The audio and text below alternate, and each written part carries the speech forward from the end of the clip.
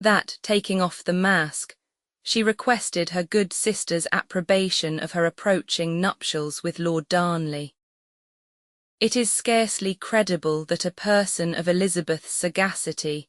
with her means of gaining intelligence and after all that had passed,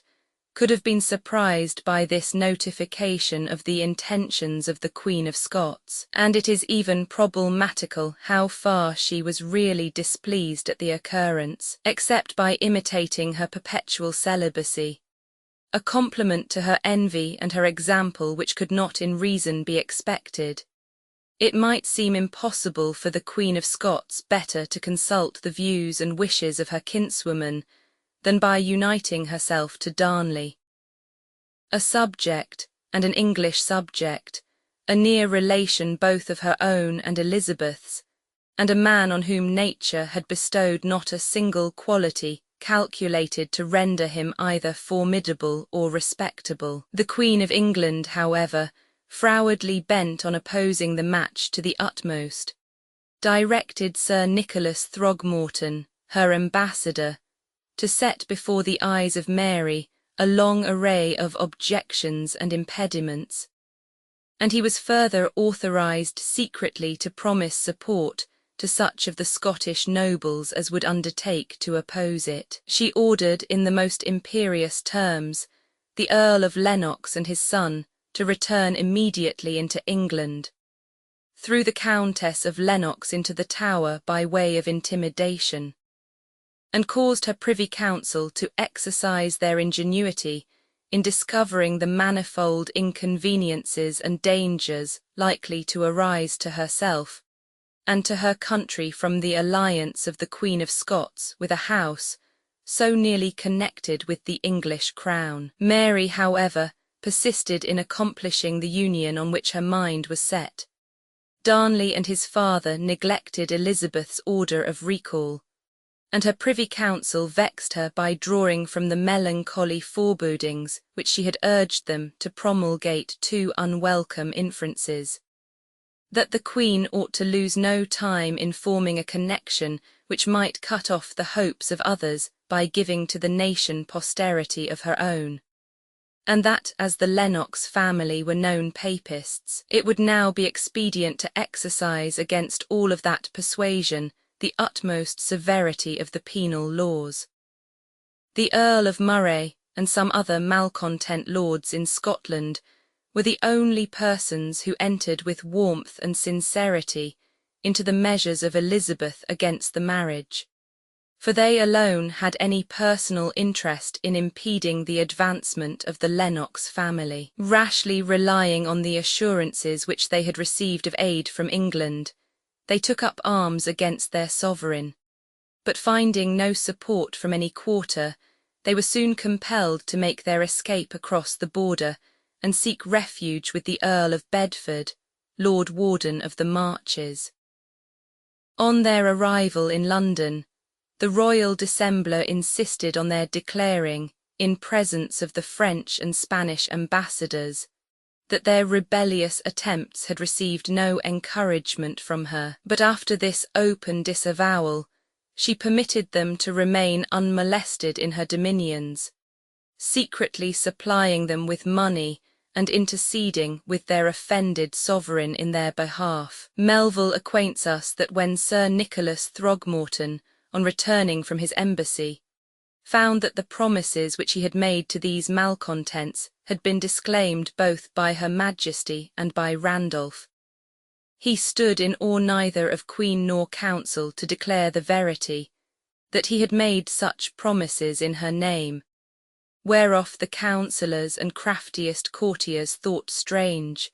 and were resolving to punish him for avowing the same promise to be made in his mistress' name, had not he wisely and circumspectly obtained an act of council for his warrant, which he offered to produce. And the said Sir Nicholas was so angry that he had been made an instrument to deceive the said banished lords, that he advised them to sue humbly for pardon at their own Queen's hand, and to engage never again to offend her for satisfaction of any prince alive. And because, as they were then stated, they had no interest. He penned for them a persuasive letter and sent to Her Majesty. On this occasion, Throgmorton showed himself a warm friend to Mary's succession in England, and advised clemency to the banished lords as one mean to secure it. Mary, highly esteeming him and convinced by his reasons, resolved to follow his counsels. Elizabeth never willingly remitted anything of that rigour against the Puritans which she loved to believe it politic to exercise, but they were fortunate enough to find an almost avowed patron in Leicester, and secret favourers in several of her ministers and counsellors, and during the persecutions of the Catholics which followed the marriage of Mary, she was compelled to press upon them with a less heavy hand. Archbishop Parker, who was proceeding with much self-satisfaction and success in the task of silencing, by the pains of suspension and deprivation,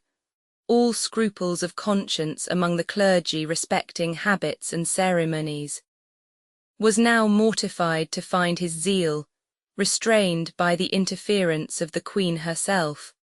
while the exulting Puritans studied to improve to the utmost the temporary connivance of the ruling powers. Chapter 14. Renewal of the Archduke's proposal. Disappointment of Leicester. Anecdote concerning him. Disgrace of the Earl of Arundel. Situation of the Duke of Norfolk. Leicester his secret enemy. Notice of the Earl of Sussex. Proclamation respecting fencing schools. Marriage of Lady Mary Grey. Sir H. Sidney, Deputy of Ireland, Queen's letter to him, Prince of Scotland born, Melville sent with the news to Elizabeth, his account of his reception, motion in the House of Commons for naming a successor, discord between the House and the Queen on this ground, she refuses a subsidy, dissolves Parliament, visits Oxford, particulars of her reception, whether or not it was with a view of impeding the marriage of the Queen of Scots that Elizabeth had originally encouraged the renewal of the proposals of the Archduke to herself. Certain it is that the treaty was still carried on, and even with increased earnestness. Long after this motive had ceased to operate, it was subsequently to Mary's announcement of her approaching nuptials, that to the instances of the imperial ambassador Elizabeth had replied that she desired to keep herself free till she had finally decided on the answer to be given to the King of France,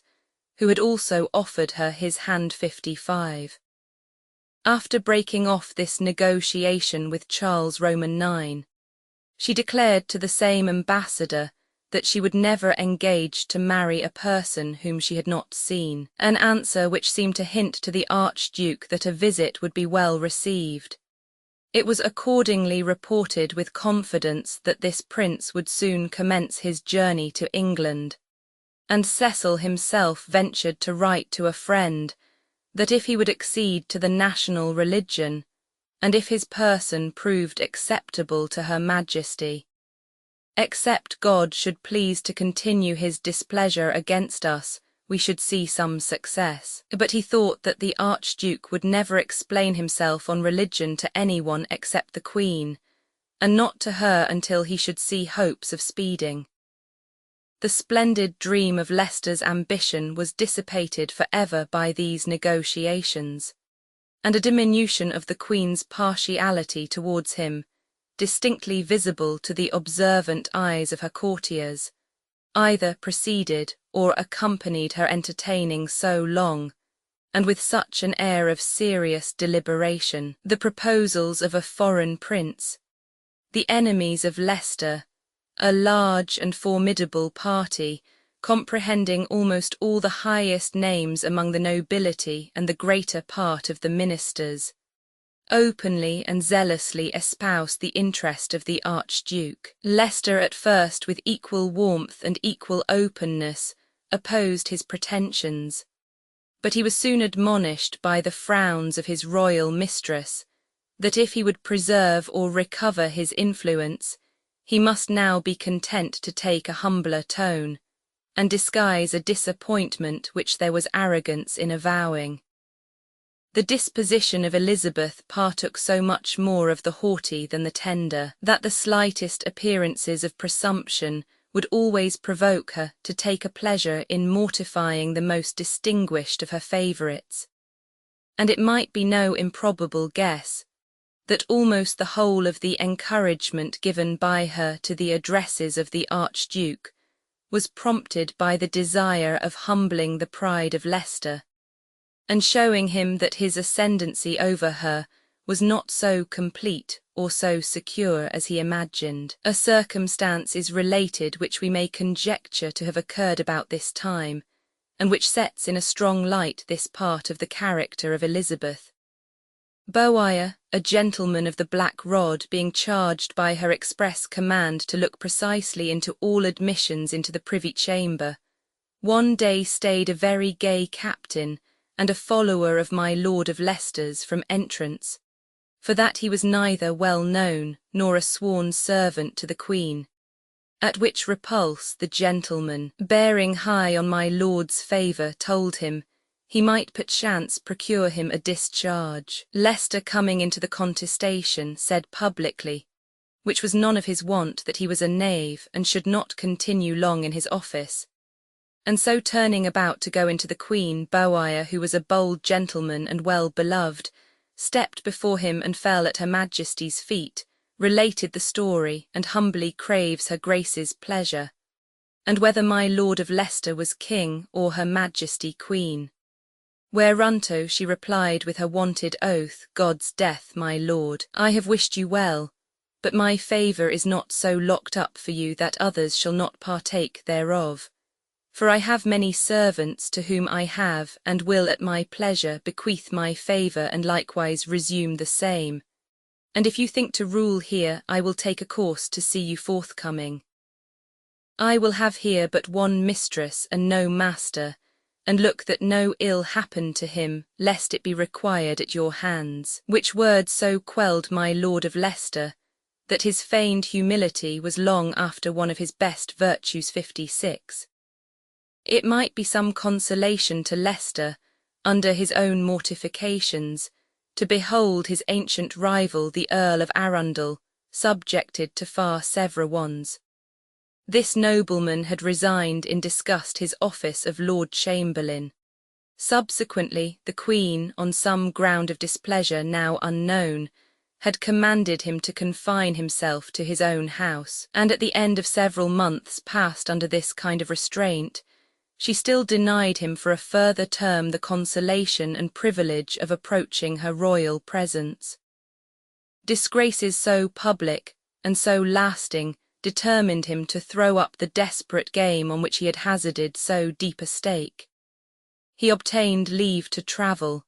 and hastened to conceal or forget in foreign lands the bitterness of his disappointment and the embarrassment of his circumstances. It is probable that from this time Elizabeth found no more serious suitors amongst her courtiers, though they flattered her by continuing, almost to the end of her life, to address her in the language of love, or rather of gallantry. With all her coquetry, her head was clear, her passions were cool, and men began to perceive that there was little chance of prevailing with her to gratify her heart or her fancy at the expense of that independence on which her lofty temper led her to set so high a value. Some were still uncharitable, unjust enough to believe that Leicester was, or had been, a fortunate lover, but few now expected to see him her husband, and none found encouragement sufficient to renew the experiment in which he had failed. Notwithstanding her short and capricious fits of pride and anger,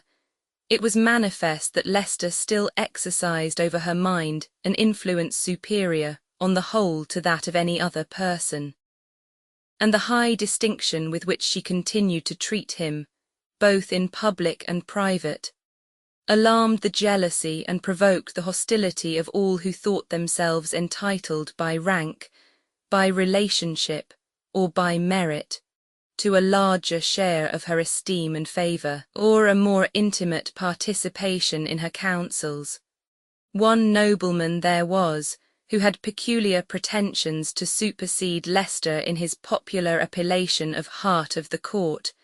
and on whom he had already fixed in secret the watchful eye of a rival. This was Thomas, Duke of Norfolk, inheriting through several channels the blood of the Plantagenets, nearly related to the Queen by her maternal ancestry, and connected by descent or alliance with the whole body of the ancient nobility. Endeared also to the people by many shining qualities, and still more by his unfeigned zeal for reformed religion. His grace stood first amongst the peers of England, not in degree alone or in wealth, but in power, in influence, and in public estimation. He was in the prime of manhood and lately a widower. And when, in the Parliament of 1566, certain members did not scruple to maintain that the Queen ought to be compelled to marry for the good of her country, the Duke was named by some, as the Earl of Pembroke was by others and the Earl of Leicester by a third party, as the person whom she ought to accept as a husband. It does not, however, appear that the Duke himself had aspired, openly at least, to these august but unattainable nuptials. Elizabeth seems to have entertained for him at this period a real regard. He could be to her no object of distrust or danger, and the example which she was ever careful to set of a scrupulous observance of the gradations of rank led her on all occasions to prefer him to the post of honour. Thus, after the peace with France in 1564, when Charles Roman IX, in return for the Garter, which the Queen of England had sent him, offered to confer the Order of St. Michael on 2 English nobles of her appointment, she named without hesitation the Duke of Norfolk and the Earl of Leicester. The arrogance of Dudley seldom escaped from the control of policy, and as he had the sagacity to perceive that the Duke was a competitor over whom treachery alone could render him finally triumphant, he cautiously avoided with him any open collision of interests, any offensive rivalry in matters of place and dignity. He even went further. He compelled himself, by a feigned deference, to administer food to that exaggerated self-consequence, the cherished foible of the House of Howard in general, and of this Duke in particular, out of which he perhaps already hoped that matter would arise to work his ruin. The chronicles of the year 1565 give a striking instance of this part of his behaviour, in the information that the Duke of Norfolk, going to keep his Christmas in his own county, was attended out of London by the Earls of Leicester and Warwick, the Lord Chamberlain and other lords and gentlemen, who brought him on his journey, doing him all the honour in their power. The Duke was not gifted with any great degree of penetration, and the generosity of his disposition combined with his vanity to render him generally the dupe of outward homage and fair professions. He repaid the insidious complaisance of Leicester with good will and even with confidence, and it was not till all was lost that he appears to have recognised this fatal and irreparable error. Thomas, Earl of Sussex, was an antagonist of a different nature, an enemy rather than a rival, and one who sought the overthrow of Leicester with as much zeal and industry as Leicester himself sought his, or that of the Duke, but by means as open and courageous as those of his opponent were ever secret, base, and cowardly. This nobleman, the 3rd Earl of the surname of Ratcliffe, and son of him who had interfered with effect to procure more humane and respectful treatment of Elizabeth during the period of her adversity, had been first known by the title of Lord Fitzwalter, which he derived from a powerful line of barons well known in English history from the days of Henry I. By his mother, a daughter of Thomas II, Duke of Norfolk, he was first cousin to Queen Anne Boleyn, and friendship, still more than the ties of blood, closely connected him with the head of the Howards. Several circumstances render it probable that he was not a zealous Protestant, though it is nowhere hinted that he was even secretly attached to the Catholic party. During the reign of Mary, his high character and approved loyalty had caused him to be employed, first in an embassy to the Emperor Charles V, to settle the Queen's marriage articles, and afterwards in the arduous post of Lord Deputy of Ireland. Elizabeth continued him for some time in this situation, but wishing to avail herself of his counsels and service at home, she recalled him in 1565, conferred upon him the high dignity of Lord Chamberlain,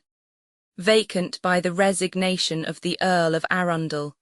and appointed as his successor in Ireland his excellent second in office Sir Henry Sidney,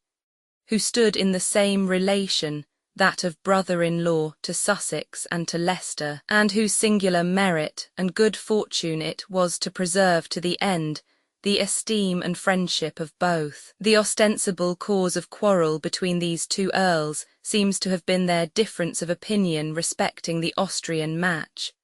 but this was rather the pretext than the motive of an animosity deeply rooted in the natures and situation of each, and probably called into action by particular provocations now unknown. The disposition of Sussex was courageous and sincere, his spirit high, his judgment clear and strong, his whole character honourable and upright. In the arts of a courtier, which he despised, he was confessedly inferior to his wily adversary. In all the qualifications of a statesman and a soldier, he vastly excelled him. Sussex was endowed with penetration sufficient to detect, beneath the thick folds of hypocrisy and artifice in which he had involved them, the monstrous vices of Leicester's disposition, and he could not without indignation and disgust behold a princess whose blood he shared, whose character he honoured, and whose service he had himself embraced with pure devotion, the dupe of an impostor so despicable and so pernicious. That influence which he saw Leicester abuse to the dishonour of the Queen and the detriment of the country, he undertook to overthrow by fair and public means, and so far as appears without motives of personal interest or ambition. Thus far all was well, and for the effort, whether successful or not, he merited the public thanks. But there mingled in the bosom of the high-born Sussex an illiberal disdain of the origin of Dudley, with a just abhorrence of his character and conduct. He was wont to say of him that 2 ancestors were all that he could number, his father and grandfather, both traitors and enemies to their country. His sarcasms roused in Leicester an animosity which he did not attempt to disguise. With the exception of Cecil and his friends, who stood neuter, the whole court divided into factions upon the quarrel of these 2 powerful peers, and to such extremity were matters carried, that for some time neither of them would stir abroad without a numerous train armed, according to the fashion of the day, with daggers and spiked bucklers. Scarcely could the Queen herself restrain these angry opposites from breaking out into acts of violence. At length, however, summoning them both into her presence, she forced them to a reconciliation neither more nor less sincere than such pacifications by authority have usually proved. The open and unmeasured enmity of Sussex seems to have been productive in the end of more injury to his own friends than to Leicester. The storm under which the favourite had bowed for an instant was quickly overpast, and he once more reared his head erect and lofty as before. To revenge himself by the ruin or disgrace of Sussex was however beyond his power. The well-founded confidence of Elizabeth in his abilities and his attachment to her person he found to be immovable, but against his friends and adherents, against the Duke of Norfolk himself, his malignant arts succeeded but too well, and it seems not improbable that Leicester, for the purpose of carrying on without molestation his practices against them, concurred in procuring for his adversary an honourable exile in the shape of an embassy to the imperial court, on which he departed in the year 1567. After his return from this mission, the Queen named the Earl of Sussex Lord President of the North, an appointment which equally removed him from the immediate theatre of court intrigue. Not long after, the hand of death put a final close to his honourable career, and to an enmity destined to know no other termination. As he lay upon his deathbed, this eminent person is recorded to have thus addressed his surrounding friends: "I am now passing into another world, and must leave you to your fortunes and to the Queen's grace and goodness. But beware of the gipsy," meaning Leicester, "for he will be too hard for you all. You know not the beast so well as I do 57. This earl left no children, and his widow became the munificent foundress of Sidney Sussex College, Cambridge. Of his negotiations with the court of Vienna respecting the royal marriage which he had so much at heart, particulars will be given in due time. But the miscellaneous transactions of 2 or 3 preceding years claim a priority of narration. By a proclamation of February 1566, the Queen revived some former sumptuary laws respecting apparel, chiefly, it should appear, from an apprehension that a dangerous confusion of ranks would be the consequence of indulging to her subjects the liberty of private judgment in a matter so important. The following clause concerning fencing schools is appended to this instrument, because it is daily seen what disorders do grow and are likely to increase in the realm, by the increase of numbers of persons taking upon them to teach the multitude of common people to play at all kind of weapons, and for that purpose set up schools called schools of fence, in places inconvenient, tending to the great disorder of such people as properly ought to apply to their labours and handy works. Therefore her Majesty ordereth and commandeth, that no teacher of fence shall keep any school or common place of resort in any place of the realm, but within the liberties of some city of the realm. Where also they shall be obedient to such orders as the governors of the cities shall appoint to them, for the better keeping of the peace, and for prohibition of resort of such people to the same schools as are not meet for that purpose. And c. On these restrictions, which would seem to imply an unworthy jealousy of putting arms and the skill to use them into the hands of the common people, it is equitable to remark that the custom of constantly wearing weapons, at this time almost universal, though prohibited by the laws of some of our early kings, had been found productive of those frequent acts of violence and outrage, which have uniformly resulted from this truly barbarous practice in all the countries where it has been suffered to prevail. From the description of England prefixed to Holinshed's Chronicles, we learn several particulars on this subject. Few men, even of the gravest and most pacific characters, such as ancient burgesses and city magistrates, went without a dagger at their side or back. The nobility commonly wore swords or rapiers as well as daggers, as did every common serving man following his master. Some desperate cutters carried 2 daggers or 2 rapiers in a sheath, always about them, with which in every drunken fray they worked much mischief. Their swords and daggers also were of an extraordinary length, an abuse which was provided against by a clause of the proclamation above quoted. Some suspicious fellows also would carry on the highways staves of 12 or 13 feet long, with pikes of 12 inches at the end, wherefore the honest traveller was compelled to ride with a case of dags pistols at his saddle-bow, and none travelled without sword or dagger or hanger. About this time occurred what a contemporary reporter called an unhappy chance and monstrous: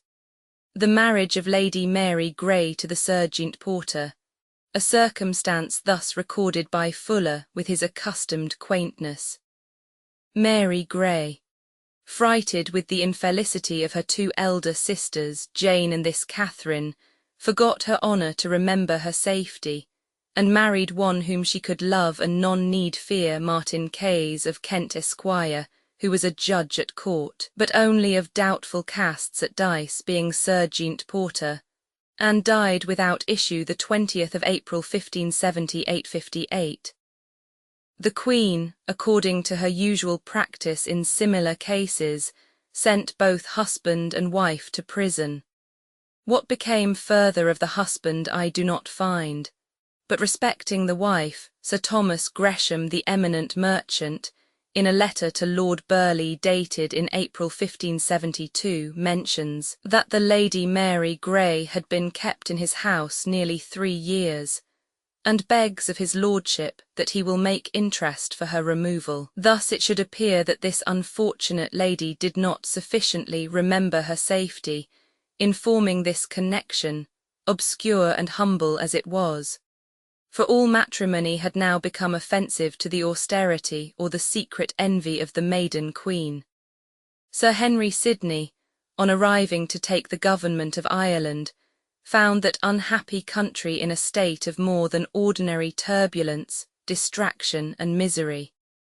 Petty insurrections of perpetual recurrence harassed the English Pale, and the native chieftains, disdaining to accept the laws of a foreign sovereign as the umpire of their disputes, were waging innumerable private wars, which at once impoverished, afflicted, and barbarized their country. The most important of these feuds was one between the Earls of Ormond and Desmond,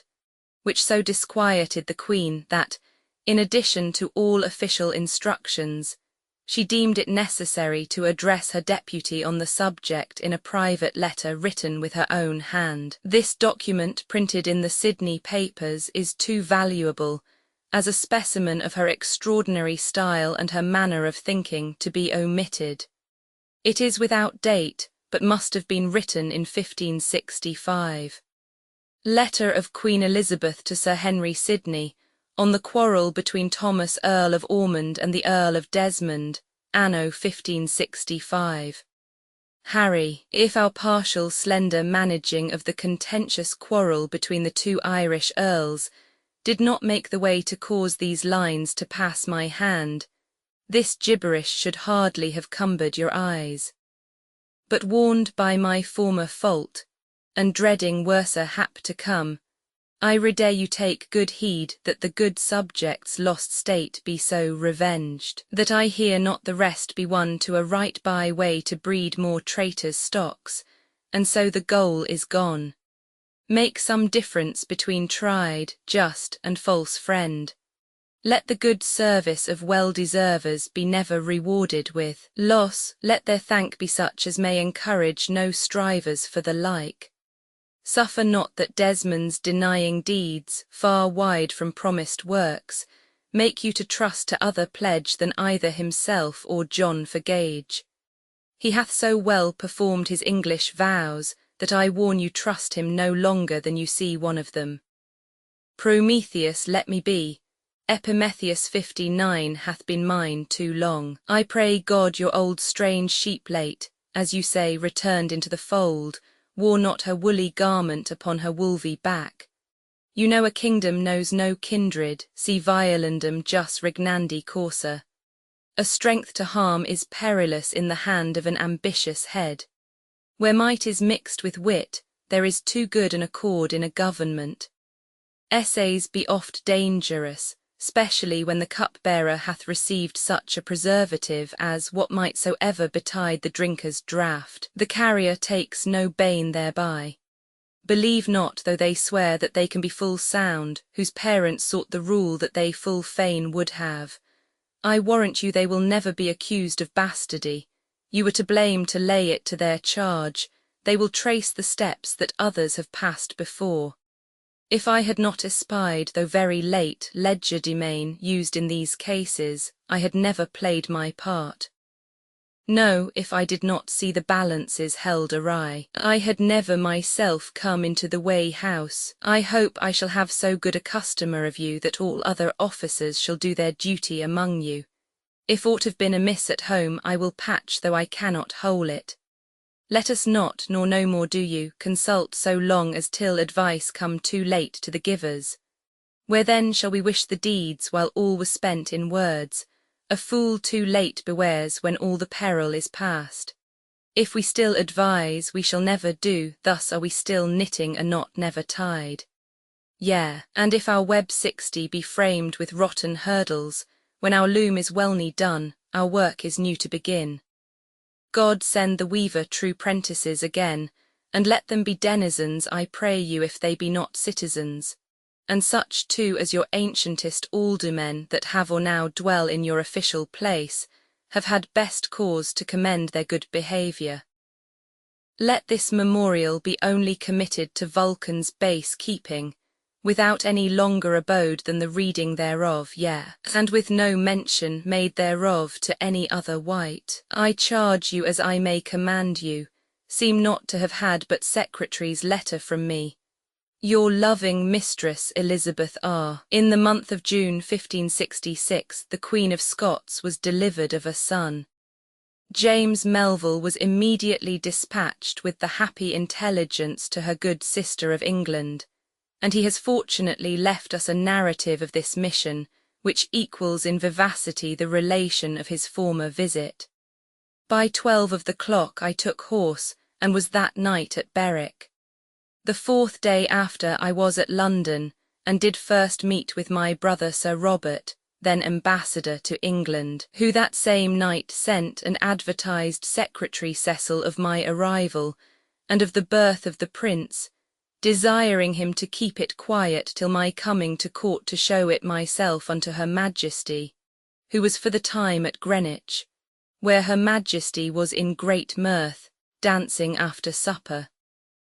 But so soon as the Secretary Cecil whispered in her ear the news of the Prince's birth,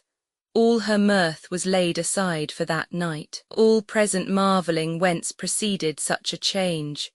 For the Queen did sit down, putting her hand under her cheek, bursting out to some of her ladies,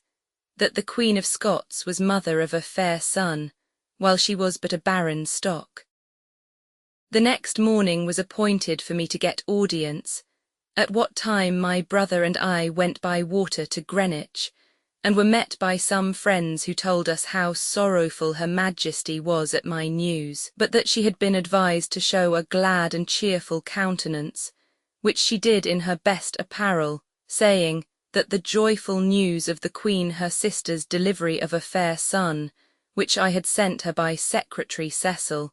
had recovered her out of a heavy sickness which she had lain under for 15 days. Therefore she welcomed me with a merry volt, and thanked me for the diligence I had used in hasting to give her that welcome intelligence. And see, or the next day her Majesty sent unto me her letter, with the present of a fair chain. Resolved to perform with a good grace the part which she had assumed, Elizabeth accepted with alacrity the office of sponsor to the Prince of Scotland, sending thither as her proxies the Earl of Bedford, Mr. Carey, son of Lord Hunsdon, and other knights and gentlemen, who met with so cordial a reception from Mary, now at open variance with her husband, and therefore desirous of support from England, as to provoke the jealousy of the French ambassadors. The present of the royal godmother was a font of pure gold worth above £1,000, in return for which rings, rich chains of diamond and pearl, and other jewels were liberally bestowed upon her substitutes. The birth of her son lent a vast accession of strength to the party of the Queen of Scots in England, and Melville was commissioned to convey back to her from several of the principal personages of the court warm professions of an attachment to her person and interests, which the jealousy of their mistress compelled them to dissemble. Elizabeth, on her part, was more than ever disturbed by suspicions on this head, which were kept in constant activity by the secret informations of the armies of spies, whom it was her self-tormenting policy to set over the words and actions of the Scottish Queen and her English partisans. The more she learned of the influence privately acquired by Mary amongst her subjects, the more, of course, she feared and hated her, and the stronger became her determination never to give her additional consequence by an open recognition of her right of succession. At the same time, she was fully sensible that no other person could be thought of as the inheritrix of her crown, and she resolved, perhaps wisely, to maintain on this subject an inflexible silence. This policy, however, connected with her perseverance in a state of celibacy, began to awaken in her people an anxiety respecting their future destinies, which, being artfully fomented by Scottish emissaries, produced in 1566 the first symptoms of discord between the Queen and her faithful Commons. A motion was made in the Lower House for reviving the suit to Her Majesty touching the naming of a successor in case of her death without posterity, and in spite of the strenuous opposition of the court party,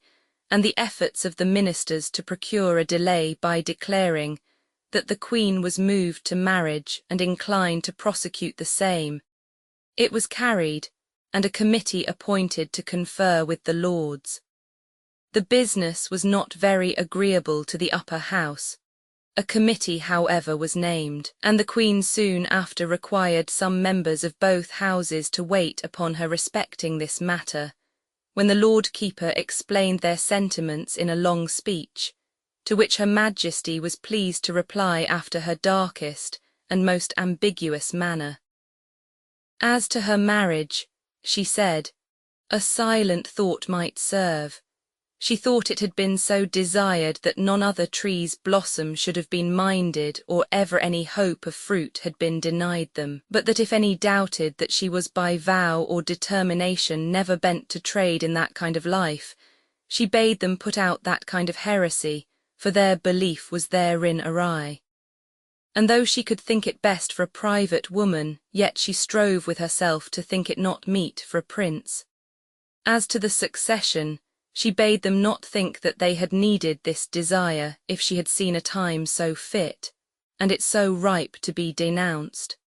that the greatness of the cause, and the need of their return, made her say that a short time for so long a continuance ought not to pass by rote. That as cause by conference with the learned should show her matter worth utterance for their behoof, so she would more gladly pursue their good after her days, than with all her prayers while she lived be a means to linger out her living thread. That for their comfort she had good record in that place that other means than they mentioned had been thought of perchance for their good, as much as for her own surety, which, if they could have been presently or conveniently executed, it had not been now deferred or overslipped. That she hoped to die in quiet with nunc dimittis, which could not be without she saw some glimpse of their following surety after her graved bones. These vague sentences tended little to the satisfaction of the House, and a motion was made, and strongly supported by the speeches of several members, for reiteration of the suit. At this Her Majesty was so incensed that she communicated by Sir Francis Knowles her positive command to the House to proceed no further in this business, satisfying themselves with the promise of marriage which she had made on the word of a prince. But that truly independent member Paul Wentworth could not be brought to acquiesce with tameness in this prohibition, and he moved the House on the question whether the late command of Her Majesty was not a breach of its privileges. The Queen hereupon issued an injunction that there should be no debates on this point, but the spirit of resistance rose so high in the House of Commons against this her arbitrary interference that she found it expedient a few days after to rescind both orders, making a great favour however of her compliance, and insisting on the condition that the subject should not at this time be further pursued. In her speech on adjourning Parliament, she did not omit to acquaint both Houses with her extreme displeasure at their interference touching the naming of a successor. a matter which she always chose to regard as belonging exclusively to her prerogative. And she ended by telling them that though perhaps they might have after her one better learned or wiser, yet she assured them none more careful over them, and therefore henceforth she bade them beware how they proved their prince's patience as they had now done hers. And notwithstanding, not meaning, she said, to make a Lent of Christmas, the most part of them might assure themselves that they departed in their prince's grace 61. She utterly refused an extraordinary subsidy which the Commons had offered on condition of her naming her successor, and even of the ordinary supplies which she accepted, she remitted a fourth, popularly observing that it was as well for her to have money in the coffers of her subjects as in her own. By such an alternation of menaces and flatteries did Elizabeth contrive to preserve her ascendancy over the hearts and minds of her people. The Earl of Leicester had lately been elected Chancellor of the University of Oxford, and in the autumn of 1566 the Queen consented to honour with her presence this seat of learning, long ambitious of such a distinction. She was received with the same ceremonies as at Cambridge. Learned exhibitions of the same nature awaited her, and she made a similar parade of her bashfulness and a still greater of her erudition, addressing this university not in Latin, but in Greek. Of the dramatic exhibitions prepared for her recreation, an elegant writer has recorded the following particulars 62. In the magnificent hall of Christ Church, she was entertained with a Latin comedy called Marcus Geminus, the Latin tragedy of Progny, and an English comedy on the story of Palamon and Arcite,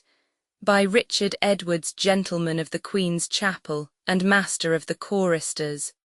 all acted by the students of the university. When the last play was over, the Queen summoned the poet into her presence, whom she loaded with thanks and compliments, and at the same time, turning to her levee, remarked that Palamon was so justly drawn as a lover that he must have been in love indeed. That Arcite was a right martial knight, having a swart and manly countenance, yet with the aspect of a Venus clad in armour. That the lovely Emilia was a virgin of uncorrupted purity and unblemished simplicity,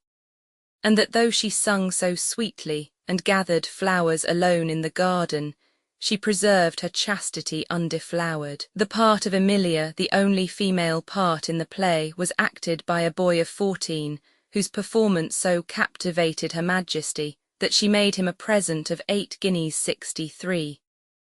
During the exhibition, a cry of hounds belonging to Theseus was counterfeited without in the great square of the college.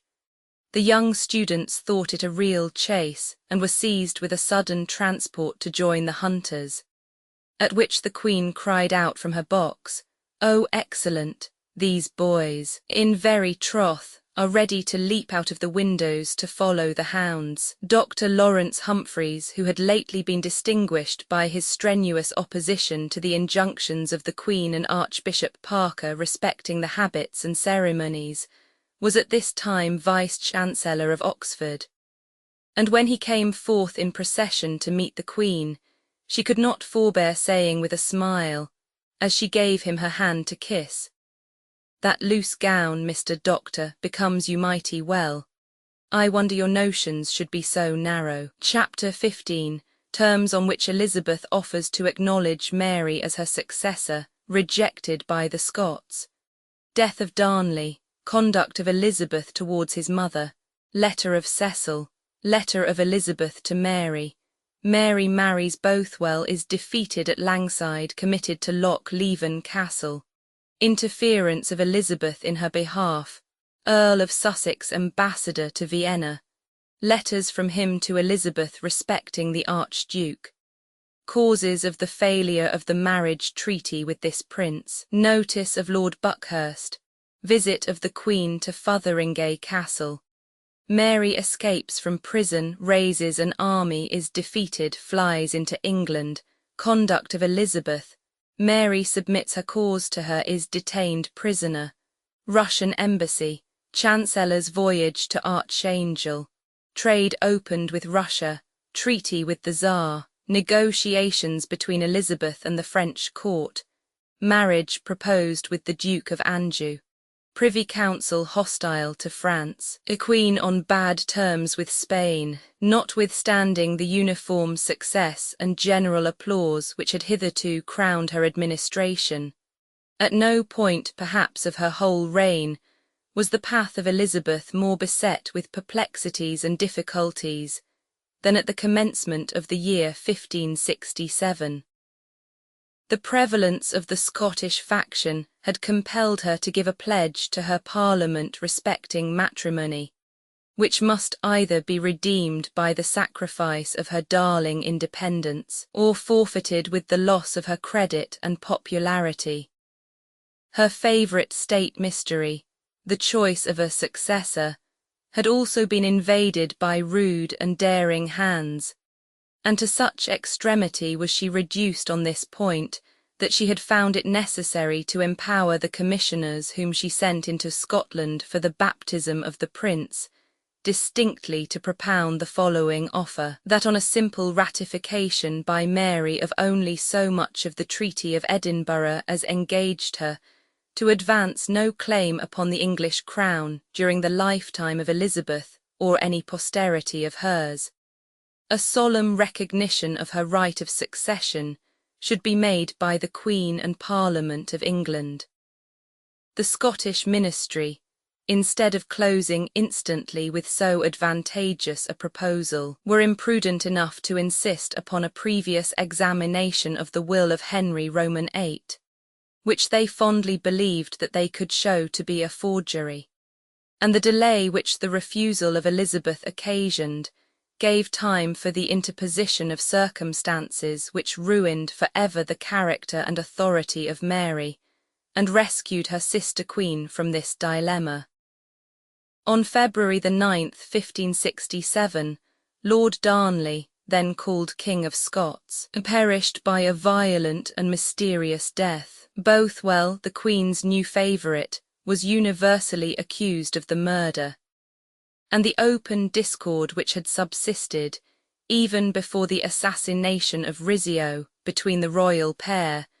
gave strong ground of suspicion that Mary herself was a participator in the crime. Elizabeth behaved on this tragical occurrence with the utmost decorum and moderation.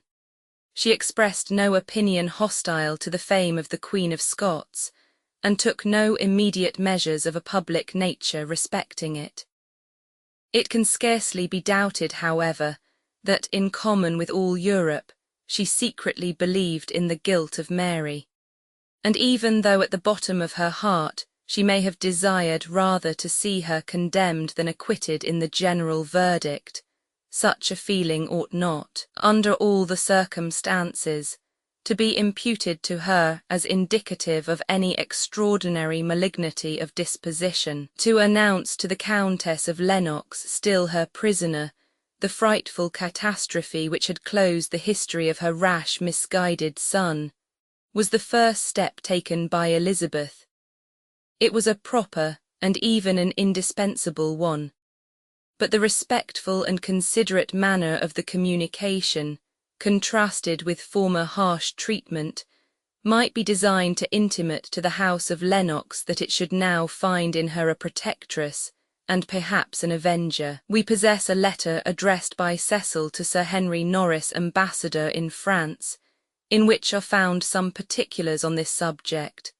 oddly prefaced by a commission on which it is amusing to a modern reader to contemplate a prime minister at such a time, and with so much gravity, engaged. But the division of labour in public offices seems to have been in this age very imperfect. Elizabeth employed her Secretary of State to procure her a mantua-maker. James I. occupied his in transcribing sonnets of his own composition. Sir William Cecil to Sir Henry Norris. February 20th, 1566-7. The Queen's Majesty would fain have a tailor that had skill to make her apparel both after the French and Italian manner, And she thinketh that you might use some means to obtain someone such there as serveth that queen, without mentioning any manner of request in the queen's majesty's name. First, to cause my lady your wife to use some such means to get one as thereof knowledge might not come to the queen mother's ears, of whom the queen's majesty thinketh thus, that if she did understand it were a matter wherein her majesty might be pleasured, she would offer to send one to the queen's majesty. Nevertheless, if it cannot be so obtained by this indirect means,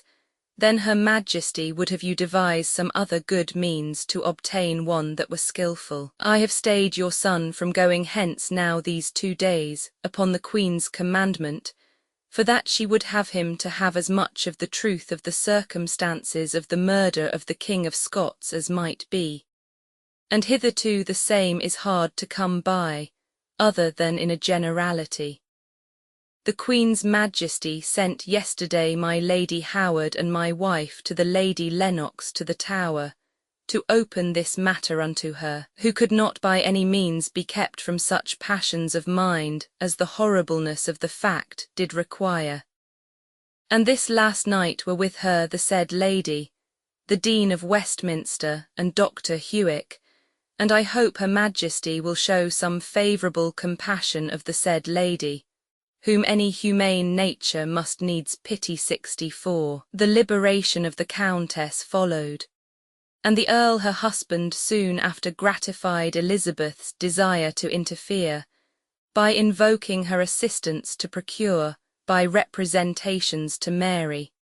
some extension of the unusually short time within which he was required to bring forward his proofs against Bothwell, whom he had accused of the assassination of his son. This petition produced a very earnest letter from one queen to the other, in which Elizabeth plainly represented to her royal sister that the refusal of such a request to the father of her husband would bring her into greater suspicion than, as she hoped, she was aware or would be willing to hear.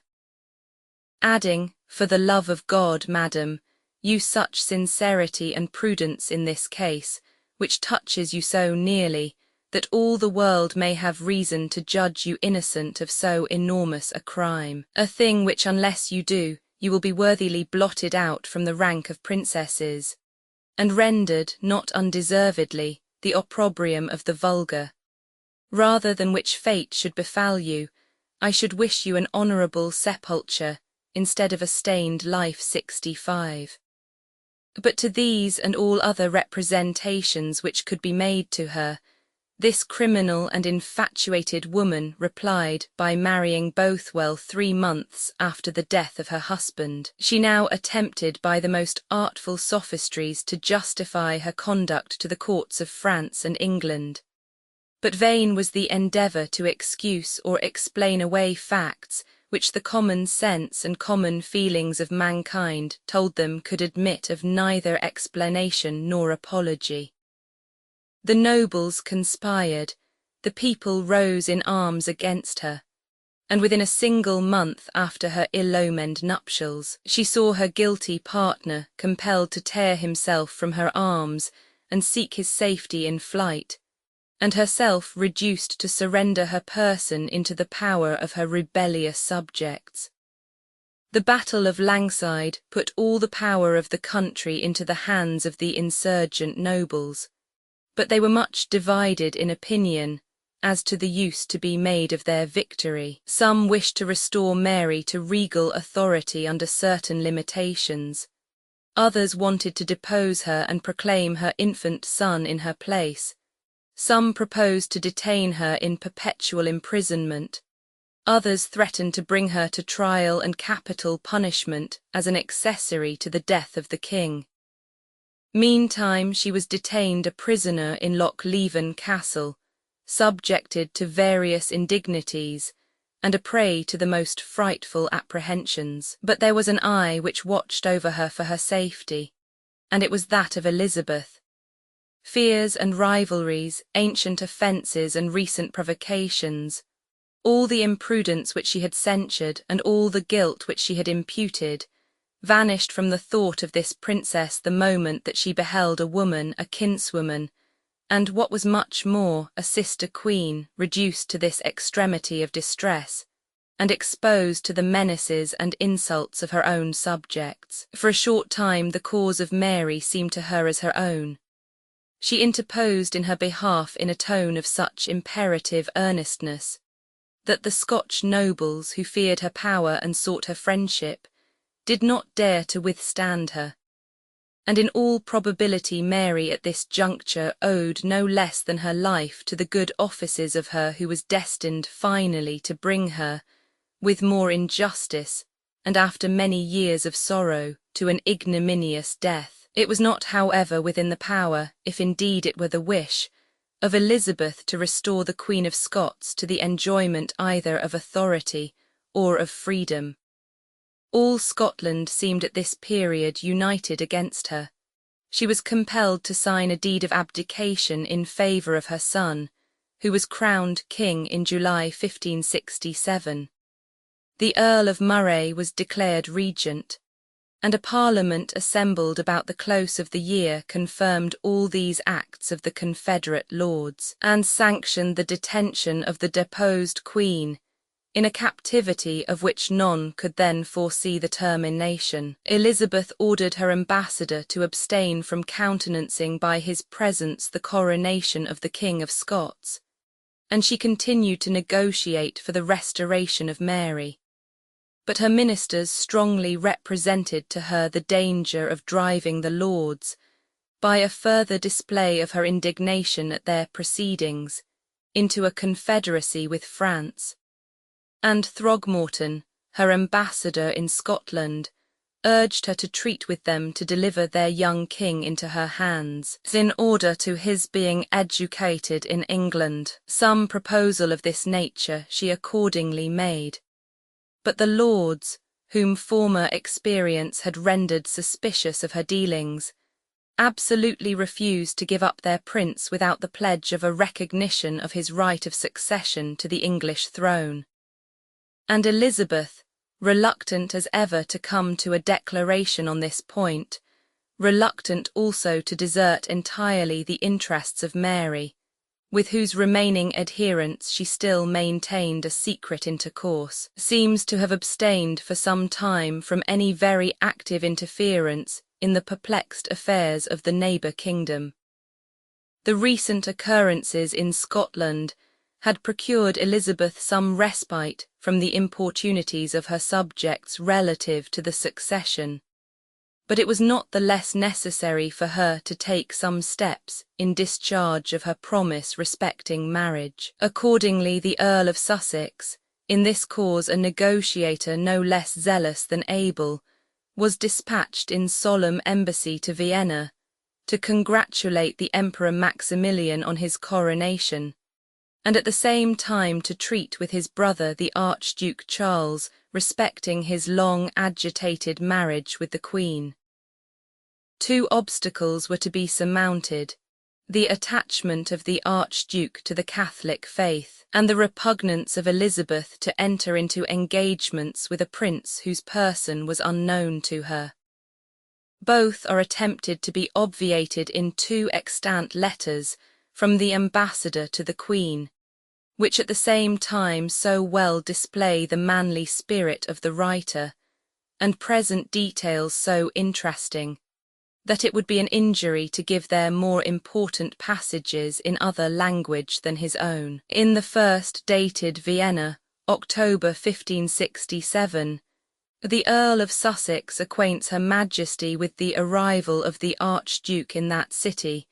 and his admission to a first audience, which was one of ceremony only. After which he thus proceeds: On Michaelmas Day in the afternoon, the Emperor rode in his coach to see the Archduke run at the ring, who commanded me to run at his side, and my Lord North, Mr. Cobham, and Mr. Powell on the other side. And after the running was done, he rode on a courser of Naples. And surely his Highness, in the order of his running, the managing of his horse, and the manner of his seat, governed himself exceedingly well. and so as in my judgment it was not to be amended. Since which time I have had divers conferences with the Emperor, and with his Highness apart, as well in times of appointed audience as in several huntings, wherein I have viewed, observed, and considered of his person and qualities as much as by any means I might, and have also by good diligence enquired of his state, and so have thought fit to advertise your Majesty what I conceive of myself, or understand by others, which I trust your Majesty shall find to be true in all respects. His Highness is of a person higher surely a good deal than my Lord Marquis, his hair and beard of a light auburn, his face well proportioned, amiable, and of a good complexion, without show of redness or over paleness, his countenance and speech cheerful, very courteous, and not without some state, his body well shaped, without deformity or blemish, his hands very good and fair, his legs clean, well proportioned, and of sufficient bigness for his stature, his foot as good as may be, so as upon my duty to your Majesty, I find not one deformity, misshape, or anything to be noted worthy disliking in his whole person, but contrariwise, I find his whole shape to be good, worthy commendation and liking in all respects, and such as is rarely to be found in such a prince. His Highness, besides his natural language of Dutch, speaketh very well Spanish and Italian, and, as I hear, Latin. His dealings with me be very wise, his conversation such as much contenteth me, and as I hear, none returneth discontented from his company. He is greatly beloved here of all men, the chiefest gallants of these parts be his men and follow his court. The most of them have travelled other countries, speak many languages, and behave themselves thereafter. And truly we cannot be so glad there to have him come to us, as they will be sad here to have him go from them. He is reported to be wise, liberal, valiant, and of great courage, which in the last wars he well showed, in defending all his countries free from the Turk with his own force only,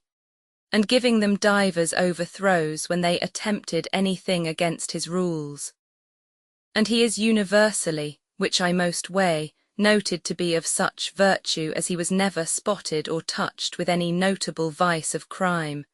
which is much in a prince of his years, endued with such qualities. He delighteth much in hunting, riding, hawking, exercise of feats of arms, and hearing of music, whereof he hath very good.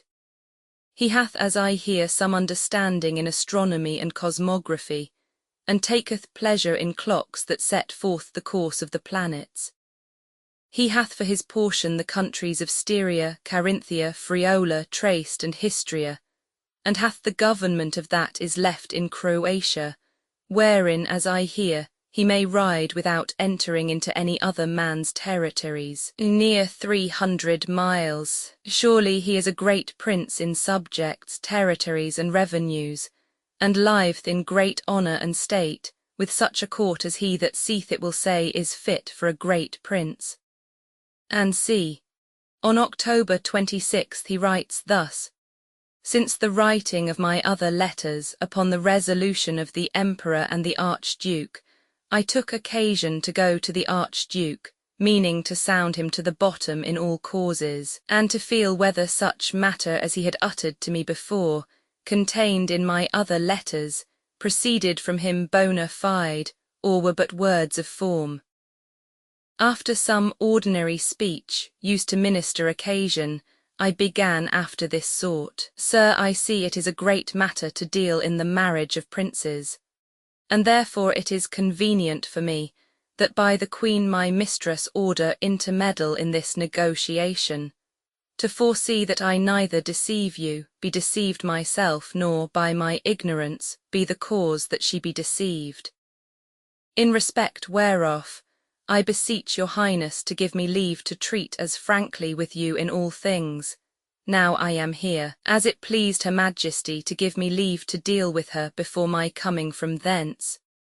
whereby I may be as well assured of your disposition, upon your assured word, as I was of hers upon her word,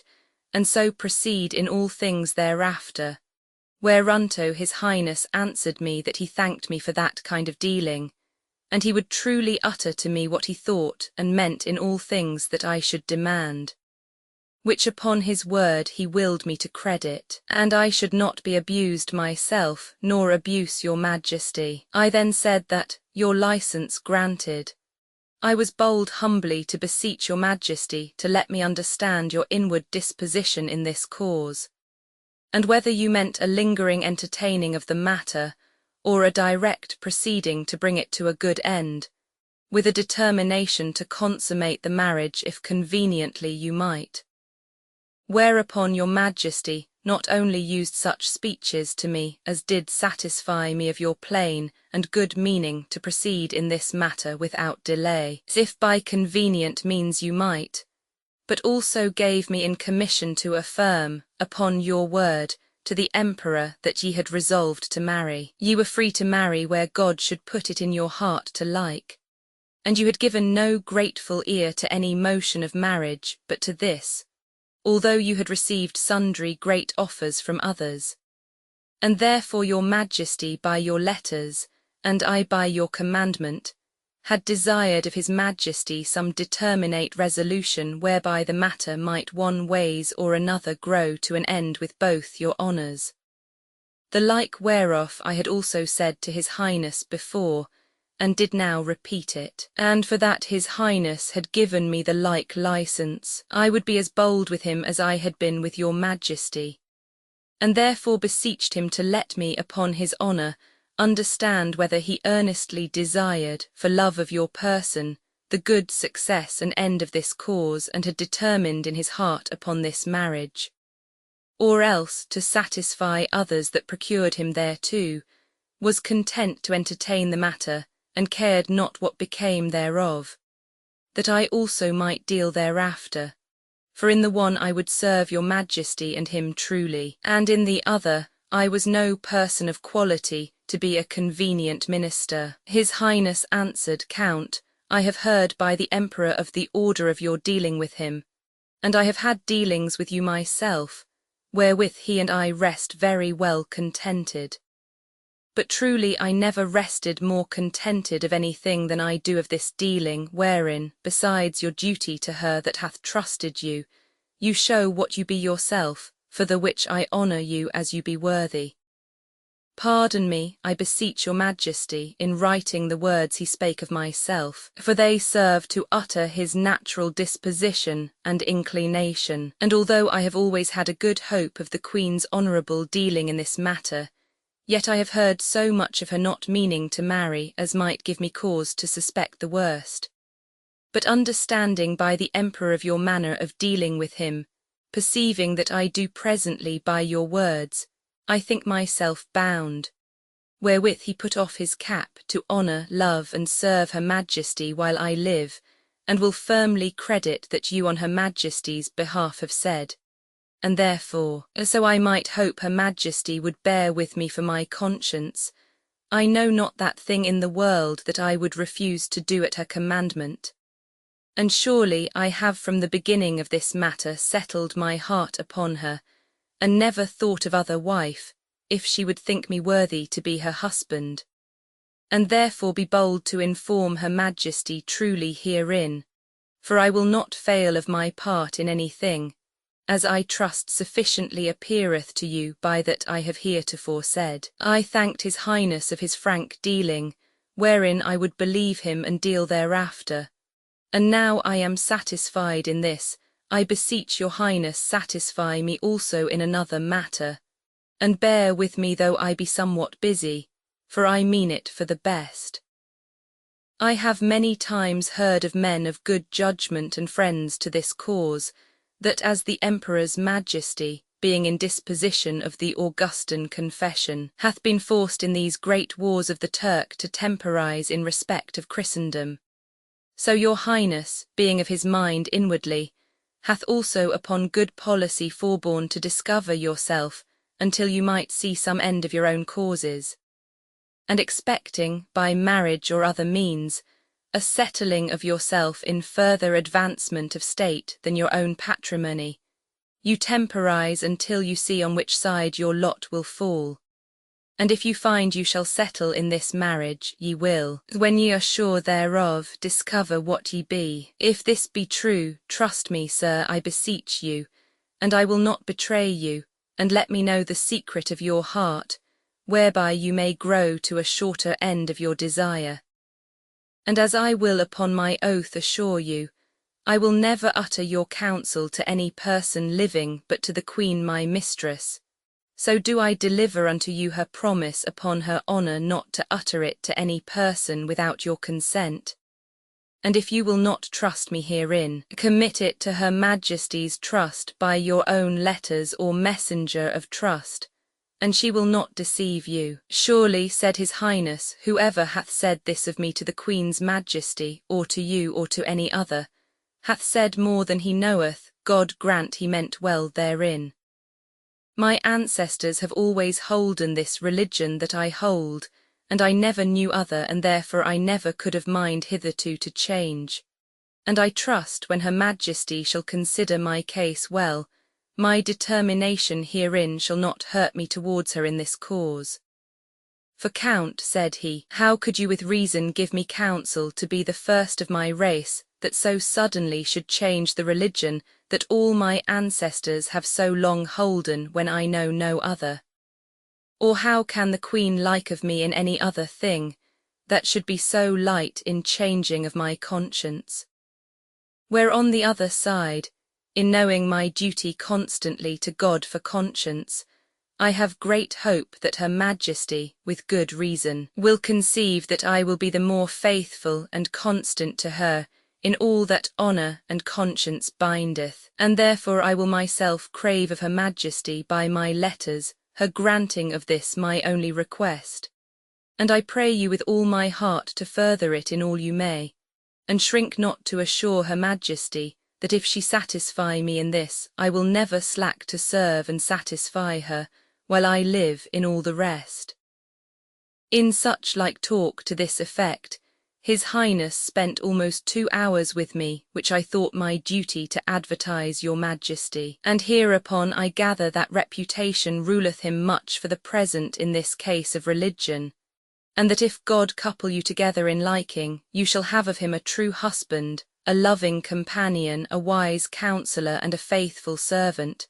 and we shall have as virtuous a prince as ever ruled. God grant, though you be worthy a great deal better than he if he were to be found, that our wickedness be not such as we be unworthy of him, or of such as he is.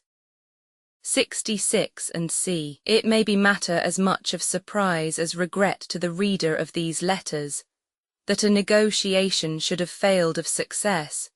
which the manly plainness of the envoy on one hand, and the honourable unreserve of the prince, on the other, had so quickly freed from the customary intricacies of diplomatic transactions. Religion furnished, to appearance, the only objection which could be urged against the union, and on this head the Archduke would have been satisfied with terms the least favourable to himself that could be devised.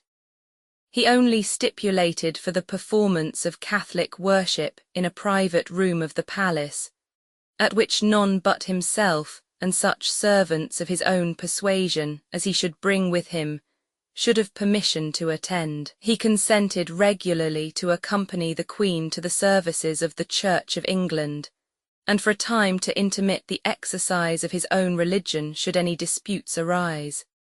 And he engaged that neither he nor his attendants should in any manner contravene, or give countenance to such as contravened, the established religion of the country. In short, he asked no greater indulgence on this head than what was granted without scruple to the ambassadors of Catholic powers. But even this, it was affirmed, was more than the Queen could with safety concede, and on this ground the treaty was finally closed. There is great room, however, to suspect that the real and the ostensible reasons of the failure of this marriage were by no means the same. It could scarcely have been expected or hoped that a prince of the House of Austria would consent to desert the religion of his ancestors, which he must have regarded himself as pledged by the honour of his birth to maintain. And without deserting it, he could not go beyond the terms which Charles actually offered. This religion, as a system of faith and worship, was by no means regarded by Elizabeth with such abhorrence as would render it irksome to her to grant it toleration in a husband, though on political grounds she forbade under heavy penalties its exercise to her subjects.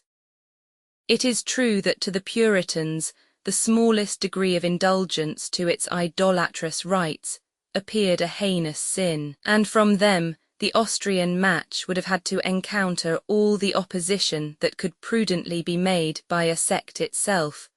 obnoxious to the rod of persecution. The Duke of Norfolk is said to have given great offence to this party, with which he was usually disposed to act, by the cordial approbation which he was induced, probably by his friendship for the Earl of Sussex, to bestow on this measure. Leicester is believed to have thwarted the negotiations by means of one of his creatures, for whom he had procured the second rank in the embassy of the Earl of Sussex. He also laboured in person to fill the mind of the Queen with fears and scruples respecting it, but it is probable that, after all, the chief difficulty lay in Elizabeth's settled aversion to the married state, and notwithstanding all her professions to her ambassador, the known dissimulation of her character permits us to believe, not only that small obstacles were found sufficient to divert her from accomplishing the union which she pretended to have at heart, but that from the very beginning she was insincere, and that not even the total sacrifice of his religion would have exempted her suitor from final disappointment. The decease of Sir Richard Sackville in 1566 called his son, the accomplished poet, to the inheritance of a noble fortune, and opened to him the career of public life. At the time of his father's death he was pursuing his travels through France and Italy, and had been subjected to a short imprisonment in Rome, which trouble, says his eulogist, was brought upon him by some who hated him for his love to religion and his duty to his sovereign. Immediately on his return to his native country, the Duke of Norfolk, by the Queen's command, conferred upon him the honour of knighthood, and on the same day he was advanced by her to the degree of a baron by the style of Lord Buckhurst. The new peer immediately shone forth one of the brightest ornaments of the court, but carried away by the ardour of his imagination, he plunged so deeply into the expensive pleasures of the age as seriously to injure his fortune, and in part his credit. Timely reflection, however, added, it is said, to the counsels of his royal kinswoman, cured him of the foible of profusion, and he lived not only to retrieve but to augment his patrimony to a vast amount. Amid the factions of the court, Lord Buckhurst, almost alone, preserved a dignified neutrality, resting his claims to consideration and influence not on the arts of intrigue, but on his talents, his merit, his extensive possessions, and his interest in his royal kinswoman. Leicester was jealous of his approach, as of that of every man of honour who affected an independence on his support. But it was not till many years afterwards, and on an occasion in which his own reputation and safety were at stake, that the wily favourite ventured a direct attack upon the credit of Lord Buckhurst. At present, they preserved towards each other those exteriors of consideration and respect which in the world, and especially at courts, are found so perfectly compatible with fear, hatred, or contempt. It was about this time that in one of Her Majesty's summer progresses an incident occurred which the painter or the poet might seize and embellish. Passing through Northamptonshire, she stopped to visit her royal castle of Fotheringay. Then, or soon after, committed by her to the keeping of Sir William Fitzwilliam, several times Lord Deputy of Ireland. The castle was at this time entire and magnificent, and must have been viewed by Elizabeth with sentiments of family pride. It was erected by her remote progenitor Edmund of Langley, son of King Edward Roman III, and founder of the House of York. By his directions the keep was built in the likeness of a fetterlock, the well-known cognizance of that line, and in the windows the same symbol with its attendant falcon was repeatedly and conspicuously emblazoned. From Edmund of Langley, it descended to his son Edward, Duke of York, slain in the field of Agincourt, and next to the son of his unfortunate brother, the decapitated Earl of Cambridge, to that Richard who fell at Wakefield in the attempt to assert his title to the crown, which the victorious arms of his son Edward Roman IV afterwards vindicated to himself and his posterity. In a collegiate church adjoining were deposited the remains of Edward and Richard, Dukes of York, and of Cecily, wife to the latter, who survived to behold so many bloody deeds of which her children were the perpetrators or the victims. Elizabeth, attended by all the pomp of royalty, proceeded to visit the spot of her ancestors' interment. But what was her indignation and surprise on discovering that the splendid tombs which had once risen to their memory had been involved in the same destruction with the college itself, of which the rapacious Northumberland had obtained a grant from Edward VI, and that scarcely a stone remained to protect the dust of these descendants and progenitors of kings. She instantly gave orders for the erection of suitable monuments to their honour, but her commands were ill obeyed, and a few miserable plaster figures were all that the illustrious dead obtained at last from her pride or her piety. These monuments, however, such as they are, remain to posterity, whilst of the magnificent castle, the only adequate commemoration of the power and greatness of its possessors,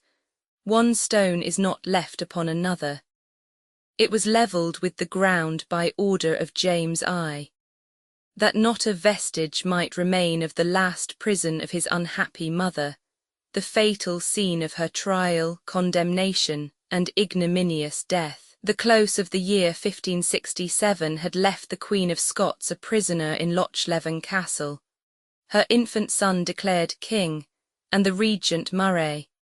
a man of vigour, prudence, and in the main of virtue, holding the reins with a firm hand.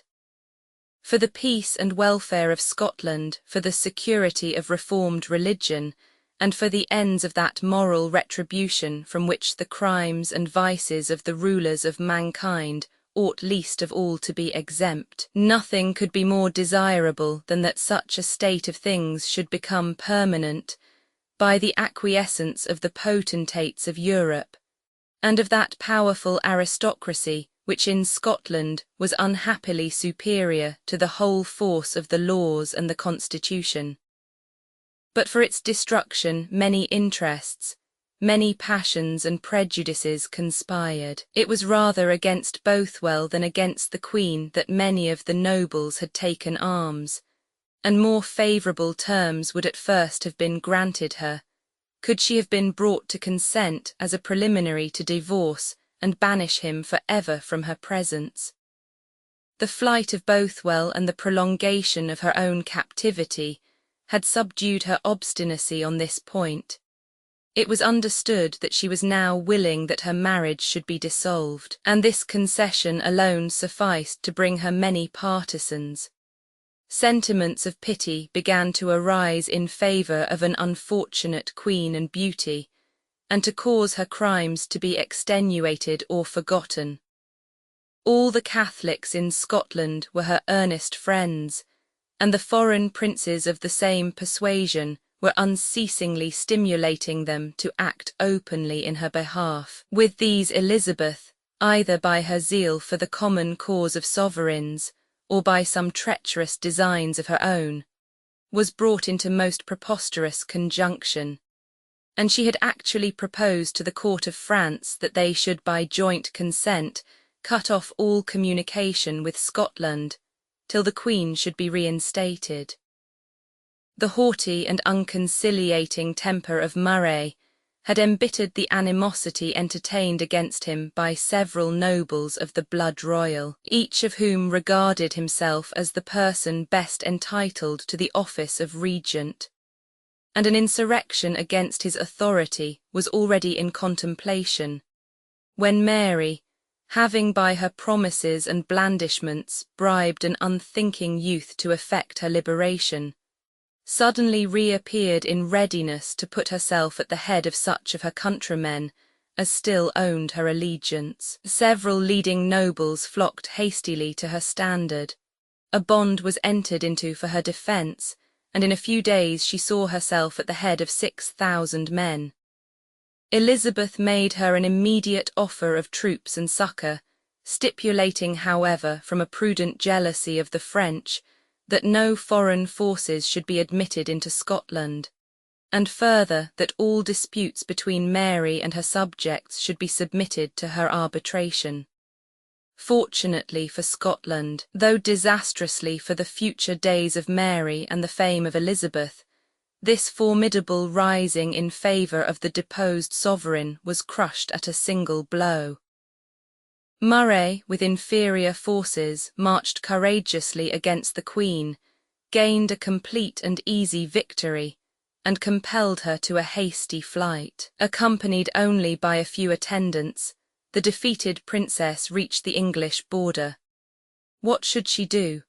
Behind her was the hostile army, acting in the name of her son, to whom she had signed an abdication of the throne, in virtue of which her late attempt to reinstate herself might lawfully be visited with the rigours of perpetual imprisonment, or even with death itself. Before her lay the dominions of a princess whose titles she had once usurped, and whose government she had never ceased to molest by her intrigues, of one who had hated her as a competitor in power and in beauty, as an enemy in religion, and most of all as the heiress of her crown. But this very princess had interfered, generously interfered, to save her life. She had shown herself touched by her situation. She had offered her, under certain conditions, succours and protection. Perhaps she would no longer remember in the suppliant who embraced her knees the haughty rival who had laid claim to her crown. Perhaps she would show herself a real friend. The English people, too, could they behold unmoved a queen, a beauty, hurled from her throne, chased from her country by the rude hands of her rebellious subjects and driven to implore their aid? No, surely, 10,000 swords would spring from their scabbards to avenge her injuries. So she hoped, so she reasoned, for merited misfortune had not yet impaired her courage or abated her confidence, nor had the sense of guilt impressed upon her mind one lesson of humility. Her situation also admitted of no other alternative than to confide herself to Elizabeth or surrender to Murray, a step not to be thought of.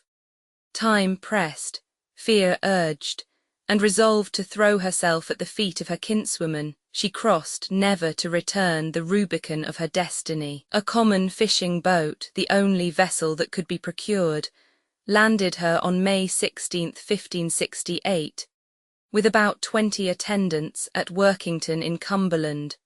whence she was conducted with every mark of respect to Carlisle Castle. And from this asylum she instantly addressed to Elizabeth a long letter, relating her fresh reverse of fortune, complaining of the injuries which she had received at the hands of her subjects, and earnestly imploring her favour and protection. With what feelings this important letter was received it would be deeply interesting to inquire. Were there any possibility of arriving at the knowledge of a thing so secret? If indeed the professions of friendship and offers of effectual aid lavished by Elizabeth upon Mary during the period of her captivity were nothing else than a series of stratagems by which she sought to draw an unwary victim within her toils, and to wreak on her the vengeance of an envious temper and unpitying heart, we might now imagine her exulting in the success of her wiles, and smiling over the atrocious perfidy which she was about to commit. If, on the other hand, we judge these demonstrations to have been at the time sincere, and believe that Elizabeth, though profoundly sensible of Mary's misconduct, was yet anxious to save her from the severe retribution which her exasperated subjects had taken upon them to exact, we must imagine her whole soul agitated at this crisis by a crowd of conflicting thoughts and adverse passions. In the first moments, sympathy for an unhappy queen and the intuitive sense of generosity and honour would urge her to fulfil every promise, to satisfy or surpass every hope which her conduct had excited. But soon the mingled suggestions of female honour, of policy, of caution, uniting with the sentiment of habitual enmity, would arise first to moderate, then to extinguish, her ardour in the cause of her supplicant. Further reflection, enforced perhaps by the reasonings of her most trusted counsellors, would serve to display in tempting colours the advantages to be taken of the now defenceless condition of a competitor once formidable and always odious. And gradually, but not easily, not without reluctance and shame and secret pangs of compunction, she would suffer the temptation, one, it must be confessed, of no common force and aided by pleas of public utility not a little plausible, to become victorious over her first thoughts, her better feelings, her more virtuous resolves. For the honour of human nature, it may be believed that the latter state of feeling must have been that experienced by a princess whose life had been as yet unsullied by any considerable violations of faith, justice, or humanity. But it must not escape remark that the first steps taken by her in this business were strong, decided in their character, and almost irretrievable. Lady Scrope, sister of the Duke of Norfolk, was indeed sent to attend the illustrious stranger at Carlisle, and Lord Scrope, Warden of the West Marches, and Sir Francis Knowles, the Vice-Chamberlain, were soon after dispatched thither with letters for her of kind condolence. But when Mary applied to these persons for permission to visit their queen, they replied that, until she should have cleared herself of the shocking imputation of her husband's murder, public decorum and her own reputation must preclude a princess, so nearly related to the late King of Scots, from receiving her into her presence, that it was however with regret that their mistress admitted this delay. And as soon as the Queen of Scots should have vindicated herself on this point, they were empowered to promise her a reception suited at once to a sovereign and a kinswoman in distress. Had not Elizabeth previously committed herself in some degree by interference in behalf of Mary, and by promises to her of support, no one could reasonably have blamed the caution or the coldness of this reply to a request which, under all the circumstances, might justly be taxed with effrontery. But in the judgment of Mary and her friends, and perhaps even of more impartial judges, the part already taken by Elizabeth had deprived her of the right of recurring to former events as a plea for the exclusion of the Queen of Scots from her presence and favour. Tears of grief and anger burst from the eyes of Mary on this unexpected check, which struck her heart with the most melancholy forebodings. But aware of the necessity of disguising fears which would pass for an evidence of guilt, she hastily replied that she was willing to submit her whole conduct to the judgment of the Queen her sister, and did not doubt of being able to produce such proofs of her innocence as would satisfy her and confound her enemies. This was enough for Elizabeth. She was now constituted umpire between the Queen of Scots and her subjects,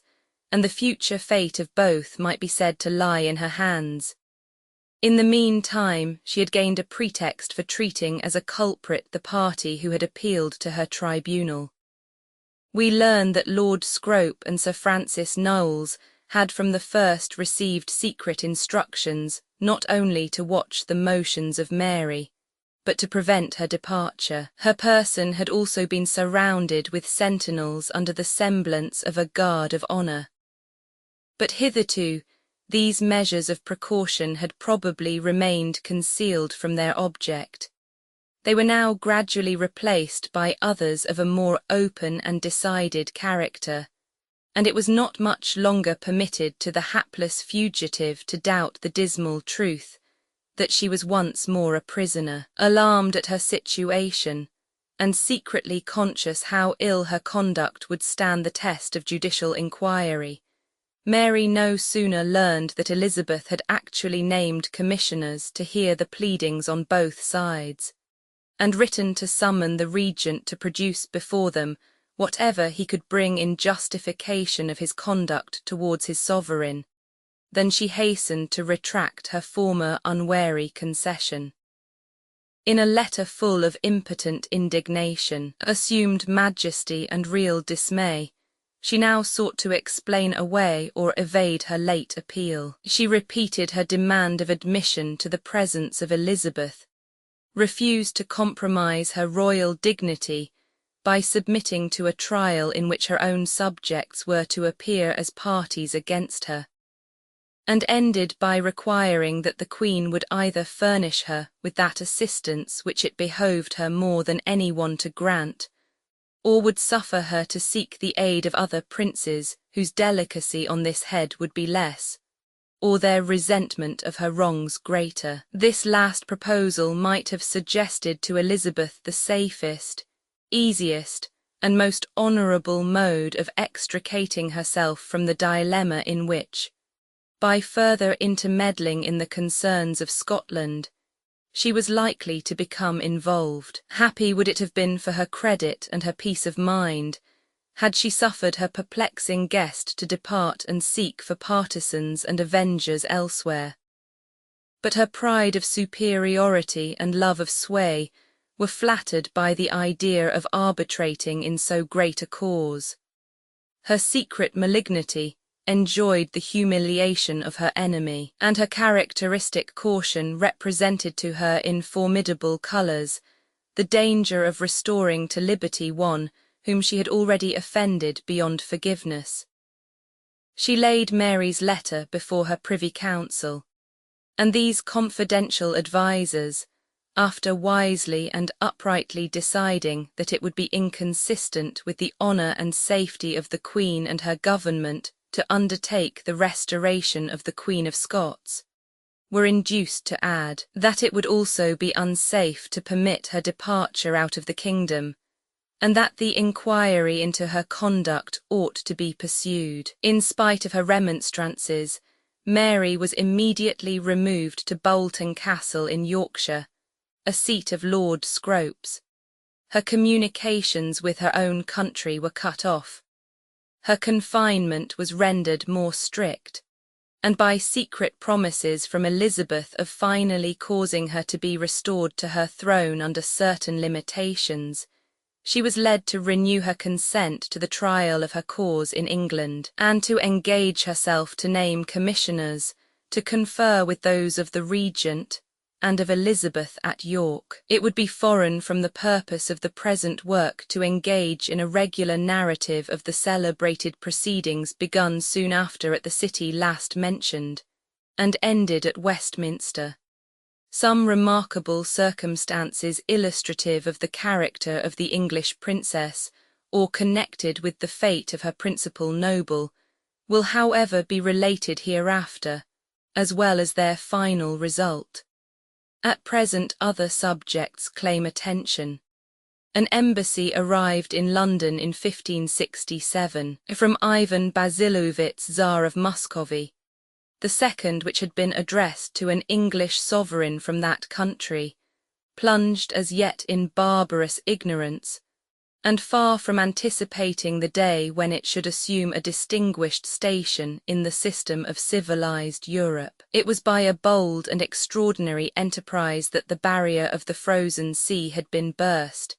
and a channel of communication opened between this country and Russia, by means of which an intercourse highly beneficial to both nations was now begun. The leading circumstances were the following. During the reign of Henry VII, just after the unparalleled achievement of Columbus had rendered voyages of discovery the ruling passion of Europe, a Venetian pilot named Cabot, who had resided long in Bristol, obtained from this monarch for himself and his sons a patent for making discoveries and conquests in unknown regions.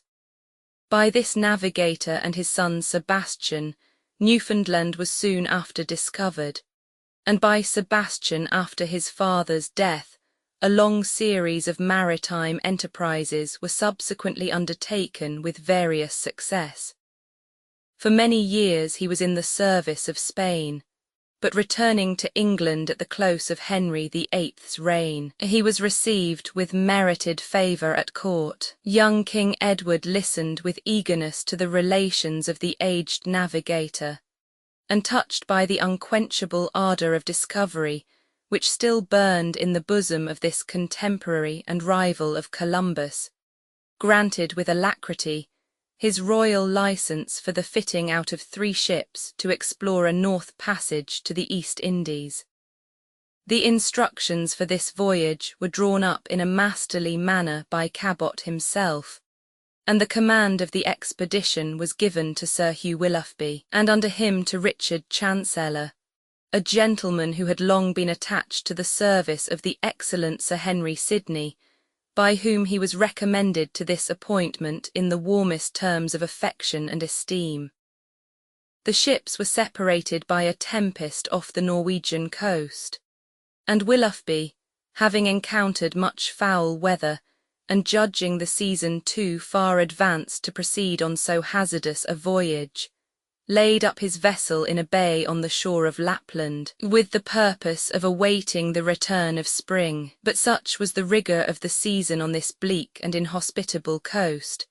that the admiral and his whole crew were frozen to death in their cabin. Chancellor in the meantime, by dint of superior sailing, was enabled to surmount the perils of the way.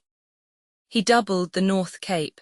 a limit never passed by English keel before, and still proceeding eastward, found entrance into an unknown gulf, which proved to be the White Sea, and dropped anchor at length in the port of Archangel. The rude natives were surprised and terrified by the appearance of a strange vessel, much superior in size to any which they had before beheld.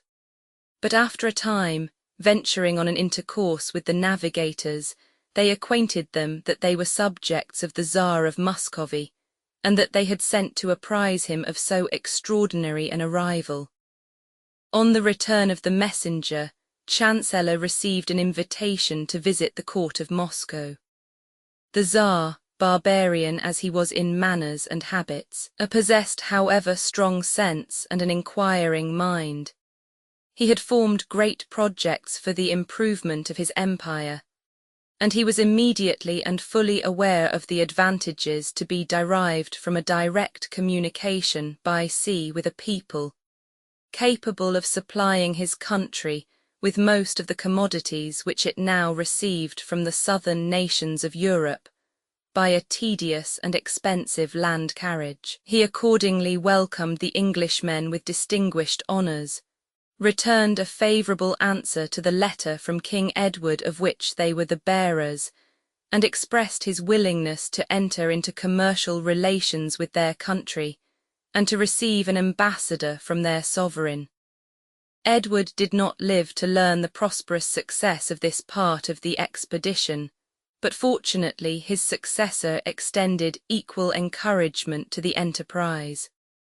A Russia company was formed, of which the veteran Sebastian Cabot was made governor,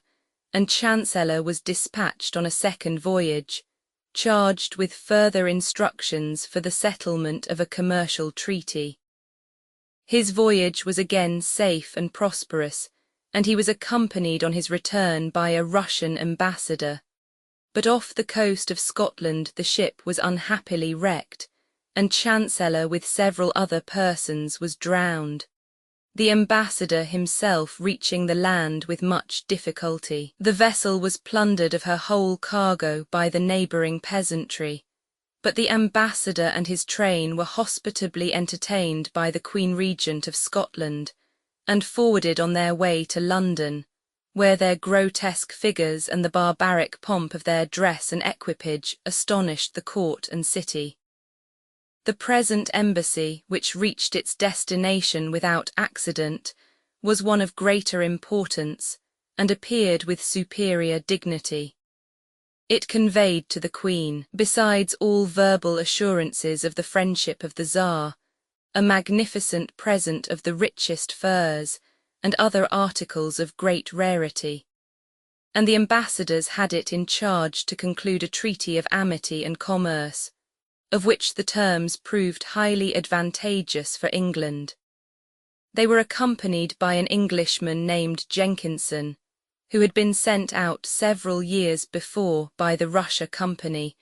to explore the southern and eastern limits of that vast empire, and to endeavour to open an overland trade with Persia. By the assistance of the Tsar he had succeeded in this object, and was the first Englishman who ever sailed upon the Caspian, or travelled over the wild region which lies beyond.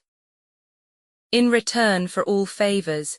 he had now undertaken on behalf of the Tsar to propose to his own sovereign certain secret articles in which this prince was more deeply interested than in any commercial matters,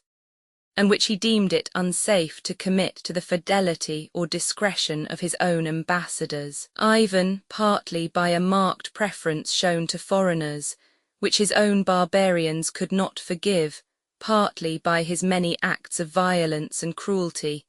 had highly incensed his subjects against him. In the preceding year a violent insurrection had nearly hurled him from the throne, and still apprehensive of some impending disaster, he now proposed to the Queen of England a league offensive and defensive, of which he was anxious to make it an article, that she should bind herself by oath to grant a kind and honourable reception in her dominions to himself, his wife and children, should any untoward event compel them to quit their country. But that never-failing caution which, in all the complication and diversity of her connections with foreign powers, withheld Elizabeth from ever, in a single instance, committing herself beyond the power of retreat, caused her to waive compliance with the extraordinary proposal of Ivan. She entertained his ambassadors, however, with the utmost cordiality, gratified his wishes in every point where prudence would permit, and finally succeeded, by the adroitness of her management, in securing for her country, without sacrifice or hazard on her own part, every real benefit which an intercourse with such a people and such a sovereign appeared capable of affording. To have come off with advantage in a trial of diplomatic skill with a barbarous Tsar of Muscovy was, however, an exploit of which a civilized politician would be ashamed to boast. On him no glory could be won, and we may imagine Elizabeth turning from him with a kind of disdain to an antagonist more worthy of her talents. The King and Court of France were at this time subjected to the guidance of the execrable Catherine de Medici. To this woman, the religious differences which then agitated Europe were in themselves perfectly indifferent, and on more than one occasion she had allowed it to be perceived that they were so. But a close and dispassionate study of the state of parties in her son's kingdom had at length convinced her that it was necessary to the establishment of his authority and her own consequence that the Huguenot faction should be crushed, and she stood secretly prepared, and resolved to procure the accomplishment of this object by measures of perfidy and atrocity from which bigotry itself, in a mind not totally depraved, must have revolted. By the secret League of Bayonne, the courts of France and Spain had pledged themselves to pursue in concert the great work of the extirpation of heresy. And while Catherine was laying hidden trains for the destruction of the Huguenots, Philip Roman II, by measures of open force and relentless cruelty, was striving to annihilate the Protestants of the Low Countries, and to impose upon those devoted provinces the detested yoke of the Inquisition. Elizabeth was aware of all that was going on, and she well knew that when once these worthy associates had succeeded in crushing the Reformation in their own dominions,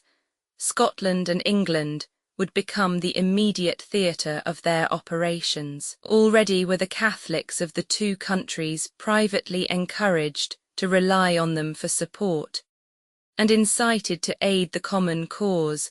by giving all the disturbance in their power to their respective governments. Considerations of policy, therefore, no less than of religion, moved her to afford such succours, first to the French Protestants and afterwards to the Flemings, as might enable them to prolong at least the contest.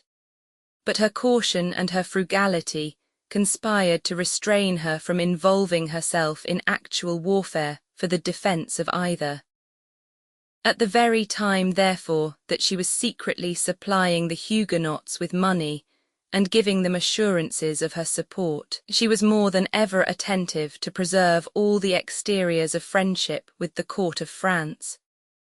It suited the views of the Queen Mother to receive with complacency and encouragement the dissembling professions of Elizabeth, by which she was not herself deceived, but which served to deceive and to alarm her enemies the Protestants, and in some measure to mask her designs against them. We have seen what high civilities had passed between the courts on occasion of the admission of the French king into the Order of the Garter, but this is little to what followed. In 1568, after the remonstrances and intercession of Elizabeth, the succours lent by the German Protestants, and the strenuous resistance made by the Huguenots themselves, had procured for this persecuted sect a short and treacherous peace. Catherine, in proof and confirmation of her entire friendship with the Queen of England, began to drop hints to her ambassador of a marriage between his mistress and her third son, the Duke of Anjou, then only 17 years of age. Elizabeth was assuredly not so much of a dupe as to believe the Queen Mother sincere in this strange proposal, yet it was entertained by her with the utmost apparent seriousness. She even thought proper to give it a certain degree of cautious encouragement, which Catherine was doubtless well able rightly to interpret. And with this extraordinary kind of mutual understanding, these two ingenious females continued for months, nay years, to amuse themselves and one another with the representation of carrying on of negotiations for a treaty of marriage. Elizabeth, with the most candid and natural air in the world, remarked that difference of religion would present the most serious obstacle to so desirable an union. Catherine, with equal plausibility, hoped that on this point terms of agreement might be found satisfactory to both parties. And warming as they proceeded, one began to imagine the conditions to which a Catholic prince could with honour accede, and the other to invent the objections which ought to be made to them by a Protestant princess. The philosophical inquirer, who has learned from the study of history how much more the high destinies of nations are governed by the permanent circumstances of geographical position and relative force, and the great moral causes which act upon whole ages and peoples, than by negotiations, intrigues, schemes of politicians and tricks of state, will be apt to regard as equally futile and base the petty manoeuvres of dissimulation and artifice employed by each queen to incline in her own favour the political balance. But in justice to the memories of Catherine and Elizabeth, women whom neither their own nor any after times have taxed with folly. It ought at least to be observed that in mistaking the excess of falsehood for the perfection of address, the triumphs of cunning for the masterpieces of public wisdom, they did but partake the error of the ablest male politicians of that age of statesmen. The same narrow views of the interest of princes and of states governed them all. They seem to have believed that the right and the expedient were constantly opposed to each other. In the intercourses of public men, they thought that nothing was more carefully to be shunned than plain speaking and direct dealings. And in these functionaries, they regarded the use of every kind of indirection as allowable, because absolutely essential to the great end of serving their country. Amongst the wiser and better part of Elizabeth's council, however, such a profound abhorrence of the measures of the French court at this time prevailed, and such an honest eagerness to join heart and hand with the oppressed Huguenots for the redress of their intolerable grievances, that it required all her vigilance and address to keep them within the limits of that temporizing moderation which she herself was bent on preserving. In the correspondence of Cecil with Sir Henry Norris, then ambassador in France, the bitterness of his feelings is perpetually breaking out, and he cannot refrain from relating with extreme complacency such words of displeasure as Her Majesty was at any time moved to let fall against her high allies. In November 1567, when civil war had again broken out in France, he acquaints the ambassador that the Queen dislikes to give assistance to Condé and his party against their sovereign,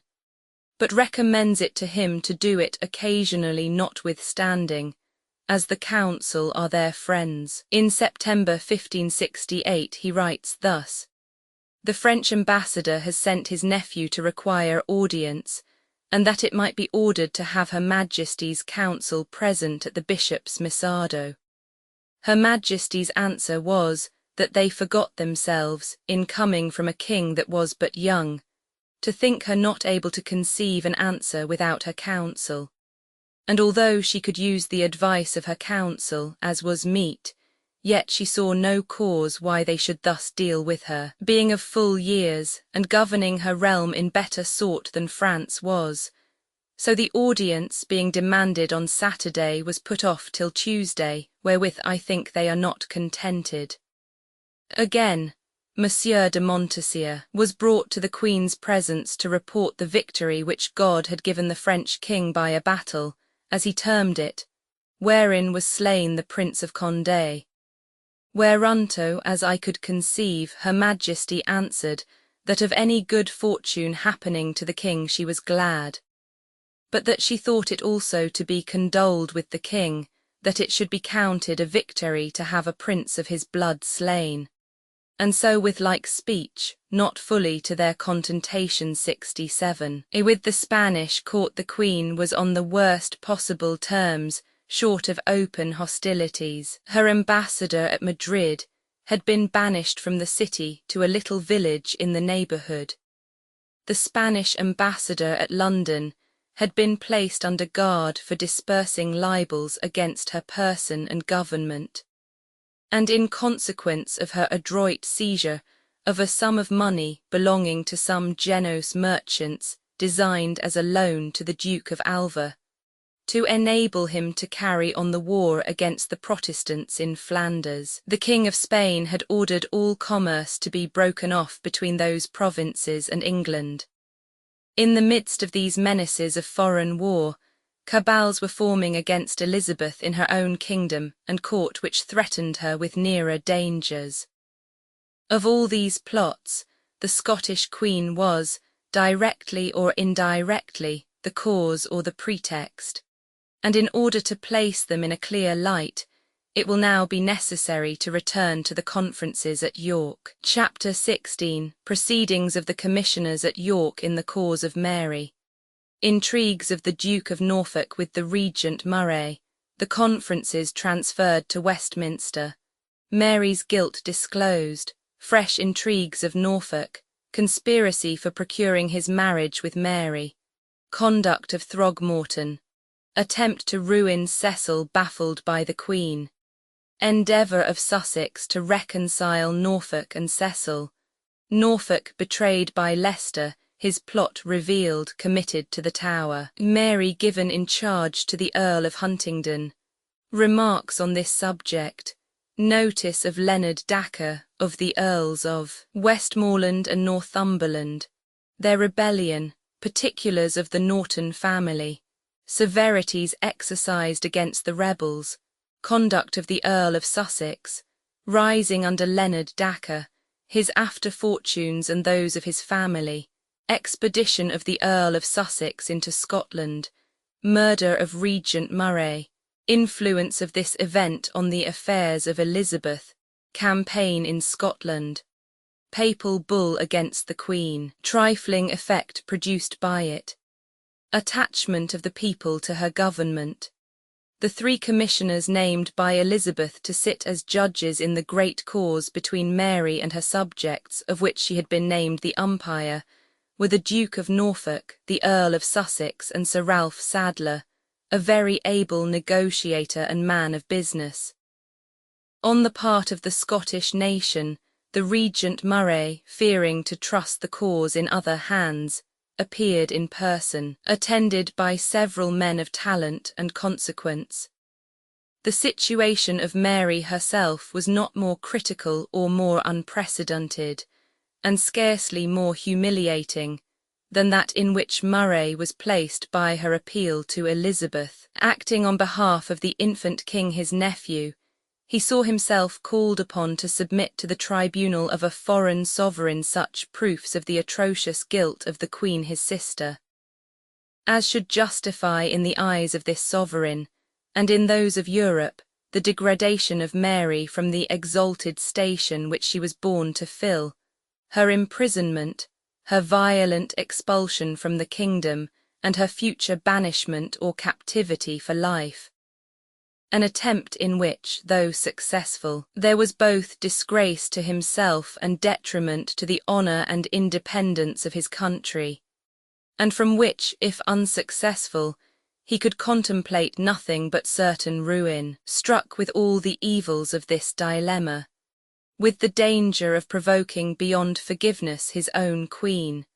whose restoration he still regarded as no improbable event,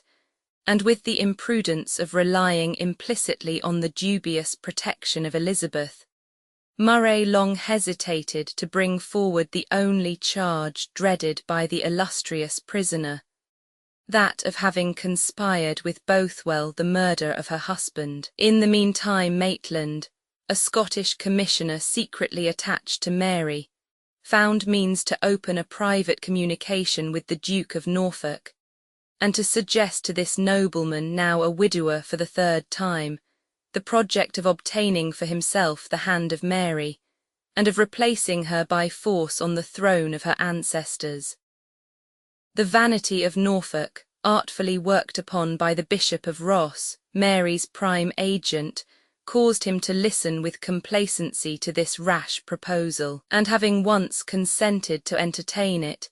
he naturally became earnest to prevent Murray from preferring that heinous accusation which he had at length apprised the English commissioners, that he was provided with ample means of substantiating. After some deliberation on the means of effecting this object, he accordingly resolved upon the step of discovering his views to the Regent himself, and endeavouring to obtain his concurrence. Murray, who seems to have felt little confidence in the stability of the government of which he was the present head, and who judged perhaps that the return of the Queen as the wife of an English Protestant nobleman would afford the best prospect of safety to himself and his party, readily acceded to the proposal, and consented still to withhold the damning proofs of Mary's guilt which he held in his hand. But neither the Scottish associates of Murray nor the English cabinet were disposed to rest satisfied with this feeble and temporizing conduct. Mary's commissioners, too, emboldened by his apparent timidity, of which the motives were probably not known to them all, began to push their advantage in a manner which threatened final defeat to his party. The Queen of England artfully incited him to proceed, and in spite of his secret engagements with the Duke and his own reluctance, he at length saw himself compelled to let fall the long-suspended stroke on the head of Mary. He applied to the English court for encouragement and protection in his perilous enterprise, and Elizabeth, being at length suspicious of the intrigue which had hitherto baffled all her expectations from the conferences at York, suddenly gave orders for the removal of the Queen of Scots from Bolton Castle and the superintendence of Lord Scrope, the Duke's brother-in-law, to the more secure situation of Tutbury Castle in Staffordshire and the vigilant custody of the Earl of Shrewsbury. At the same time she found pretexts for transferring the conferences from York to Westminster, and added to the number of her commissioners Sir Nicholas Bacon, Lord Keeper, the Earls of Arundel and Leicester, Lord Clinton and Cecil. Anxious to preserve an air of impartiality, Elizabeth declined giving to the regent all the assurances for his future security which he required. But on his arrival in London, she extended to him a reception equally kind and respectful, and by alternate caresses and hints of intimidation, she gradually led him on to the production of the fatal casket containing the letters of Mary to Bothwell, by which her participation in the murder of her husband was clearly proved. After steps on the part of his sovereign, from which the Duke might have inferred her knowledge of his secret machinations, after discoveries respecting the conduct of Mary, which impeached her of guilt so heinous, and covered her with infamy so indelible, prudence and honour alike required that he should abandon for ever the thought of linking his destiny with hers. But in the light and unbalanced mind of Norfolk, the ambition of matching with royalty unfortunately preponderated over all other considerations. He speedily began to weave anew the tissue of intrigue which the removal of the conferences had broken off, and turning once more with fond credulity to Murray, by whom his cause had been before deserted, he again put confidence in his assurances that the marriage project had his hearty approbation, and should receive his effectual support. Melville informs us that this fresh compact was brought about by Sir Nicholas Throgmorton, being a man of a deep reach and great prudence and discretion, who had ever travelled for the union of this isle. But notwithstanding his deep reach, he was certainly imposed upon in this affair, for the regent, insincere perhaps from the beginning, had now no other object than to secure his present personal safety by lavishing promises which he had no intention to fulfil. Melville, who attended him on his return to Scotland, thus explains the secret of his conduct. At that time the Duke commanded over all the north parts of England, where our mistress was kept, and so might have taken her out when he pleased. And when he was angry at the regent, he had appointed the Earl of Westmoreland to lie in his way, and cut off himself and so many of his company as were most bent upon the Queen's accusation. But after the last agreement, the Duke sent and discharged the said Earl from doing us any harm. Yet upon our return the Earl came in our way with a great company of horse, to signify to us that we were at his mercy. It is difficult to believe, notwithstanding this positive testimony, that the Duke of Norfolk, a man of mild dispositions and guided in the main by religion and conscience, would have hazarded, or would not have scrupled so atrocious, so inexpiable an act of violence, as that of cutting off the Regent of Scotland returning to his own country under sanction of the public faith and the express protection of the Queen.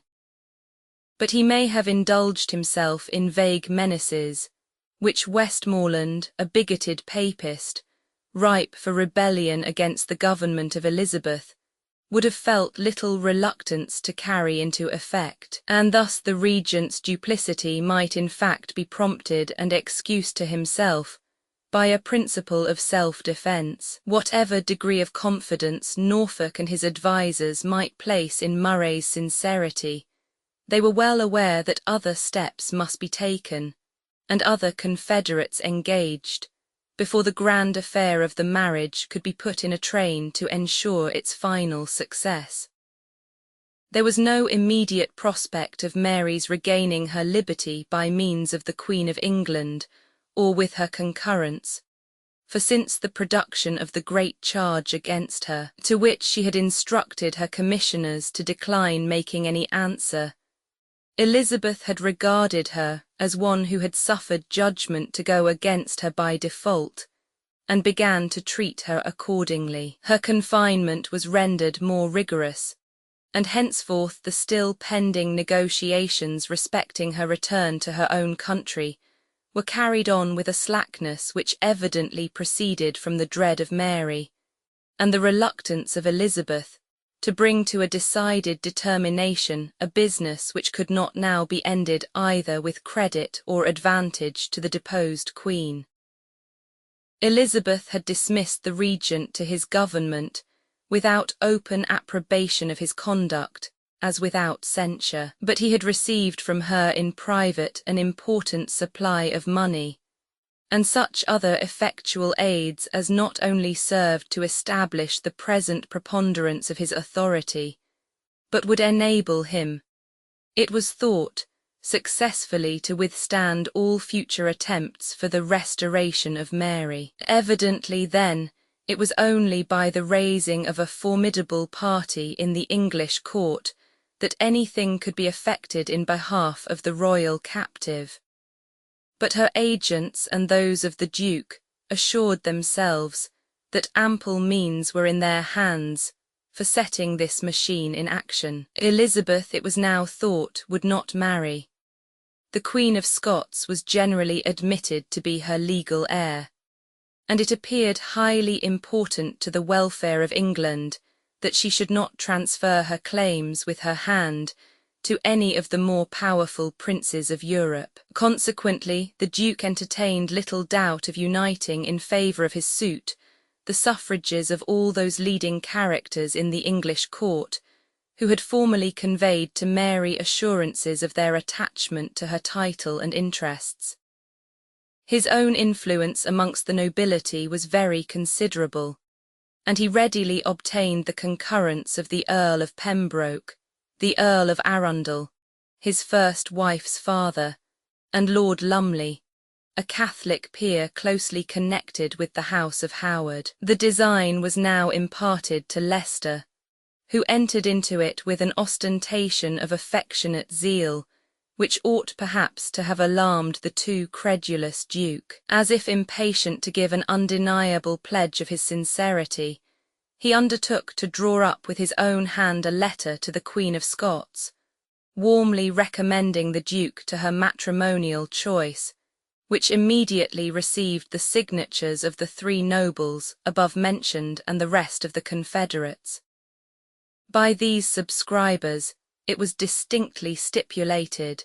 that the union should not take place without the knowledge and approbation of the Queen of England, and that the reformed religion should be maintained in both the British kingdoms.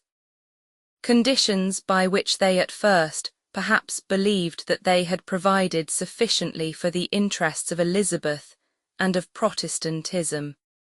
It was, however, immediately obvious that the Duke and his agents had the design of concealing carefully all their measures from their sovereign, till the party should have gained such strength that it would no longer be safe for her to refuse a consent which it was well known that she would always be unwilling to grant. But when, on encouragement being given by Mary to the hopes of her suitor, the kings of France and Spain, and even the Pope himself, were made privy to the scheme, and pledged to give it their assistance, all its English, and especially all its Protestant supporters, ought to have been aware that their undertaking was assuming the form of a conspiracy with the enemies of their queen and country against her government and personal safety, against the public peace and the religion by law established, and nothing can excuse the blindness or palliate the guilt of their perseverance in a course so perilous and so crooked. Private interests were doubtless at the bottom with most or all of the participators in this affair who were not papists, and those, they were not a few, who envied or who feared the influence and authority of Cecil, eagerly seized the occasion to array against him a body of hostility by which they trusted to work his final and irretrievable ruin. It seems to have been by an ambitious rivalry with the secretary that Sir Nicholas Throgmorton, whose early life had exhibited so bold a spirit of resistance to tyranny and popery when triumphant and enthroned, had been carried into a faction which all his principles ought to have rendered odious to him. In his intercourses with the Queen of Scots as ambassador from Elizabeth, he had already shown himself her zealous partisan, in advising her to sign for her safety the deed of abdication tendered to her at Lochleven. He had basely suggested that the compulsion under which she acted would excuse her from regarding it as binding. To the English crown, he also regarded her future title as incontrovertible. He now represented to his party that Cecil was secretly inclined to the House of Suffolk, and that no measure favourable to the reputation or authority of the Queen of Scots could be carried, whilst he enjoyed the confidence of his mistress. By these suggestions, the Duke, unfortunately for himself, was led to sanction an attempt against the power and reputation of this great minister. Leicester, who had long hated his virtues, the old corrupt statesmen Winchester, Pembroke and Arundel, and the discontented Catholic peers Northumberland and Westmoreland, eagerly joined in the plot. It was agreed to attack the secretary in the Privy Council, on the ground of his having advised the detention of the money going into the Low Countries for the service of the King of Spain, and thus exposing the nation to the danger of a war with this potentate. And Throgmorton is said to have advised that, whatever he answered, they should find some pretext for sending him to the Tower. After which, he said, it would be easy to compass his overthrow, but the penetration of Elizabeth enabled her to appreciate justly, with a single exception, the principles, characters, and motives of all her servants, and she knew that, while his enemies were exclusively attached to their own interests, Cecil was attached also to the interests of his prince, his country, and his religion, that while others, with that far-sighted selfishness which involves men in so many intrigues, usually rendered fruitless or needless by the after-course of events, were bent on securing to themselves the good graces of her successor, he was content to depend on her alone, that while others were the courtiers, the flatterers, or the ministers of the Queen, he, and perhaps he only, was the friend of Elizabeth. All the rest she knew that she could replace at a moment, him never. Secret information was carried to her of all that her council were contriving, and had almost executed against the secretary. Full of indignation, she hurried to their meeting, where she was not expected, and by her peremptory mandate put an instant stop to their proceedings, making Leicester himself sensible, by a warmth which did her honour, that the man who held the first place in her esteem was by no one to be injured with impunity. The Earl of Sussex, the true friend of Norfolk, and never his abettor in designs of which his sober judgment could discern all the criminality and all the rashness, was grieved to the soul that the artifices of his followers should have set him at variance with Cecil. He was doubtless aware of the advantage which their disagreement would minister against them both to the malignant Leicester, his and their common enemy, and trembling for the safety of the Duke and the welfare of both, he addressed to the secretary, from the north, where he was then occupied in the Queen's service, a letter on the subject, eloquent by its uncommon earnestness. He tells him that he knows not the occasion of the coldness between him and the Duke, of which he had acknowledged the existence, but that he cannot believe other, esteeming both parties as he does, than that it must have had its origin in misrepresentation and the ill offices of their enemies. And he implores him, as the general remedy of all such differences, to resort to a full and fair explanation with the Duke himself, in whom he will find honour, truth, wisdom, and plainness. These excellent exhortations were not without effect. It is probable that the incautious Duke had either been led inadvertently or dragged unwillingly by his faction into the plot against the secretary, whose ruin he was not likely to have sought from any personal motive of enmity. And accordingly, a few weeks after June 1569, we find Sussex congratulating Cecil, in a second letter, on a reconciliation between them, which he trusts will prove entire and permanent. 68. Hitherto the Queen had preserved so profound a silence respecting the intrigues of the Duke, that he flattered himself she was without a suspicion of their existence. But this illusion was soon to vanish.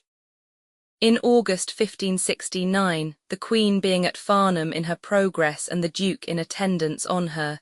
she took him to dine with her, and in the course of conversation found occasion, without any show of displeasure,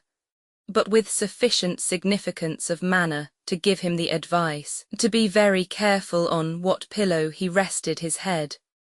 Afterwards, she cautioned him in plain terms against entering into any marriage treaty with the Queen of Scots. The Duke, in his first surprise, made no scruple to promise on his allegiance that he would entertain no thoughts of her. He even affected to speak of such a connection with disdain, declaring that he esteemed his lands in England worth nearly as much as the whole kingdom of Scotland, wasted as it was by wars and tumults, and that in his tennis court at Norwich he reckoned himself equal to many a prince. These demonstrations were all insincere. The Duke remained steady to his purpose, and his correspondence with the Queen of Scots was not for a single day intermitted in submission to his sovereign. But he felt that it was now time to take off the mask, and fully confiding in the strength of his party, he requested the Earl of Leicester immediately to open the marriage proposal to Her Majesty, and solicit her consent. This the favourite promised, but for his own ends continued to defer the business from day to day. Cecil, who had recently been taken into the consultations of the Duke, urged upon him with great force the expediency of being himself the first to name his wishes to the Queen. But Norfolk, either from timidity, or, more probably, from an ill-founded reliance on Leicester's sincerity, and a distrust, equally misplaced, of that of Cecil, whom he was conscious of having ill-treated, neglected to avail himself of this wise and friendly counsel, by which he might yet have been preserved. Leicester, who watched all his motions, was at length satisfied that his purpose was effected. The victim was inveigled beyond the power of retreat or escape, and it was time for the decoy bird to slip out of the snare. He summoned to his aid a fit of sickness, the never-failing resource of the courtiers of Elizabeth in case of need. His pitying mistress, as he had doubtless anticipated, hastened to pay him a charitable visit at his own house, and he then suffered her to discover that his malady was occasioned by some momentous secret which weighed upon his spirits, and after due ostentation of penitence and concern, at length revealed to her the whole of the negotiations for the marriage of the Duke with the Queen of Scots,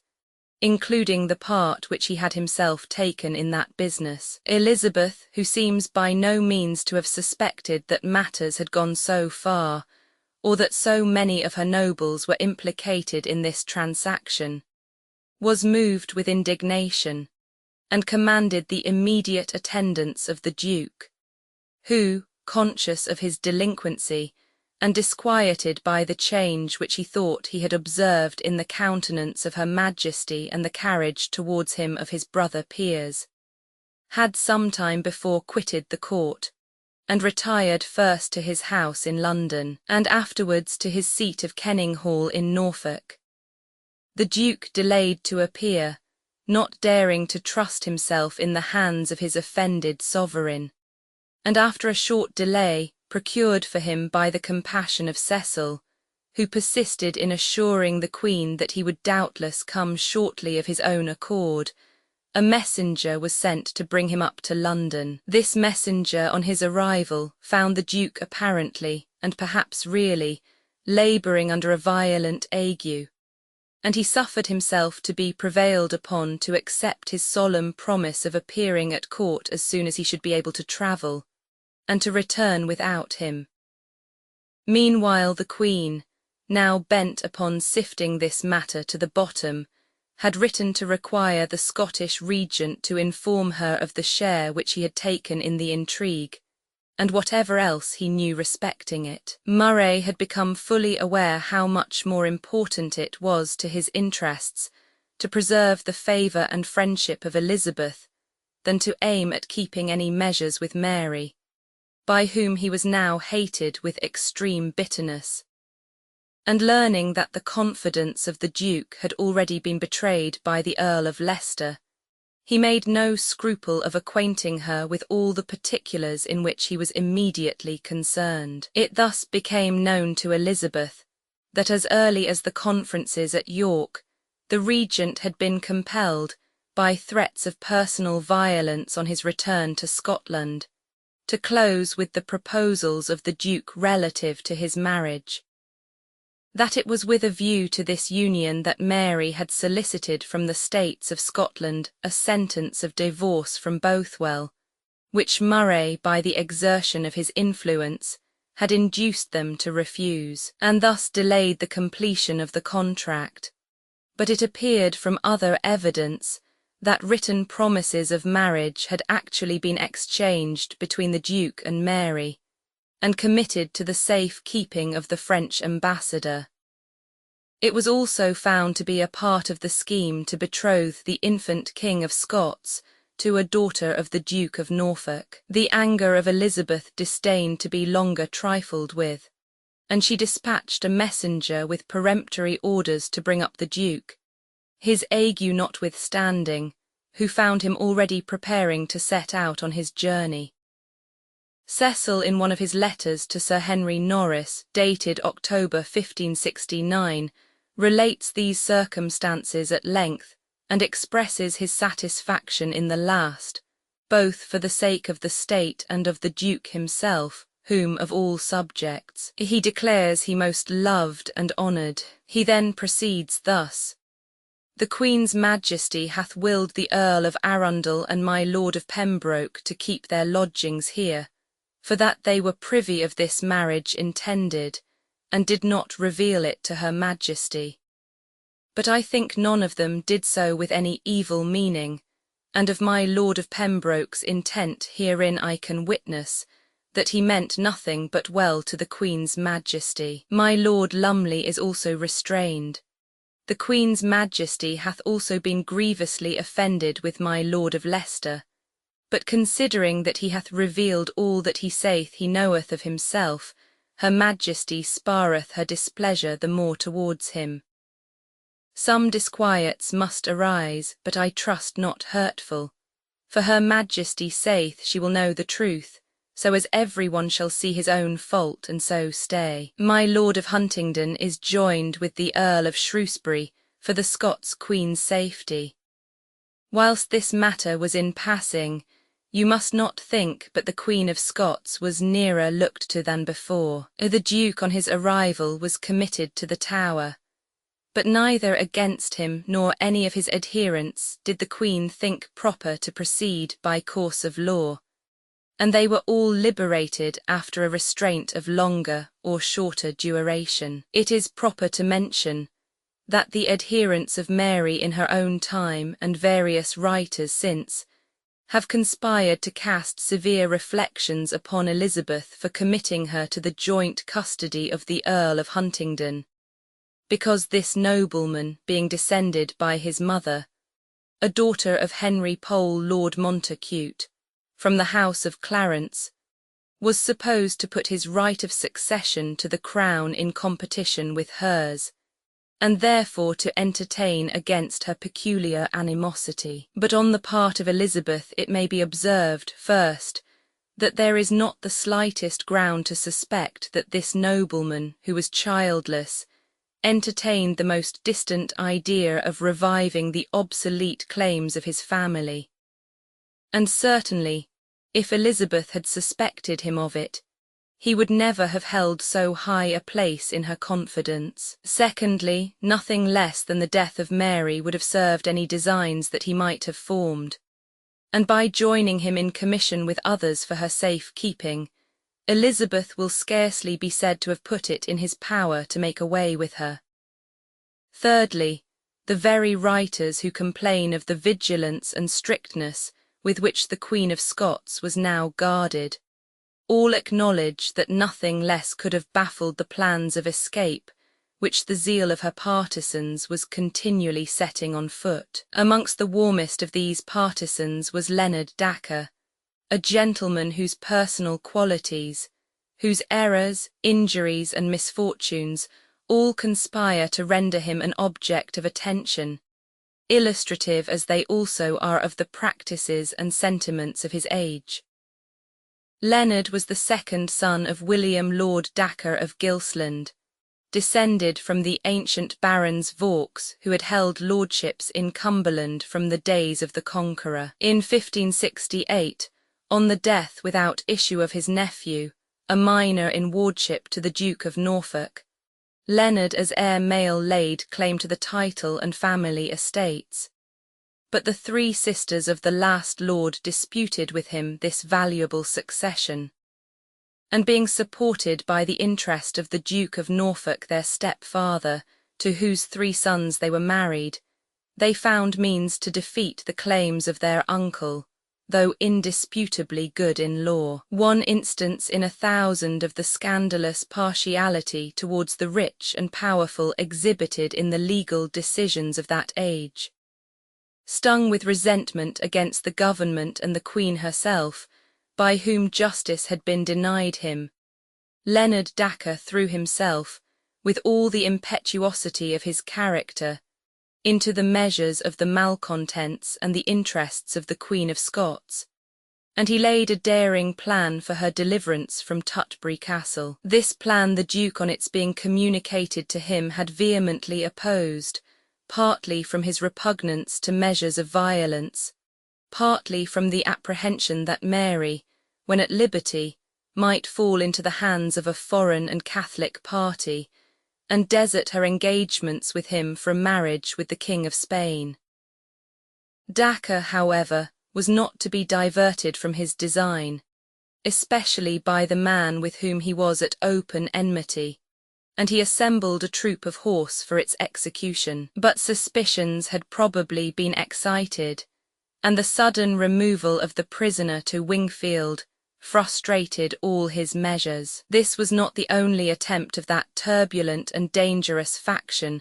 of which the inconsiderate ambition of the Duke had rendered him nominally the head, but really the tool and victim, which he had now the grief to find himself utterly unable to guide or restrain. The Earls of Northumberland and Westmoreland, heads of the ancient and warlike families of Percy and Neville, were the first to break that internal tranquillity which the kingdom had hitherto enjoyed, without the slightest interruption, under the wise and vigorous rule of Elizabeth. The remoteness of these noblemen from the court and capital, with the poverty and consequent simplicity, almost barbarism, of the vassals over whom they bore sway, and whose homage they received like native and independent princes, appears to have nourished in their minds ideas of their own importance better suited to the period of the Wars of the Roses than to the happier age of peace and order which had succeeded. The offended pride of the Earl of Westmoreland, a man destitute in fact of every kind of talent, seems on some occasion to have conducted him to the discovery that at the court of Elizabeth the representative of the king-making Warwick was a person of very slender consideration. The failure of the grand attack upon the secretary, in which he had taken part, confirmed this mortifying impression, and the committal of his brother-in-law, the great and powerful Duke of Norfolk himself, must subsequently have carried home to the bottom of his heart unwilling conviction that the preponderance of the ancient aristocracy of the country was subverted, and its proudest chieftains fast sinking to the common level of subjects. His attachment to the religion, with the other practices and prejudices of former ages, gave additional exasperation to his discontent against the established order of things. The incessant invectives of Romish priests against a princess whom the Pope was on the point of anathematizing represented the cause of her enemies as that of heaven itself, and the spirit of the Earl was roused at length to seek full vengeance for all the injuries sustained by his pride, his interests, or his principles. Every motive of disaffection which wrought upon the mind of Westmoreland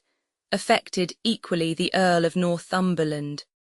and to the cause of popery the latter was still further pledged by the example and fate of his father, that Sir Thomas Percy, who had perished on the scaffold for his share in Aske's rebellion. The attainder of Sir Thomas had debarred his son from succeeding to the titles and estates of the last unhappy earl his uncle, and he had suffered the mortification of seeing them go to raise the fortunes of the house of Dudley. But on the accession of Mary, by whom his father was regarded as a martyr, he had been restored to all the honours of his birth, and treated with a degree of favour which could not but strengthen his predilection for the faith of which she was the patroness. It appears, however, that the attachment of the Earl to the cause of popery had not on all occasions been proof against immediate personal interest. Soon after the marriage of the Queen of Scots with Darnley, that rash and ill-judging pair esteeming their authority in the country sufficiently established to enable them to venture on an attempt for the restoration of the old religion, the Pope, in furtherance of their pious designs, had remitted the sum of 8,000 crowns. But the ship wherein the said gold was, says James Melville in his Memoirs, did shipwrack upon the coast of England within the Earl of Northumberland's bounds, who alleged the whole to appertain to him by just law, which he caused his advocate to read unto me, when I was directed to him for the demanding restitution of the said sum, in the old Norman language, which neither he nor I understood well, it was so corrupt. But all my entreaties were ineffectual, he altogether refusing to give any part thereof to the Queen, albeit he was himself a Catholic, and professed secretly to be her friend. And through this disappointment Mary was compelled to give up her design. An additional trait of the Earl's character is furnished by the same author, in transcribing the instructions which he carried home from his brother Sir Robert Melville, then ambassador to England, on his return from that country, after announcing the birth of the Prince of Scotland. Item, that Her Majesty cast not off the Earl of Northumberland, albeit as a fearful and facile man he delivered her letter to the Queen of England. Neither appear to find fault with Sir Henry Percy as yet for his dealing with Mr. Ruxby, an English spy in Scotland, which he doth to gain favour at court, being upon a contrary faction to his brother the Earl. The machinations of the two Earls, however cautiously carried on, did not entirely escape the penetration of the Earl of Sussex, Lord President of the North, who sent for them both and subjected them to some kind of examination.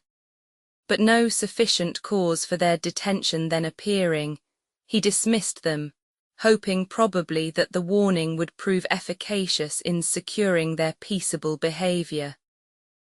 In this idea, however, he was deceived. On their return they instantly resumed their mischievous designs, and they were actually preparing for an insurrection, which was to be supported by troops from Flanders promised by the Duke of Alva, when a summons from the Queen for their immediate attendance at court disconcerted all their measures. To comply with the command seemed madness in men who were conscious that their proceedings had already amounted to high treason. But to refuse obedience, and thus set at defiance a power to which they were as yet unprepared to oppose any effectual resistance, seemed equally desperate. They hesitated, and it is said that the irresolution of Northumberland was only ended by the stratagem of some of his dependents, who waked him one night with a false alarm that his enemies were upon him, and thus hurried him into the irretrievable step of quitting his home and joining Westmoreland, on which the country flocked in for their defence, and they found themselves compelled to raise their standard. The enterprise immediately assumed the aspect of a holy war or crusade against heresy. On the banners of the insurgents were displayed the cross, the 5 wounds of Christ, and the cup of the Eucharist. Mass was regularly performed in their camp, and on reaching Durham they carried off from the cathedral and committed to the flames the Bible and the English service books. The want of money to purchase provisions compelled the earls to relinquish their first idea of marching to London. They took, however, a neighbouring castle, and remained masters of the country as long as no army appeared to oppose them. But on the approach of the Earl of Sussex and Lord Hunsdon from York, with a large body of troops, they gradually retreated to the Scotch borders, and they disbanded their men without a blow. The Earl of Westmoreland finally made his escape to Flanders, where he dragged out a tedious existence in poverty and obscurity, barely supplied with the necessaries of life by a slender pension from the King of Spain. Northumberland, being betrayed for a reward by a Scottish borderer to whom, as to a friend, he had fled for refuge, was at length delivered up by the Regent Morton to the English government, and was beheaded at York. Posterity is not called upon to respect the memory of these rebellious earls as martyrs even to a mistaken zeal for the good of their country, or to any other generous principle of action. The objects of their enterprise, as assigned by themselves, were the restoration of the old religion, the removal of evil counsellors, and the liberation of the Duke of Norfolk and other imprisoned nobles. But even their attachment to popery appears to have been entirely subservient to their views of personal interest, and so little was the Duke inclined to blend his cause with theirs,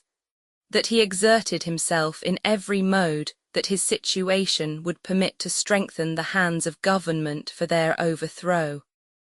And it was in consideration of the loyal spirit manifested by him on occasion of this rebellion,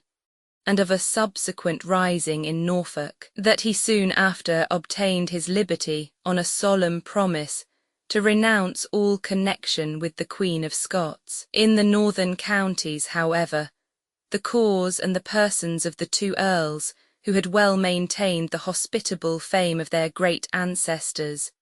were alike the objects of popular attachment. The miserable destiny of the outlawed and ruined Westmoreland, and the untimely end of Northumberland through the perfidy of the false friend in whom he had put his trust, were long remembered with pity and indignation, and many a minstrel tuned his rude harp of border frame to the fall of the Percy or the wanderings of the Neville. There was also an ancient gentleman named Norton, of Norton in Yorkshire, who bore the banner of the cross and the 5 wounds before the rebel army, whose tragic fall with that of his 8 sons has received such commemoration and embellishment as the pathetic strains of a nameless but probably contemporary bard could bestow. The excellent ballad entitled The Rising in the North 69 impressively describes the mission of Percy's little foot page to Norton to pray that he will ride in his company. The council held by Richard Norton with his 9 sons, when 8 of them did answer make, 8 of them spake hastily, O father, till the day we die we'll stand by that good earl and thee. While Francis, the eldest, seeks to dissuade his father from rebellion, but finding him resolved, offers to accompany him unarmed and naked. Their standard is then mentioned, and after recording the flight of the 2 earls, the minstrel adds, Thee, Norton, with thine 8 good sons they doomed to die, alas for ruth! Thy reverend locks thee could not save, nor them their fair and blooming youth. But how slender is the authority of a poet in matters of history! It is quite certain that Richard Norton did not perish by the hands of the executioner, and it is uncertain whether any one of his sons did. It is true that the old man with 3 more of the family was attainted, that his great estates were confiscated, and that he ended his days a miserable exile in Flanders. We also know that 2 gentlemen of the name of Norton were hanged at London, but some authorities make them brothers of the head of the family, and 2 of the sons of Richard Norton, Francis and Edmund, ancestor of the present Lord Grantley, certainly lived and died in peace on their estates in Yorkshire. It is little to the honour of Elizabeth's clemency that a rebellion suppressed almost without bloodshed should have been judged by her to justify and require the unmitigated exercise of martial law over the whole of the disaffected country. Sir John Bowes, Marshal of the Army, made it his boast that in a tract 60 miles in length and 40 in breadth, there was scarcely a town or village where he had not put some to death, and at Durham the Earl of Sussex caused 63 constables to be hanged at once, a severity of which it should appear that he was the unwilling instrument, for in a letter written soon after to Cecil he complains that during part of the time of his command in the north he had nothing left to him but to direct hanging matters. But the situation of this nobleman at the time was such as would by no means permit him at his own peril to suspend or evade the execution of such orders as he received from court. Egremond Ratcliffe, his half-brother, was one of about 40 noblemen and gentlemen attainted for their concern in this rebellion. He had in the Earl of Leicester an enemy equally vindictive and powerful, and some secret informations had infused into the mind of the Queen a suspicion that there had been some wilful slackness in his proceedings against the insurgents. There was, however, at the bottom of Elizabeth's heart a conviction of the truth and loyalty of her kinsman which could not be eradicated, and he soon after took a spirited step which disconcerted entirely the measures of his enemies, and placed him higher than ever in her confidence and esteem. Cecil thus relates the circumstance in one of his letters to Norris, dated February 1570. The Earl of Sussex, upon desire to see Her Majesty, came hither unlooked for, and although in the beginning of this northern rebellion Her Majesty sometimes uttered some misliking of the Earl, yet this day she, meaning to deal very princely with him, in presence of her council, charged him with such things as she had heard to cause her misliking, without any note of mistrust towards him for his fidelity. Whereupon he did with such humbleness, wisdom, plainness, and dexterity answer Her Majesty, as both she and all the rest were fully satisfied,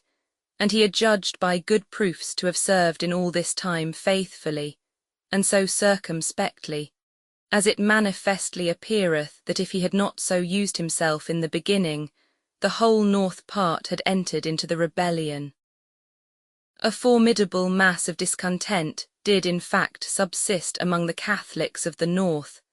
and it was not long before a new and more daring leader found means to set it again in fierce and violent action. Leonard Dacre had found no opportunity to take part in the enterprise of the two earls,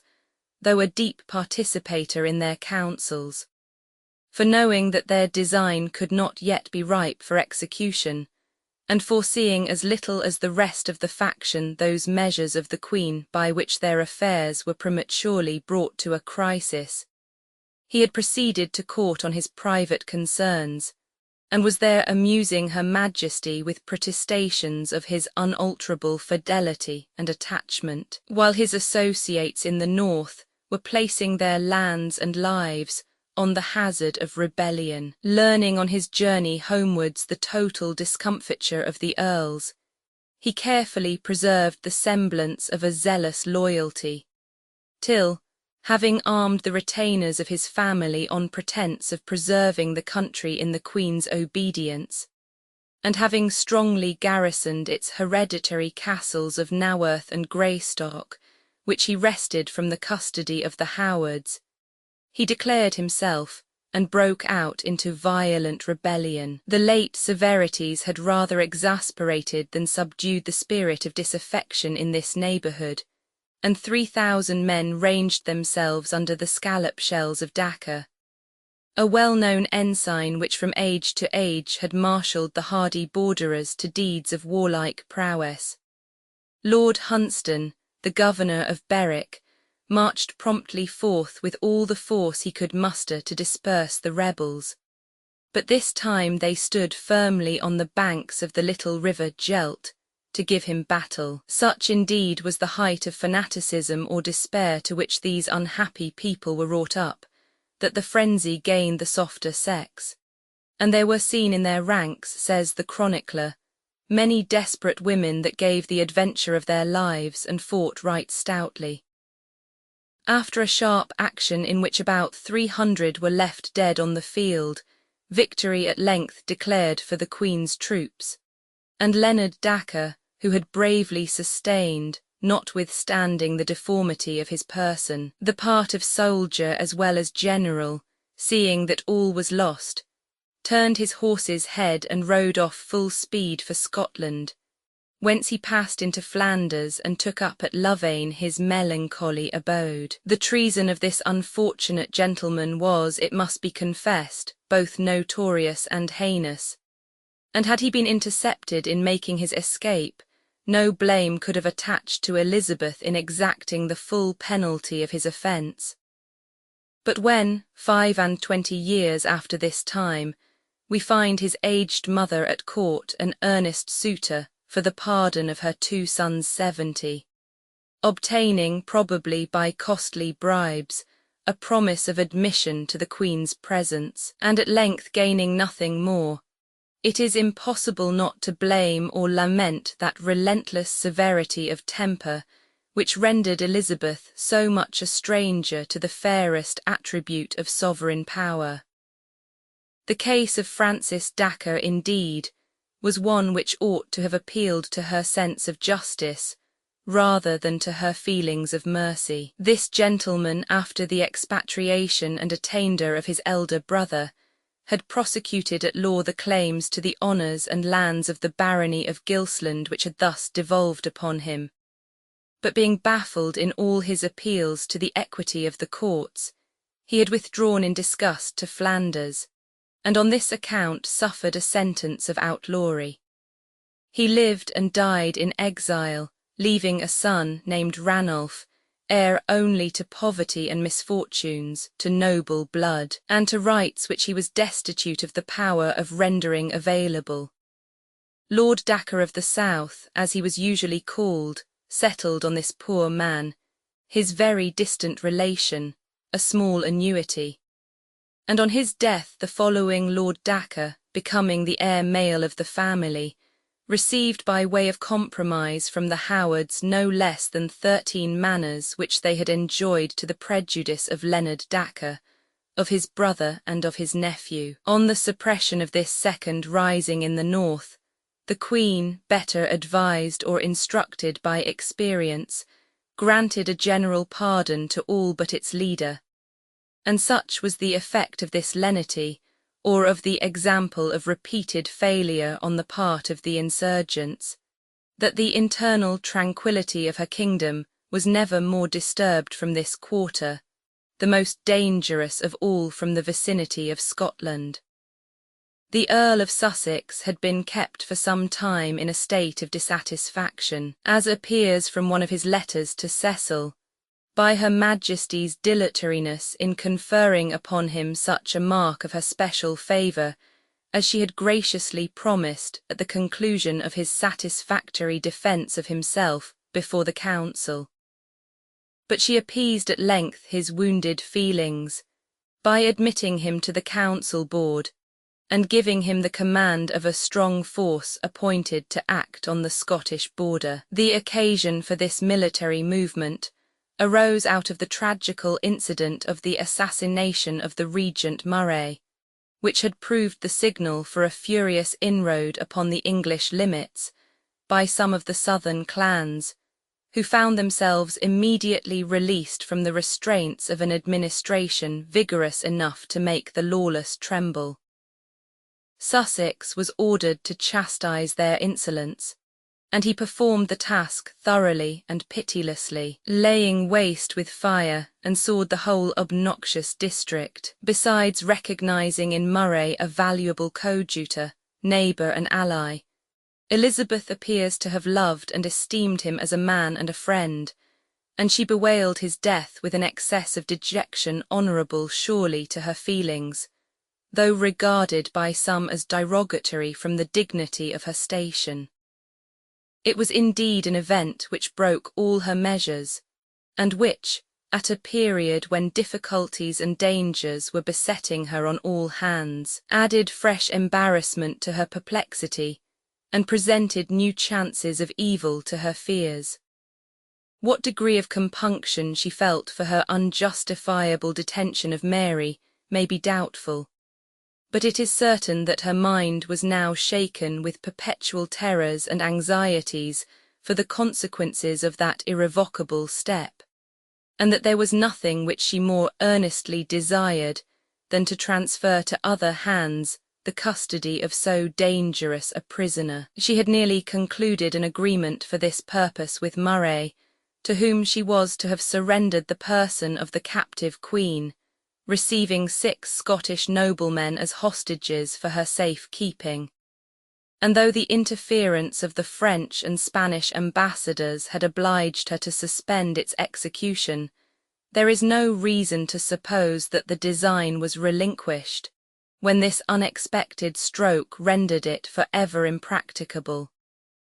The regency of Scotland, too, was now to be contested by the enraged factions of that distracted country,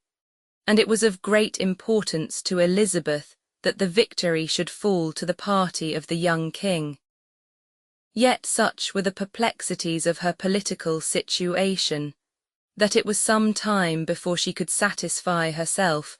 that there would not be too great a hazard in supporting by arms the election of the Earl of Lennox,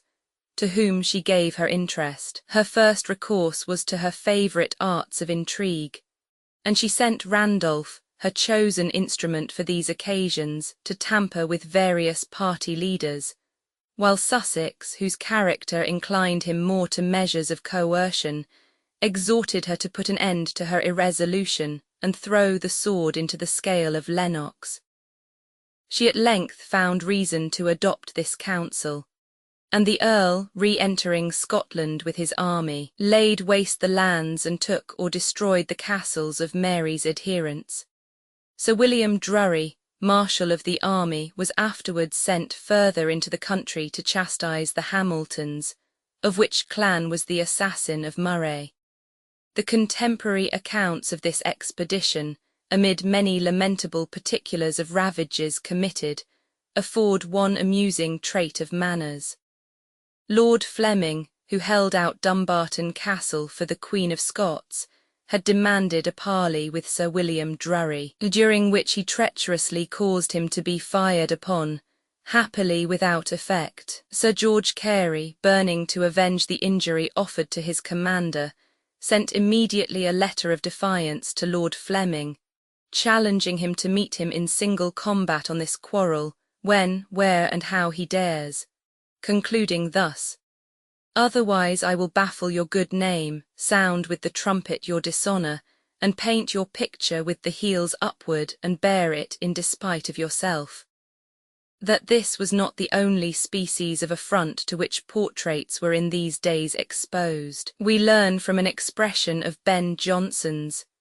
"Take as unpardonable offence as if he had torn your mistress's colours, or breathed on her picture 71. The Scotch war was terminated a few months after, by an agreement between Elizabeth and Mary, by virtue of which the former consented to withdraw her troops from the country, on the engagement of the latter that no French forces should enter it in support of her title. After this settlement, Elizabeth returned to her usual ambiguous dealing in the affairs of Scotland, and so far from insisting that Lennox should be named regent, she sent a request to the heads of the king's party that they would refrain for a time from the nomination of any person to that office. In consequence of this mandate, which they dared not disobey, Lennox was only chosen lieutenant for a time, an appointment which served equally well the purposes of the English Queen, connected with all the other measures adopted by the zeal of the great Catholic combination for the destruction of Elizabeth and the ruin of the Protestant cause, was one from which their own narrow prejudices or sanguine wishes, rather than any just views of the state of public opinion in England, led them to anticipate important results. This was the publication of a papal bull solemnly anathematizing the Queen, and dispensing her subjects from their oath of allegiance. A fanatic named Fulton was found willing to earn the crown of martyrdom by affixing this instrument to the gate of the Bishop of London's palace. He was taken in the fact, and suffered the penalty of treason without exciting a murmur among the people. A trifling insurrection in Norfolk ensued, of which however the papal bull was not openly assigned as the motive, and which was speedily suppressed with the punishment of a few of the offenders according to law. Even the Catholic subjects of Elizabeth for the most part abhorred the idea of lifting their hands against her government and the peace of their native land, and several of them were now found among the foremost and most sincere in their offers of service against the disaffected. On the whole, the result of the great trial of the hearts of her people afforded to the Queen by the alarms of this anxious period was satisfactory beyond all example. Henceforth she knew, and the world knew, the firmness of that rock on which her throne was planted. Based on religion, supported by wisdom and fortitude, and adorned by every attractive art, it stood dear and venerable to her people, defying the assaults of her baffled and malignant enemies. The anniversary of her accession began this year to be celebrated by popular festivals all over the country, a practice which was retained not only to the end of the reign, but for many years afterwards, during which the 17th of November continued to be solemnly observed under designation of the birthday of the Gospel. End of the first volume. Printed by R. and A. Taylor, Shoe Lane. Memoirs of the Court of Queen Elizabeth, Volume Roman II. Chapter 17. Notice of Sir T. Gresham, building of his Exchange, the Queen's visit to it. Cecil created Lord Burleigh and Lord Treasurer, Justs at Westminster. Notices of the Earl of Oxford, Charles Howard, Sir H. Lee, Sir C.H.R. Hatton, fresh negotiations for the marriage of Elizabeth with the Duke of Anjou, renewal of the intrigues of Norfolk, his recommittal, trial and conviction, death of Throgmorton, sonnet by Elizabeth, Norfolk beheaded, his character and descendants, hostility of Spain, Wilson's translation of Demosthenes, Walsingham ambassador to France, treaty with that country, massacre of Paris, temporizing conduct of Elizabeth, Burleigh's calculation of the Queen's nativity, notice of Philip Sidney. From the intrigues and violences of crafty politicians and discontented nobles, we shall now turn to trace the prosperous and honourable career of a private English merchant, whose abilities and integrity introduced him to the notice of his sovereign, and whose patriotic munificence still preserves to him the respectful remembrance of posterity. This merchant was Thomas Gresham, born of a family at once enlightened, wealthy and commercial. He had shared the advantage of an education at the University of Cambridge, previously to his entrance on the walk of life to which he was destined, and which, fortunately for himself, his superior acquirements did not tempt him to desert or to despise. His father, Sir Richard Gresham, had been agent to Henry Roman VIII for the negotiation of loans with the merchants of Antwerp, and in 1552 he himself was nominated to act in a similar capacity to Edward VI, when he was eminently serviceable in redeeming the credit of the king, sunk to the lowest ebb by the mismanagement of his father's immediate successor in the agency. Under Elizabeth he enjoyed the same appointment, to which was added that of Queen's merchant, and it appears by the official letters of the time that political as well as pecuniary affairs were often entrusted to his discreet and able management. He was also a spirited promoter of the infant manufactures of his country, several of which owed to him their first establishment. By his diligence and commercial talents, he at length rendered himself the most opulent subject in the kingdom, and the Queen showed her sense of his merit and consequence by bestowing on him the honour of knighthood. Gresham had always made a liberal and patriotic use of his wealth, but after the death of his only son, in 1564, he formed the resolution of making his country his principal heir. The merchants of London had hitherto been unprovided with any building in the nature of a bourse or exchange, such as Gresham had seen in the great commercial cities of Flanders, and he now munificently offered, if the city would give him a piece of ground, to build them one at his own expense. The edifice was begun accordingly in 1566 and finished within 3 years. It was a quadrangle of brick, with walks on the ground floor for the merchants, who now ceased to transact their business in the middle aisle of St. Paul's Cathedral, with vaults for warehouses beneath and a range of shops above, from the rent of which the proprietor sought some remuneration for his great charges. But the shops did not immediately find occupants, and it seems to have been partly with the view of bringing them into vogue that the Queen promised her countenance to the undertaking. In January 1571, attended by a splendid train, she entered the city, and after dining with Sir Thomas at his spacious mansion in Bishopsgate Street, still remaining, she repaired to the Bourse, visited every part of it, and caused proclamation to be made by sound of trumpet, that henceforth it should bear the name of the Royal Exchange. Gresham offered the shops rent-free for a year to such as would furnish them with wares and wax lights against the coming of the Queen,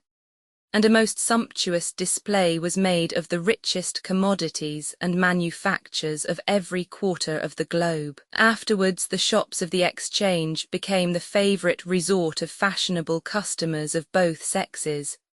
Much money was squandered here, and if we are to trust the representations of satirists and comic writers, many reputations lost. The building was destroyed in the fire of London, and the divines of that day, according to their custom, pronounced this catastrophe a judgment on the avarice and unfair dealing of the merchants and shopkeepers, and the pride, prodigality and luxury of the purchasers and idlers by whom it was frequented and maintained. Elizabeth soon after paid homage to merit in another form, by conferring on her invaluable servant Cecil, whose wisdom, firmness and vigilance had most contributed to preserve her unhurt amid the machinations of her implacable enemies, the dignity of Baron of Burghley, an elevation which might provoke the envy or resentment of some of the courtiers his opponents, but which was hailed by the applauses of the people. Before the close of the year, the death, at a great but not venerable age, of that corrupt and selfish statesman the Marquis of Winchester, afforded her an opportunity of apportioning to the new dignity of her secretary a suitable advance in office and emolument, by conferring on him the post of Lord High Treasurer, which he continued to enjoy to the end of his life. On the 1st of May and the 2 following days solemn justs were held before the Queen at Westminster, in which the challengers were the Earl of Oxford, Charles Howard, Sir Henry Lee and Sir Christopher Hatton, all 4 deserving of biographical commemoration. Edward Earl of Oxford was the 17th of the illustrious family of Vere who had borne that title, and his character presented an extraordinary union of the haughtiness, violence and impetuosity of the feudal baron, with many of the elegant propensities and mental accomplishments which adorn the nobleman of a happier age. It was probably to his travels in Italy that he owed his more refined tastes both in literature and in luxury, and it was thence that he brought those perfumed and embroidered gloves which he was the first to introduce into England. A superb pair which he presented to Her Majesty was so much approved by her, that she sat for her portrait with them on her hands. These gloves became of course highly fashionable, but those prepared in Spain were soon found to excel in scent all others, and the importance attached to this discovery may be estimated by the following commission given by Sir Nicholas Throgmorton,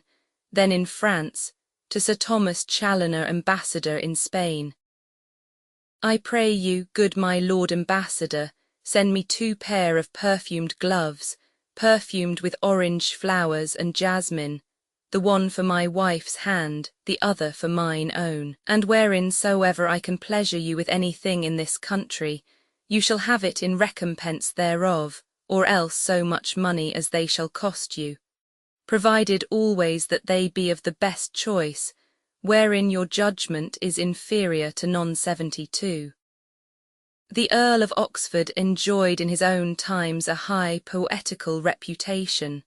but his once celebrated comedies have perished, and 2 or 3 fugitive pieces inserted in collections are the only legacy bequeathed to posterity by his muse. Of these, the complaint of a lover wearing black and tawny has ceased in the change of manners and fashions to interest or affect the reader. Fancy and desire may still lay claim to the praise of ingenuity, though the idea is perhaps not original even here,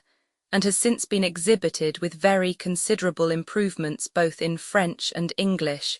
especially in Ben Jonson's celebrated song, Tell Me Where Was Fancy Bred.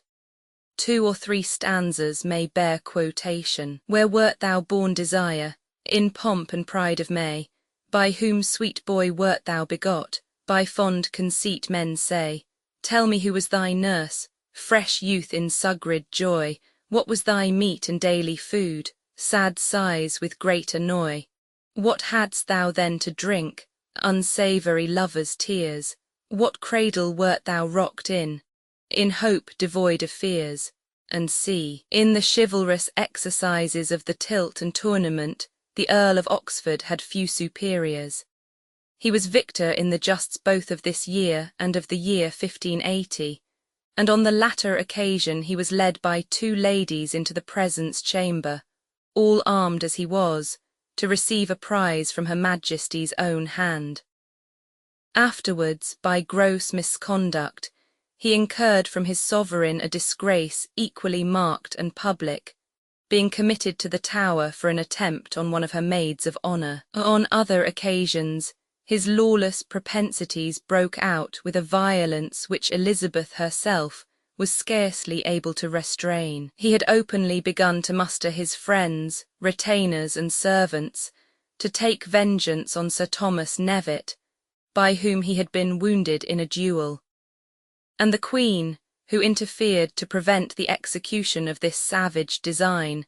was obliged for some time to appoint Knevet a guard in order to secure his life. He also publicly insulted Sir Philip Sidney in the tennis court of the palace, and Her Majesty could discover no other means of preventing fatal consequences than compelling Sir Philip Sidney, as the inferior in rank, to compromise the quarrel on terms which he regarded as so inequitable and degrading,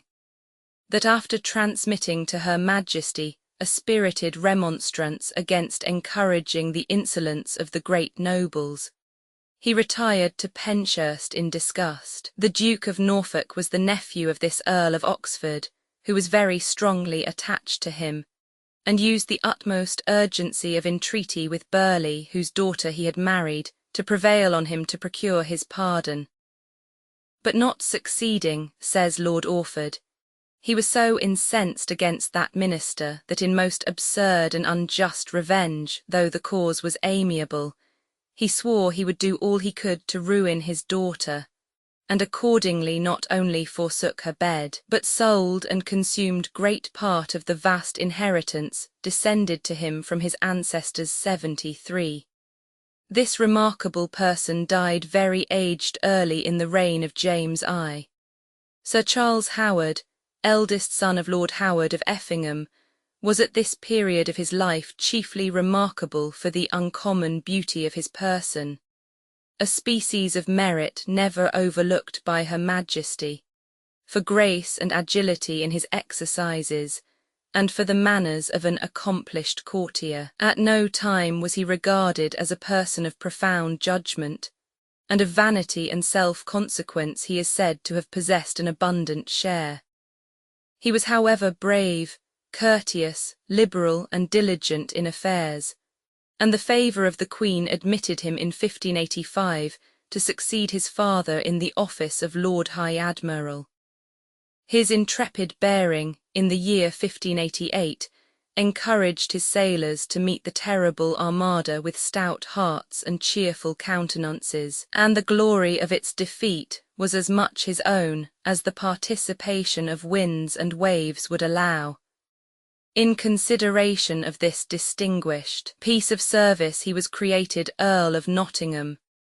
and the Queen's partiality towards her relations increasing with her years, he became towards the end of the reign one of the most considerable persons at her court, where his hostility to Essex grew equally notorious with the better grounded antipathy entertained by Sussex, also a royal kinsman, against Leicester, the earlier favourite of Her Majesty. The Earl of Nottingham survived to the year 1624, the 88th of his age. Sir Henry Lee was one of the finest courtiers and certainly the most complete knight-errant of his time. He was now in the 40th year of his age, had travelled, and had seen some military service, but the tilt-yard was ever the scene of his most conspicuous exploits and those in which he placed his highest glory. He had declared himself the Queen's own knight and champion, and having inscribed upon his shield the constellation of Ariadne's crown, culminant in Her Majesty's nativity, bound himself by a solemn vow to appear armed in the tilt-yard on every anniversary of her happy accession, till disabled by age. This vow gave origin to the annual exercises of the Knight Stilters, a society consisting of 25 of the most gallant and favoured of the courtiers of Elizabeth. The modern reader may wonder to find included in this number so grave an officer as Bromley Lord Chancellor. But under the maiden reign neither the deepest statesman, the most studious lawyer, nor the rudest soldier was exempted from the humiliating obligation of accepting, and even soliciting, those household and menial offices usually discharged by mere courtiers, nor from the irksome one of assuming, for the sake of their sovereign lady, the romantic disguise of armed champions and enamoured knights. Sir Henry Lee, however, appears to have devoted his life to these chivalrous pageantries rather from a quixotical imagination than with any serious views of ambition or interest. He was a gentleman of ancient family and plentiful fortune, little connected, as far as appears, with any court faction or political party, and neither capable nor ambitious of any public station of importance. It is an amiable and generous trait of his character that he attended the unfortunate Duke of Norfolk even to the scaffold, received his last embrace, and repeated to the assembled multitude his request that they would assist him with their prayers in his final agony. His royal Dulcinea rewarded his fatigues and his adoration by the lieutenancy of Woodstock Manor, the office of Keeper of the Armoury, and especially by the appropriate meed of admission into the most noble order of the Garter. He resigned the championship at the approach of old age with a solemn ceremony hereafter to be described, died at his mansion of Quarrendon in Bucks, in 1611, in his 81st year, and was interred in the parish church under a splendid tomb hung round with military trophies, and inscribed with a very long, very quaint, and very tumid epitaph. Christopher Hatton, the last of this undaunted band of challengers, was a new competitor for the smiles of royalty, and bright was the dawn of fortune and of favour which already broke upon him. He was of a decayed family of Northamptonshire gentry, and had just commenced the study of the law at one of the Inns of Court, when hope or curiosity stimulated him to gain admittance at some court festival, where he had an opportunity of dancing before the Queen in a mask. His figure and his performance so captivated her fancy that she immediately bestowed upon him some flattering marks of attention,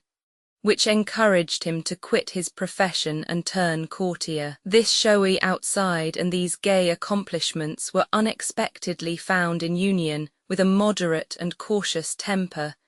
enlightened views, and a solid understanding.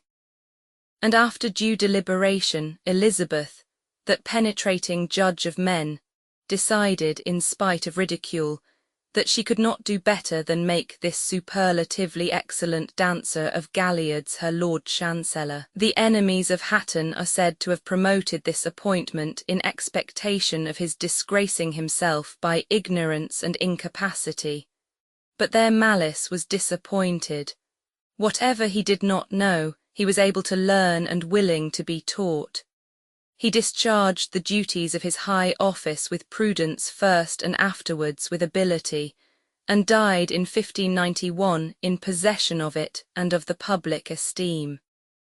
It is remarkable, considering the general predilection of the Queen in favour of celibacy, that Hatton was the only one of her ministers who lived and died a bachelor. Early in this year, the King of France married a daughter of the Emperor Maximilian, and Elizabeth, desirous at this time of being on the best terms both with the French and imperial courts, sent Lord Buckhurst to Paris on a splendid embassy of congratulation. Catherine de Medici took this opportunity of renewing proposals of marriage to the Queen of England on the part of her son, the Duke of Anjou, and they were listened to with an apparent complacency which perplexed the politicians. It is certainly to this negotiation, and to the intrigues of the Duke of Norfolk and other nobles with the Queen of Scots, that Shakespeare alludes in the following ingenious and exquisite passage. Once I sat upon a promontory, and heard a mermaid on a dolphin's back uttering such dulcet and harmonious breath, that the rude sea grew civil at her song, and certain stars shot madly from their spheres, to hear the sea maid's music. Asterisk, asterisk, asterisk, that very time I saw, but thou couldst not, flying between the cold moon and the earth, Cupid all armed. A certain aim he took at a fair vestal throned by the west, and loosed his love shaft smartly from his bow as it should pierce 100,000 hearts. But I might see young Cupid's fiery shaft quenched in the chaste beams of the watery moon, and the imperial votress passed on in maiden meditation fancy-free. Midsummer Night's Dream. Unfortunately for himself, the Duke of Norfolk had not acquired, even from the severe admonition of a long imprisonment,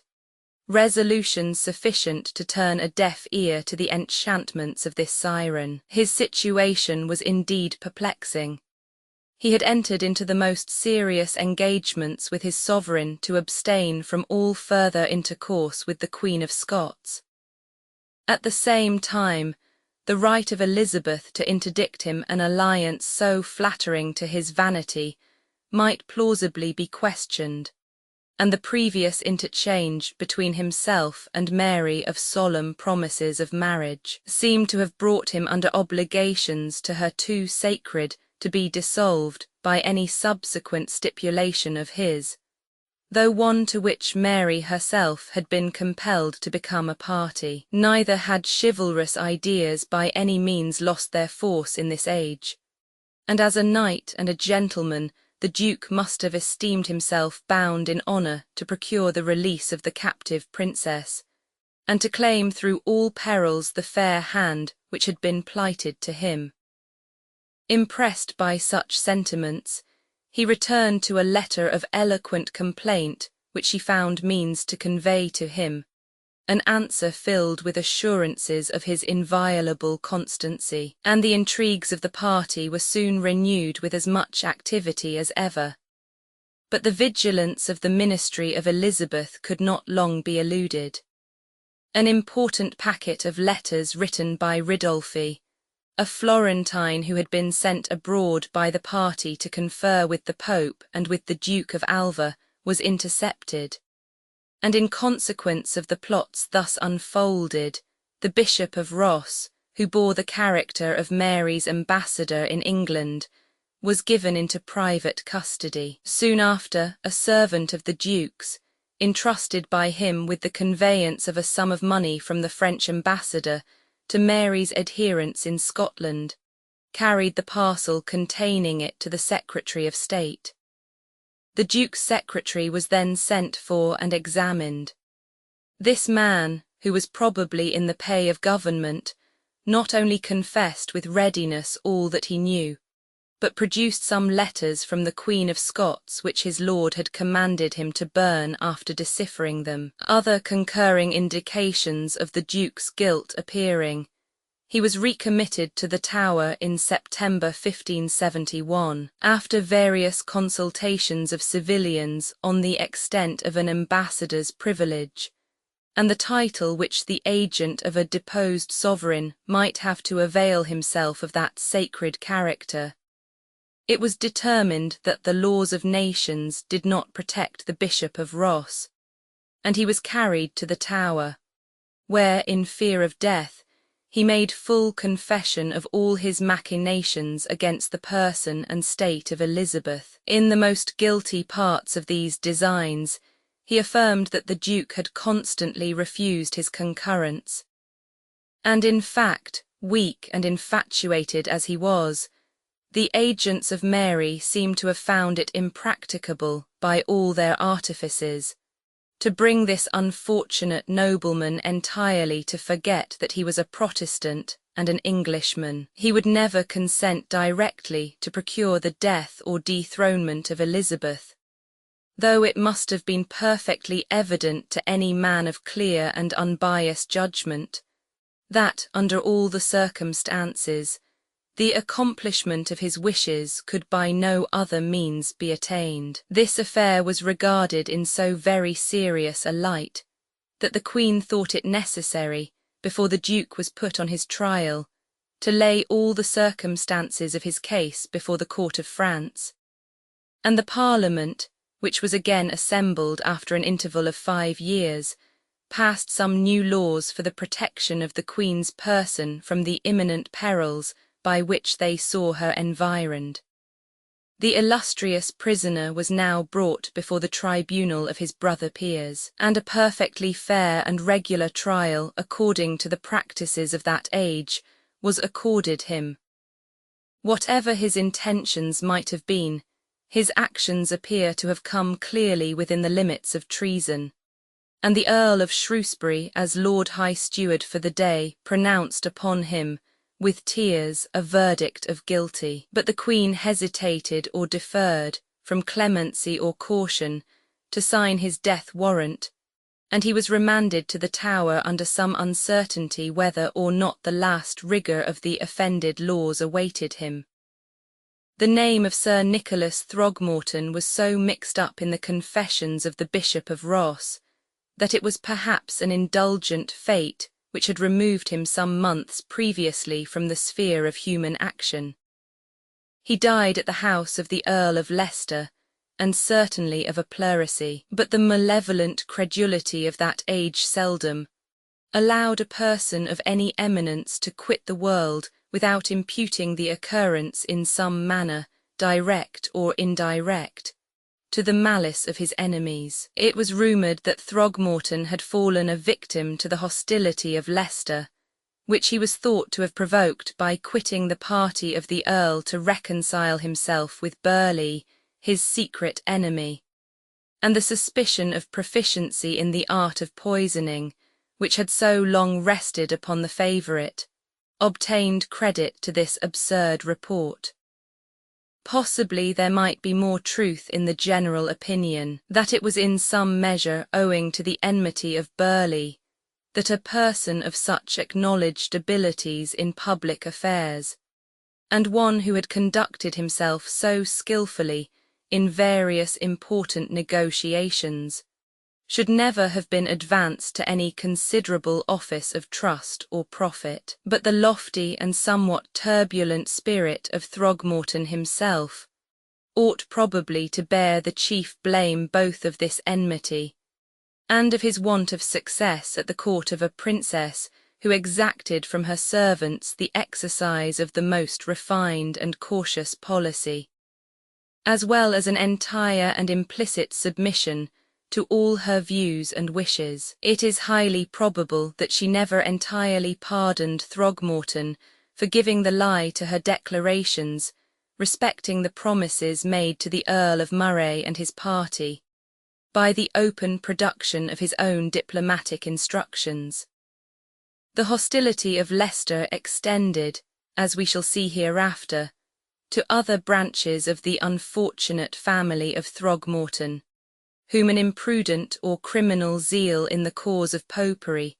exposed without defence to the whole weight of his vengeance. On some slight pretext he procured the dismissal of Sir John Throgmorton, the brother of Sir Nicholas,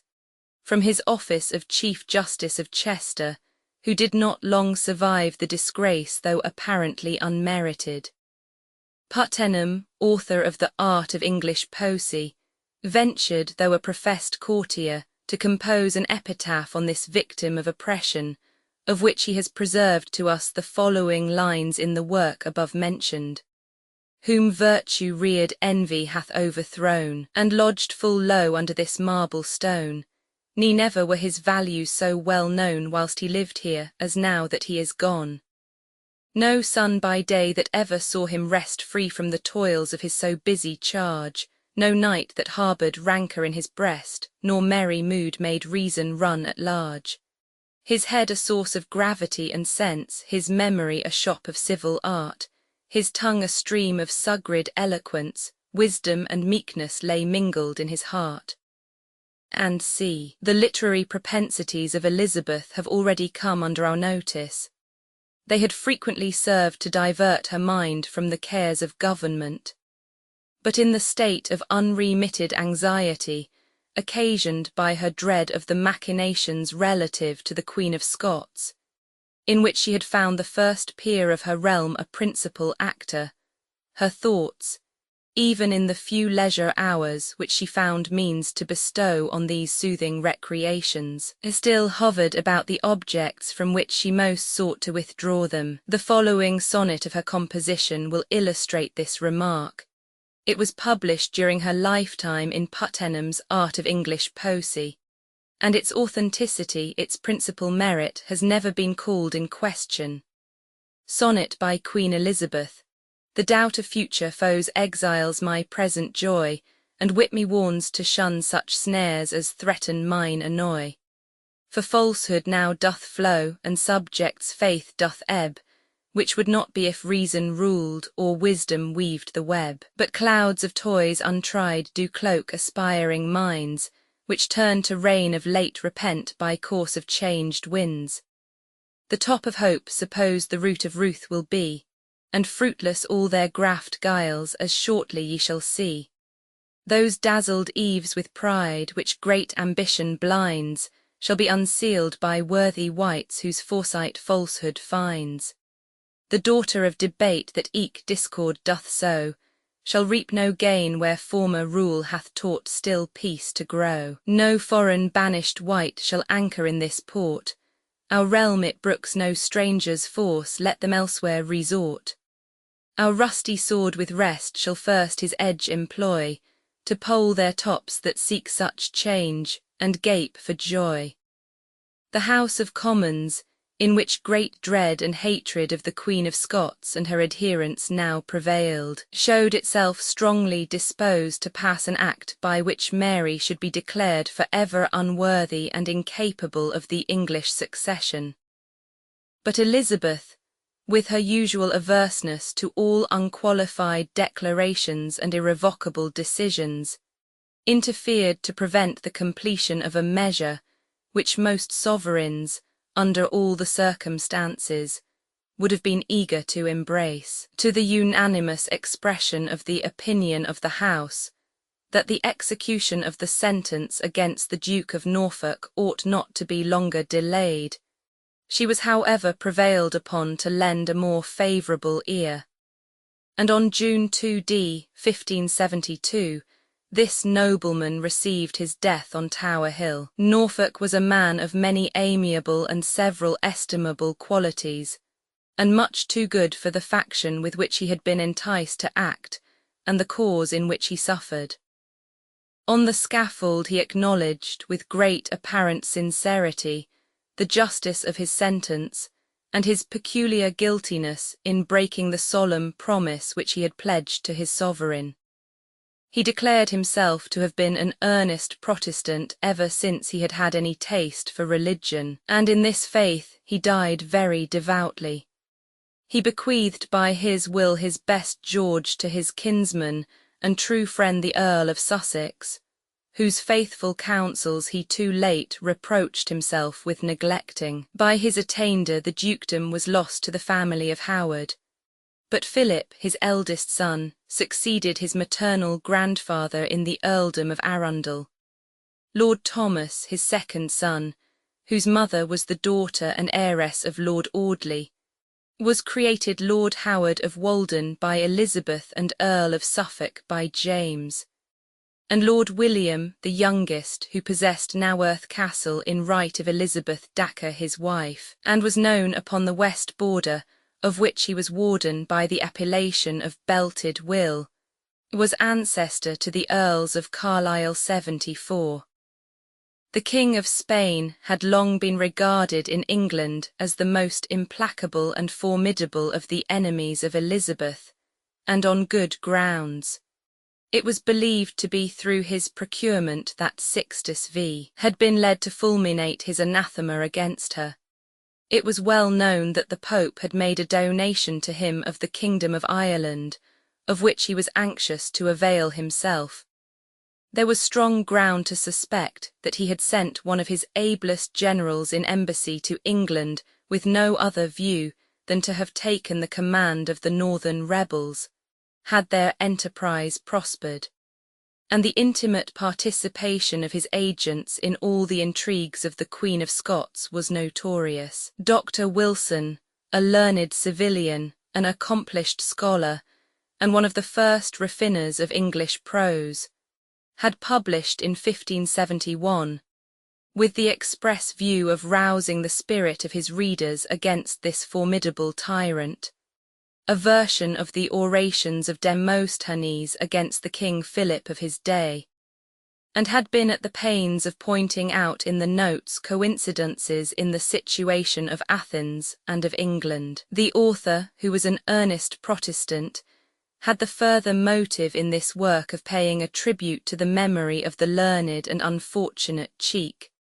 who during his voluntary exile had read gratuitous lectures to his countrymen at Padua on the works of the great Grecian orator, of which Wilson had been an auditor, and who had also made a Latin version of them, of which the English translator freely availed himself. It was principally her dread of the Spaniards which led Elizabeth into those perpetual reciprocations of deceitful professions and empty negotiations with the profligate and perfidious court of France, which in the judgment of posterity have redounded so little to her honour, but which appeared to her of so much importance that she now thought herself peculiarly fortunate in having discovered an agent capable of conducting with all the wariness, penetration and profound address so peculiarly requisite where sincerity and good faith are wanting. This agent was Sir Francis Walsingham, whose rare acquisitions of political knowledge, made principally during the period of his voluntary exile for religion, and still rarer talents for public business, had induced Lord Burleigh to recommend him to the service and confidence of his mistress. For several years from this time he resided as the Queen's ambassador at the court of France, at first as coadjutor to Sir Thomas Smith, a learned and able man, who afterwards became a principal Secretary of State, the rest of the time alone. There was not in England a man who was regarded as a more sincere and earnest Protestant than Walsingham, yet such was at this time his sense of the importance to the country of the French alliance, that he expressed himself strongly in favour of the match between Elizabeth and the Duke of Anjou, and as a minister spared no pains to promote it. Similar language was held on this subject both by Leicester and Burleigh, but the former was perhaps no more in earnest on the subject than his mistress, and finally all parties, except the French Protestants, who looked to the conclusion of these nuptials as their best security, seem to have been not ill pleased when, the marriage treaty being at length laid aside,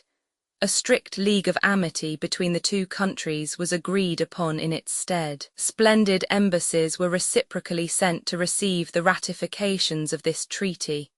and Burleigh writes to a friend, between jest and earnest,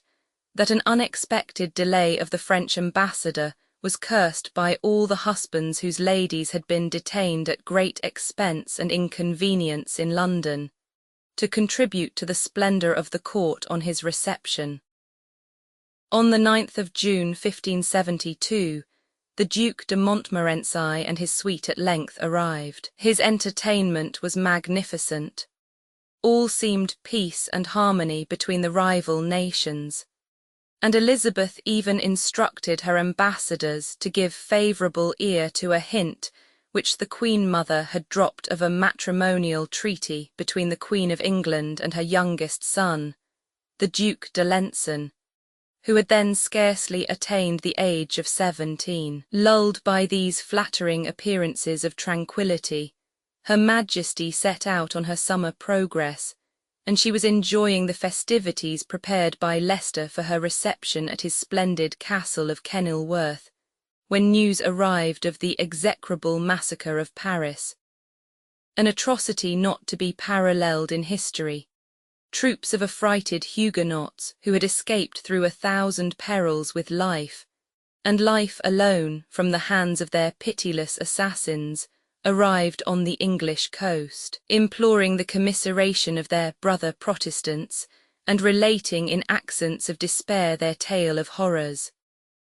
After such a stroke, no one knew what to expect.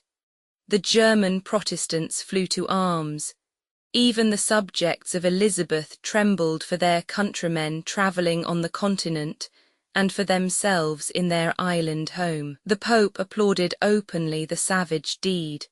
The court of Spain showed itself united hand and heart with that of France,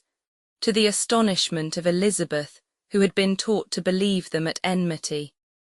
And it seemed as if the signal had been given of a general crusade against the reformed churches of Europe. For several days fears were entertained for the safety of Walsingham himself, who had not dared to transmit any account of the event except one by a servant of his own, whose passage had been by some accident delayed.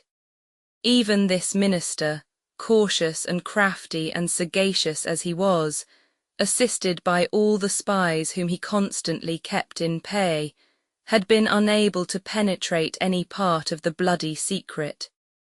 He was completely taken by surprise, but of his personal safety, the perfidious young king and his detestable mother were, for their own sakes, careful. And not only were himself and his servants protected from injury, but every Englishman who had the presence of mind to take shelter in his house found it an inviolable sanctuary. 2 persons only of this nation fell victims to the fury of that direful night, but the property of many was plundered. The afflicted remnant of the French Protestants prepared to stand upon their defence with all the intrepidity of despair. They closed the gates of Rochelle, their strong hold, against the king's troops, casting at the same time an imploring eye towards England, where thousands of brave and generous spirits were burning with impatience to hasten to their succour. No act would have been hailed with such loud and general applause of her people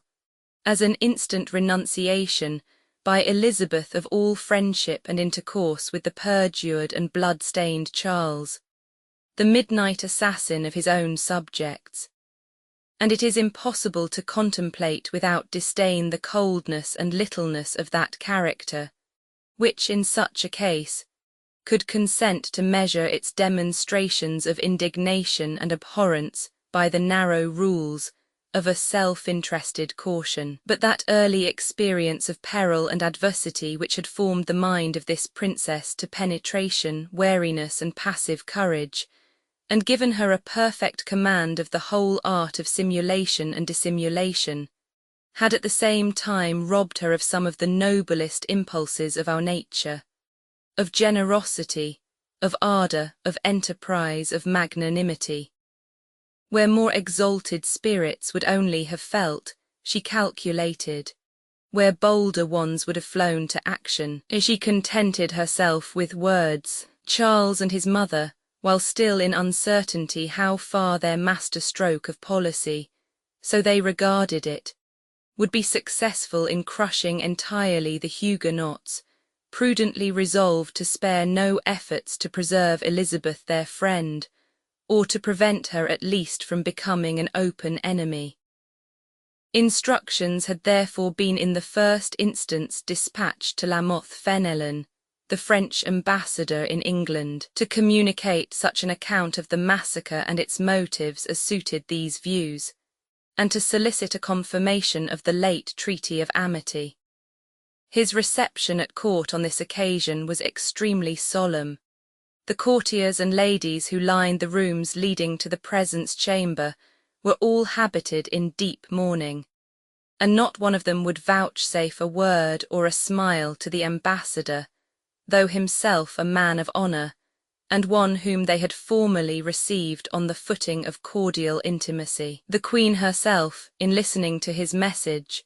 assumed an aspect more composed, but extremely cold and serious. She expressed her horror at the idea that a sovereign could imagine himself under a necessity of taking such vengeance on his own subjects,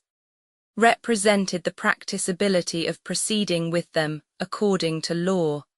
and desired to be better informed of the reality of the treasonable designs imputed to the Huguenots. She also declared that it would be difficult for her to place reliance hereafter on the friendship of a prince who had shown himself so deadly a foe to those who professed her religion. But at the suit of the ambassador, she consented to suspend in some degree her judgment of the deed till further information. Even these feeble demonstrations of sensibility to crime so enormous were speedily laid aside, in spite of Walsingham's declared opinion that the demonstrations of the French court towards her were so evidently treacherous that its open enmity was less to be dreaded than its feigned friendship. Elizabeth suffered her indignation to evaporate in a few severe speeches, restrained her subjects from carrying such aid to the defenders of Rochelle as could be made a ground of serious quarrel, and even permitted a renewal of the shocking and monstrous overtures for her marriage with the youngest son of Catherine de Medici herself. By this shameless woman,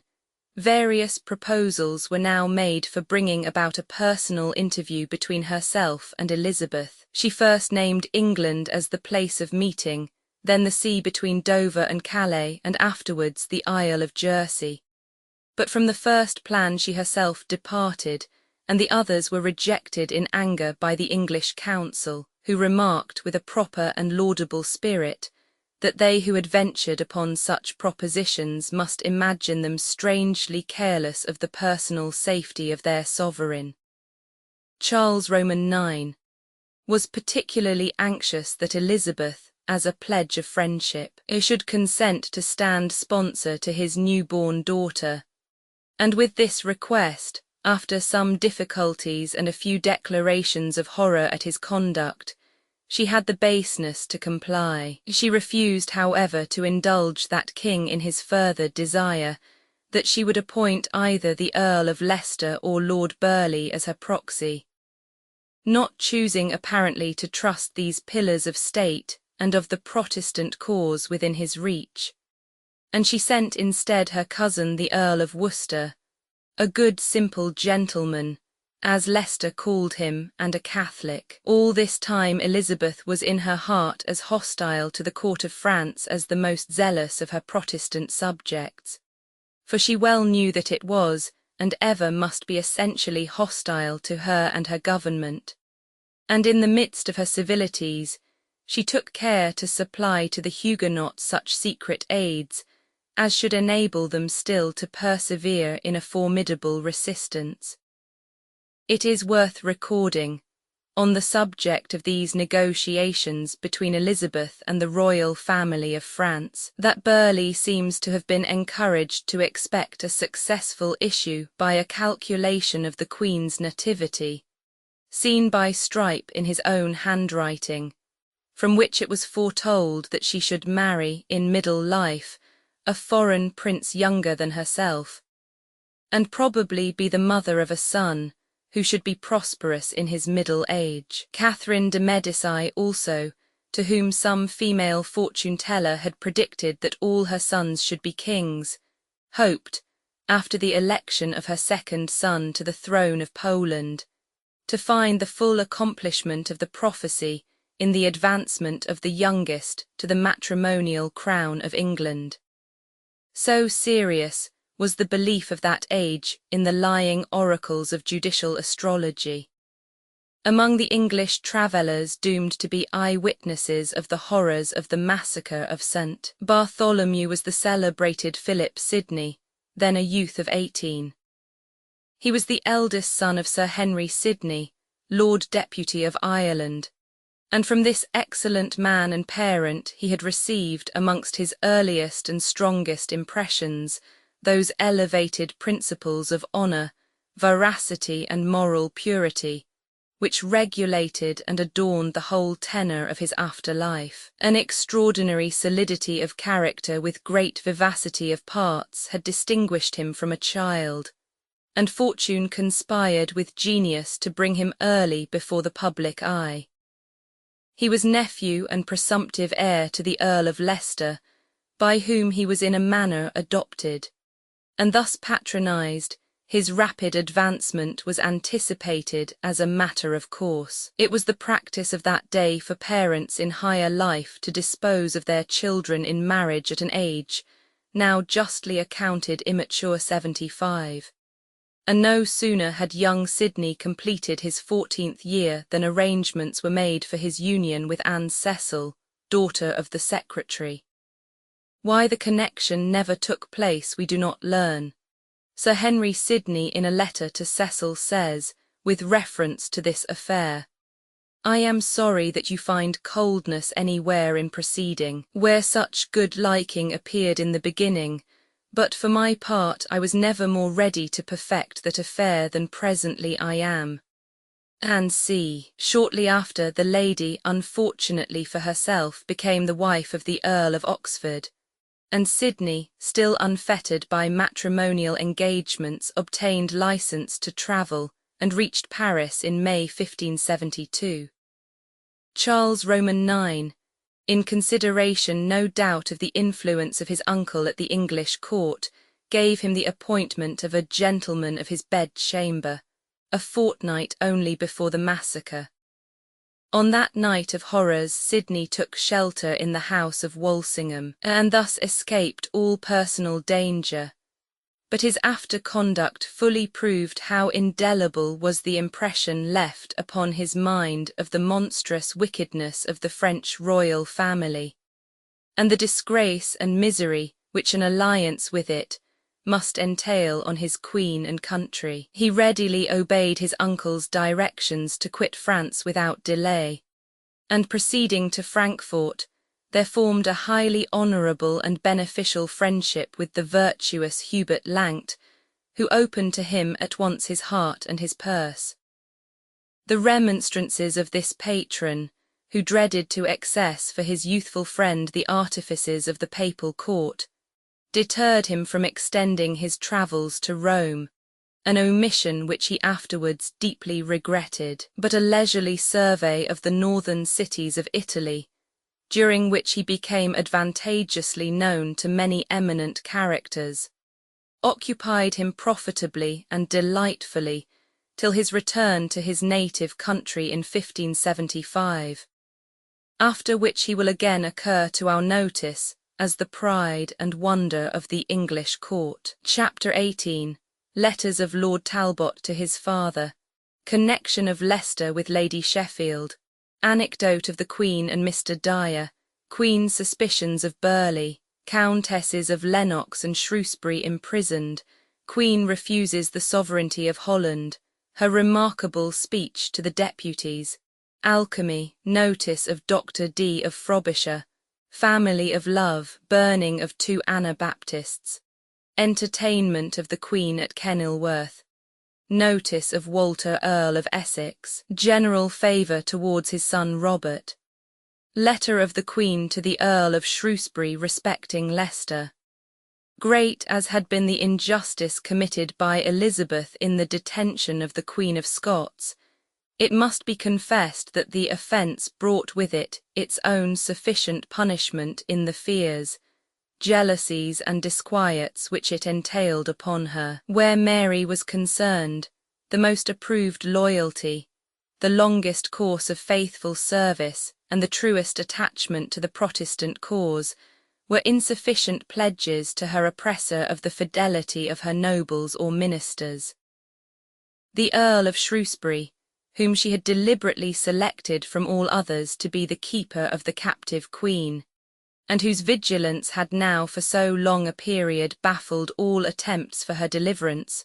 was to the last unable so to establish himself in the confidence of his sovereign as to be exempt from such starts of suspicion and fits of displeasure as kept him in a state of continual apprehension. Feeling with acuteness all the difficulties of his situation, this nobleman judged it expedient to cause Gilbert Lord Talbot, his eldest son, to remain in close attendance on the motions of the Queen, charging him to study with unremitting attention all the intrigues of the court, on which in that day so much depended, and to acquaint him with them frequently and minutely. To this precaution of the Earl's we owe several extant letters of Lord Talbot, which throw considerable light on the minor incidents of the time. In May 1573, this diligent newsgatherer acquaints his father that the Earl of Leicester was much with Her Majesty, that he was more than formerly solicitous to please her, and that he was as high in favour as ever, but that two sisters, Lady Sheffield and Lady Frances Howard, were deeply in love with him and at great variance with each other, that the Queen was on this account very angry with them, and not well pleased with him, and that spies were set upon him. To such open demonstrations of feminine jealousy did this great Queen condescend to have recourse. Yet she remained all her life in ignorance of the true state of this affair, which, in fact, is not perfectly cleared up at the present day. It appears that a criminal intimacy was known to subsist between Leicester and Lady Sheffield even before the death of her lord, in consequence of which, this event, which was sudden, and preceded, it is said, by violent symptoms, was popularly attributed to the Italian arts of Leicester. During this year, Lady Sheffield bore him a son, whose birth was carefully concealed for fear of giving offence to the Queen, though many believed that a private marriage had taken place. Afterwards he forsook the mother of his child to marry the Countess of Essex, and the deserted lady became the wife of another. In the reign of James I, many years after the death of Leicester, Sir Robert Dudley, his son, to whom he had left a great part of his fortune, laid claim to the family honours, bringing several witnesses to prove his mother's marriage, and among others his mother herself. This lady declared on oath that Leicester, in order to compel her to form that subsequent marriage in his lifetime, which must deprive her of the power of claiming him as her husband, had employed the most violent menaces, and had even attempted her life by a poisonous potion which had thrown her into an illness by which she lost her hair and nails. After the production of all this evidence, the heirs of Leicester exerted all their interest to stop proceedings. No great argument of the goodness of their cause, and Sir Robert Dudley died without having been able to bring the matter to a legal decision. In the next reign, the evidence formerly given was reviewed, and the title of Duchess Dudley conferred on the widow of Sir Robert, the patent setting forth that the marriage of the Earl of Leicester with Lady Sheffield had been satisfactorily proved. So close were the contrivances, so deep, as it appears, the villainies of this celebrated favourite, but his consummate art was successful in throwing over these and other transactions of his life a veil of doubt and mystery which time itself has proved unable entirely to remove.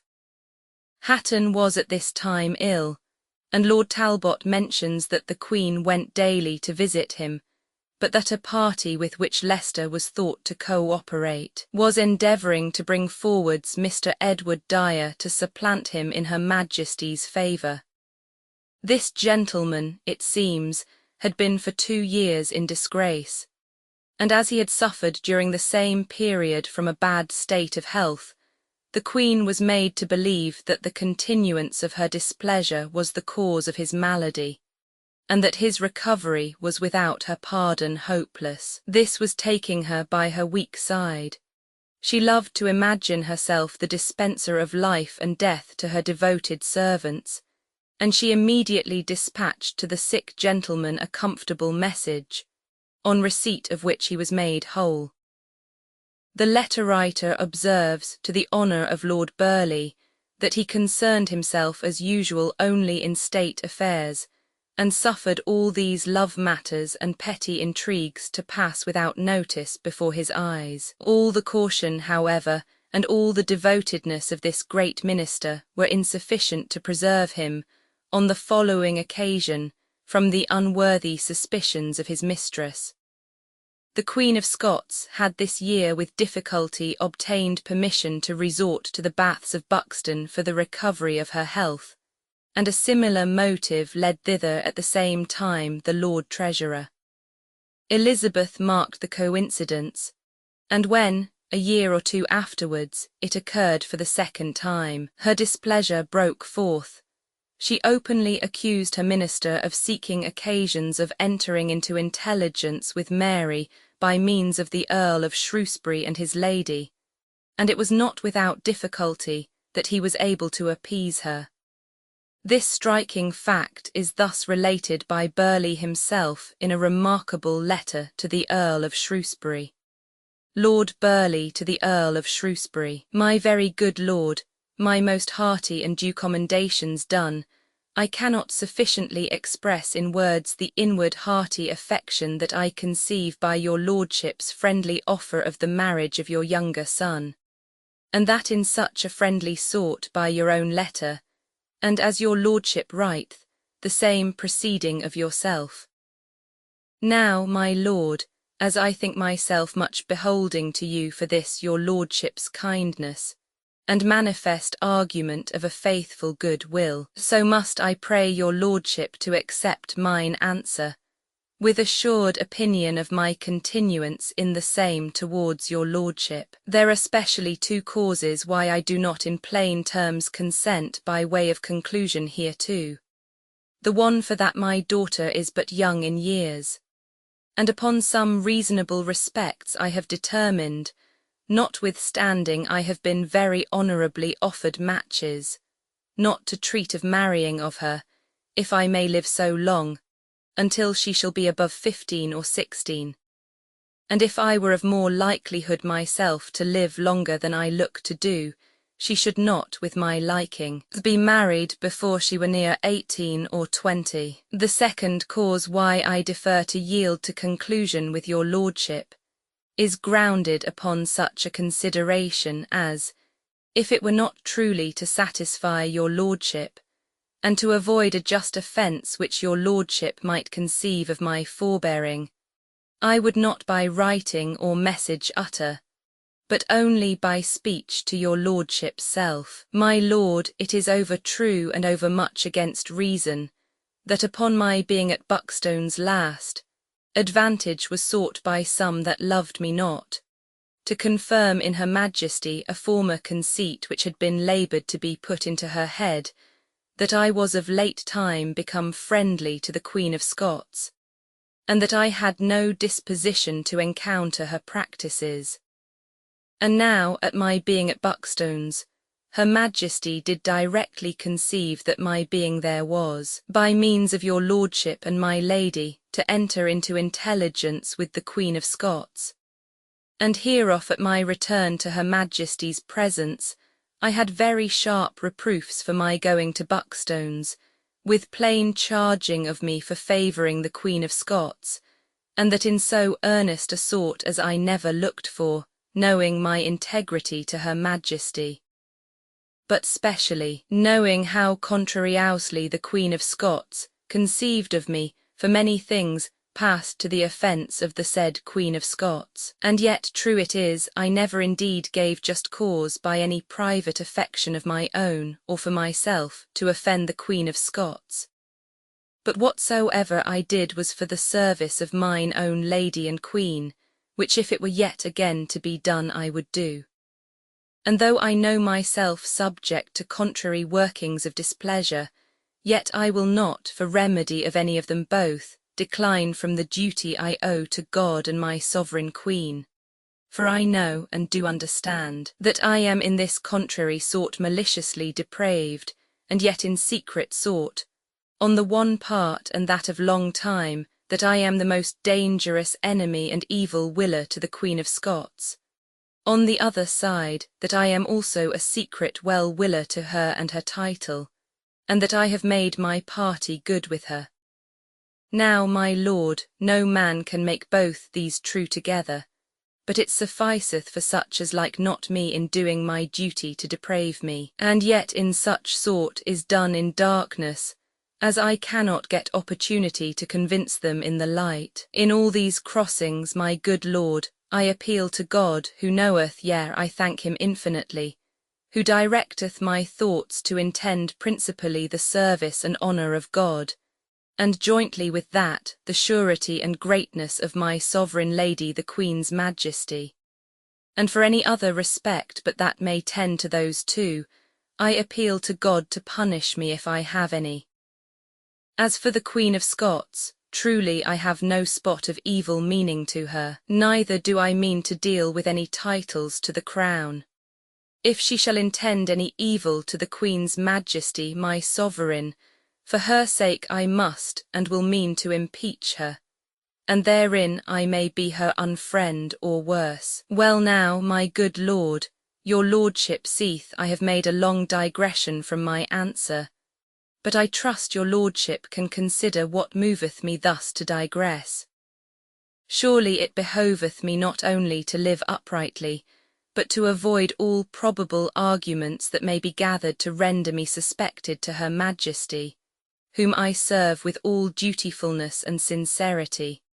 And therefore I gather this, that if it were understood that there were a communication, or a purpose of a marriage between your lordship's son and my daughter, I am sure there would be an advantage sought to increase these former suspicions word missing purpose. Considering the young years of our two children word missing, as if the matter were fully agreed betwixt us, the parents, the marriage could not take effect, I think it best to refer the motion in silence, and yet so to order it with ourselves, that, when time shall hereafter be more convenient, we may, and then also with less cause of vain suspicion, renew it. And in the meantime I must confess myself much bounden to your lordship for your goodness, wishing your lordship's son all the good education that may be meet to teach him to fear God, love your lordship his natural father, and to know his friends, without any curiosity of human learning, which, without the fear of God, I see doth much hurt to all youth in this time and age. My lord, I pray you bear with my scribbling, which I think your lordship shall hardly read, and yet I would not use my man's hand in such a matter as this is. From Hampton Court, 25th Deck, 1575, your lordship's most assured at command W. Burleigh 76. A similar caution to that of Lord Burleigh was not observed in the disposal of her daughters by the Countess of Shrewsbury,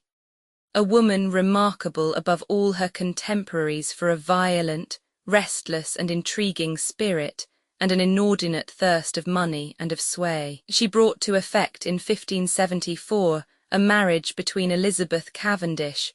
her daughter by a former husband, and Charles Stuart, brother of Darnley, and next to the King of Scots, in the order of succession to the crowns both of England and Scotland. Notwithstanding the rooted enmity between Mary and the house of Lennox, this union was supposed to be the result of some private intrigue between Lady Shrewsbury and the captive Queen, and in consequence of it, Elizabeth committed to custody for some time both the mother of the bride and the unfortunate Countess of Lennox, doomed to expiate by such a variety of sufferings the unpardonable offence, in the eyes of Elizabeth, of having given heirs to the British sceptres. A signal occasion presented itself to the Queen in 1575 of demonstrating to all neighbouring powers that whatever suspicions her close and somewhat crooked system of policy might now and then have excited, self-defence was in reality its genuine principle and single object, and that the clear and comprehensive view which she had taken of her own true interests, joined to the habitual caution of her character, would ever restrain her from availing herself of the most tempting opportunities of aggrandizement at their expense. The provinces of Holland and Zealand, goaded into revolt by the bigotry and barbarity of Philip of Spain, had from the first experienced in the English nation, and even in Elizabeth herself, a disposition to encourage and shelter them. and despairing of being able longer to maintain alone the unequal contest which they had provoked, yet resolute to return no more under the tyranny of a detested master, they now embraced the resolution of throwing themselves entirely upon her protection. It was urged that Elizabeth, as descended from Philippa, wife of Edward Roman III, a daughter of that Count of Hainault and Holland, from one of whose co-heiresses the King of Spain derived the Flemish part of his dominions, might claim somewhat of a hereditary title to their allegiance, and a solemn deputation was appointed to offer to her the sovereignty of the provinces, on condition of defending them from the Spaniards. There was much in the proposal to flatter the pride and tempt the ambition of a prince, much also to gratify that desire of retaliation which the encouragement given by Philip to the Northern Rebellion and to certain movements in Ireland, as well as to all the machinations of the Queen of Scots, may reasonably be supposed to have excited in the bosom of Elizabeth. Zeal for the Protestant cause, had she ever entertained it separately from considerations of personal interest and safety, might have proved a further inducement with her to accept the patronage of these afflicted provinces. But not all the motives which could be urged were of force to divert her from her settled plan of policy, and after a short interval of anxious hesitation, she resolved to dismiss the envoys with an absolute refusal. The speech which she addressed to them on this occasion was highly characteristic, and in one point extremely remarkable. She reprobated, doubtless with great sincerity, the principle that there were cases in which subjects might be justified in throwing off allegiance to their lawful prince, and protested that for herself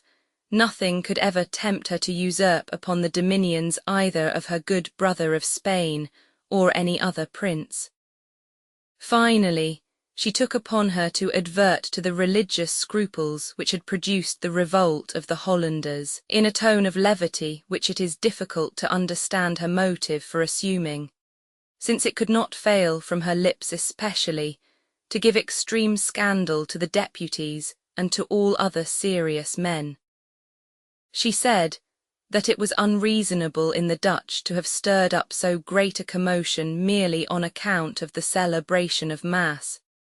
and that so contumacious a resistance to their king could never redound to their honour, since they were not compelled to believe in the divinity of the Mass, but only to be spectators of its performance, as at a public spectacle. What, said she, if I were to begin to act some scene in a dress like this, for she was clad in white like a priest, should you regard it as a crime to behold it? 77 Was the Queen here making the apology of her own compliances under the reign of her sister, or was she generously furnishing a salvo for others? In any case, the sentiment, as coming from the heroine of Protestantism, is extraordinary. An ineffectual remonstrance, addressed by Elizabeth to the King of Spain, was the only immediate result of this attempt of the provinces to engage her in their concerns. She kept a watchful eye, however, upon their great and glorious struggle, and the time at length came when she found it expedient to unite more closely her interest with theirs.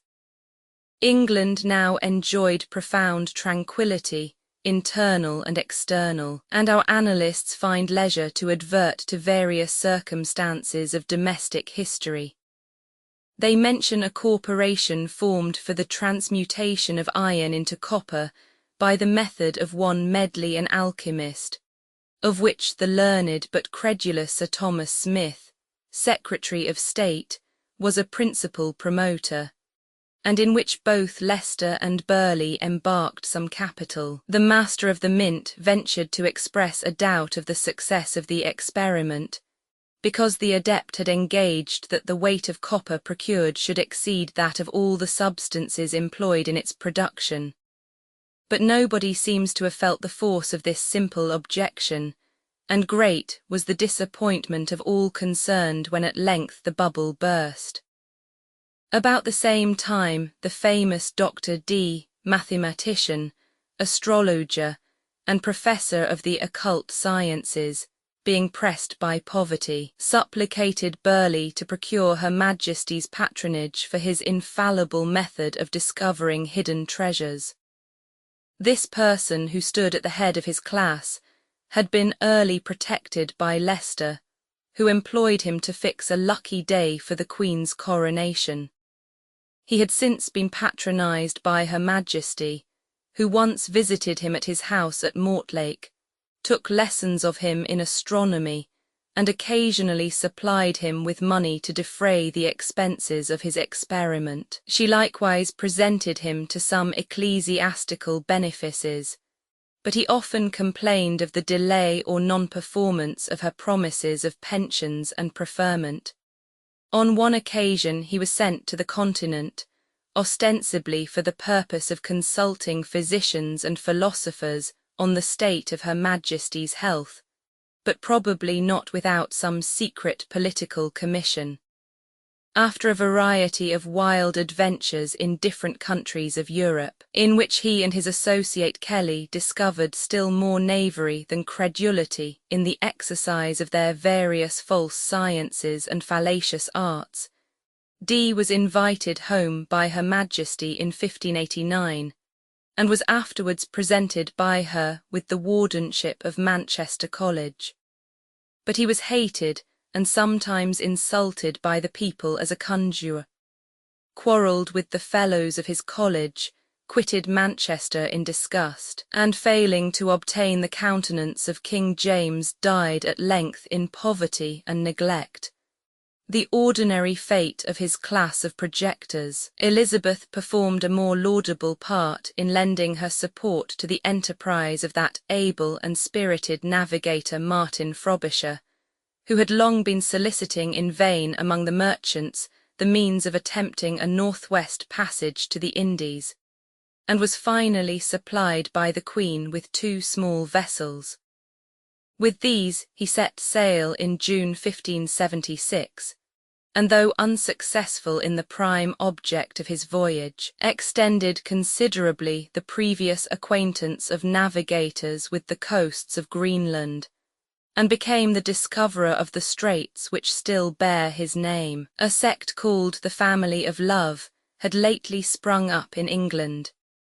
Its doctrines, notwithstanding the frightful reports raised of them, were probably dangerous neither to the established church,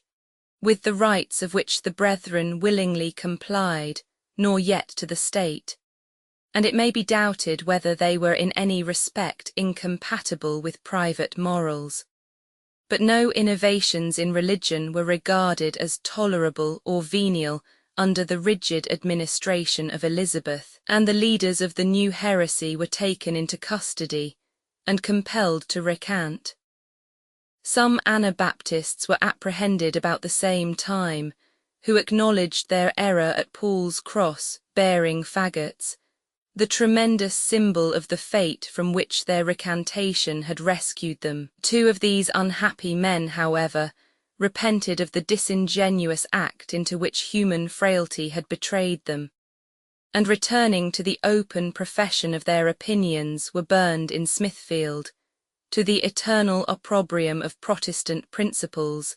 and the deep disgrace of the governess and institutress of the Anglican Church. The observation of Lord Talbot,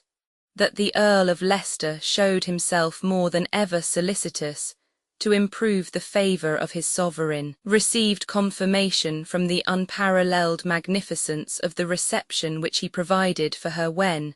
during her progress in the summer of 1575, she honoured him with a visit in Warwickshire. The princely pleasures of Kenilworth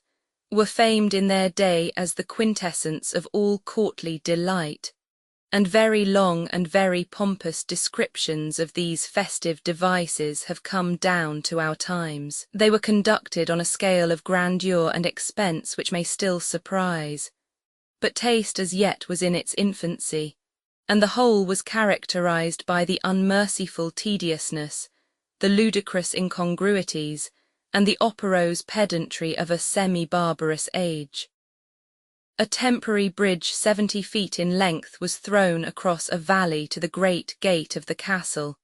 and its posts were hung with the offerings of 7 of the Grecian deities to Her Majesty,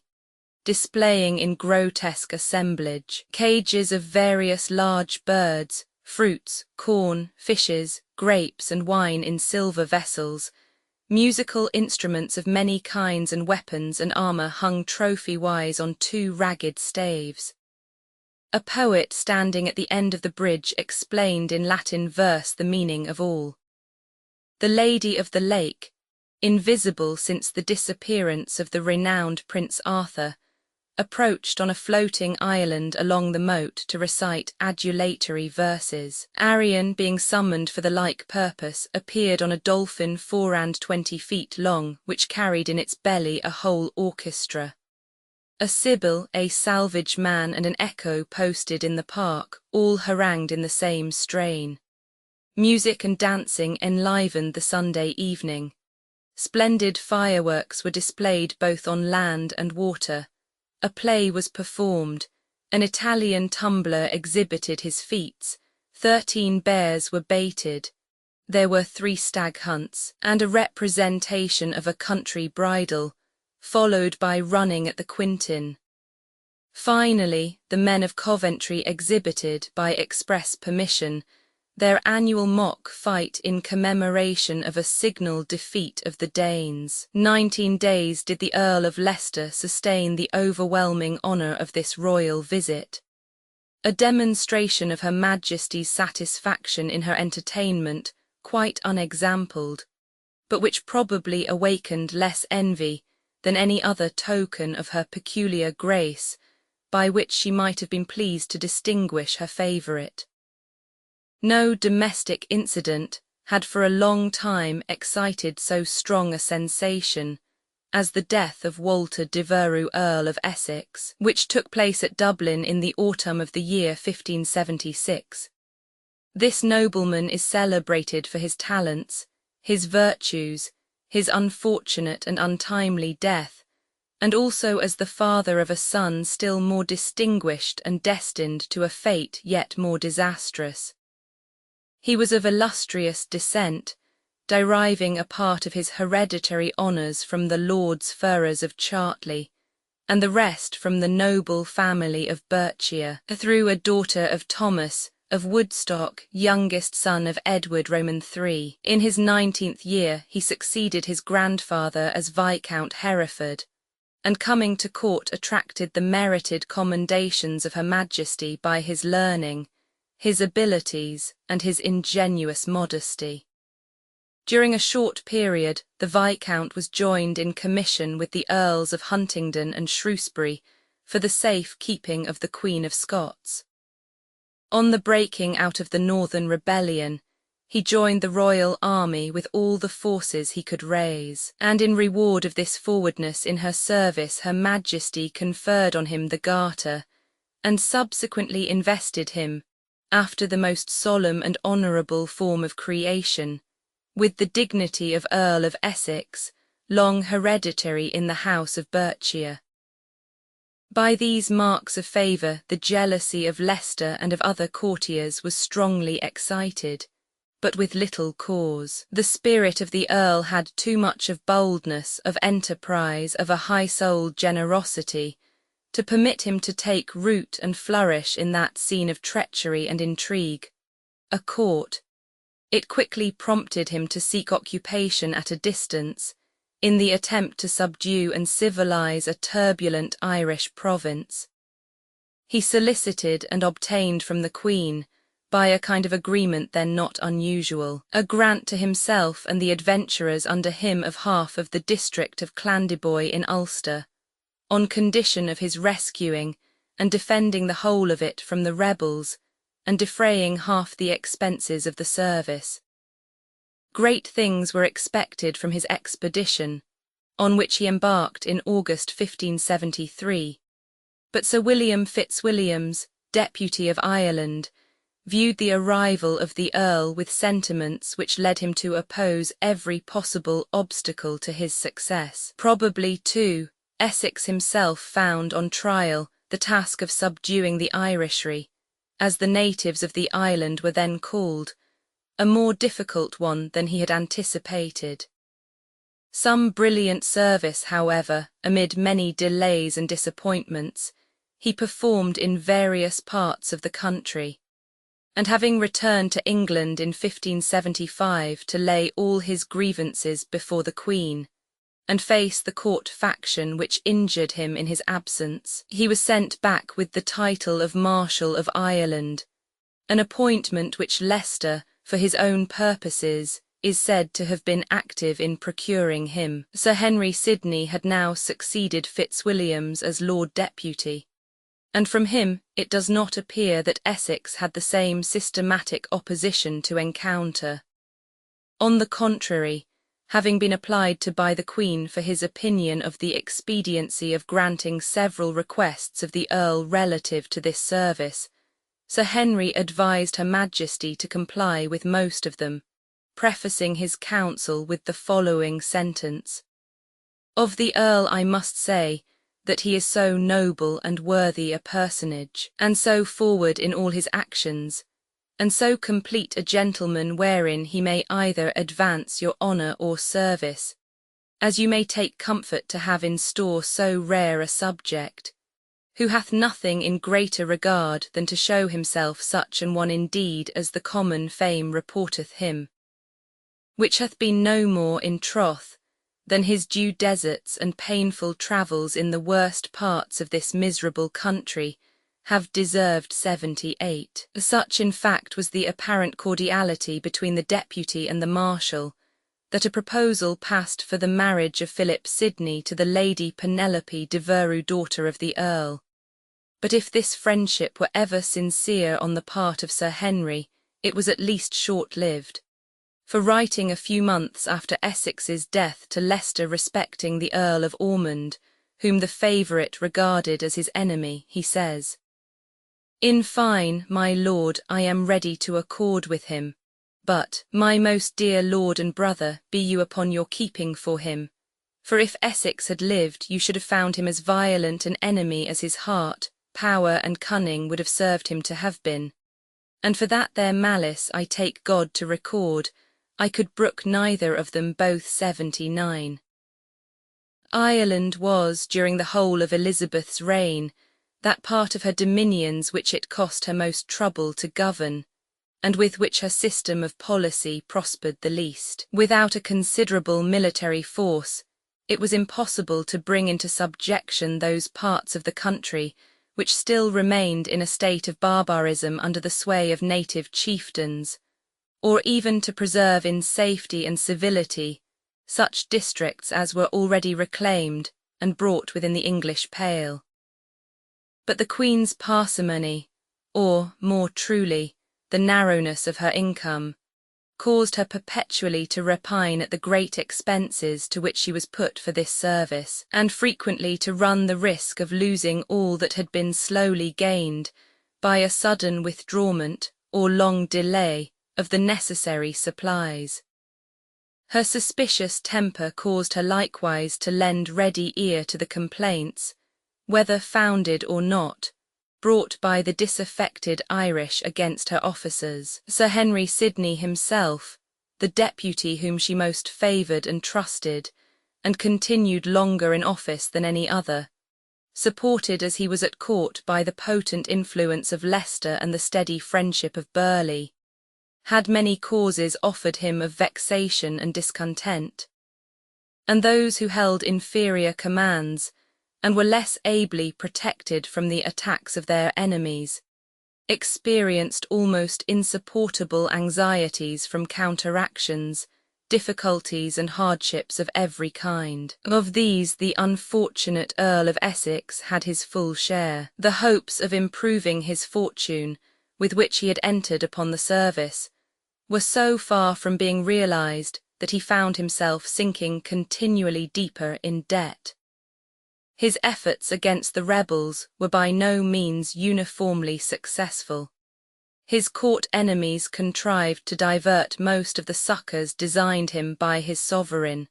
and the perplexities of his situation went on accumulating instead of diminishing. The bodily fatigue which he endured in the prosecution of his designs, joined to the anguish of a wounded spirit,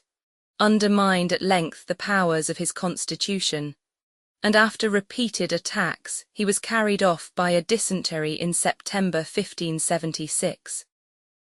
Essex was liberal, affable, brave and eloquent, and generally beloved both in England and Ireland. The symptoms of his disease, though such as exposure alone to the pestilential damps of the climate might well have produced,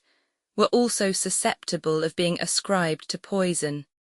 and one of his attendants, a divine who likewise professed medicine, seeing him in great pain, suddenly exclaimed, "By the mass, my lord, you are poisoned." The report spread like wildfire.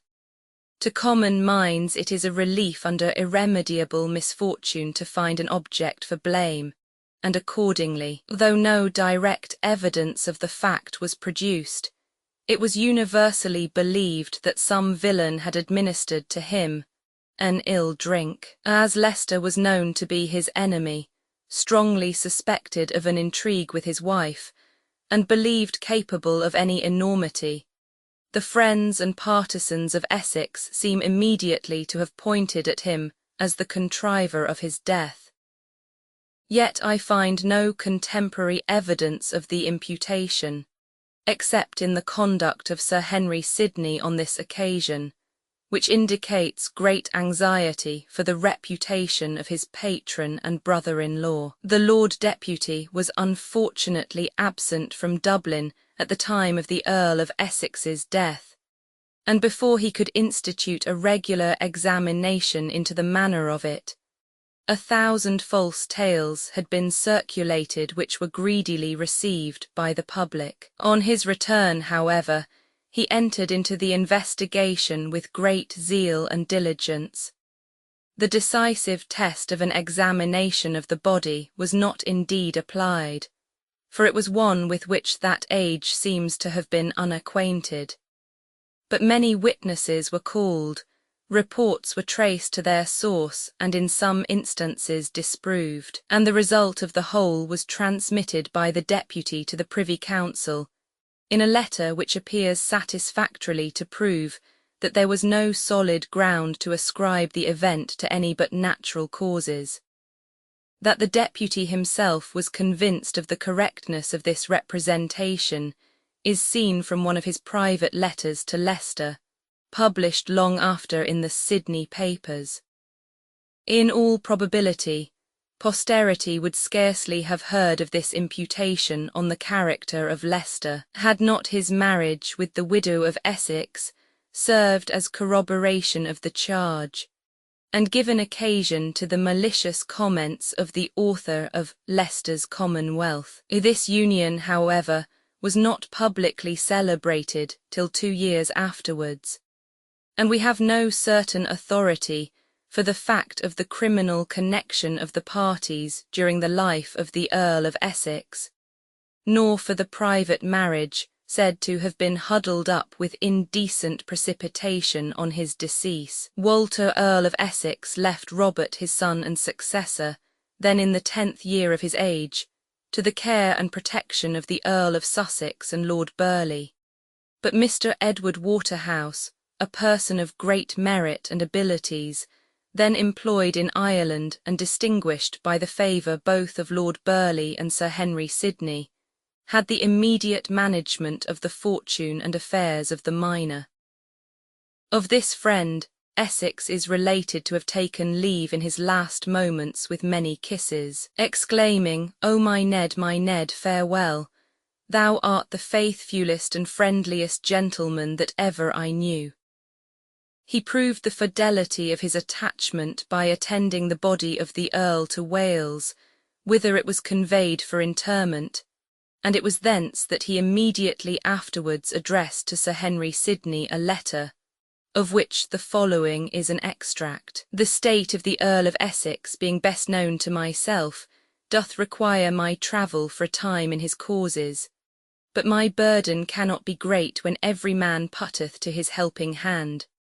Her Majesty hath bestowed upon the young Earl his marriage, and all his father's rules in Wales, and promiseth the remission of his debt. The Lords do generally favour and further him, some for the trust reposed, some for love to the father, other for affinity with the child, and some for other causes. All these lords that wish well to the children, and I suppose all the best sort of the English lords besides, do expect what will become of the treaty between Mr. Philip and my Lady Penelope. Truly, my lord, I must say to your lordship, as I have said to my Lord of Leicester and Mr. Philip, the breaking off of this match, if the default be on your parts, will turn to more dishonour than can be repaired with any other marriage in England. And I protest unto your lordship, I do not think that there is at this day so strong a man in England of friends as the little Earl of Essex, nor any man more lamented than his father since the death of King Edward 80.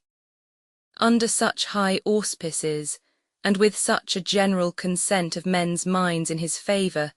did the celebrated, the rash, the lamented Essex commence his brief and ill-starred course. The match between Philip Sidney and Lady Penelope de Veru was finally broken off, as Waterhouse seems to have apprehended. She married Lord Rich, and afterwards Charles Blount, Earl of Devonshire, on whose account she had been divorced from her first husband.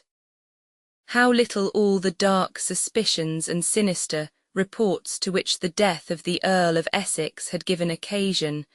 were able to influence the mind of Elizabeth against the man of her heart, may appear by the tenor of an extraordinary letter written by her in June 1577 to the Earl and Countess of Shrewsbury. Our very good cousins, being given to understand from our cousin of Leicester how honourably he was not only lately received by you our cousin the Countess at Chatsworth, and his diet by you both discharged at Buxton's, but also presented with a very rare present, we should do him great wrong, holding him in that place of favour we do, in case we should not let you understand in how thankful sort we accept the same at both your hands, not as done unto him, but to our own self, reputing him as another self. And therefore ye may assure yourselves that we, taking upon us the debt, not as his but our own, will take care accordingly to discharge the same in such honourable sort as so well deserving creditors, as ye shall never have cause to think ye have met with an ungrateful debtor. And see, Lord Talbot on another occasion urged upon his father the policy of ingratiating himself with Leicester by a pressing invitation to Chatsworth, adding moreover, that he did not believe it would greatly either further or hinder his going into that part of the country. Chapter 19. Relations of the Queen with France and Spain. She sends succours to the Dutch, is entertained by Leicester and celebrated in verse by P. Sidney. Her visit to Norwich. Letter of Topcliffe. Notice of Sir T. Smith. Magical practices against the Queen. Duke Casimir's visit to England. Duke of Anjou urges his suit with the Queen. Simia's mission. Leicester's marriage. Behaviour of the Queen. A shot fired at her barge. Her memorable speech. First visit of Anjou in England. Opinions of Privy Councillors on the match. Letter of Philip Sidney. Stubbs's book. Punishment inflicted on him. Notice of Sir N. Bacon. Drake's return from his circumnavigation. Jesuit seminaries. Arrival of a French embassy. A triumph. Notice of Fulk Greville. Marriage treaty with Anjou. His second visit. His return and death. About the middle of the year 1576, Walsingham in a letter to Sir Henry Sidney thus writes, "Here at home we live in security as we were wont, grounding our quietness upon other harms." The harms here alluded to, the religious wars of France and the revolt of the Dutch provinces from Spain, had proved indeed in more ways than one the safeguard of the peace of England. They furnished so much domestic occupation to the two Catholic sovereigns of Europe, most formidable by their power, their bigotry, and their unprincipled ambition, as effectually to preclude them from uniting their forces to put in execution against Elizabeth the papal sentence of deprivation, and by the opportunity which they afforded her of causing incalculable mischiefs to these princes, through the succours which she might afford to their rebellious subjects. They long enabled her to restrain both Philip and Charles within the bounds of respect and amity. But circumstances were now tending with increased velocity towards a rupture with Spain, clearly become inevitable. And in 1577, the Queen of England saw herself compelled to take steps in the affairs of the Low Countries equally offensive to that power and to France. The States of Holland, after the rejection of their sovereignty by Elizabeth, cast their eyes around in search of another protector, and Charles Roman IX, suffering his ambition and his rivalry with Philip Roman II, to overpower all the vehemence of his zeal for the Catholic religion, showed himself eager to become their patron. His brother the Duke de Lençon, doubtless with his concurrence, offered on certain terms to bring a French army for the expulsion of Don John of Austria, governor of the Low Countries, and this proposal he urged with so much importunity, that the Hollanders, notwithstanding their utter antipathy to the royal family of France, seemed likely to accede to it, as the lightest of that variety of evils of which their present situation offered them the choice. But Elizabeth could not view with indifference the progress of a negotiation, which might eventually procure to France the annexation of these important provinces. And she encouraged the States to refuse the offers of Alençon by immediately transmitting for their service liberal supplies of arms and money to Duke Casimir, son of the Elector Palatine, then at the head of a large body of German Protestants in the Low Countries. At the same time, she endeavoured to repress the Catholics in her own dominions by a stricter enforcement of the penal laws, and 2 or 3 persons in this year suffered capitally for their denial of the Queen's supremacy. 81. These steps on the part of Elizabeth threatened to disconcert entirely the plans of the French court, but it still seemed practicable to the King and to his brother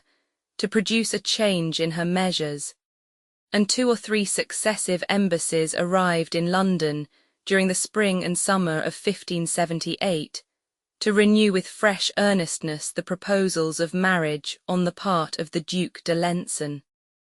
The Earl of Sussex and his party favoured this match. Leicester and all the zealous Protestants in the court and the nation opposed it.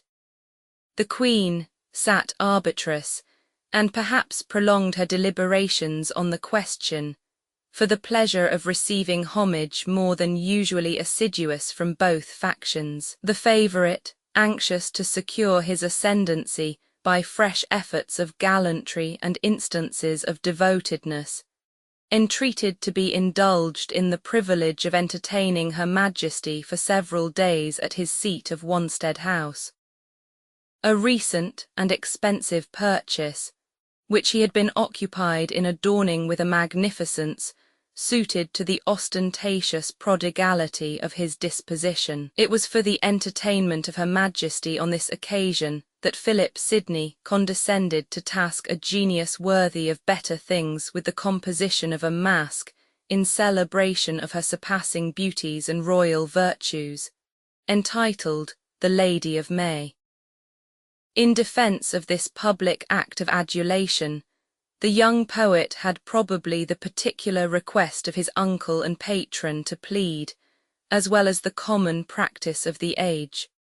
But it must still be mortifying under any circumstances to record the abasement of such a spirit to a level with the vulgar herd of Elizabethan flatterers, unsatiated with festivities and homage,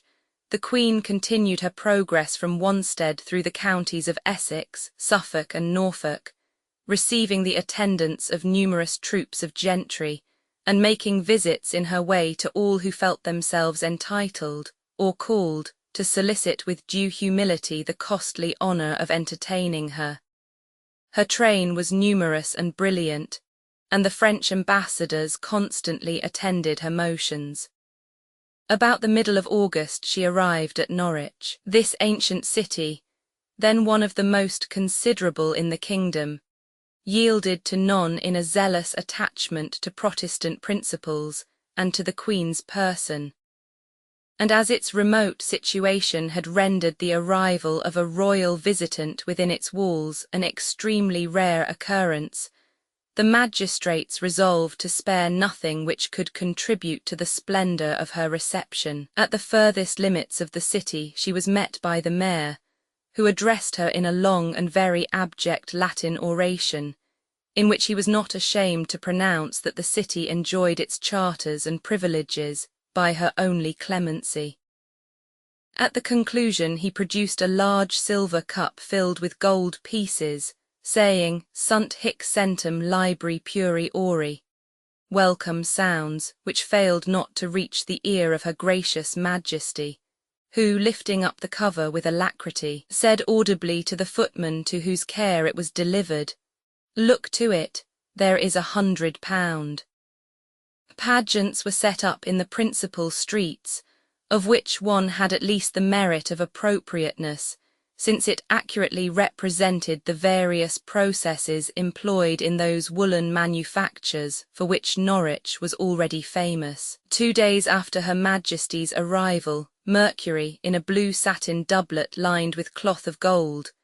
with a hat of the same garnished with wings and wings at his feet, appeared under her chamber window in an extraordinarily fine painted coach, and invited her to go abroad and see more shows.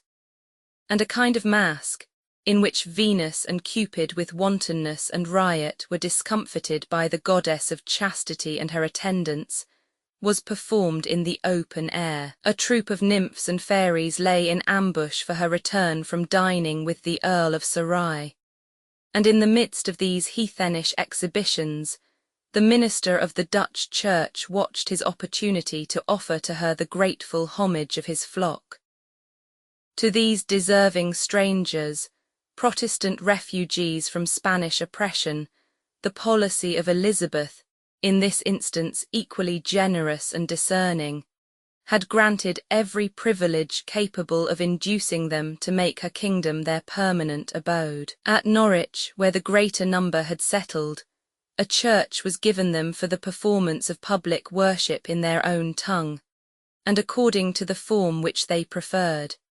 and encouragement was held out to them to establish here several branches of manufacture which they had previously carried on to great advantage at home. This accession of skill and industry soon raised the woolen fabrics of England to a pitch of excellence unknown in former ages, and repaid with usury to the country this exercise of public hospitality. It appears that the inventing of masques, pageants, and devices for the recreation of the Queen on her progresses had become a distinct profession.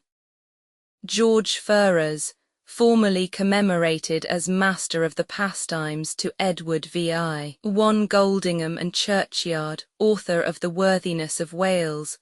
of some legends in the Mirror for Magistrates, and of a prodigious quantity of verse on various subjects, were the most celebrated proficients in this branch. All three are handed down to posterity as contributors to the princely pleasures of Kenilworth, and the two latter as managers of the Norwich entertainments. They vied with each other in the gorgeousness, the pedantry, and the surprisingness of their devices, but the palm was surely due to him of the number who had the glory of contriving a battle between certain allegorical personages, in the midst of which legs and arms of men, well and lively wrought, were to be let fall in numbers on the ground as bloody as might be. The combat was to be exhibited in the open air, but the skies were unpropitious, and a violent shower of rain unfortunately deprived Her Majesty of the satisfaction of witnessing the effect of so extraordinary and elegant a device. Richard Topcliffe, a Lincolnshire gentleman employed by government to collect informations against the Papists, and so much distinguished in the employment, that Topcliffizare became the cant term of the day for hunting a recusant, was at this time a follower of the court, and a letter addressed by him to the Earl of Shrewsbury contains some particulars of this progress worth preserving. I did never see Her Majesty better received by 2 counties in one journey than Suffolk and Norfolk now. Suffolk of gentlemen and Norfolk of the meaner sort, with exceeding joy to themselves, and well liking to Her Majesty. Great entertainment at the Master of the Rolls, greater at Kenninghall, and exceeding of all sorts at Norwich. The next good news, but in account the highest, Her Majesty hath served God with great zeal and comfortable examples. For by her counsel 2 notorious Papists, young Rookwood the Master of Euston Hall, where Her Majesty did lie upon Sunday now a fortnight, and one Downes a gentleman, were both committed, the one to the town prison at Norwich, the other to the county prison there for obstinate papistry, and 7 more gentlemen of worship were committed to several houses in Norwich as prisoners, for badness of belief. This Rookwood is a Papist of kind, newly crept out of his late wardship. Her Majesty, by some means I know not, was lodged at his house, Euston, far unmeet for Her Highness, but fitter for the Black Guard. Nevertheless, the gentleman brought into Her Majesty's presence by like device, Her excellent Majesty gave to Rookwood ordinary thanks for his bad house, and her fair hand to kiss, after which it was braved at. But my Lord Chamberlain, nobly and gravely, understanding that Rookwood was excommunicated for papistry, called him before him,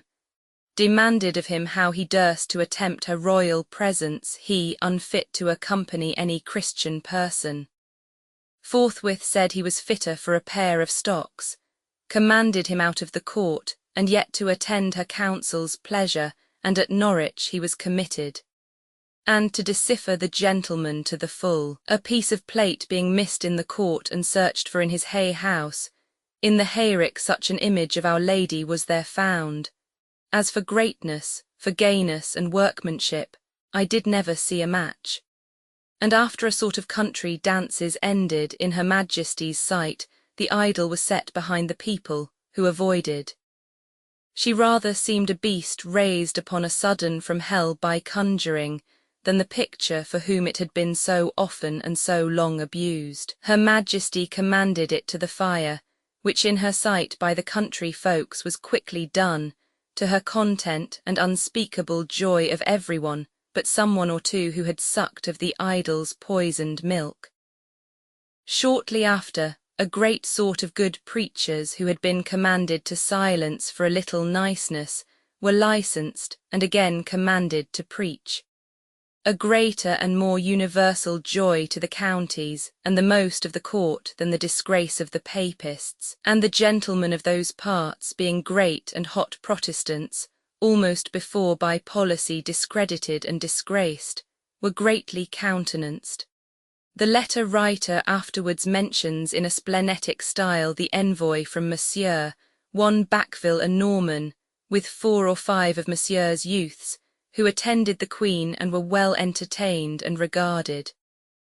After them, he says, came M. Rambouillet from the French king, brother of the cardinal, who had not long before written vilely against the Queen,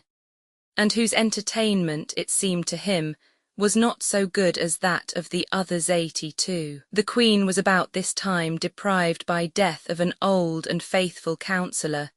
in the person of Sir Thomas Smith, one of the principal secretaries of state.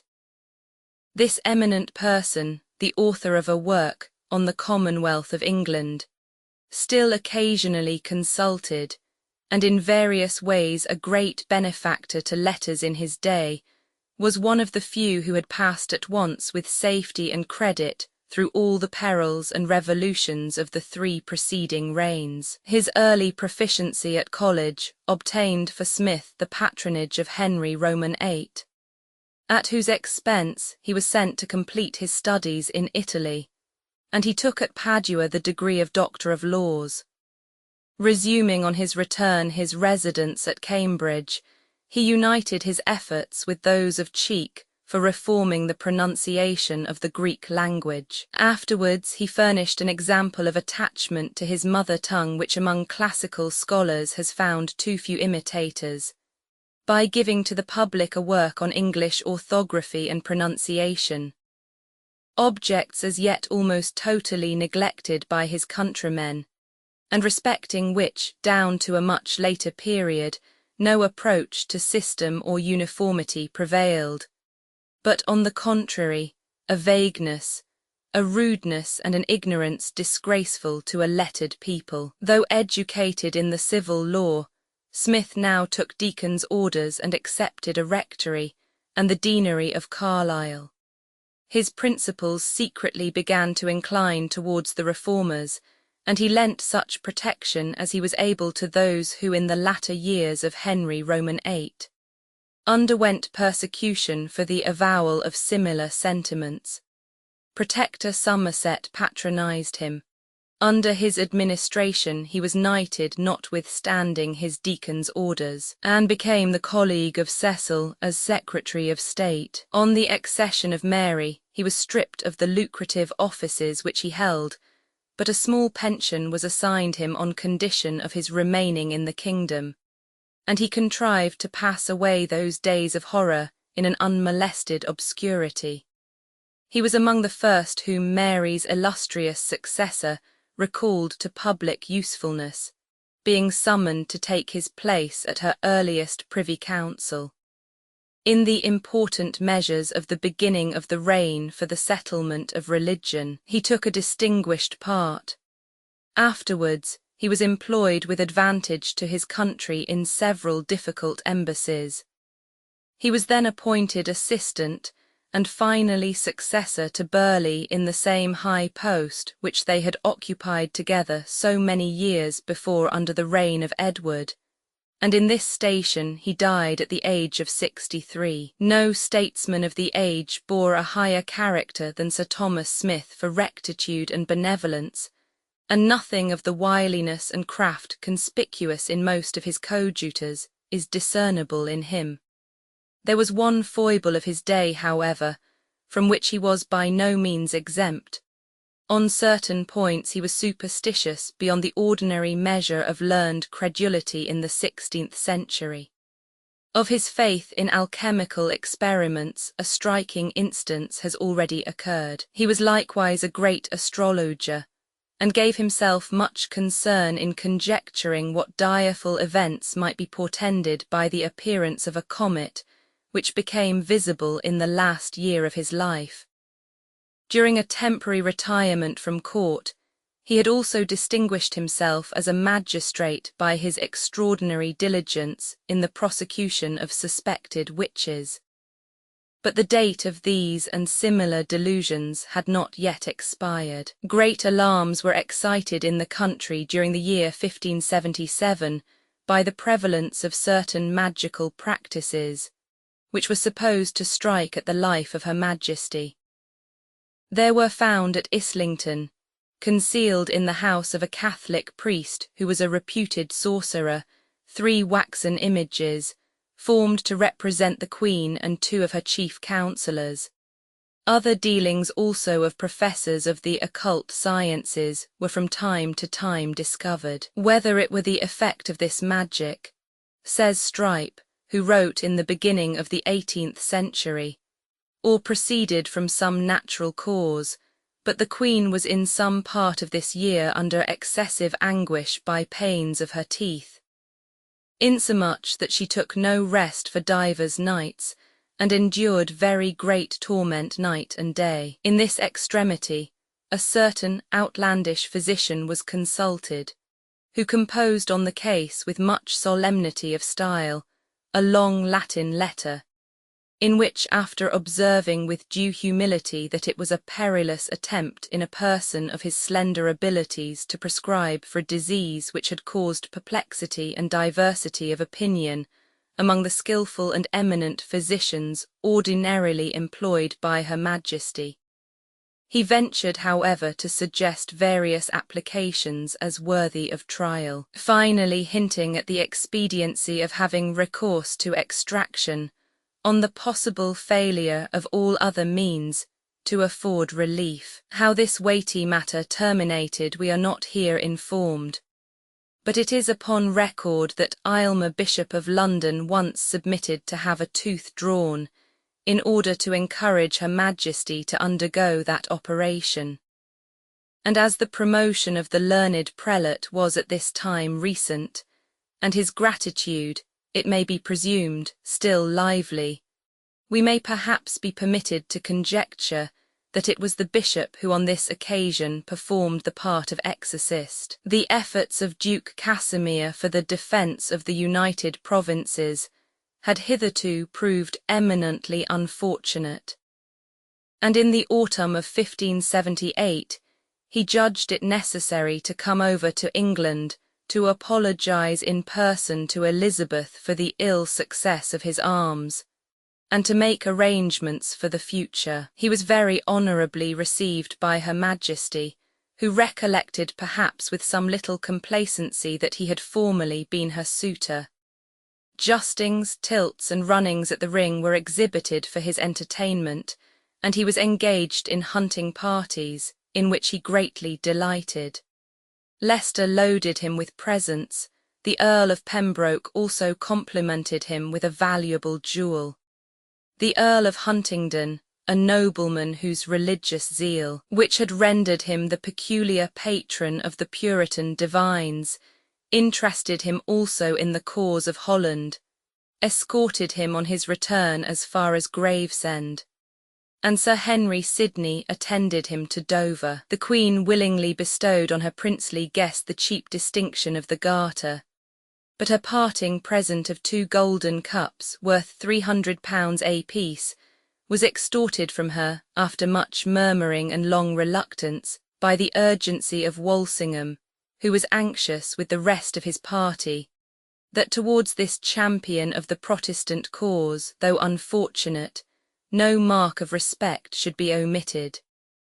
The Spanish and French ambassadors repined at the favours heaped on Casimir, but in the meantime the French faction was not inactive.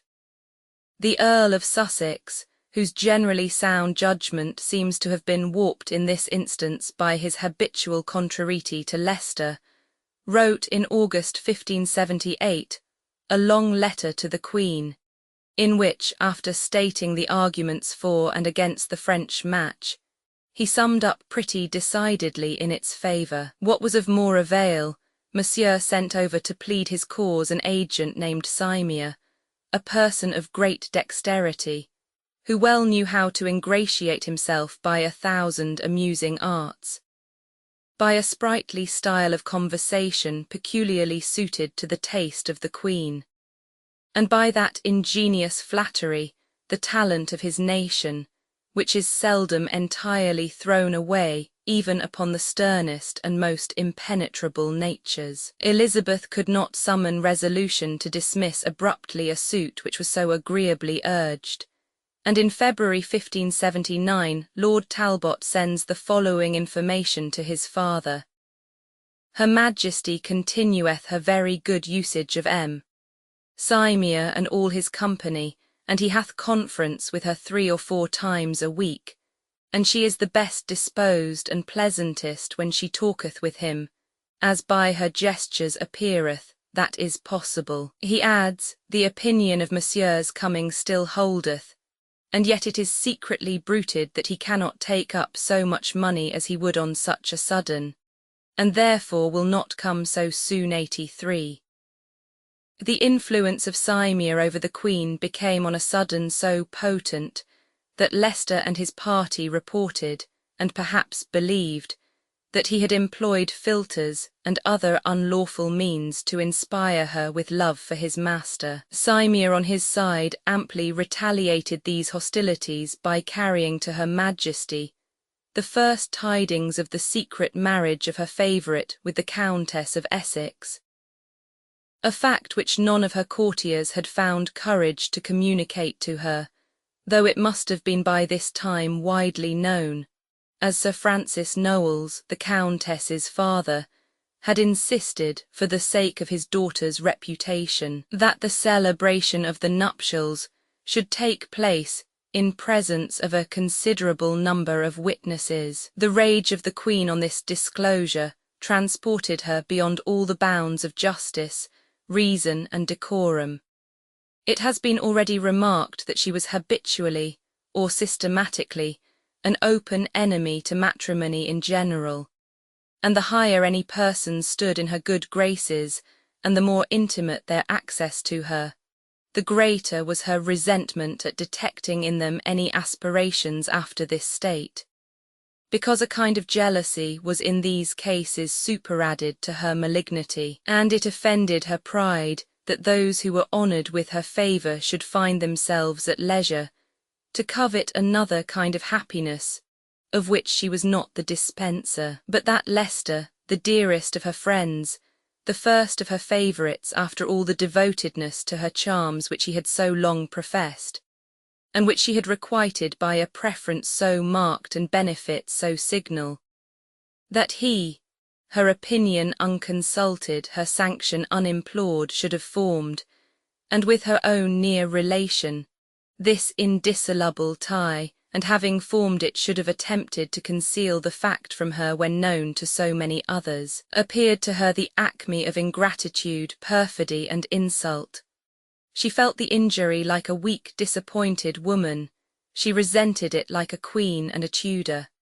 She instantly ordered Leicester into confinement in a small fort then standing in Greenwich Park, and she threw out the menace, nay, actually entertained the design, of sending him to the Tower. But the lofty and honourable mind of the Earl of Sussex revolted against proceedings so violent, so lawless, and so disgraceful in every point of view to his royal kinswoman. He plainly represented to her that it was contrary to all right and all decorum that any man should be punished for lawful matrimony which was held in honour by all, and his known hostility to the favourite giving weight to his remonstrance, the Queen curbed her anger, gave up all thoughts of the Tower, and soon restored the Earl to liberty. In no long time afterwards he was readmitted to her presence, and so necessary had he made himself to her Majesty, or so powerful in the state, or that she found it expedient insensibly to restore him to the same place of trust and intimacy as before, though it is probable that he never entirely regained her affections, and his Countess, for whom indeed she had never entertained any affection, remained the avowed object of her utter antipathy even after the death of Leicester, and in spite of all the intercessions in her behalf with which her son Essex, in the meridian of his favour, never ceased to importune his sovereign. The quarrel of Leicester against Cimea proceeded to such extremity after this affair, that the latter believed his life in danger from his attempts. It was even said that the Earl had actually hired one of the Queen's guard to assassinate the envoy, and that the design had only miscarried by chance. However this might be, her Majesty, on account of the spirit of enmity displayed towards him by the people, to whom the idea of the French match was ever odious, found it necessary, by a proclamation, to take Cimea under her special protection. It was about this time that, as the Queen was taking the air on the Thames, attended by this Frenchman and by several of her courtiers, a shot was fired into her barge, by which one of the rowers was severely wounded. Some supposed that it was aimed at Cimea, others at the Queen herself, but the last opinion was immediately silenced by the wise and gracious declaration of her Majesty, that she would believe nothing of her subjects that parents would not believe of their children. After due inquiry, the shot was found to have been accidental, and the person who had been the cause of the mischief, though condemned to death, was pardoned. Such at least is the account of the affair transmitted to us by contemporary writers. But it still remains a mystery how the man came to be capitally condemned if innocent, or to be pardoned if guilty. Leicester, from all these circumstances, had incurred so much obloquy at court, and found himself so coldly treated by the Queen herself, that in a letter to Burleigh he offered or threatened to banish himself, well knowing perhaps that the proposal would not be accepted, while the French prince, now created Duke of Anjou, adroitly seized the moment of the Earl's disgrace to try the effect of personal solicitations on the heart of Elizabeth. He arrived quite unexpectedly, and almost without attendance at the gate of her palace at Greenwich, experienced a very gracious reception, and after several long conferences with the Queen alone, of which the particulars never transpired, took his leave and returned home, recommitting his cause to the skilful management of his own agent and the discussion of his brother's ambassadors. Long and frequent meetings of the Privy Council were now held, by command of Her Majesty, for the discussion of the question of marriage, from the minutes of which some interesting details may be recovered. The Earl of Sussex was still, as ever, strongly in favour of the match, and chiefly, as it appears, from an apprehension that France and Spain might otherwise join to dethrone the Queen and set up another in her place. Lord Hunsdon was on the same side, as was also the Lord Admiral, the Earl of Lincoln, but less warmly.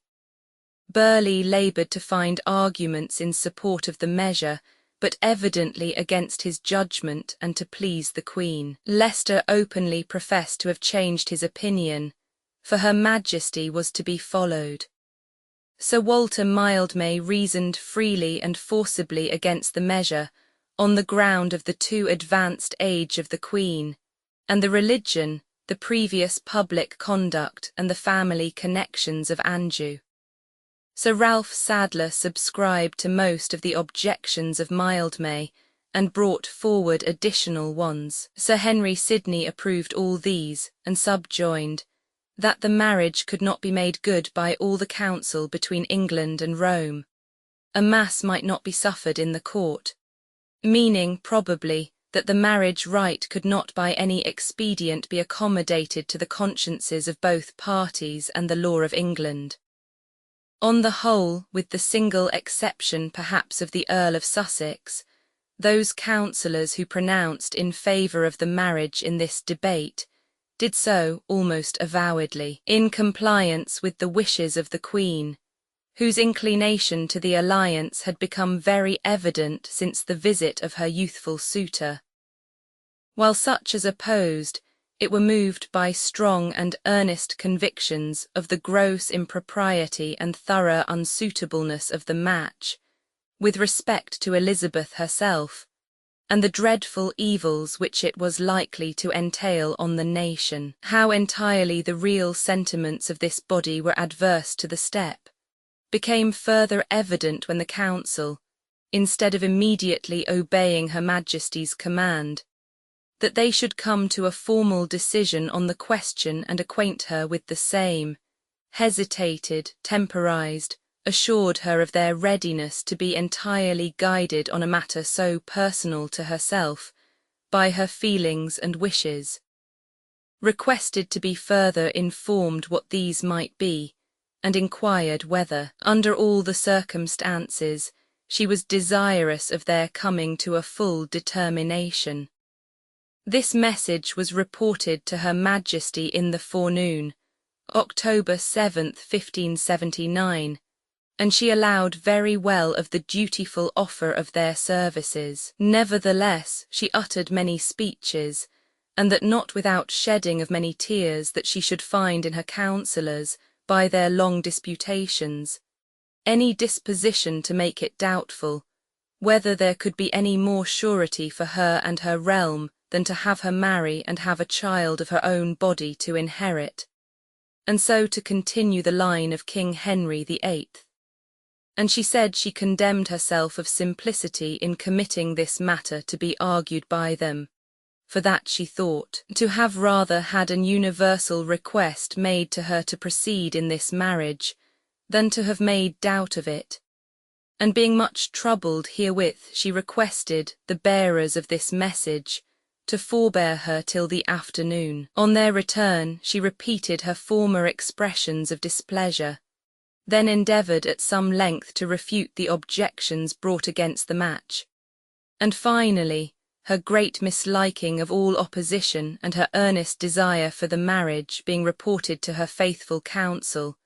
they agreed, after long consultations, to offer her their services in furtherance of it, should such really be her pleasure. 84.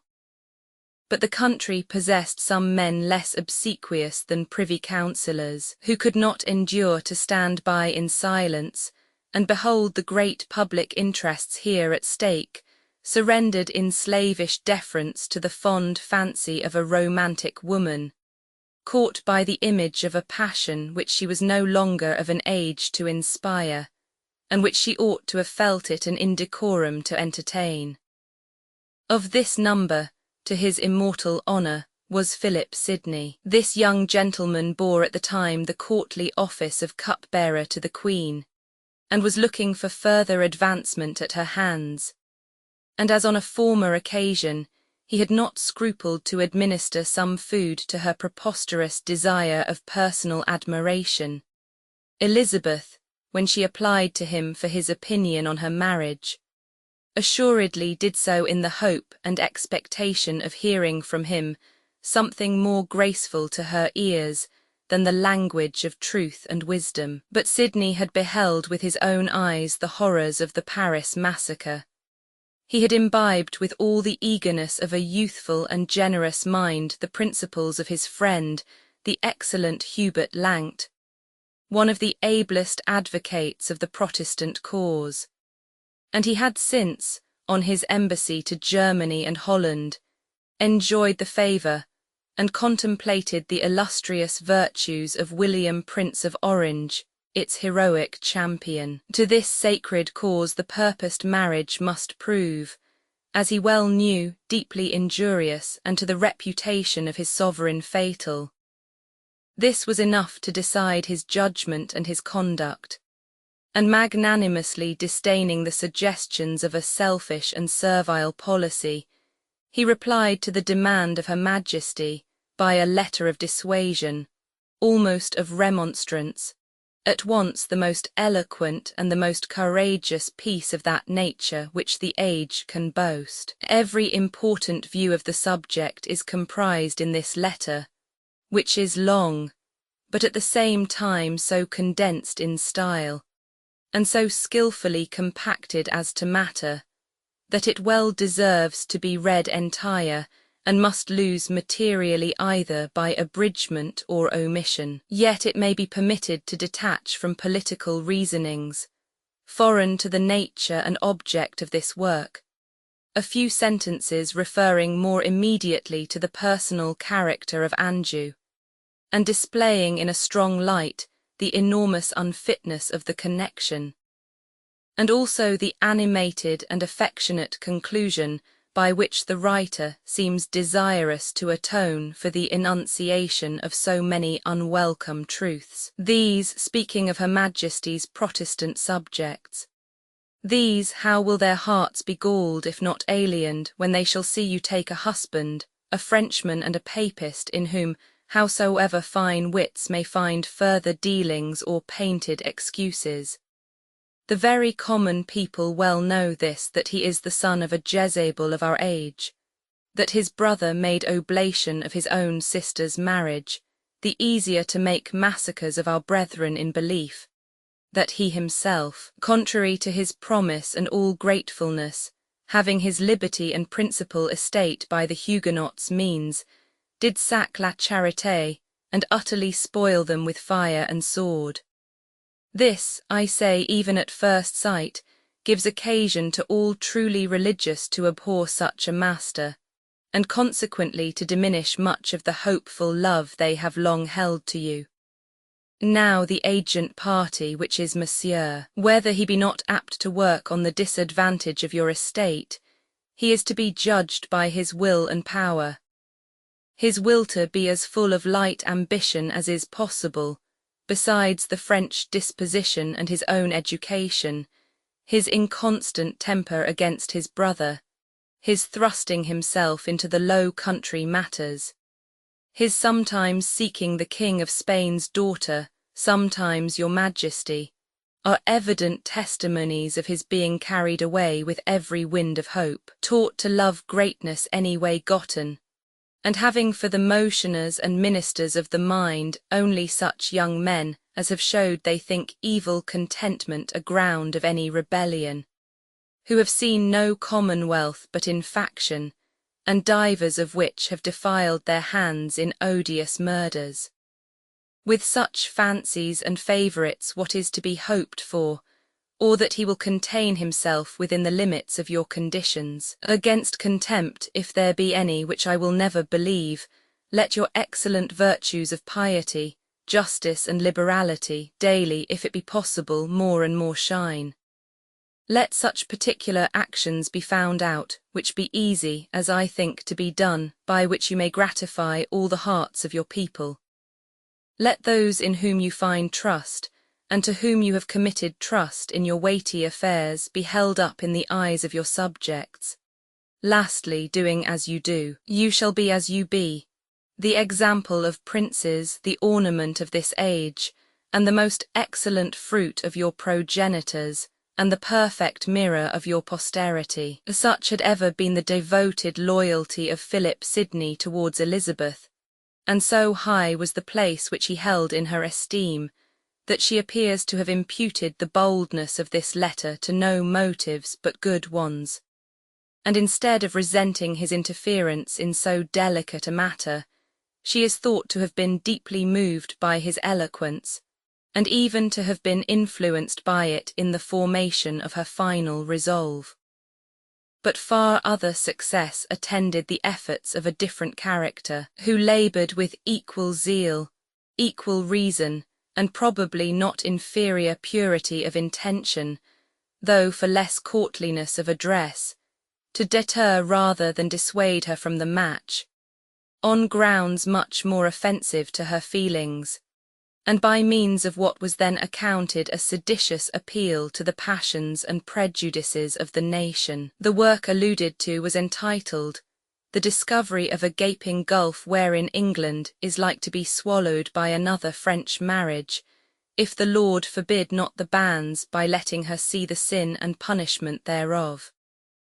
Its author was a gentleman named Stubbs, then of Lincoln's Inn, and previously of Bennett College, Cambridge, where we are told that his intimacies had been formed among the more learned and ingenious class of students, and where the poet Spenser had become his friend. He was known as a zealous Puritan, and had given his sister in marriage to the celebrated Edmund Cartwright, the leader of the sect. It is probable that neither his religious principles nor this connection were forgotten by the Queen in her estimate of his offence. A furious proclamation was issued against the book, all the copies of which were ordered to be seized and burned,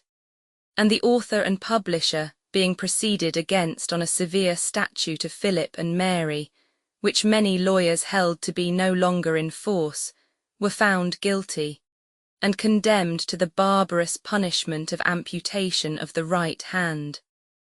The words of Stubbs on being brought to the scaffold to undergo his sentence have been preserved, and well merit transcription. What a grief it is to the body to lose one of his members you all know. I am come hither to receive my punishment according to the law. I am sorry for the loss of my hand, and more sorry to lose it by judgment, but most of all with her Majesty's indignation and evil opinion, whom I have so highly displeased. Before I was condemned I might speak for my innocency, But now my mouth is stopped by judgment, to the which I submit myself,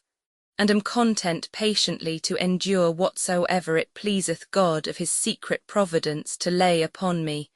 and take it justly deserved for my sins. And I pray God it may be an example to you all, that it being so dangerous to offend the laws without an evil meaning as breedeth the loss of a hand, you may use your hands holily, and pray to God for the long preservation of her Majesty over you, whom God hath used as an instrument for a long peace and many blessings over us, and specially for his gospel, whereby she hath made a way for us to rest and quietness to our consciences. For the French I force not, but my greatest grief is, in so many weeks and days of imprisonment, her Majesty hath not once thought me worthy of her mercy, which she hath oftentimes extended to divers persons in greater offences. For my hand I esteem it not so much, for I think I could have saved it and might do yet.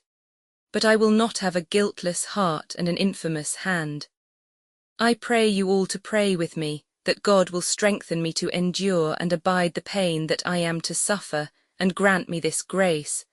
that the loss of my hand do not withdraw any part of my duty and affection toward her Majesty. And because, when so many veins of blood are opened, it is uncertain how they may be stayed, and what wilt be the event thereof. The hand ready on the block to be stricken off, he said often to the people, "Pray for me now my calamity is at hand." And so with these words it was smitten off, whereof he swooned 85. In this speech, the language of which is so remarkably contrasted with those abject submissions which fear extorted from the high-born victims of the tyranny of Henry Roman VIII. The attentive reader will discern somewhat of the same spirit which combated popery and despotism under the Stuarts,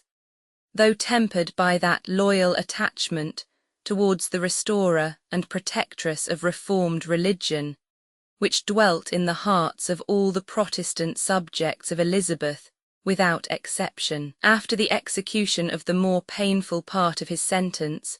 Stubbs was further punished by an imprisonment of several months in the Tower. But under all these inflictions, his courage and his cheerfulness were supported by a firm persuasion of the goodness of the cause in which he suffered. He wrote many letters to his friends with the left hand, signing them Scaevola, a surname which it was his pleasure to adopt in memory of a circumstance by which he did not feel himself to be the person dishonoured. Such was the opinion entertained by Burleigh of the theological learning of this eminent person and the soundness of his principles, that he engaged him in 1587 to answer Cardinal Allen's violent book entitled The English Justice, a task which he is said to have performed with distinguished ability. During the whole of the year 1580, the important question of the Queen's marriage remained in an undecided state. The court of France appears to have suffered the treaty to languish, and Elizabeth, conscious no doubt that her fond inclination could only be gratified at the expense of that popularity which it had been the leading object of her policy to cherish, sought not to revive it. Various circumstances occurred to occupy public attention during the interval. Sir Nicholas Bacon, who under the humbler title of Lord Keeper had exercised from the beginning of the reign the office of Lord High Chancellor, died generally regretted in 1579. No one is recorded to have filled this important post with superior assiduity or a greater reputation for uprightness and ability than Sir Nicholas, and several well-known traits afford a highly pleasing image of the general character of his mind. Of this number are his motto, Mediocria Firma, and his handsome reply to the remark of Her Majesty that his house was too little for him. "No, madam, but you have made me too big for my house." Even when, upon this royal hint, he erected his elegant mansion of Gorhambury, he was still careful not to lose sight of that idea of lettered privacy in which he loved to indulge, and the accomplishments of his mind were reflected in the decorations of his home. In the gardens on which his chief care and cost were bestowed,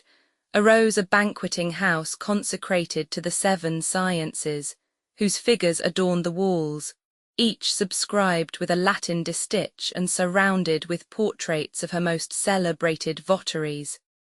A temple in which we may imagine the youthful mind of that illustrious son of his, who took all learning to be his province, receiving with delight its earliest inspiration. In his second wife, one of the learned daughters of Sir Anthony Cook, a woman of a keen and penetrating intellect, and much distinguished by her zeal for reformed religion in its austerer forms, Sir Nicholas found a partner capable of sharing his views and appreciating his character. By her he became the father of 2 sons, that remarkable man Anthony Bacon and Francis, the light of science, the interpreter of nature,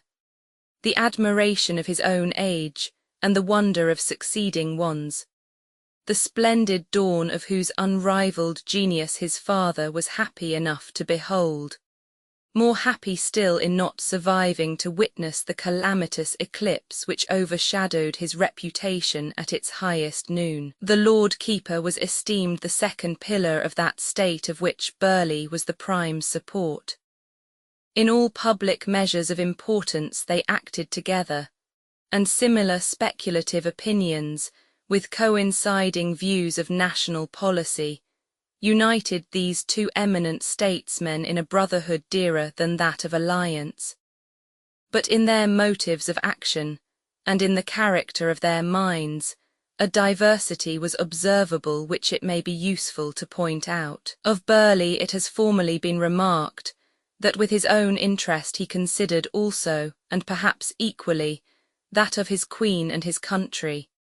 But the patriotism of Bacon seems to have risen higher, and his conformity with the wishes and sentiments of his sovereign was less obsequiously exact. In the affair of Lady Catherine Grey's title, he did not hesitate to risk the favour of the Queen and his own continuance in office, for the sake of what appeared to him the cause of religion and his country. On the whole, however, moderation and prudence were the governing principles of his mind and actions. The intellect of Burleigh was more versatile and acute, that of Bacon more profound, and their parts in the great drama of public life were cast accordingly. Burleigh had most of the alertness of observation, the fertility of expedient, the rapid calculation of contingencies, required in the minister of state. Bacon, of the gravity and steadfastness which clothe with reverence and authority the counsellor and judge. He was a plain man, says Francis Bacon of his father, direct and constant, without all finesse and doubleness, and one that was of a mind that a man in his private proceedings and estate, and in the proceedings of state, should rest upon the soundness and strength of his own courses, and not upon practice to circumvent others. After Elizabeth had forgiven his interference respecting the succession, no one was held by her in greater honour and esteem than her Lord Keeper. She visited him frequently, conversed with him familiarly, took pleasure in the flashes of wit which often relieved the seriousness of his wisdom, and flattered with kind condescension his parental feelings by the extraordinary notice which she bestowed on his son Francis, whose brightness and solidity of parts early manifested themselves to her discerning eye, and caused her to predict that her little Lord Keeper would one day prove an eminent man. Great interest was excited by the arrival in Plymouth Harbour, in November 1580, of the celebrated Francis Drake from his circumnavigation of the globe. National vanity was flattered by the idea that this Englishman should have been the first commander-in-chief by whom this great and novel enterprise had been successfully achieved. and both himself and his ship became in an eminent degree the objects of public curiosity and wonder. The courage, skill, and perseverance of this great navigator were deservedly extolled. The wealth which he had brought home, from the plunder of the Spanish settlements, awakened the cupidity which in that age was a constant attendant on the daring spirit of maritime adventure, and half the youth of the country were on fire to embark in expeditions of pillage and discovery. But the court was not so easily induced to second the ardour of the nation.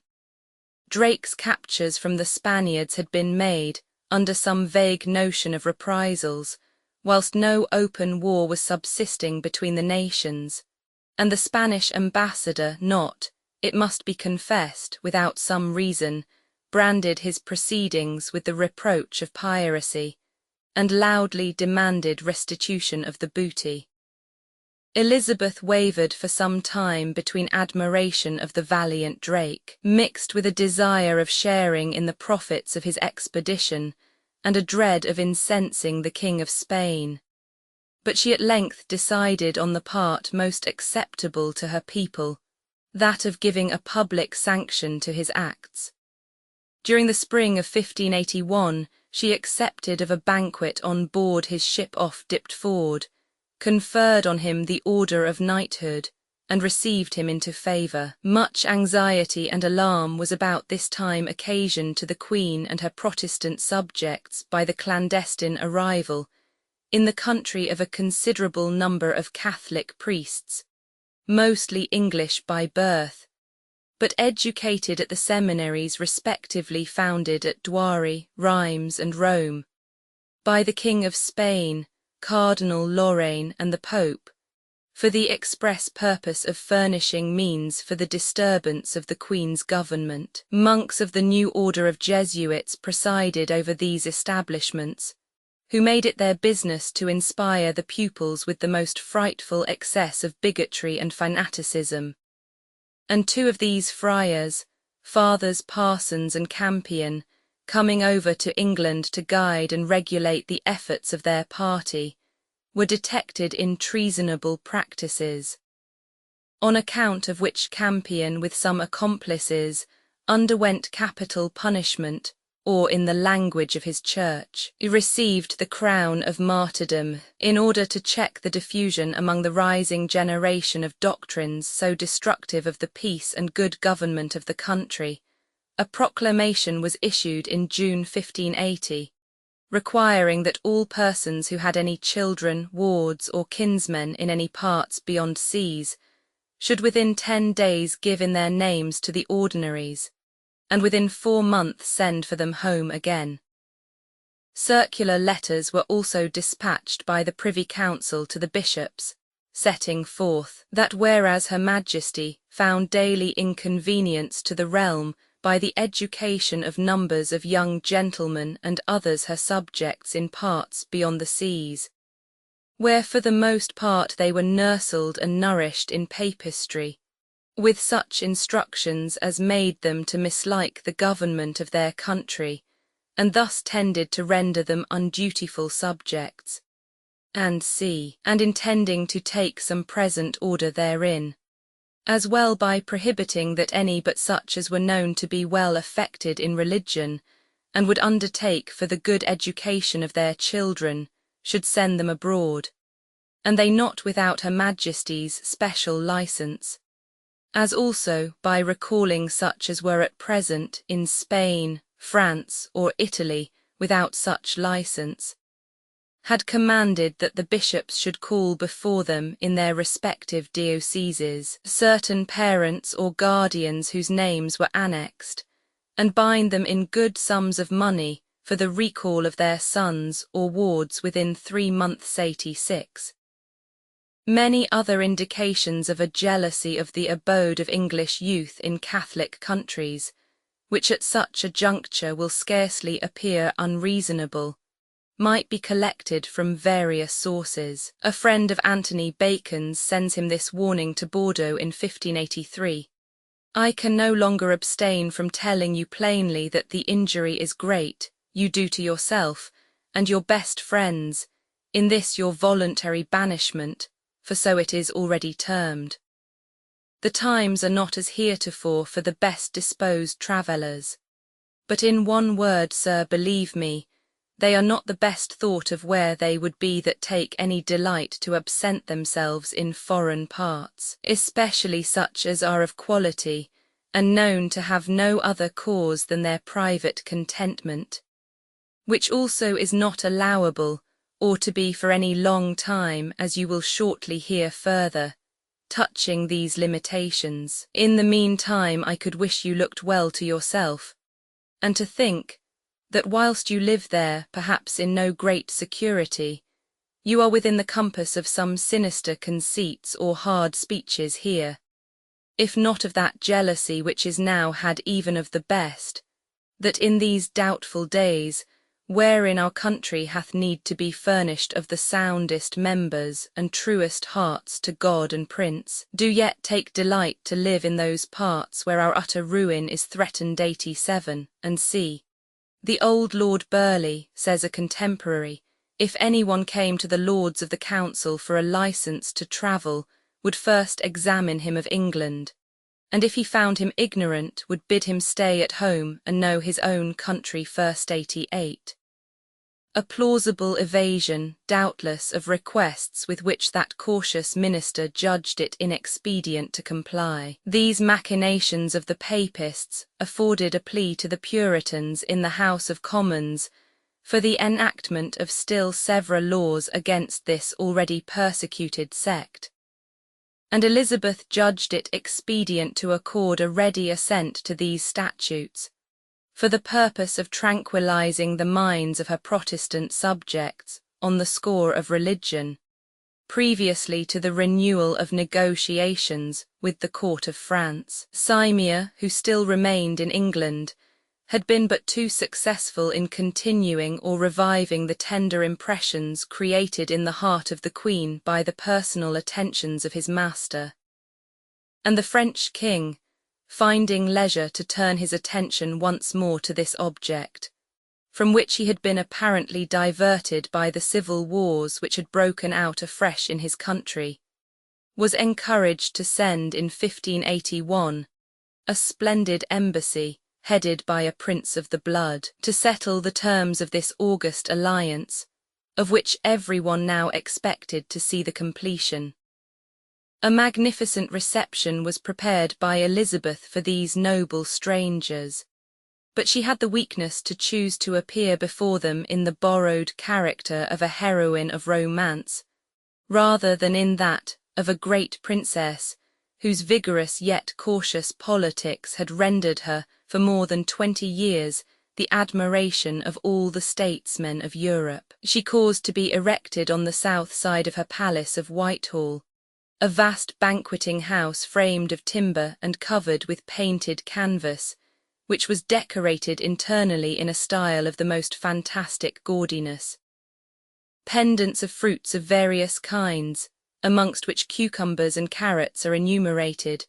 were hung from festoons of ivy, bay, rosemary, and different flowers, the whole lavishly sprinkled with gold spangles. The ceiling was painted like a sky, with stars, sunbeams, and clouds, intermixed with scutcheons of the royal arms, and a profusion of glass lustres illuminated the whole. In this enchanted palace, the French ambassadors were entertained by the maiden queen at several splendid banquets, while her ministers were engaged by her command in drawing up the marriage articles. Meantime several of her youthful courtiers, anxious to complete the gay illusion in the imagination of their sovereign, prepared for the exhibition of what was called a triumph, of which the following was the plan. The young Earl of Arundel, Lord Windsor, Philip Sidney, and Fulk Greville, the 4 challengers, styled themselves the foster children of desire, and to that end of the tilt-yard where her Majesty was seated, their adulation gave the name of the Castle of Perfect Beauty. This castle the Queen was summoned to surrender in a very courtly message delivered by a boy dressed in red and white, the colours of desire. On her refusal, a mount placed on wheels was rolled into the tilt yard, and the 4 cavaliers rode in superbly armed and accoutred, and each at the head of a splendid troop. And when they had passed in military order before the Queen, the boy who had delivered the former message thus again addressed her: "If the message lately delivered unto you had been believed and followed, O Queen, in whom the whole story of virtue is written with the language of beauty, nothing should this violence have needed in your inviolate presence. Your eyes, which till now have been wont to discern only the bowed knees of kneeling hearts, and inwardly turned, found always the heavenly peace of a sweet mind, should not now have their fair beams reflected with the shining of armour, should not now be driven to see the fury of desire, nor the fiery force of fury. But sith so it is, alas that it is so, that in the defence of obstinate refusal there never groweth victory but by compassion they are come. What need I say more? You see them, ready in heart as you know, and able with hands as they hope, not only to assailing but to prevailing. Perchance you despise the smallness of number. I say unto you, the force of desire goeth not by fullness of company, nay rather view with what irresistible determination themselves approach, and how not only the heavens send their invisible instruments to aid them, music within the mount, but also the very earth, the dullest of all the elements, which with natural heaviness still strives to the sleepy centre, yet for advancing this enterprise is content actively, as you shall see, to move itself upon itself to rise up in height, that it may the better command the high and high-minded fortresses. Here the mount rose up in height. Many words when deeds are in the field are tedious both unto the speaker and hearer. You see their forces but know not their fortunes. If you be resolved, it boots not, and threats dread not. I have discharged my charge, which was even when all things were ready for the assault, then to offer parley, a thing not so much used as gracious in besiegers. You shall now be summoned to yield, which if it be rejected, then look for the affectionate alarm to be followed with desirous assault. The time approacheth for their approaches, but no time shall stay me from wishing, that however this succeed the world may long enjoy its chiefest ornament, which decks it with herself, and herself with the love of goodness. The rolling mount was now moved close to the Queen, the music sounded, and one of the boys accompanied with cornets sung a fresh summons to the fortress. When this was ended, another boy, turning to the challengers and their retinue, sung an alarm which ended, the 2 cannons were shot off, the one with sweet powder and the other with sweet water, very odoriferous and pleasant, and the noise of the shooting was very excellent consent of melody within the mount.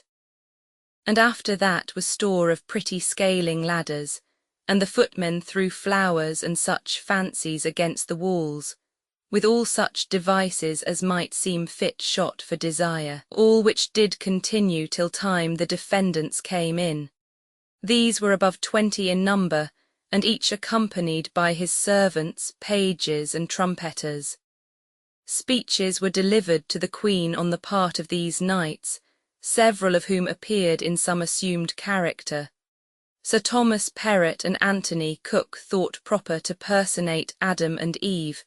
the latter having hair hung all down his helmet. The messenger sent on the part of Thomas Ratcliffe described his master as a forlorn knight,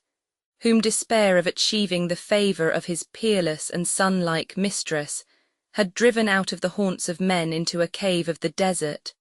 where moss was his couch, and moss, moistened by tears, his only food.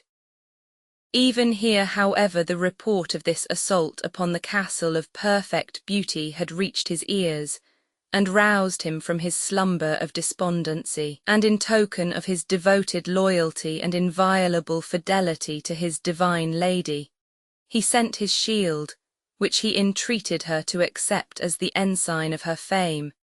and the instrument of his glory, prostrating himself at her feet as one ready to undertake any adventures in hope of her gracious favour.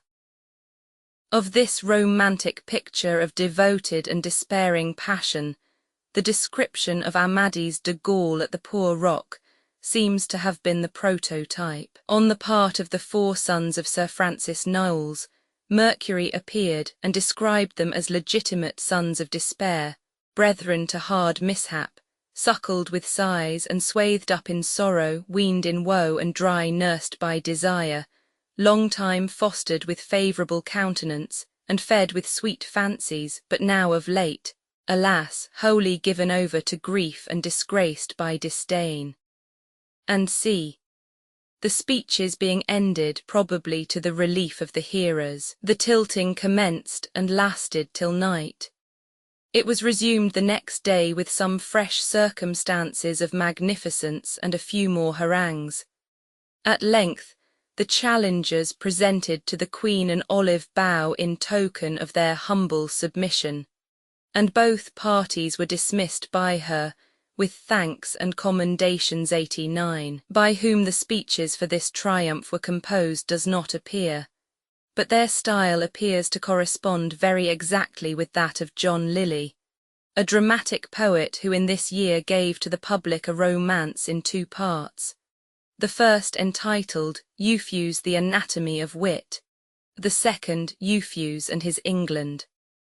A work which in despite, or rather perhaps by favour, of the new and singular affectations with which it was overrun, obtained extraordinary popularity, and communicated its infection for a time to the style of polite writing and fashionable speech. An author of the present day, whose elegant taste and whose profound acquaintance with the writers of this and the following reign entitle him to be heard with deference, has favoured us with his opinion of Euphues in these words. This production is a tissue of antithesis and alliteration,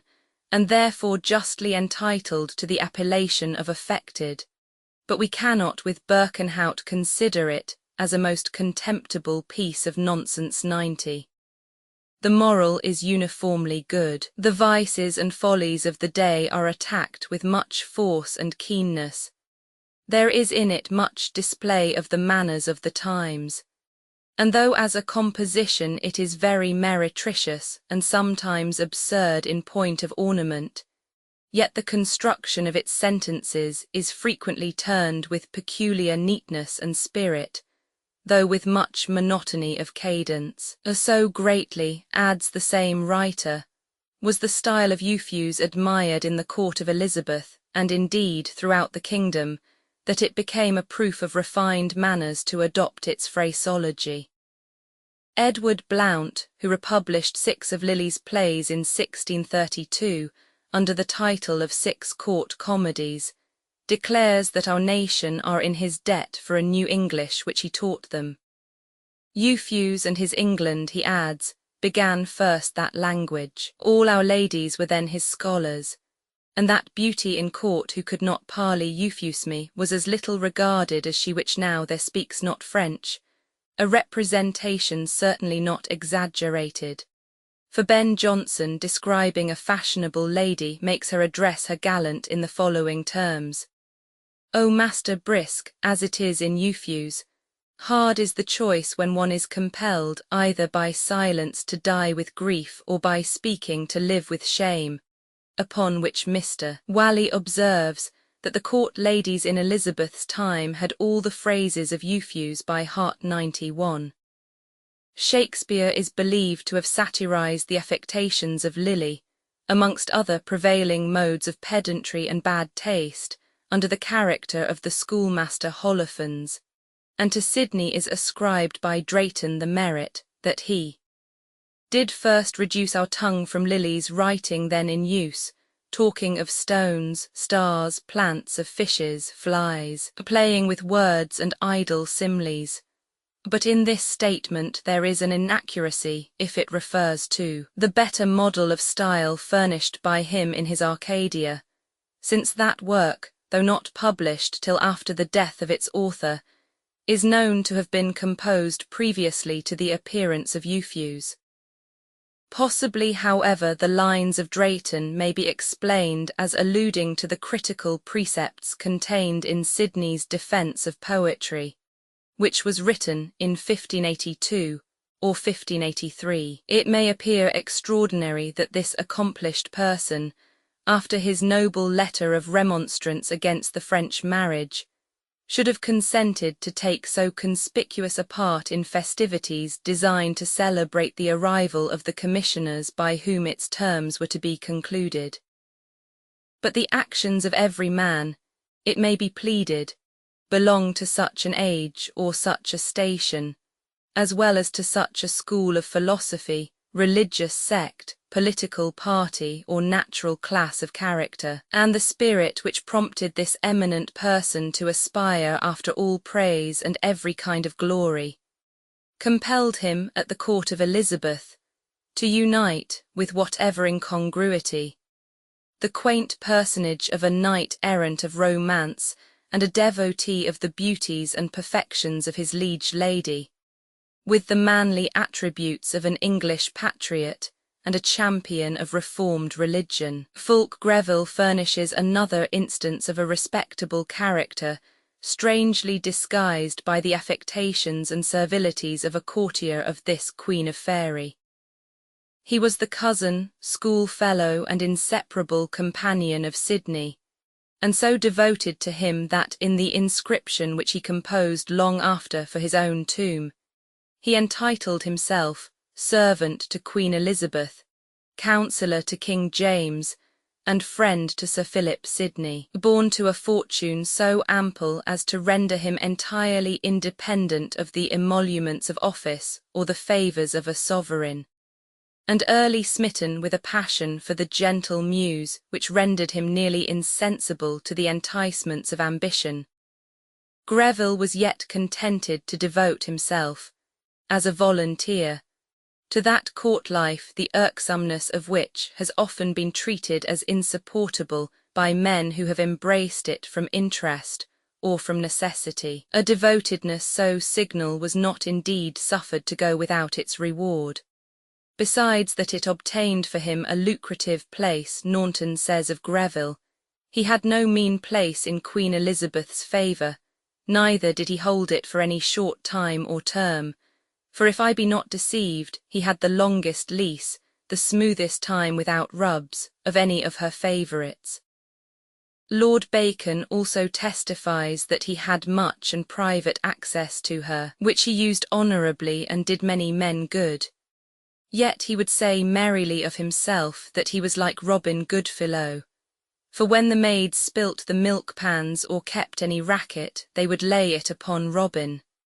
So what tales the ladies about the Queen told her, or other bad offices that they did, they would put it upon him. The poems of Fulk Greville, celebrated and fashionable in his own time, but now known only to the more curious students of our early literature, consist of 2 tragedies in interwoven rhyme with choruses on the Greek model, 100 love sonnets in one of which he styles his mistress fair dog, and treatises on human learning, on fame and honour, and of wars. Of these pieces the last 3 as well as the tragedies contain many noble, free, and virtuous sentiments, many fine and ingenious thoughts, and some elegant lines. But the harshness and pedantry of the style render their perusal on the whole more of a fatigue than a pleasure, and they have gradually sunk into that neglect which constantly awaits the verse of which it has been the aim to instruct rather than to delight. Among the English patrons of letters, however, Fulk Greville, afterwards Lord Brooke, will ever deserve a conspicuous station, and Speed and Camden have gratefully recorded their obligations both to his liberality and to his honourable exertion of court interest. The articles of the marriage treaty were at length concluded between the commissioners of France and England, and it was stipulated that the nuptials should take place 6 weeks after their ratification. But Elizabeth, whose uncertainties were not yet at an end, had insisted on a separate article purporting that she should not, however, be obliged to complete the marriage until further matters, not specified, should have been settled between herself and the Duke of Anjou, by which stipulation it still remained in her power to render the whole negotiation vain. The moment that all opposition on the part of her Privy Council was over, and every external obstacle surmounted, Elizabeth seems to have begun to recover her sound discretion, and to see in their true magnitude all the objections to which she had hitherto been anxious to blind her own eyes and those of others. She sent Walsingham to open new negotiations at Paris, and to try whether the league offensive and defensive, stipulated by the late articles, could not be brought to effect before the marriage, which she now discovered that it was not a convenient season to complete. The French court, after some hesitation, had just been brought to agree to this proposal, when she inclined again to go on with the marriage. But no sooner had it resumed with alacrity this part of the discussion than she again declared for the alliance. Walsingham, puzzled and vexed by such a series of capricious changes, proceeding from motives in which state expediency had no share, remained uncertain how to act, and at length all the politicians, English and French, equally disconcerted, seemed to have acquiesced in the conviction that this strange strife must end where it began, in the bosom of Elizabeth herself, while nothing was left to them but to await the result in anxious silence. But the Duke of Anjou, aware that from a youthful lover some unequivocal symptoms of impatience would be required, and that upon a skilful display of this kind his final success might depend, brought to a speedy conclusion his campaign in the Netherlands, which a liberal supply of money from the English Queen, who now concurred in his views, had rendered uniformly successful, and putting his army into winter quarters, hurried over to England to throw himself at her feet. He was welcomed with all the demonstrations of satisfaction which could revive or confirm the hopes of a suitor. Every mark of honour, every pledge of affection, was publicly conferred upon him, and the Queen, at the conclusion of a splendid festival on the anniversary of her coronation, even went so far as to place on his finger a ring drawn from her own. This passed in sight of the whole assembled court, who naturally regarded the action as a kind of betrothment, and the long suspense being apparently ended, the feelings of every party broke forth without restraint or disguise. Some rejoiced, more grieved or wondered. Leicester, Hatton and Walsingham loudly exclaimed that ruin impended over the church, the country and the Queen. The ladies of the court alarmed and agitated their mistress by tears, cries and lamentations. A sleepless and miserable night was passed by the Queen amid her disconsolate handmaids. The next morning she sent for Anjou, and held with him a long private conversation, after which he retired to his chamber and hastily throwing from him, but as quickly resuming, the ring which she had given him, uttered many reproaches against the levity of women and the fickleness of islanders. Such is the account given by the annalist Camden, our only authority for circumstances, some of them so public in their nature that it is surprising they should not be recorded by others, the rest so secret that we are at a loss to conceive how they should have become known to him. What is certain in the matter is, that the French prince remained in England above 2 months after this festival, that no diminution of the Queen's attentions to him became apparent during that time, that when his affairs imperiously demanded his return to the Netherlands, Elizabeth still detained him that she might herself conduct him on his way as far as Canterbury,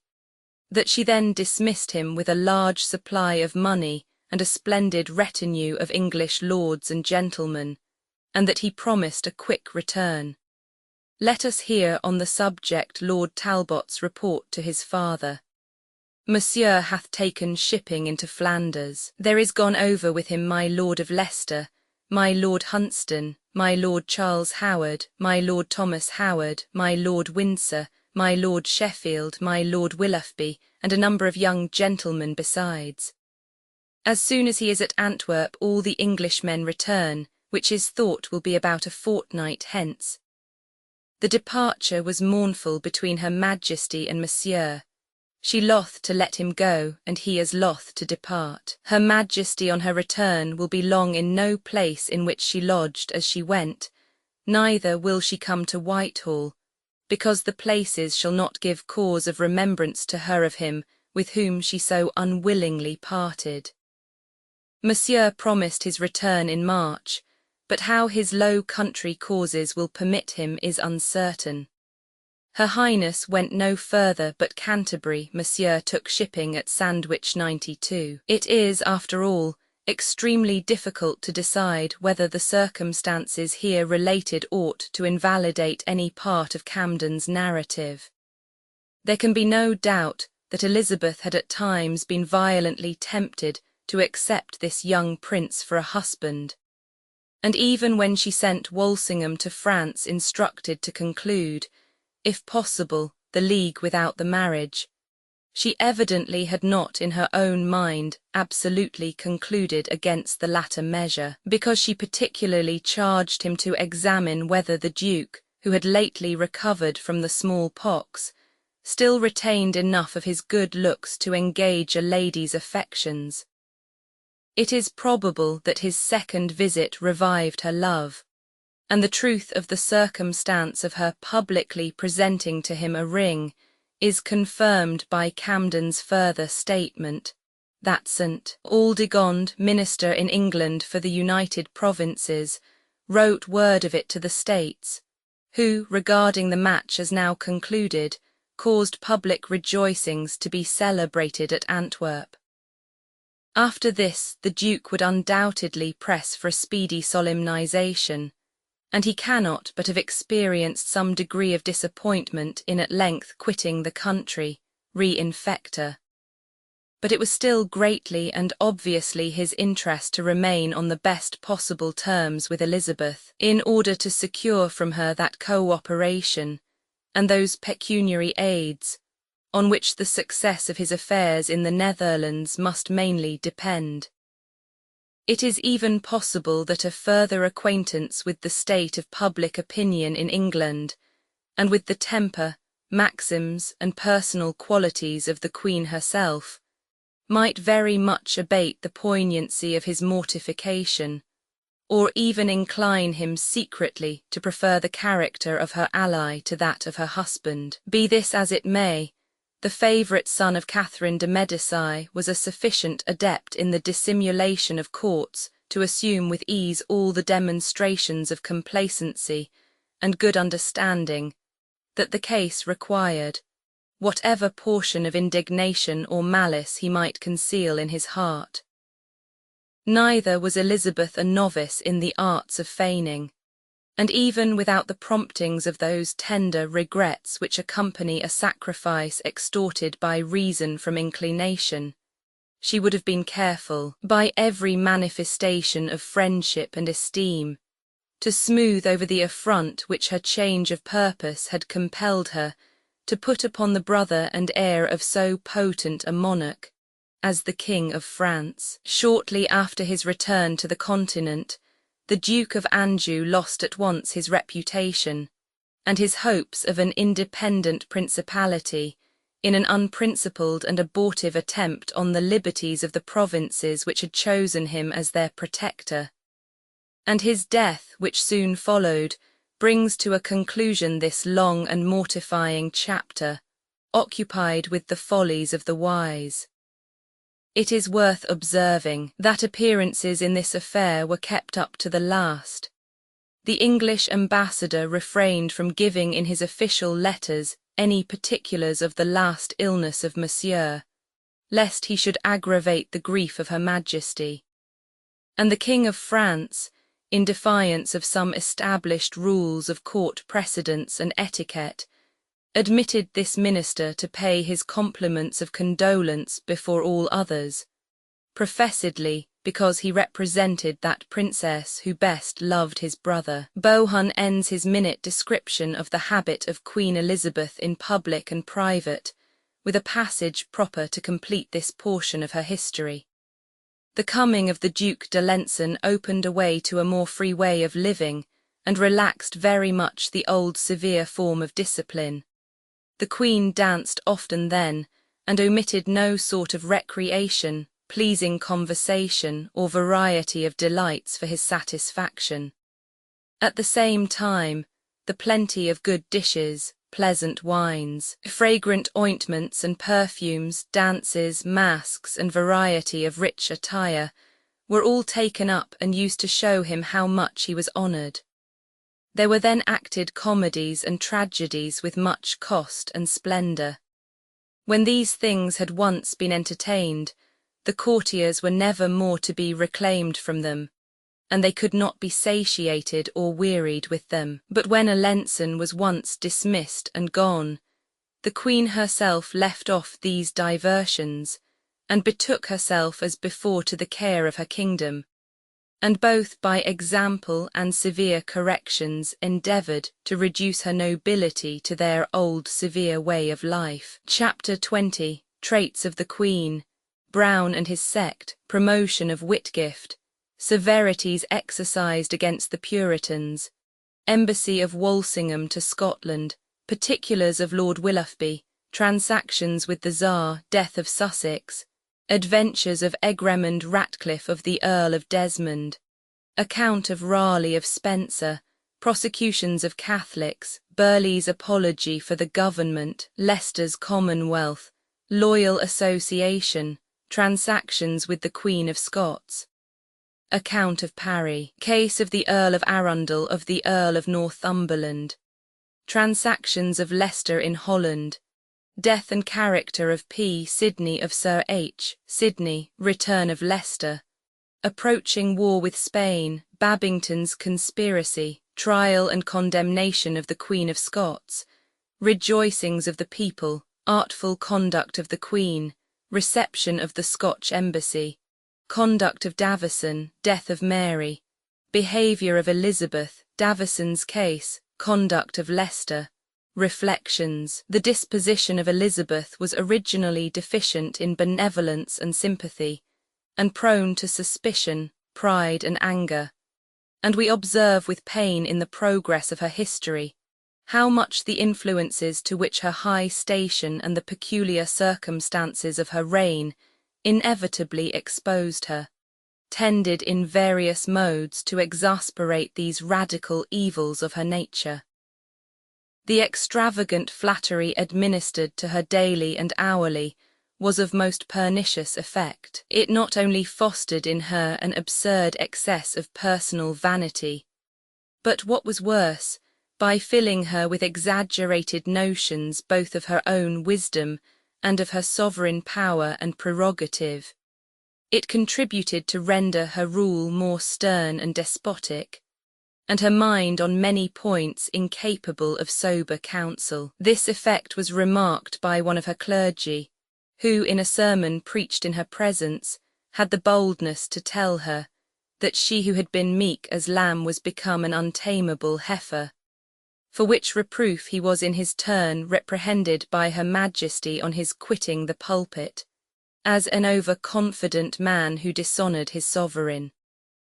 The decay of her beauty was an unwelcome truth which all the artifices of adulation were unable to hide from her secret consciousness, since she could never behold her image in a mirror during the latter years of her life, without transports of impotent anger. And this circumstance contributed not a little to sour her temper, while it rendered the young and lovely the chosen objects of her malignity. On this head the following striking anecdote is furnished by Sir John Harrington. She did oft ask the ladies around her chamber if they loved to think of marriage, and the wise ones did conceal well their liking hereto, as knowing the Queen's judgment in this matter.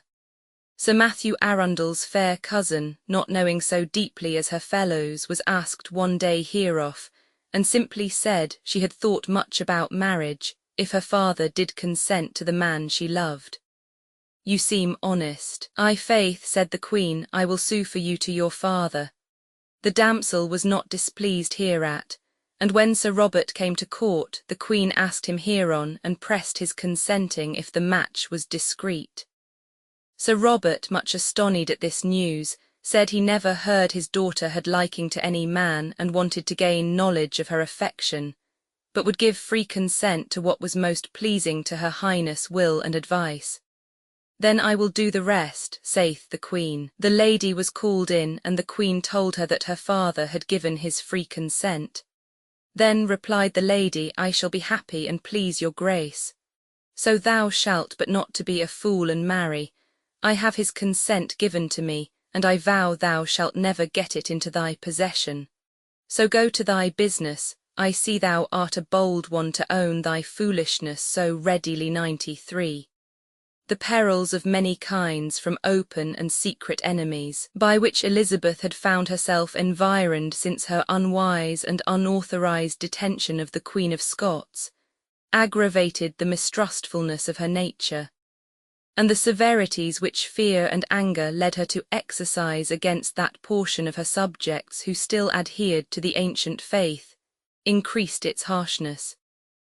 It is true that, since the fulmination of the papal anathema,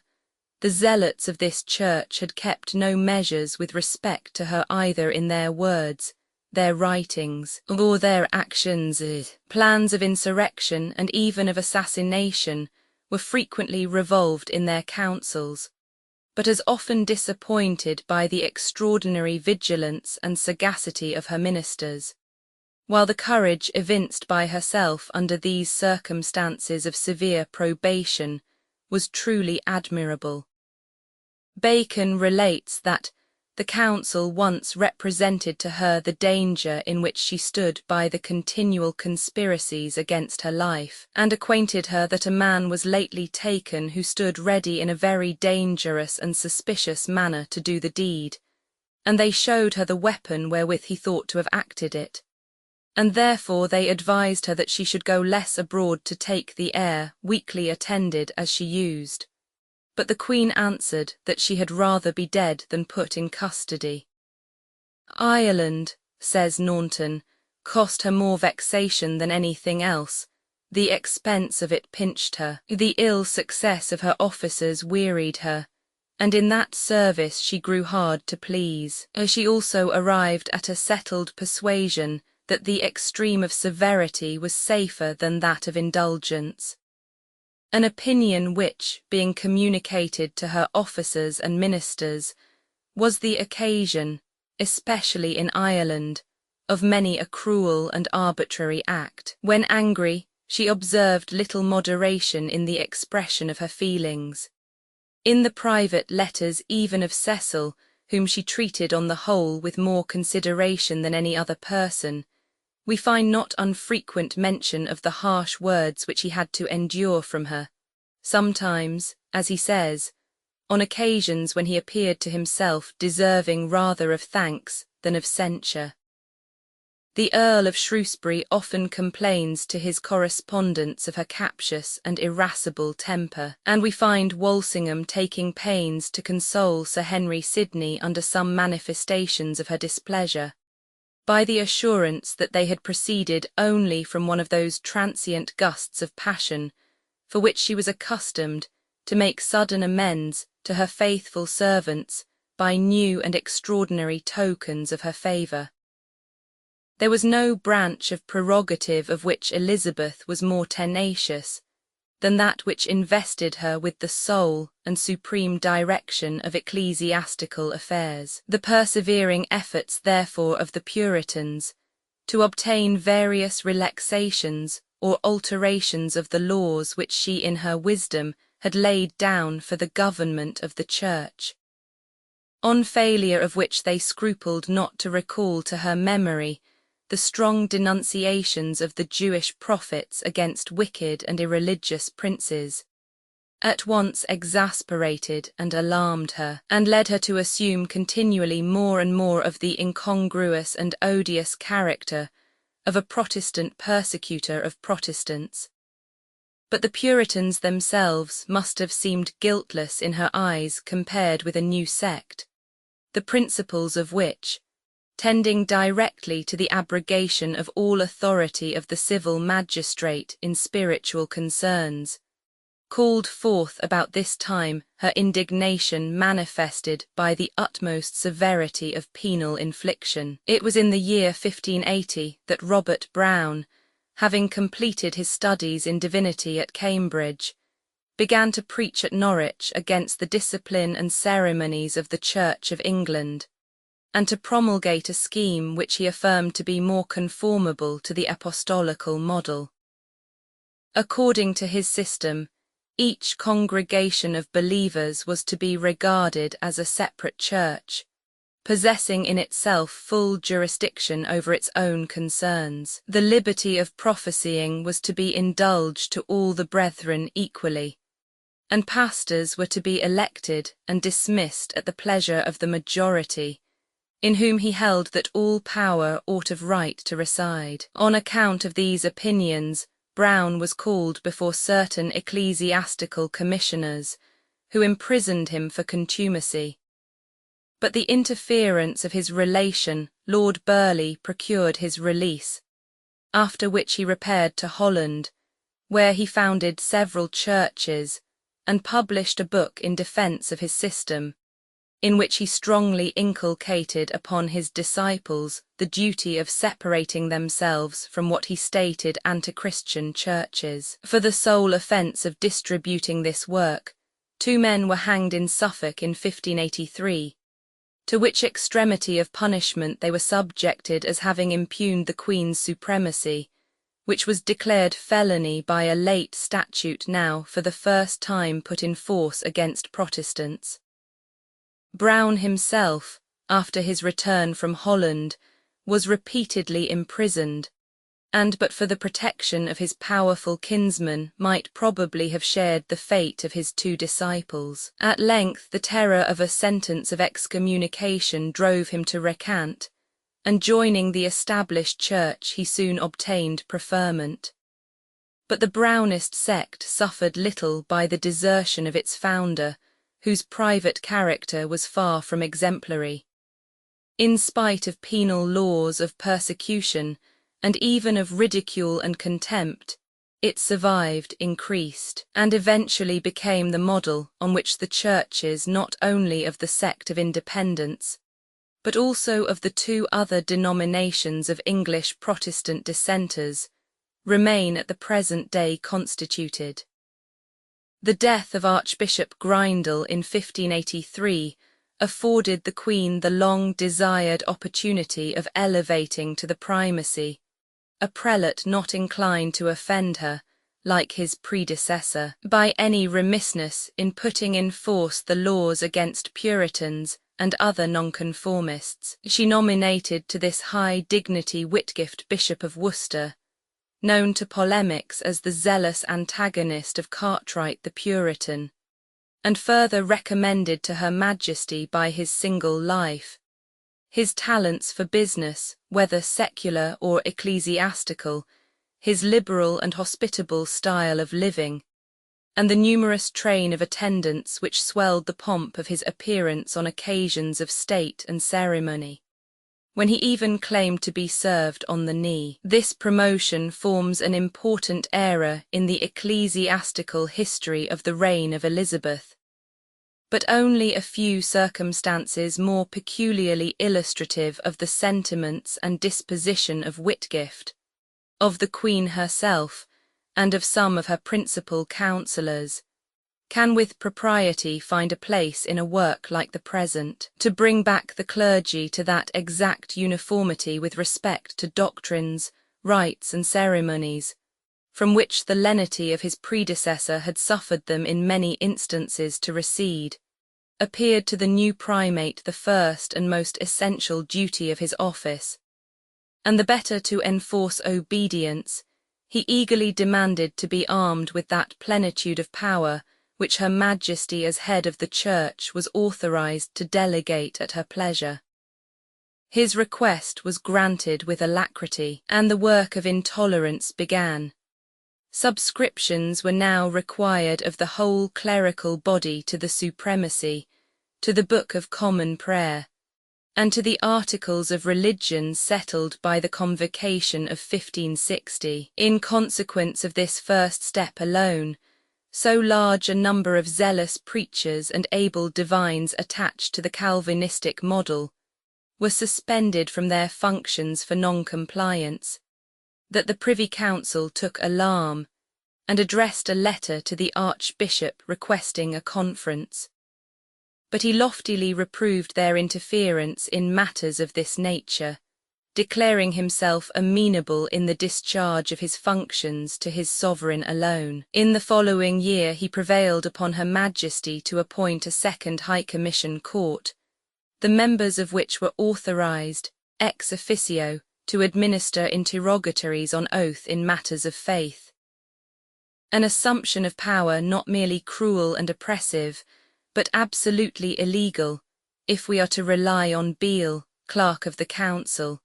an able and learned but somewhat intemperate partisan of the Puritans, who published on this occasion a work against the Archbishop. To enter into controversy was now no part of the plan of Whitgift. He held it as a maxim that it was safer and better for an established church to silence than to confute, and a book of Calvinistic discipline having issued from the Cambridge press, he procured a Start Chamber decree for lessening and limiting the number of presses, for restraining any man from exercising the trade of a printer without a special license, and for subjecting all works to the censorship of the Archbishop or the Bishop of London. At the same time he vehemently declared that he would rather lie in prison all his life, or die, than grant any indulgence to Puritans, and he expressed his wonder as well as indignation that men high in place should countenance the factious portion of the clergy, low and obscure individuals, and not even considerable by their numbers, against him the second person of the state. The Earl of Leicester was not, however, to be intimidated from extending to these conscientious sufferers a protection which was in many instances effectual. Walsingham occasionally interceded in behalf of Calvinistic preachers of eminence, and Sir Francis Knowles, whose influence with the Queen was considerable, never failed to encounter the measures of the primate with warm, courageous and persevering opposition. Even Burleigh, whom Whitgift had regarded as a friend and patron, and hoped to number among his partisans, could not forbear expressing to him on various occasions his serious disapprobation of the rigours now resorted to. Nor was he to be silenced by the plea of the Archbishop, that he acted entirely by the command of Her Majesty. On the contrary, as instances multiplied daily before his eyes of the tyranny and persecution exercised, through the extraordinary powers of the Ecclesiastical Commission, on ministers of unblemished piety and often of exemplary usefulness, his remonstrances assumed a bolder tone and more indignant character, as in the following instance. But when the said Lord Treasurer understood that two of these ministers, living in Cambridgeshire, whom for the good report of their modesty and peaceableness he had a little before recommended unto the Archbishop's favour, were by the Archbishop in commission sent to a register in London, to be strictly examined upon those 24 articles before mentioned, he was displeased, and reading over the articles himself, disliked them as running in a Romish style, and making no distinction of persons, which caused him to write in some earnestness to the Archbishop, and in his letter he told him that he found these articles so curiously penned, so full of branches and circumstances, as he thought the inquisitors of Spain used not so many questions to comprehend and to trap their praise. and that this juridical and canonical sifting of poor ministers was not to edify and reform, and that in charity he thought they ought not to answer to all these nice points, except they were very notorious offenders in papistry or heresy, begging his grace to bear with that one fault, if it were so, that he had willed these ministers not to answer those articles, except their consciences might suffer them. 94. The Archbishop, in a long and laboured answer, expressed his surprise at his lordship's vehement speeches against the administering of interrogatories, seeing it was the ordinary course in other courts, as in the Start Chamber, in the courts of the Marches, and in other places, and he advanced many arguments or assertions in defence of his proceedings, none of which proved satisfactory to the Lord Treasurer, as appeared by his reply. In the end, the Archbishop found himself obliged to compromise this dispute by engaging that in future the 24 articles should only be administered to students in divinity previously to their ordination, and not to ministers already settled in cures, unless they should have openly declared themselves against the church government by law established. But this instance of concession extorted by the urgency of Walsingham appears to have been a solitary one. The High Commission, with the Archbishop at its head, proceeded unrelentingly in the work of establishing conformity, and crushing with a strong hand all appeals to the sense of the public on controverted points of discipline or doctrine. The Queen, vehemently prepossessed with the idea that the opposers of episcopacy must ever be ill affected also to monarchy, made no scruple of declaring, after some years' experience of the untamable spirit of the sect, that the Puritans were greater enemies of hers than the Papists, and in the midst of her greatest perils from the machinations of the latter sect, she seldom judged it necessary to conciliate by indulgence the attachment of the former. Several Calvinistic ministers, during the course of the reign, were subjected even to capital punishment, on account of the scruples which they entertained respecting the lawfulness of acknowledging the Queen's supremacy. On the other hand, the attempts of Sir Francis Knowles to inspire Her Majesty with jealousy of the designs of the Archbishop, by whom some advances were made towards claiming for the episcopal order an authority by divine right, independently of the appointment of the head of the Church, failed entirely of success. No ecclesiastic had ever been able to acquire so great an ascendancy over the mind of Elizabeth as Whitgift. There was a conformity in their views, and in some points a sympathy in their characters, which seemed to have secured to the primate in all his undertakings the sanction and approval of his sovereign. His favour continued unimpaired to the latest hour of her life. It was from his lips that she desired to receive the final consolations of religion, and regret for her loss, from the apprehension of unwelcome changes in the ecclesiastical establishment under the auspices of her successor, is believed to have contributed to the attack, which carried off the Archbishop within a year after the decease of his gracious and lamented mistress. Elizabeth took an important though secret part in the struggles for power among the Scottish nobles of opposite factions by which that kingdom was now agitated during several years. It has been suspected, but seems scarcely probable, that she was concerned in the conspiracy of the Earl of Gowrie for seizing the person of the young king. She certainly, however, interposed afterwards to mitigate his just anger against the participators in that dark design. On the whole, she was generally enabled to gain all the influence in the court of Scotland which she found necessary to her ends. For James could always be intimidated, and his minions most frequently bribed or cajoled. She regarded it, however, as an object of some consequence to gain an accurate knowledge of the character and capacity of her young kinsman, from one on whom she could rely. And for this purpose she prevailed on Walsingham, notwithstanding his age and infirmities, to undertake an embassy into Scotland, of which the ostensible objects were so trifling that its real purpose became perfectly evident to the more sagacious of James's counsellors.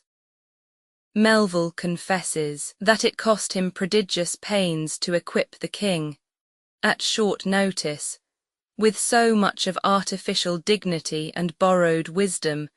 as might enable him to pass successfully through the ordeal of Walsingham's examination. But his labour was not thrown away, for James, who really possessed considerable quickness of parts and a competent share of book learning, played with such plausibility the part assigned him, that even this sagacious statesman is believed to have returned impressed with a higher opinion of his abilities than any part of his after conduct was found to warrant. Her increasing apprehensions from the hostility of the King of Spain caused Elizabeth to cultivate with added zeal the friendship of the northern powers of Europe, and in 1582 she sent the Garter to the King of Denmark as a pledge of amity, making at the same time a fruitless endeavour to obtain for English merchant ships some remission of the duties newly levied by the Danish sovereign on the passage of the Sound. It was the prudent practice of Her Majesty to entrust these embassies of compliment to young noblemen lately come into possession of their estates, who, for her favour and their own honour, were willing to discharge them in a splendid manner at their private expense. The Danish mission was the price which she exacted from Peregrine Bertie, lately called up to the House of Peers as Lord Willoughby of Eresby in right of his mother, for her reluctant and ungracious recognition of his undeniable title to this dignity. On the occurrence of this first mention of a high-spirited nobleman, afterwards celebrated for a brilliant valour which rendered him the idol of popular fame, the remarkable circumstances of his birth and parentage must not be omitted. His mother, only daughter and heir of the 9th Lord Willoughby, by a Spanish lady of high birth who had been maid of honour to Queen Catherine of Aragon, was first the ward, and afterwards the third wife of Charles Brandon, Duke of Suffolk, by whom she had 2 sons, formerly mentioned as victims to the sweating sickness. Few ladies of that age chose long to continue in the unprotected state of widowhood, and the Duchess had already re-entered the matrimonial state with Richard Bertie, a person of obscure birth but liberal education, when the accession of Mary exposed her to all the cruelties and oppressions exercised without remorse by the popish persecutors of that reign upon such of their private enemies as they could accuse of being also the enemies of the Catholic Church. The Duchess, during the former reign, had drawn upon herself the bitter enmity of Gardiner by some imprudent and insulting manifestations of her abhorrence of his character and contempt for his religion, and she now learned with dismay that it was his intention to subject her to a strict interrogatory on the subject of her faith.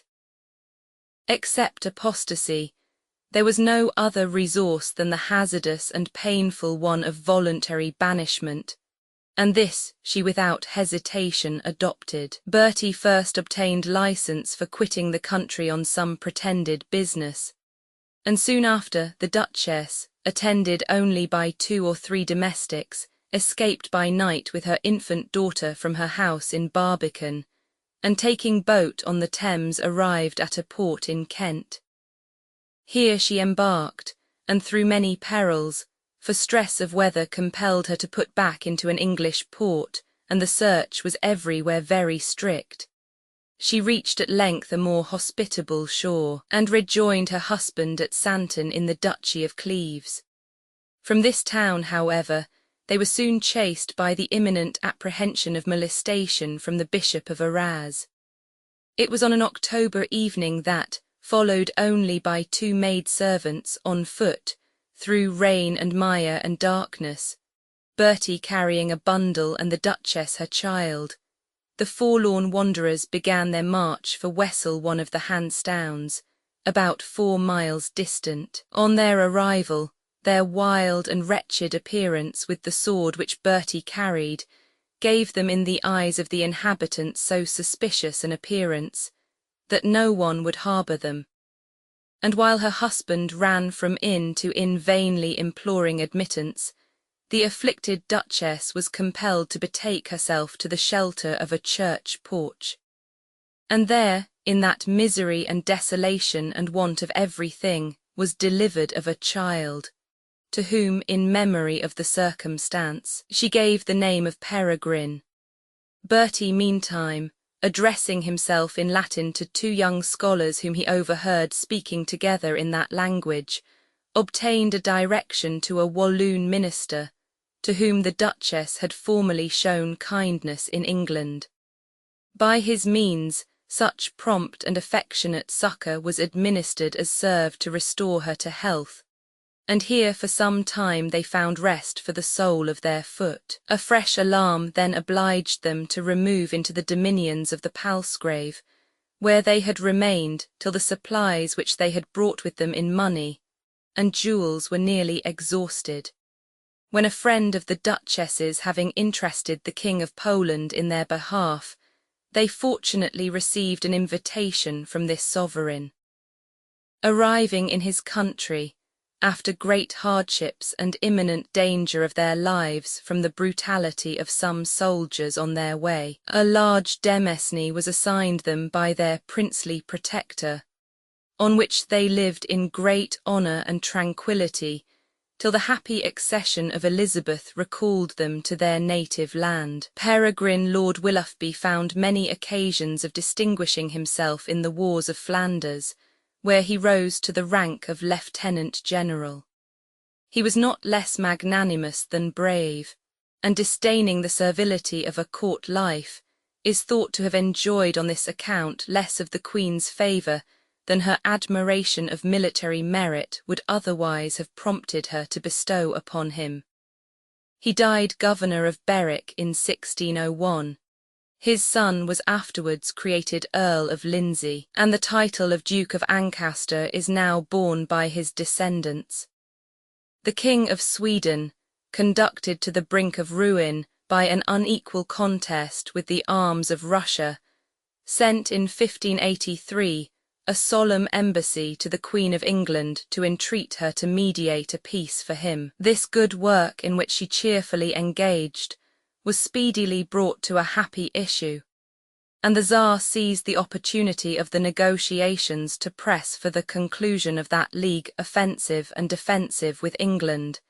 which he had formerly proposed in vain. The objection that such an alliance was inconsistent with the laws of nations, since it might engage the Queen to commit hostilities on princes against whom she had never declared war, made, as might be expected, little impression on this barbarian, and Elizabeth had considerable difficulty in escaping from the intimate embrace of his proffered friendship to the cool civilities of a commercial treaty. Another perplexing circumstance occurred. The Tsar had set his heart upon an English wife. Some say he ventured to address the Queen herself, but however this might be, she was about to gratify his wish by sending him for a bride a lady of royal blood, sister of the Earl of Huntingdon, when the information which she received of the unlimited privilege of divorce exercised by his Muscovite Majesty deterred her from completing her project. She was in consequence obliged to excuse the failure on the ground of the delicate health of the young lady, the reluctance of her brother to part with her, and, what must have filled the despot with astonishment, her own inability to dispose of her female subjects in marriage against the consent of their own relations. About this time died the Earl of Sussex. In him the Queen was deprived of a faithful and honourable counsellor and an affectionate kinsman. Leicester lost the antagonist whom he most dreaded, and the nobility one of its principal ornaments. Dying childless, his next brother succeeded him, in whom the race ended. For Egremond Ratcliffe, his youngest brother, had already completed his disastrous destiny. This unfortunate gentleman, it will be remembered, was rendered a fugitive and an outlaw by the part which he had taken, at a very early age, in the Northern Rebellion. For several years he led a forlorn and rambling life, sometimes in Flanders, sometimes in Spain, deriving his sole support from an ill-paid pension and occasional donations of Philip Roman II, and often enduring extremities of poverty and hardship. Wearied with so many sufferings in a desperate cause, he then employed all his endeavours to make his peace at home, and impatient at length of the suspense which he endured, he took the step of returning to England at all hazards and throwing himself on the compassion of Lord Burleigh. The treasurer, touched with his misery and his expressions of penitence, interceded with the Queen for his pardon, but she, on some fresh occasion of suspicion, caused him to be advised to steal out of the kingdom again, and neglecting this intimation, he was committed to the Tower. After some months he was released, possibly under a promise of attempting some extraordinary piece of service to his country, and was sent back to Flanders, where he was soon after apprehended on a charge of conspiring against the life of Don John of Austria. Some say, and some deny, that he confessed his guilt, and accused the English ministry of a participation in the design. However this might be, he perished by the hand of public justice, a lamentable victim to the guilty violence of the popish faction, which first beguiled his inexperience, to the relentless policy of Elizabeth, which forbade the return of offenders perhaps not incorrigible, and to the desperation which, gaining dominion over his mind, had subverted all its moral principles. Ireland had been as usual the scene of much danger and disturbance. In 1582, an attempt was made by the King of Spain to incite the Catholic inhabitants to a general rebellion,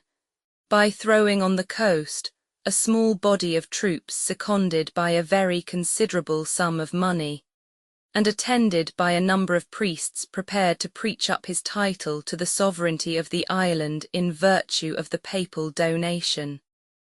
But the vigorous measures of Arthur Lord Grey the Deputy, by holding the Irish in check, rendered this effort abortive. The Spaniards, unable to penetrate into the country, raised a fort near the place of their landing, which they hoped to be able to hold out till the arrival of reinforcements. They obstinately refused the terms of surrender first offered them by the deputy, and the fort being afterwards taken by assault, the whole garrison, with the exception of the officers, was put to the sword. An act of cruelty which the deputy is said to have commanded with tears, in obedience to the decision of a court-martial from which he could not venture to depart, and which Elizabeth publicly reprobated, perhaps without internally condemning. The Earl of Desmond, who on the arrival of the Spanish troops had risen in arms against the government with all the power he could muster, was excepted from the general pardon granted to other Irish insurgents, and thus remaining by necessity in a state of rebellion, gave for some time considerable disquiet, if not alarm, to the English government. But his resources of every kind gradually falling off, he was hunted about through bogs and forests, from one fastness or lurking place to another, enduring every kind of privation and hardship, and often foiling his pursuers by hairbreadth escapes. It is even related that he and his countess, on one occasion being roused from their bed in the middle of the night, found no other mode of concealment than that of wading up to their necks in the river which bathed the walls of their retreat. At length a small party of soldiers having entered by surprise a solitary cabin, they there found one old man sitting alone, to whom their brutal leader gave a blow with his sword, which nearly cut off his arm, and another on the side of his head, on which he cried out, "I am the Earl of Desmond." The name was no protection, for perceiving that he bled fast and was unable to march, the ruthless soldier, bidding him prepare for instant death, struck off his head and brought it away as a trophy, leaving the mangled trunk to the chance of interment by any faithful follower of the house of Fitzgerald who might venture from his hiding place to explore the fate of his chief. The head was sent to England as a present to the Queen, and placed by her command on London Bridge.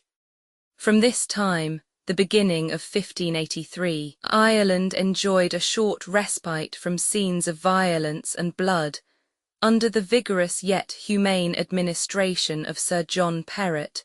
the new deputy. The petty warfare of this turbulent province, amid the many and great evils of various kinds which it brought forth, was productive, however, of some contingent advantage to the Queen's affairs, by serving as a school of military discipline to many an officer of merit, whose abilities she afterwards found occasion to employ in more important enterprises to check the power of Spain. Ireland was, in particular, the scene of several of the early exploits of that brilliant and extraordinary genius Walter Raleigh, and it was out of his service in this country that an occasion arose for his appearing before Her Majesty,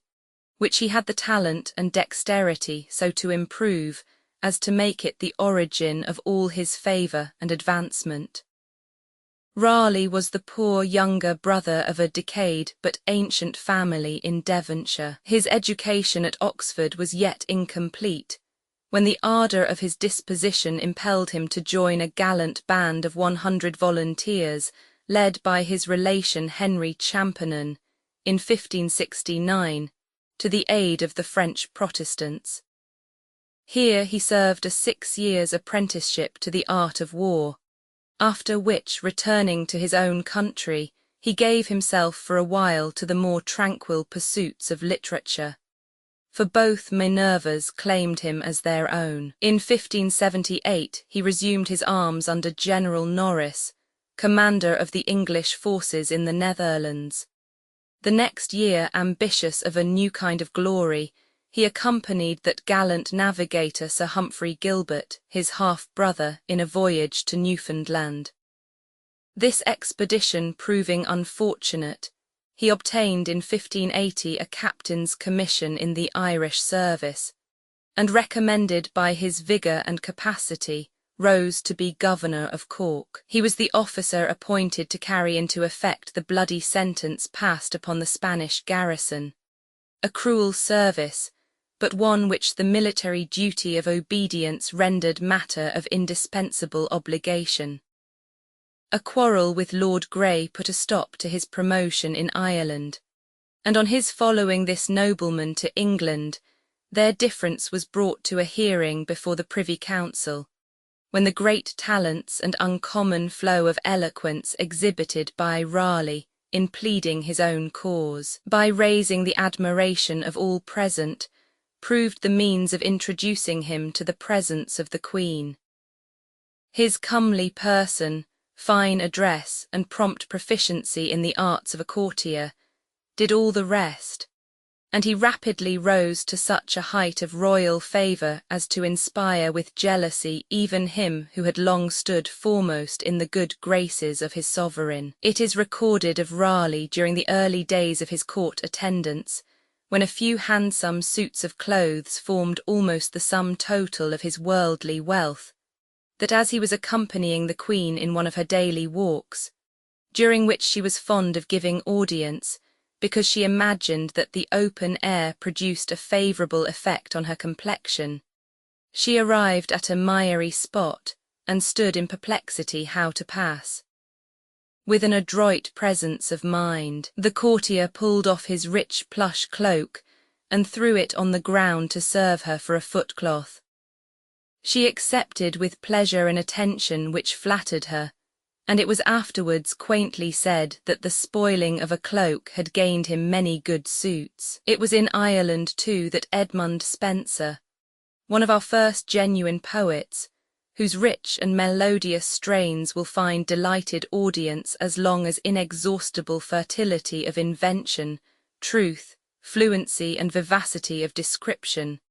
copious learning, and a pure, amiable and heart-ennobling morality shall be prized among the students of English verse,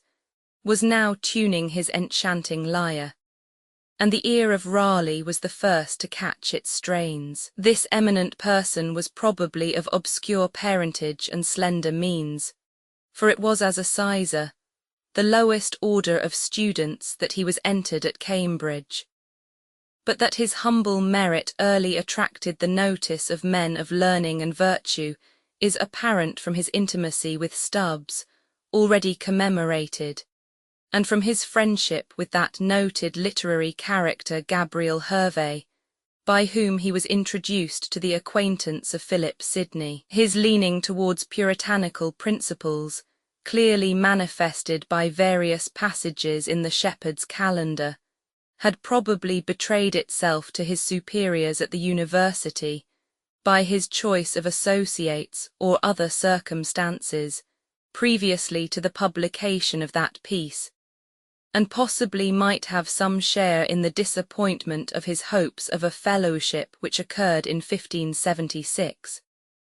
Quitting college on this occurrence, he retired for some time into the north of England, but the friendship of Sidney drew him again from his solitude, and it was at Penshurst that he composed much of his Shepherd's Calendar, published in 1579 under the signature of Immerito, and dedicated to this generous patron of his muse. The Earl of Leicester, probably at his nephew's request, sent Spenser the same year on some commission to France, and in the next he obtained the post of secretary to Lord Grey, and attended him to Ireland. Though the child of fancy and the muse, Spenser now showed that business was not the contradiction of his fate. He drew up an excellent discourse on the state of Ireland, still read and valued, and received as his reward the grant of a considerable tract of land out of the forfeited Desmond estates,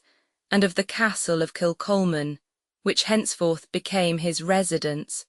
and where he had soon the satisfaction of receiving a first visit from Raleigh. Both pupils of classical antiquity, both poets and aspirants after immortal fame,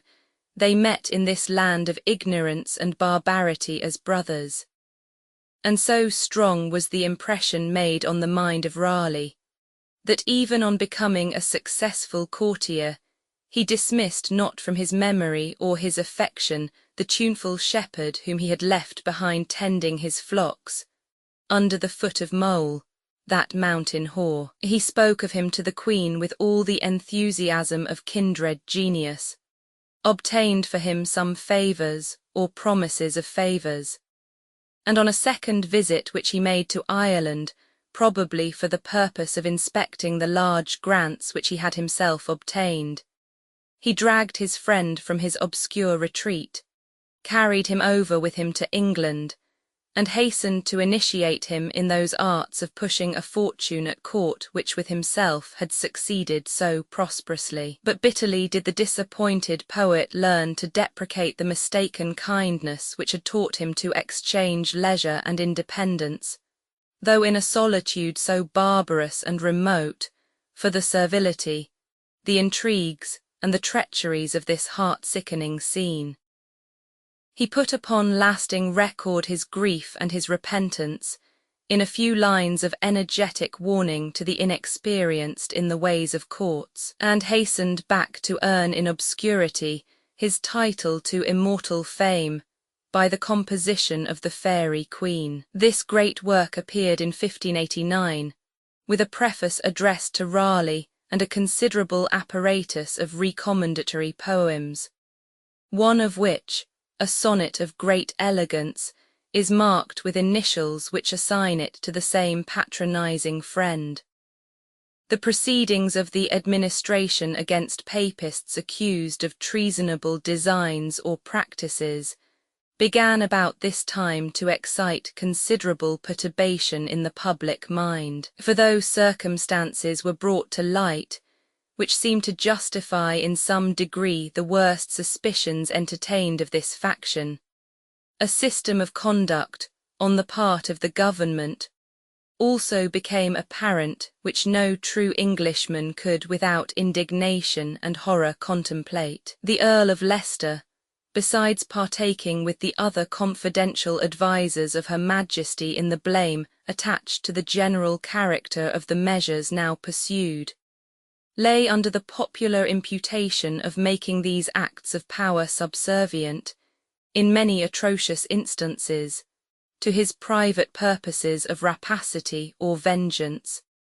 and a cloud of odium was raised against him, which the breath of his indulgent sovereign was in vain exerted to disperse. There was in Warwickshire a Catholic gentleman named Somerville, a person of violent temper and somewhat disordered in mind, who had been worked up by the instigations of one Hall his confessor, to such a pitch of fanatical frenzy that he set out for London with the fixed purpose of killing the Queen,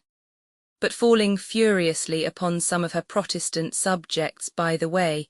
he was apprehended and readily confessed the object of his journey. Being closely questioned, perhaps with torture, he is said to have dropped something which touched Mr. Arden, his father-in-law, and Hall on examination positively declared that this gentleman had been made privy to the bloody purpose of Somerville. On this bare assertion of the priest, unconfirmed, as appears, by any collateral evidence, Arden was indicted, found guilty, and underwent the whole sentence of the law. It happened to be publicly known that Arden was the personal enemy of Leicester, for he had refused to wear his livery, a base kind of homage which was paid him without scruple, as it seems, by other neighbouring gentlemen, and he was also in the habit of reproaching him with the murder of his first wife. The wife also of Arden was the sister of Sir Nicholas Throgmorton, whom Leicester was vulgarly supposed to have poisoned, and of the Chief Justice of Chester lately displaced. When therefore, in addition to these circumstances of suspicion, it was further observed that Somerville, instead of being produced to deny or confirm on the scaffold the evidence which he was said to have given against Arden, died strangled in prison, by his own hand as was affirmed. When it was seen that Hall, who was confessedly the instigator of the whole, and further obnoxious to the laws as a Catholic priest, was quietly sent out of the kingdom by Leicester's means, in spite of the opposition of Sir Christopher Hatton, and finally, when it appeared that the forfeited lands of Arden went to enrich a creature of the same great man, this victim of law was regarded as a martyr, and it was found impossible to tie up the tongues of men from crying shame and vengeance on his cruel and insidious destroyer. The plot thickened when Francis Throgmorton, son of the degraded Judge of Chester, was next singled out. Some intercepted letters to the Queen of Scots formed the first ground of this gentleman's arrest, but being carried to the Tower, he was there racked to extort further discoveries, and Lord Paget and Charles Arundel, a courtier, quitted the kingdom in haste as soon as they knew him to be in custody. After this many of the leading Catholics fell into suspicion, particularly the Earls of Northumberland and Arundel, who were ordered to confine themselves to their houses. Lord William Howard, brother to the latter nobleman, and his uncle Lord Henry Howard, were likewise subjected to several long and rigorous examinations, but were dismissed at length on full proof of their perfect innocence. The confessions of Throgmorton further implicated the Spanish ambassador, who replied in so high a tone to the representations made him on the subject, that Her Majesty commanded him to quit the kingdom. Francis Throgmorton was condemned, and suffered as a traitor, and it is probable not undeservedly. There was reason also to believe that a dangerous activity was exercised by the Queen of Scots and her agents, and that the letters which she was continually finding means of conveying not only to the heads of the Popish party, but to all whose connections led her to imagine them in any degree favourable to the cause, had shaken the allegiance of numbers. On the other hand, the Catholics complained, and certainly not without reason, of dark and detestable means employed by the ministry to betray and ensnare them. Counterfeited letters, it seems, were often addressed to gentlemen of this persuasion, purporting to come either from the Queen of Scots or from certain English exiles, and soliciting concurrence in some scheme for her deliverance, or some design against the government. If the unwary receivers either answered the letters, or simply forbore to deliver them up to the Secretary of State, their houses were entered. Search was made for these papers by the emissaries of government, who were themselves the fabricators of them. The unfortunate owners were dragged to prison as suspected persons, and interrogated and perhaps tortured, till they discovered all that they knew of the secrets of the party. Spies were planted upon them. Every unguarded word was caught up and interpreted in the worst sense, and false or frivolous accusations were greedily entertained. Walsingham, next to Leicester, bore the chief odium of these proceedings. But to him no corrupt motives or private ends ever appear to have been imputed in particular cases, though an anxiety to preserve his place, and to recommend himself to the Queen his mistress by an extraordinary manifestation of care for her safety and zeal in her service, may not unfairly be supposed to have influenced the general character of his policy. The loud complaints of the Catholics had excited so strong and so widely diffused a sentiment of compassion for them and indignation against their oppressors, that it was judged expedient to publish an apology for the measures of government,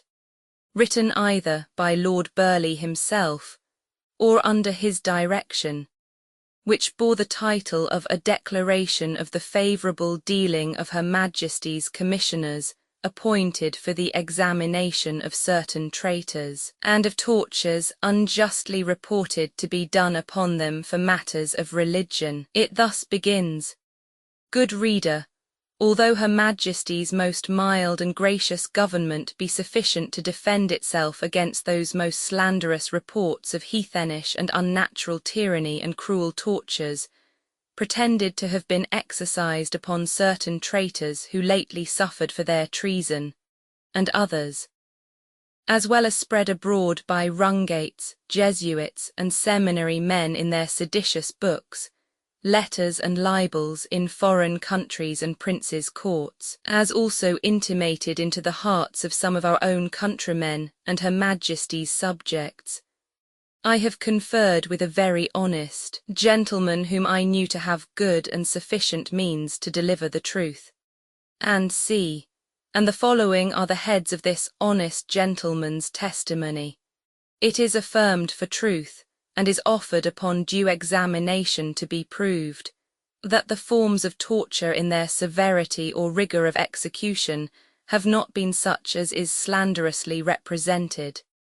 that even the principal offender Campion himself, before the conference had with him by learned men in the Tower, wherein he was charitably used, was never so racked but that he was presently able to walk and to write, and did presently write and subscribe all his confessions. That Bryant, a man said to have been reduced to such extremities of hunger and thirst in prison, that he ate the clay out of the walls and drank the droppings of the roof, was kept in that state by his own fault, for certain treasonable writings being found upon him. he was required to give a specimen of his handwriting, which refusing, he was told he should have no food till he wrote for what he wanted, and after fasting nearly 2 days and nights he complied.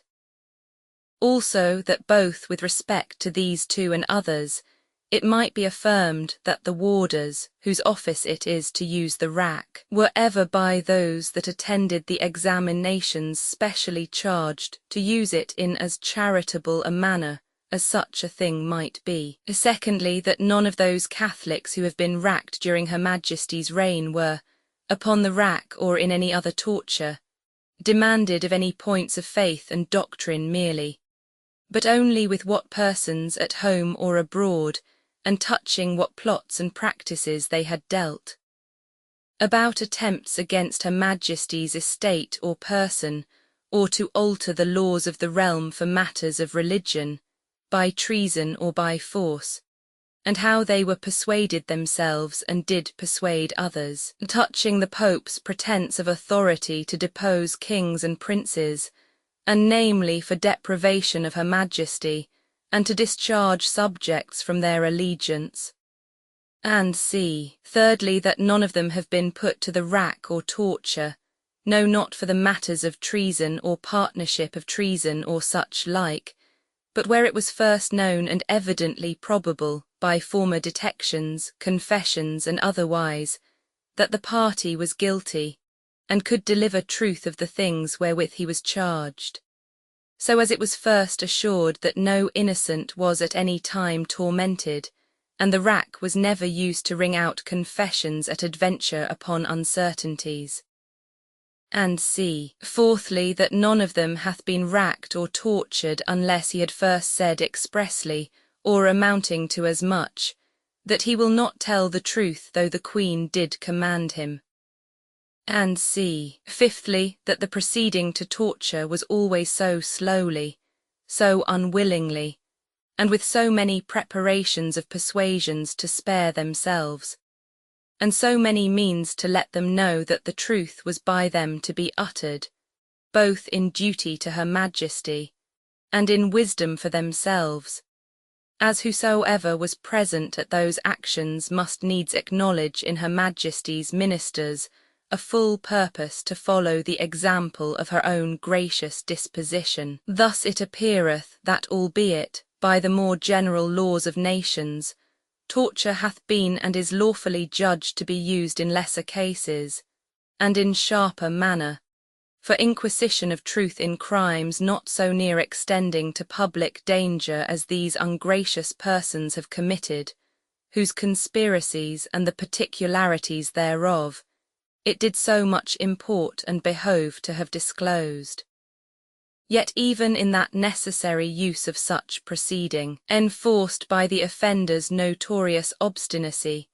is nevertheless to be acknowledged the sweet temperature of Her Majesty's mild and gracious clemency, and their slanderous lewdness to be the more condemned, that have in favour of heinous malefactors and stubborn traitors spread untrue rumours and slanders, to make her merciful government disliked, under false pretence and rumours of sharpness and cruelty to those against whom nothing can be cruel, and yet upon whom nothing hath been done but gentle and merciful. This is a document which speaks sufficiently for itself. Torture in any shape was even at this time absolutely contrary to the law of the land, and happily there was enough of true English feeling in the country, even under the rule of a Tudor, to render it expedient for Elizabeth, soon after the exposition of these favourable dealings of her commissioners,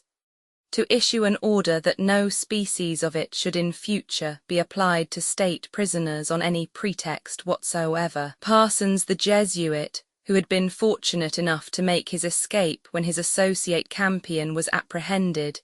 is believed to have been the papist who sought to avenge his party on its capital enemy by the composition of that virulent invective called Leicester's Commonwealth, a pamphlet which was printed in Flanders in 1584, and of which a vast number of copies were imported into England,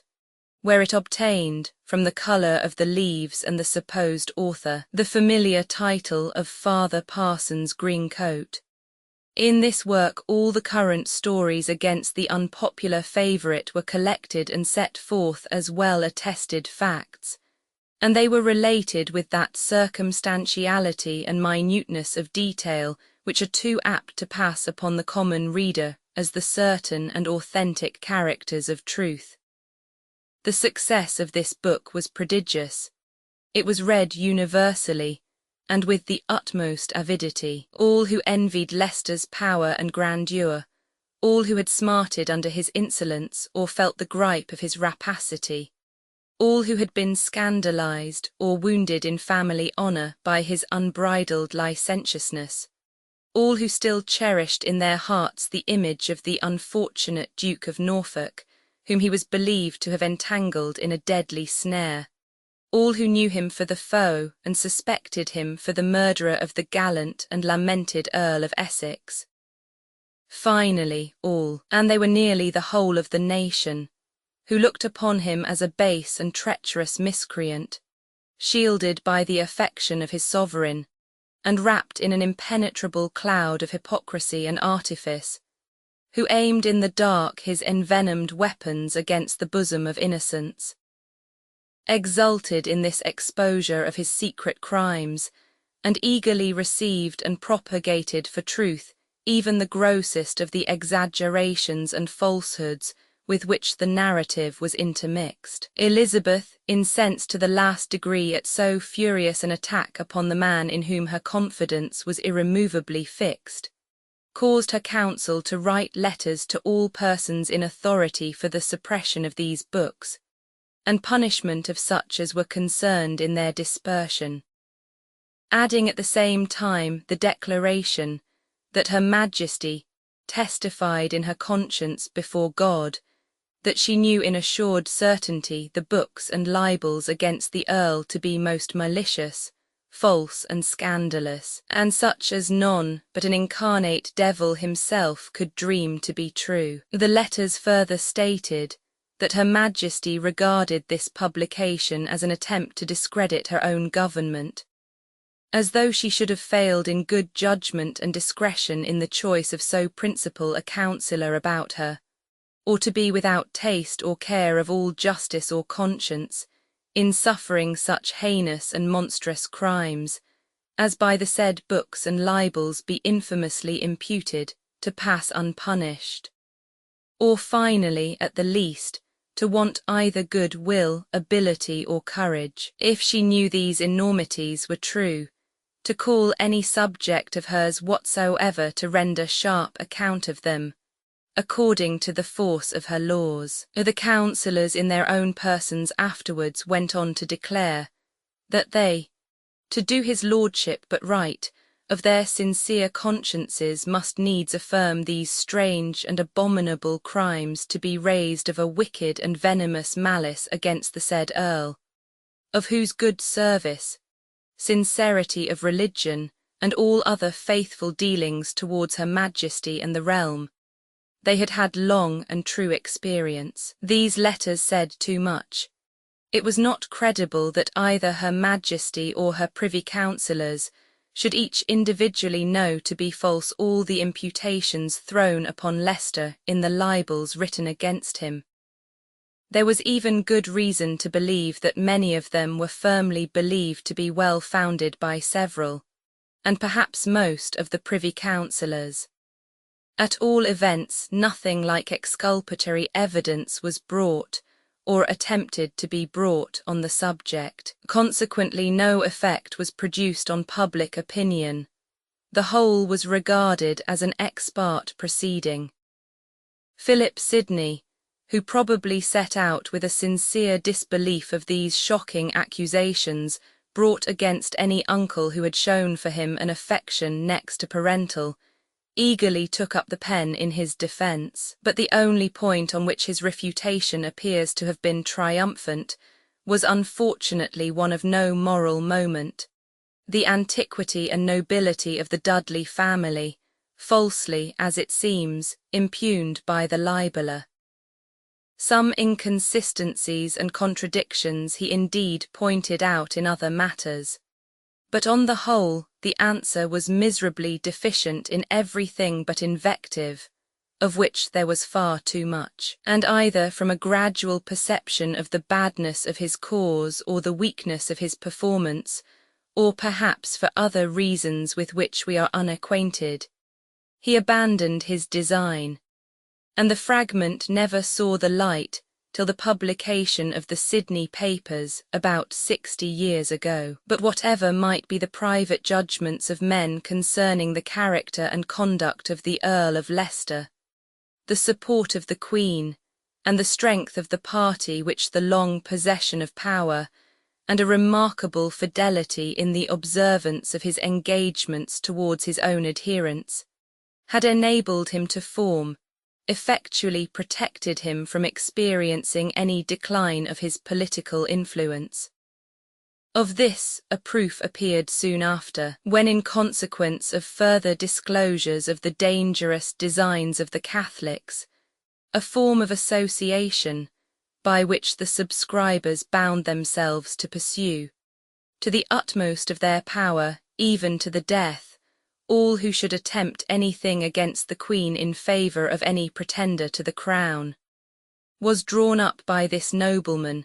and obtained the signatures of all orders of men. This was a measure which the Queen of Scots perceived to be aimed expressly against herself, and of which she sought to divert the ill effects by all the means still within her power.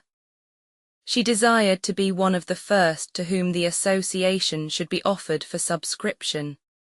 and she begged that this act might form the basis of a treaty by which all differences between herself and Elizabeth might be finally composed, and her long captivity exchanged at length, if not for absolute freedom, at least for a state of comparative independence under articles guaranteed by the principal powers of Europe. These articles, far different from the former claims of Mary, appeared to Walsingham so advantageous to his mistress, by the exemption which they seemed to promise her from future machinations on the part of the Queen of Scots, that he strenuously urged their acceptance. But it was in vain. Mutual injuries, dissimulation on both sides, and causes of jealousy on the part of Elizabeth from which all her advantages over her captive enemy had not served to set her free, now, as ever, opposed the conclusion of any terms of agreement, and the imprudent and violent conduct of Mary served to confirm Elizabeth in her unrelentingness. Even while the terms were under discussion, a letter was intercepted addressed by the Queen of Scots to Sir Francis Inglefield, an English exile and pensioner in Spain, in which she thus wrote: "Of the treaty between the Queen of England and me, I may neither hope nor look for good issue. Whatsoever shall become of me by whatsoever change of my state and condition, let the execution of the great plot go forward, without any respect of peril or danger to me. For I will account my life very happily bestowed, if I may with the same help, and relieve so great a number of the oppressed children of the Church. And further I pray you use all possible diligence and endeavour to pursue and promote, at the Pope's and other kings' hand, such a speedy execution of their former designments, that the same may be effectuated sometime this next spring. And see, it must be confessed that after such a letter Mary had little right to complain of the failure of these negotiations. The Countess of Shrewsbury, now at open variance with her husband, had employed every art to infuse into the Queen's suspicions of a too great intimacy subsisting between the Earl and his prisoner. And Elizabeth, either from a jealousy which the long fidelity of Shrewsbury to his arduous trust was unable to counteract, or, as was believed, at the instigation of some who meant further mischief to Mary, ordered about this time her removal to the custody of Sir Amyas Paulet and Sir Drugo Drury. This change filled the mind of the captive Queen with terror, which prepared her to listen with avidity to any schemes, however desperate, for her own deliverance and the destruction of her enemy,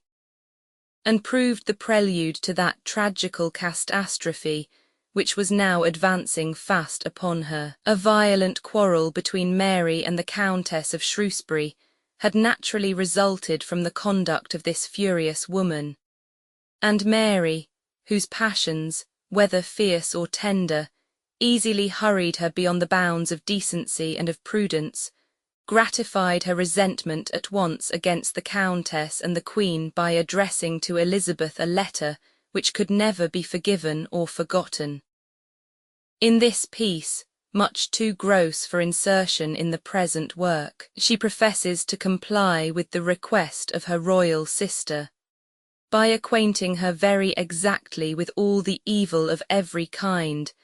that the Countess of Shrewsbury had ever spoken of Her Majesty in her hearing. She then proceeds to repeat or invent all that the most venomous malice could devise against the character of Elizabeth,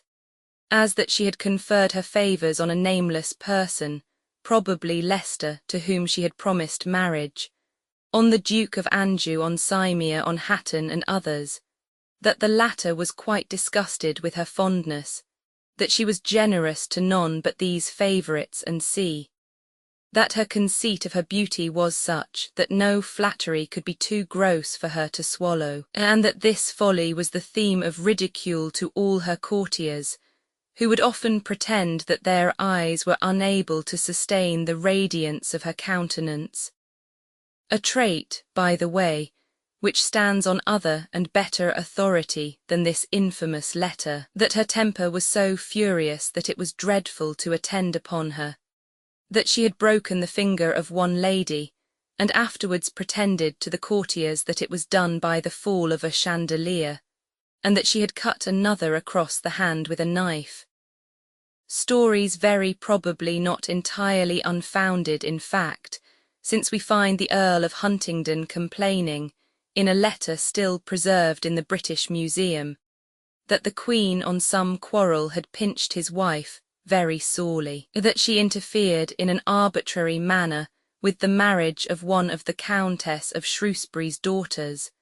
and wanted to engross the disposal of all the heiresses in the kingdom, in which charge there was also some truth. This insulting epistle concluded with assurances of the extreme anxiety of the writer to see a good understanding restored between herself and Elizabeth. Meantime, the most alarming manifestations of the inveterate hostility of the persecuted papists against the Queen continued to agitate the minds of a people who loved and honoured her, and who anticipated with well-founded horror the succession of another Mary, which seemed inevitable in the event of her death. A book was written by a Romish priest, exhorting the female attendants of Her Majesty to emulate the merit and glory of Judith by inflicting on her the fate of Holofernes. Dr. Allen, afterwards Cardinal, published a work to justify and recommend the murder of a heretic prince, and by this piece a gentleman of the name of Parry was confirmed, it is said, in the black design which he had several times revolved in his mind, but relinquished as often from misgivings of conscience. In the history of this person there are some circumstances very remarkable. He was a man of considerable learning, but being vicious and needy, had some years before this time committed a robbery, for which he had received the royal pardon. Afterwards he went abroad, and was reconciled to the Romish Church, though employed at the same time by the ministers of Elizabeth to give intelligence respecting the English exiles, whom he often recommended to pardon or favour, and sometimes apparently with success. Returning home, he gained access to the Queen, who admitted him to several private interviews, and he afterwards declared that fearing he might be tempted to put in act the bloody purpose which perpetually haunted his mind, he always left his dagger at home when he went to wait upon her. On these occasions, he apprised Her Majesty of the existence of many designs against her life, and endeavoured, with great earnestness and plainness of speech, to convince her of the cruelty and impolicy of those laws against the Papists which had rendered them her deadly foes. But finding his arguments thrown away upon the Queen, he afterwards procured a seat in Parliament, where he was the sole opponent of a severe act passed against the Jesuits. On account of the freedom with which he expressed himself on this occasion, he was for a few days imprisoned. Soon after, a gentleman of the family of Neville induced, it is said, by the hope of obtaining as his reward the honours and lands of the rebel Earl of Westmoreland, lately dead, disclosed to the government a plot for assassinating the Queen, in which he affirmed that Parry had engaged his concurrence. Parry confessed in prison that he had long deliberated on the means of effectually serving his church, and it appeared that he had come to the decision that the assassination of the Queen's greatest subject might be lawful. A letter was also found upon him from Cardinal Como,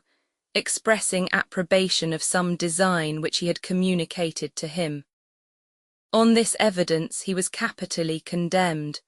but to the last he strongly denied that the Cardinal's letter, couched in general terms, referred to any attempt on the Queen's person, or that he had ever entertained the design charged upon him. Unlike all the other martyrs of popery at this time, he died, not avowing and glorying in the crime charged upon him, but earnestly protesting his innocence, his loyalty, his warm attachment to Her Majesty. An account of his life was published immediately afterwards by the Queen's printer, written in a style of the utmost virulence, and filled with tales of his monstrous wickedness, which have much the air of violent calumnies. Parry was well known to Lord Burleigh, with whom he had corresponded for several years, and the circumstance of his being brought by him to the presence of the Queen proves that this minister was far from regarding him either as the low, the infamous, or the desperate wretch that he is here represented. That he had sometimes imagined the death of the Queen, he seems to have acknowledged, but most probably he had never so far conquered the dictates of loyalty and conscience as to have laid any plan for her destruction, or even to have resolved upon hazarding the attempt. The case, therefore, was one in which mercy and even justice seemed to have required the remission of a harsh and hasty sentence. But the panic terror which had now seized the Queen, the ministry, the Parliament, and the nation, would have sufficed to overpower the pleadings of the generous virtues in hearts of nobler mould than those of Elizabeth, of Leicester, or of Walsingham. Neville, the accuser of Parry, far from gaining any reward, was detained prisoner in the Tower certainly till the year 1588, and whether he even then obtained his liberation does not appear. The severe enactments of the new Parliament against Papists, which included a total prohibition of every exercise of the rights of their religion, so affected the mind of Philip Howard, Earl of Arundel, already exasperated by the personal hardships to which the suspicions of Her Majesty and the hostility of her ministers had exposed him, that he formed the resolution of banishing himself for ever from his native land. Having secretly prepared everything for his departure, he put his whole case upon record in a letter addressed to Her Majesty, and left behind at his house in London. This piece ought, as it appears, to have excited in the breast of his sovereign sentiments of regret and compunction rather than of indignation. The writer complains that without any offence given on his part or even objected against him by Her Majesty, he had long since fallen into her disfavour, as by her bitter speeches had become publicly known, so that he was generally accounted, nay in a manner pointed at, as one whom Her Majesty least favoured, and in most disgrace as a person whom she did deeply suspect and especially mislike.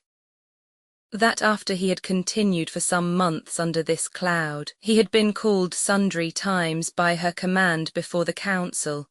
where charges had been brought against him, some of them ridiculously trifling, others incredible, all so untrue, that even his greatest enemies could not, after his answers were made, reproach him with any disloyal thought. Yet was he in the end ordered to keep his house, that his enemies still continued to pursue him with interrogatories, and continued his restraint, and that even after the last examination had failed to produce anything against him, he was still kept 15 weeks longer in the same state, though accused of nothing. That when, either his enemies being ashamed to pursue these proceedings further, or Her Majesty being prevailed upon by his friends to put an end to them, he had at length recovered his liberty. He had been led to meditate on the fates of his 3 unfortunate ancestors, all circumvented by their enemies, and 2 of them, the Earl of Surrey his grandfather and the Duke of Norfolk his father, brought for slight causes to an untimely end. And having weighed their cases with what had just befallen himself, he concluded that it might well be his lot to succeed them in fortune as in place. His foes were strong to overthrow, he weak to defend himself, since innocence he had found was no protection, Her Majesty being easily drawn to an ill opinion of his ancestry. And moreover he had been charged by the council to be of the religion which was accounted odious and dangerous to her estate. Lastly, he adds, but principally, I weighed in what miserable doubtful case my soul had remained if my life had been taken, as it was not unlikely, in my former troubles. For I protest, the greatest burden that rested on my conscience at that time was, because I had not lived according to the prescript rule of that which I undoubtedly believed. And see, the Earl had actually embarked at a small port in Sussex, when his project having been betrayed to the government by the mercenary villainy of the master of the vessel and of one of his own servants, orders were issued for his detention, and he was brought back in custody and committed to the Tower. The letter just quoted was then produced against him. It was declared to reflect on the justice of the country, and for the double offence of having written it and of attempting to quit the kingdom without licence, he underwent a long imprisonment, and was arbitrarily sentenced to a fine of £1,000, which he proved his inability to pay. The barbarous tyranny which held his body in thraldom served at the same time to rivet more strongly upon his mind the fetters of that stern superstition which had gained dominion over him. The more he endured for his religion, the more awful and important did it appear in his eyes, while in proportion to the severity and tediousness of his sufferings from without, the scenery within became continually more cheerless and terrific. And learning to dread in a future world the prolonged operation of that principle of cruelty under which he groaned in this, he sought to avert its everlasting action by practising upon himself the expiatory rigours of asceticism. The sequel of his melancholy history we shall have occasion to contemplate hereafter.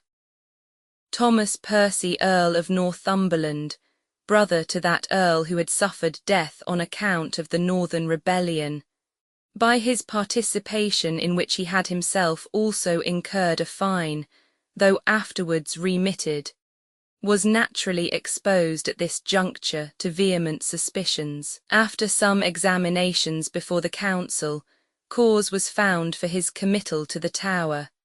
and here, according to the iniquitous practice of the age, he remained for a considerable time without being brought to trial. At length the public was informed that another prisoner on a like account having been put to the torture to force disclosures, had revealed matters against the Earl of Northumberland amounting to treason, on which account he had thought fit to anticipate the sentence of the law by shooting himself through the heart. That the Earl was really the author of his own death was indeed proved before a coroner's jury by abundant and unexceptionable testimony, as well as by his deliberate precautions for making his lands descend to his son, and his indignant declaration that the Queen, on whom he bestowed a most opprobrious epithet, should never have his estate, though it may still bear a doubt whether a consciousness of guilt, despair of obtaining justice, or merely the misery of an indefinite captivity, were the motive of the rash act. But the Catholics, actuated by the true spirit of party, added without scruple the death of this nobleman to the foul and midnight murders perpetrated within these gloomy walls. Meantime, the opposition to popery, which had now become the reigning principle of English policy, was to be maintained on other ground, and with other weapons than those with which an inquisitorial high commission, or a fierce system of penal enactments, had armed the hands of religious intolerance, political jealousy, or private animosity, and all the more generous and adventurous spirits prepared with alacrity to draw the sword in the noble cause of Belgian independence, against the united tyranny and bigotry of the detestable Philip Roman II. The death of that patriot hero William, Prince of Orange, by the hand of a fanatical assassin, had plunged his country in distress and dismay, and the States General had again made an earnest tender of their sovereignty to Elizabeth. She once more declined it, from the same motives of caution and anxiety, to avoid the imputation of ambitious encroachment on the rights of neighbouring princes, which had formerly determined her, but more than ever aware how closely her own safety and welfare were connected with the successful resistance of these provinces, she now consented to send over an army to their succour, and to grant them supplies of money, in consideration of which several cautionary towns were put into her hands. Of these, Flushing was one, and Elizabeth gratified at once the Protestant zeal of Philip Sidney and his aspirations after military glory, by appointing him its governor. It was in November 1585 that he took possession of his charge. Meanwhile the Earl of Leicester, whose haughty and grasping spirit led him to covet distinction and authority in every line, was eagerly soliciting the supreme command of this important armament, and in spite of the general mediocrity of his talents and his very slight experience in the art of war, his partial mistress had the weakness to indulge him in this unreasonable and ill-advised pretension. The title of General of the Queen's Auxiliaries in Holland was conferred upon him, and with it a command over the whole English navy paramount to that of the Lord High Admiral himself. He landed at Flushing,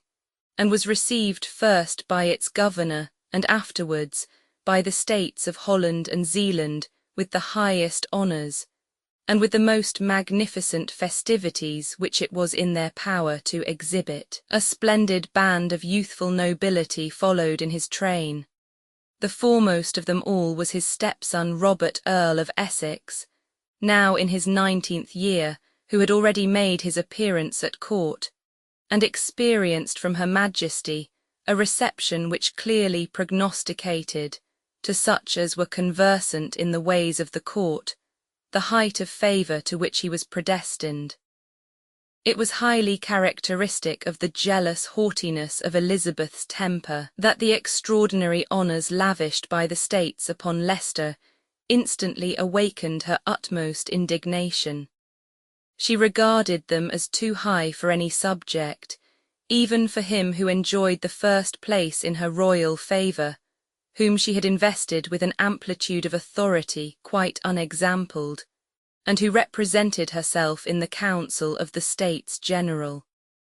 She expressed her anger in a tone which made both Leicester and the Belgians tremble, and the explanations and humble submissions of both parties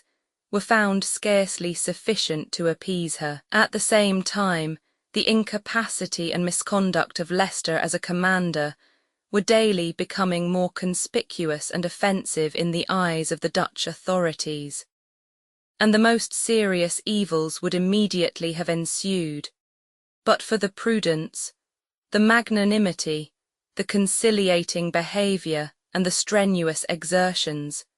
by which his admirable nephew laboured unceasingly to remedy his vices and cover his deficiencies. The brilliant valour of the English troops, and particularly of the young nobility and gentry who led them on, was conspicuous in every encounter, but the want of a chief able to cope with that accomplished general, the Prince of Parma, precluded them from effecting any important object. Philip Sidney distinguished himself by a well-conducted surprise of the town of Axel, and received in reward among a number of others the honour of knighthood from the hands of his uncle. Afterwards, having made an attack with the horse under his command on a reinforcement which the enemy was attempting to throw into Zutphen, a hot action ensued, in which, though the advantage remained with the English, it was dearly purchased by the blood of their gallant leader, who received a shot above the knee, which after 16 days of acute suffering brought his valuable life to its termination. Thus perished at the early age of 32 Sir Philip Sidney, the pride and pattern of his time, the theme of song, the favourite of English story. The beautiful anecdote of his resigning to the dying soldier the draught of water with which he was about to quench his thirst as he rode faint and bleeding from the fatal field, is told to every child, and inspires a love and reverence for his name which never ceases to cling about the hearts of his countrymen. He is regarded as the most perfect example which English history affords of the Prieur Chevalier, and is named in parallel with the spotless and fearless Bayard, the glory of Frenchmen, whom he excelled in all the accomplishments of peace as much as the other exceeded him in the number and splendour of his military achievements. The demonstrations of grief for his loss, and the honours paid to his memory, went far beyond all former example, and appeared to exceed what belonged to a private citizen. The court went into mourning for him, and his remains received a magnificent funeral in St. Paul's, the United Provinces having in vain requested permission to inter him at their own expense, with the promise that he should have as fair a tomb as any prince in Christendom. Elizabeth always remembered him with affection and regret. Cambridge and Oxford published 3 volumes of Lacrimae on the melancholy event. Spenser in verse and Camden in prose commemorated and deplored their friend and patron. A crowd of humbler contemporaries pressed emulously forward to offer up their mite of panegyric and lamentation, and it would be endless to enumerate the poets and other writers of later times who have celebrated in various forms the name of Sidney. Foreigners of the highest distinction claimed a share in the general sentiment. Du Plessis Mornay condoled with Walsingham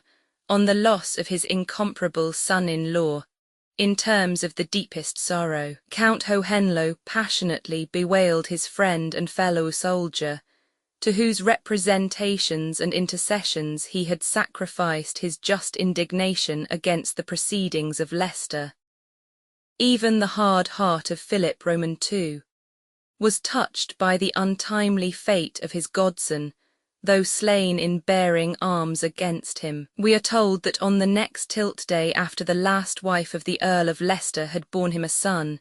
Sidney appeared with a shield on which was the word Speravi dashed through. This anecdote, if indeed the allusion of the motto be rightly explained, which it is difficult to believe, would serve to show how publicly he had been regarded, both by himself and others, as the heir of his all-powerful uncle. The death of this child, on which occasion adulatory verses were produced by the University of Cambridge, restored Sidney, the year before his death, to this brilliant expectancy. And it cannot reasonably be doubted that the academic honours paid to his memory were, like the court mourning,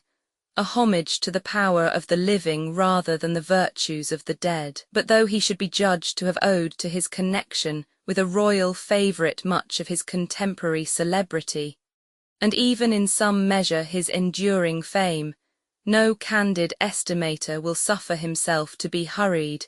under an idea of correcting the former partiality of fortune, into the clear injustice of denying to this accomplished character a just title to the esteem and admiration of posterity. On the contrary, it will be considered that the very circumstances which rendered him so early conspicuous would also expose him to the shafts of malice and envy, and that if his spirit had not been in reality noble and his conduct irreproachable, it would have exceeded all the power of Leicester to shield the reputation of his nephew against attacks similar to those from which he had found it impracticable to defend his own. Philip Sidney was educated, by the cares of a wise and excellent father, in the purest and most elevated moral principles, and in the best learning of the age. A letter of advice addressed to him by this exemplary parent at the age of 12 fully exemplifies both the laudable solicitude of Sir Henry respecting his future character and the soundness of his views and maxims. In the character of his son as advancing to manhood, he saw his hopes exceeded and his prayers fulfilled. Nothing could be more correct than his conduct, more laudable than his pursuits, while on his travels, young as he was, he merited the friendship of Hubert Langt. He also gained just and high reputation for the manner in which he acquitted himself of an embassy to the Protestant princes of Germany. Though somewhat of the ostentation and family pride of a Dudley was apparent in the port which he thought it necessary to assume on the occasion. After his return he commenced the life of a courtier, and that indiscriminate thirst for glory which was in some measure the foible of his character led him into an ostentatious profusion, which, by involving his affairs, rendered it necessary for him to solicit the pecuniary favours of Her Majesty, and to earn them by some acts of adulation unworthy of his spirit. For all these, however, he made large amends by his noble letter against the French marriage. He afterwards took up, with a zeal and ability highly honourable to his heart and his head, the defence of his father, accused, but finally acquitted, of some stretches of power as Lord Deputy of Ireland. This business involved him in disputes with the Earl of Ormond, his father's enemy, who seems to have generously overlooked provocations which might have led to more serious consequences, in consideration of the filial feelings of his youthful adversary. These indications of a bold and forward spirit appear, however, to have somewhat injured him in the mind of Her Majesty. His advancement by no means kept pace either with his wishes or his wants, and a subsequent quarrel with the Earl of Oxford, in which he refused to make the concessions required by the Queen, reminding her at the same time that it had been her father's policy, and ought to be hers, rather to countenance the gentry against the arrogance of the great nobles than the contrary, sent him in disgust from court. Retiring to Wilton, the seat of his brother-in-law the Earl of Pembroke, he composed the Arcadia. This work he never revised or completed. It was published after his death, probably contrary to his orders, and it is of a kind long since obsolete. Under all these disadvantages, however, though faulty in plan and as a whole tedious, this romance has been found to exhibit extensive learning, a poetical cast of imagination, nice discrimination of character, and what is far more, a fervour of eloquence in the cause of virtue. a heroism of sentiment and purity of thought, which stamp it for the offspring of a noble mind, which evince that the workman was superior to his work. But the world reabsorbed him, and baffled at court he meditated, in correspondence with one of his favourite mottos, aut viam inveniam aut faciam, to join one of the almost piratical expeditions of Drake against the Spanish settlements. Perhaps he might then be diverted from his design by the strong and kind warning of his true friend Langt, to beware lest the thirst of lucre should creep into a mind which had hitherto admitted nothing but the love of truth, and an anxiety to deserve well of all men. After the death of this monitor, however, he engaged in a second scheme of this very questionable nature, and was only prevented from embarking by the arrival of the Queen's peremptory orders for his return to court, and that of Fulk Greville who accompanied him. It would certainly be difficult to defend in point of dignity and consistency his conspicuous appearance, as formerly recorded, at the triumph held in honour of the French embassy, or his attendance upon the Duke of Anjou on his return to the Netherlands. The story of his nomination to the throne of Poland deserves little regard. It is certain that such an elevation was never within his possibilities of attainment. His reputation on the continent was however extremely high. Don John of Austria himself esteemed him. The great Prince of Orange corresponded with him as a real friend, and Du Plessis Mornay solicited his good offices on behalf of the French Protestants. Nothing but the highest praise is due to his conduct in Holland.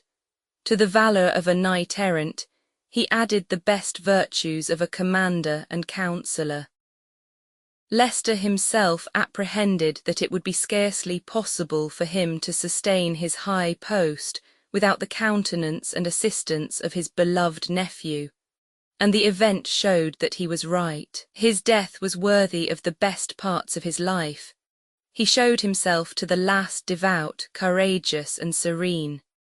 His wife, the beautiful daughter of Walsingham, his brother Robert, to whom he had performed the part rather of an anxious and indulgent parent than of a brother, and many sorrowing friends, surrounded his bed. Their grief was beyond a doubt sincere and poignant, as well as that of the many persons of letters and of worth who gloried in his friendship and flourished by his bountiful patronage. On the whole, though justice claims the admission that the character of Sidney was not entirely free from the faults most incident to his age and station, and that neither as a writer, a scholar, a soldier, or a statesman, in all which characters during the course of his short life he appeared, and appeared with distinction, is he yet entitled to the highest rank. It may, however, be firmly maintained that, as a man, an accomplished and high-souled man, he had among his contemporary countrymen neither equal nor competitor. Such was the verdict in his own times, not of flatterers only, or friends, but of England, of Europe. Such is the title of merit under which the historian may enroll him, with confidence and with complacency, among the illustrious few whose name and example still serve to kindle in the bosom of youth the animating glow of virtuous emulation. Leicester never appears in an amiable light except in connection with his nephew, for whom his affection was not only sincere but ardent. A few extracts from a letter written by him to Sir Thomas Heneage, captain of the Queen's Guards, giving an account of the action in which Sidney received his mortal wound, will illustrate this remark,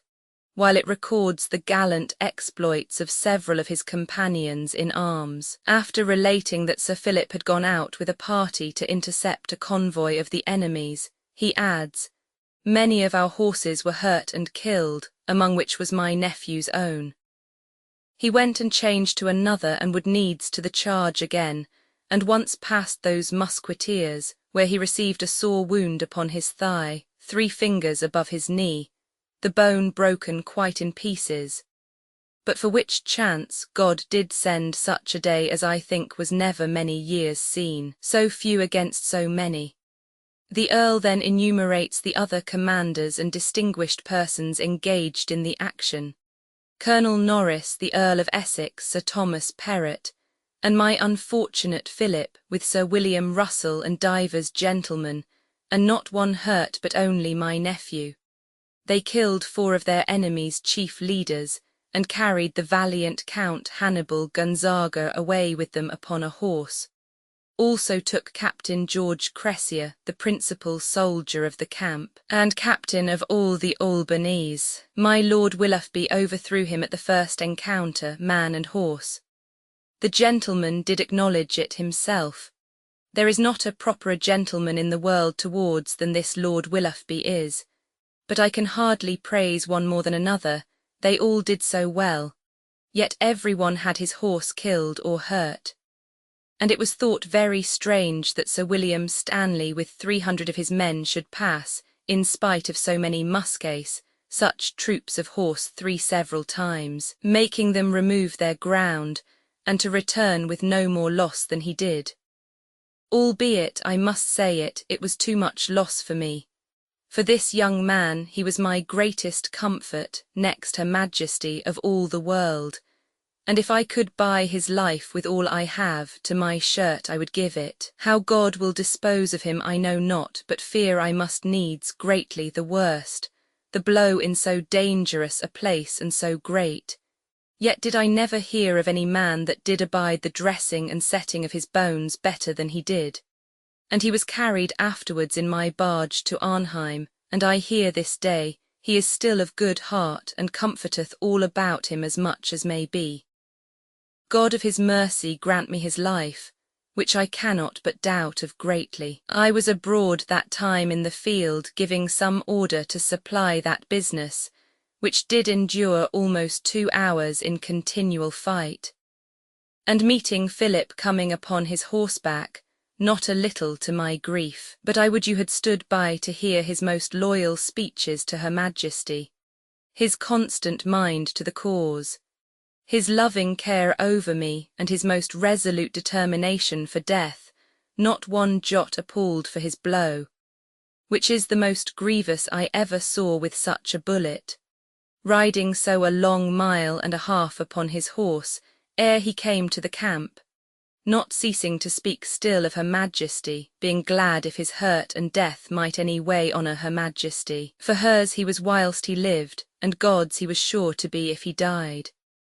Prayed all men to think the cause was as well Her Majesty's as the country's, and not to be discouraged, for you have seen such success as may encourage us all, and this my hurt is the ordinance of God by the hap of the war. Well, I pray God, if it be his will, save me his life, even as well for Her Majesty's service sake, as for mine own comfort. 95. Sir Henry Sidney was spared the anguish of following such a son to the grave, having himself quitted the scene a few months before. It was in 1578 that he received orders to resign the government of Ireland, having become obnoxious to the gentlemen of the English Pale by his rigour in levying certain assessments for the maintenance of troops and the expenses of his own household, which they affirmed to be illegally imposed. There is every reason to believe that their complaint was well founded. But Elizabeth, refusing as usual to allow her prerogative to be touched, imprisoned several Irish lawyers, who came to England to appeal against the tax. And Sir Henry, being able to prove that he had royal warrant for what he had done, was finally exonerated by the Privy Council from all the charges which had been preferred against him, and retained to the last his office of Lord President of Wales. The sound judgment of Sir Henry Sidney taught him that his near connection with the Earl of Leicester had its dangers as well as its advantages, and observing the turn for show and expense with which it served to inspire the younger members of his family, he would frequently enjoin them to consider more whose sons than whose nephews they were. In fact, he was not able to lay up fortunes for them. The offices he held were higher in dignity than emolument. His spirit was noble and munificent.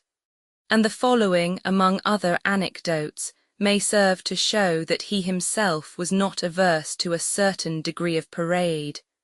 at least on particular occasions. The Queen, standing once at a window of her palace at Hampton Court, saw a gentleman approach escorted by 200 attendants on horseback, and turning to her courtiers she asked with some surprise who this might be. But on being informed that it was Sir Henry Sidney, her Lord Deputy of Ireland and President of Wales, she answered, "And he may well do it, for he has two of the best offices in my kingdom." The following letter, addressed to Sir Henry as Lord President of Wales, discloses an additional trait of his character, which cannot fail to recommend him still more to the esteem of a humane and enlightened age. His reluctance, namely, to lend his concurrence to the measures of religious persecution which the Queen and her bishops now urged upon all persons in authority as their incumbent duty. Sir Francis Walsingham to Sir H. Sidney, Lord President of Wales. My very good lord, my lords of late calling here to remembrance the commission that was more than a year ago given out to your lordship and certain others, for the reformation of the recusants and obstinate persons in religion, within Wales and the marches thereof, marvelled very much that in all this time they have heard of nothing done by you and the rest. And truly, my lord, the necessity of this time requiring so greatly to have these kind of men diligently and sharply proceeded against, there will here a very hard construction be made, I fear me of you, to retain with you the said commission so long, doing no good therein. Of late now I received your lordship's letter touching such persons as you think meet to have the custody and oversight of Montgomery Castle, by which it appeareth you have begun, in your present journeys in Wales, to do somewhat in causes of religion. But having a special commission for that purpose, in which are named special and very apt persons to join with you in those matters, it will be thought strange to my lords to hear of your proceeding in those causes without their assistance, and therefore, to the end their lordships should conceive no otherwise than well of your dealing without them, I have forborne to acquaint them with our late letter, wishing your lordship, for the better handling and success of those matters in religion, you called unto you the Bishop of Worcester, Mr. Phillips, and certain others specially named in the commission. They will, I am sure, be glad to wait on you in so good a service, and your proceeding together with them in these matters will be better allowed of here and see. P.S. Your lordship had need to walk warily, for your doings are narrowly observed, and her Majesty is apt to give ear to any that shall ill you. Great hold is taken by your enemies for neglecting the execution of this commission. Oatlands, August 9th, 1596. Leicester, soon after the death of his nephew, placed his army in winter quarters, having effected no one object of importance. The States remonstrated with him in strong terms on the various and grievous abuses of his administration. He answered them in the tone of graciousness and conciliation which it suited his purpose to assume, and publicly surrendering up to them the whole apparent authority of the provinces, whilst by a secret act of restriction he in fact retained for himself full command over all the governors of towns and provinces. He set sail for England. Elizabeth received her favourite with her usual complacency, either because his abject submissions had in reality succeeded in banishing from her mind all resentment of his conduct in Holland, or because she required the support of his long-tried counsels under the awful responsibilities of that impending conflict with the whole collected force of the Spanish monarchy, for which she felt herself summoned to prepare. The King of Denmark, astonished to behold a princess of Elizabeth's experienced caution involving herself with seeming indifference in peril so great and so apparent, exclaimed that she had now taken the diadem from her brow to place it on the doubtful cast of war.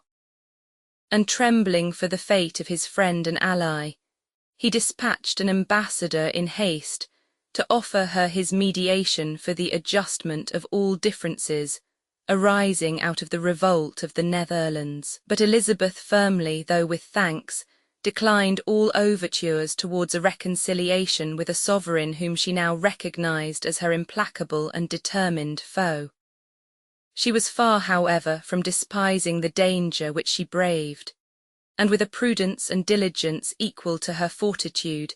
she had begun to assemble and put in action all her means, internal and external, of defence and annoyance. She linked herself still more closely by benefits and promises with the Prince of Condé, chief of the Huguenots now in arms against the League, or Catholic Association, formed in France under the auspices of the King of Spain.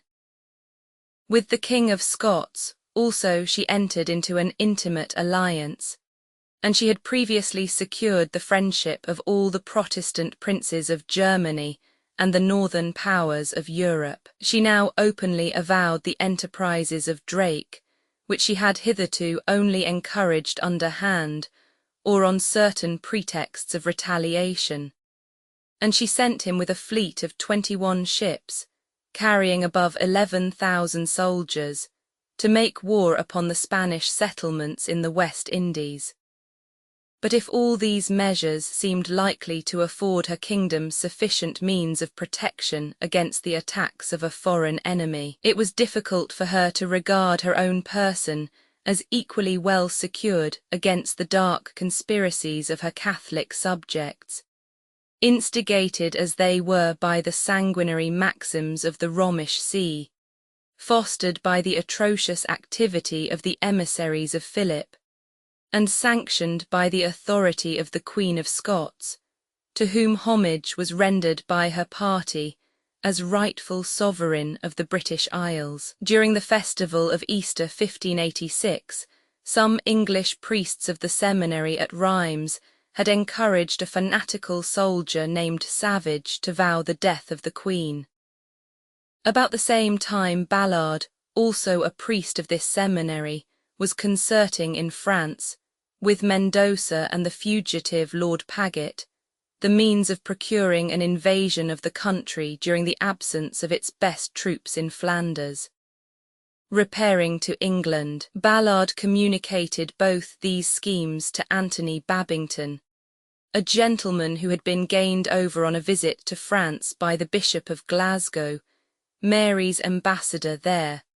and whose vehement attachment to her cause had rendered him capable of any enterprise, however criminal or desperate, for her deliverance. Babington entered into both plots with eagerness, but he suggested that so essential a part of the action as the assassination of the Queen ought not to be entrusted to one adventurer, and he lost no time in associating 5 others in the vow of Savage, himself undertaking the part of setting free the captive Mary. With her he had previously been in correspondence, having frequently taken the charge of transmitting to her by secret channels her letters from France, and he immediately imparted to her this new design for her restoration to liberty and advancement to the English throne. There is full evidence that Mary approved it in all its parts, that in several successive letters she gave Babington counsels or directions relative to its execution, and that she promised to the perpetrators of the murder of Elizabeth every reward which it should hereafter be in her power to bestow. All this time the vigilant eye of Walsingham was secretly fixed on the secure conspirators. He held a thread which vibrated to their every motion, and he was patiently awaiting the moment of their complete entanglement to spring forth and seize his victims. To the Queen, and to her only, He communicated the daily intelligence which he received from a spy who had introduced himself into all their secrets. And Elizabeth had the firmness to hasten nothing, though a picture was actually shown her, in which the 6 assassins had absurdly caused themselves to be represented with a motto underneath, intimating their common design. These dreadful visages remained, however, so perfectly impressed on her memory, that she immediately recognized one of the conspirators who had approached very near her person as she was one day walking in her garden. She had the intrepidity to fix him with a look which daunted him, and afterwards, turning to her captain of the guards, she remarked that she was well guarded, not having a single armed man at the time about her. At length Walsingham judged it time to interpose and rescue his sovereign from her perilous situation. Ballard was first seized, and soon after Babington and his associates. All, overcome by terror or allured by vain hopes, severally and voluntarily confessed their guilt and accused their accomplices. The nation was justly exasperated against the partakers in a plot which comprised foreign invasion, domestic insurrection, the assassination of a beloved sovereign, the elevation to the throne of her feared and hated rival, and the restoration of popery. The traitors suffered, notwithstanding the interest which the extreme youth and good moral characters of most or all of them were formed to inspire, amid the execrations of the Protestant spectators. But what was to be the fate of that pretender to the crown, on whose behalf and with whose privity this foul conspiracy had been entered into, and who was by the late statute, passed with a view to this very case, liable to condign punishment? This was now the important question which awaited the decision of Elizabeth, and divided the judgments of her most confidential counsellors. Some advised that the royal captive should be spared the ignominy of any public proceeding, but that her attendants should be removed, and her custody rendered so severe as to preclude all possibility of her renewing her pestilent intrigues. Leicester, in conformity with the baseness and atrocity of his character, is related to have suggested the employment of treachery against the life of a prisoner whom it appeared equally dangerous to spare or to punish, and to have sent a divine to convince Walsingham of the lawfulness of taking her off by poison. But that minister rejected the proposal with abhorrence, and concurred with the majority of the council in urging the Queen to bring her without fear or scruple to an open trial. In favour of this measure Elizabeth at length decided, and steps were taken accordingly. By means of well-concerted precautions, Mary had been kept in total ignorance of the apprehension of the conspirators, till their confessions had been made and their fates decided. A gentleman was then sent to her from the court to announce that all was discovered. It was just as she had mounted her horse to take her usual exercise with her keepers that this alarming message was delivered to her, and for obvious reasons she was compelled to proceed on her excursion instead of returning as she desired to her chamber. Meantime all her papers were seized, sealed up and conveyed to the Queen. Amongst them were letters from a large proportion of the nobility and other leading characters of the English court,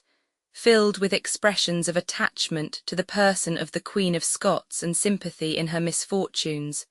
not unmixed, in all probability, with severe reflections on the conduct of her rival and oppressor. All these Elizabeth perused, and no doubt stored up in her memory, but her good sense and prudence supplied on this occasion the place of magnanimity, and well knowing that the conscious fears of the writers would be ample security for their future conduct, she buried in lasting silence and apparent oblivion all the discoveries which had reached her through this channel. The principal domestics of Mary were now apprehended, and committed to different keepers, and Now and Curl, her 2 secretaries, were sent prisoners to London. She herself was immediately removed from Tutbury and conveyed with a great attendance of the neighbouring gentry, and with pauses at several noblemen's houses by the way, to the strong castle of Fotheringay in Northamptonshire. This part of the business was safely and prudently conducted by Sir Amyas Paulet, and he received for his encouragement and reward the following characteristic letter, subscribed by the hand of Her Majesty, and surely of her own inditing. To my faithful Amyas, Amyas, my most careful servant, God reward thee treble fold in the double for thy most troublesome charge so well discharged. If you knew, my Amyas, how kindly, besides dutifully, my grateful heart accepteth your double labours and faithful actions, your wise orders and safe conduct performed in so dangerous and crafty a charge, it would ease your troubles and rejoice your heart, and which I charge you to carry this most just thought, that I cannot balance in any weight of my judgment the value I prize you at, and suppose no treasure to countervail such a faith, and condemn myself in that fault which I have committed, if I reward not such deserts. Yea, let me lack when I have most need, if I acknowledge not such a merit with a reward non omnibus datum. But let your wicked mistress know, how with hearty sorrow her vile deserts compel those orders, and bid her from me ask God forgiveness for her treacherous dealing toward the savour of her life many years, to the intolerable peril of her own. And yet, not content with so many forgivenesses, must fall again so horribly, far passing a woman, much more a princess. Instead of excusing thereof, not one can serve, it being so plainly confessed by the authors of my guiltless death. Let repentance take place, and let not the fiend possess so as her best part be lost, which I pray with hands lifted up to him that may both save and spill. With my loving adieu and prayer for thy long life, your assured and loving sovereign in heart by good desert induced, Eliz. Soon after the arrival of Mary at Fotheringay, Elizabeth, according to the provisions of the late Act, issued out a commission to 40 noblemen and privy councillors, empowering them to try and pass sentence upon Mary, daughter and heir of King James V, and late Queen of Scots, for it was thus that she was designated, with a view of intimating to her that she was no longer to be regarded as possessing the rights of a sovereign princess. 36 of the commissioners repaired immediately to Fotheringay, where they arrived on October 9, 1586, and cited Mary to appear before them. This summons she refused to obey on the double ground that as an absolute princess she was free from all human jurisdiction, since kings only could be her peers, and that having been detained in England as a prisoner, she had not enjoyed the protection of the laws, and consequently ought not in equity to be regarded as amenable to their sentence. Weighty as these objections may appear, the commissioners refused to admit them, and declared that they would proceed to judge her by default. This menace she at first disregarded, but soon after, overcome by the artful representations of Hatton, on the inferences which must inevitably be drawn from her refusal to justify herself for the satisfaction of a princess who had declared that she desired nothing so much as the establishment of her innocence, she changed her mind and consented to plead. None of her papers were restored, no counsel was assigned her, and her request that her 2 secretaries, whose evidence was principally relied on by the prosecutors, might be confronted with her, was denied.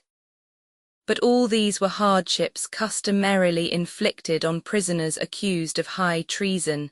and it does not appear that, with respect to its forms and modes of proceedings, Mary had cause to complain that her trial was other than a regular and legal one. On her first appearance, she renewed her protestation against the competence of the tribunal. Bromley, Lord Chancellor, answered her, showing the jurisdiction of the English law over all persons within the country,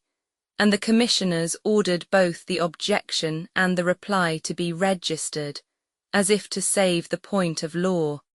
But it does not appear that it was ever referred for decision to any other authority. Intercepted letters, authenticated by the testimony of her secretaries, formed the chief evidence against Mary. From these the Crown lawyers showed, and she did not attempt to deny, that she had suffered her correspondents to address her as Queen of England, that she had endeavoured by means of English fugitives to incite the Spaniards to invade the country, and that she had been negotiating at Rome the terms of a transfer of all her claims, present and future, to the King of Spain,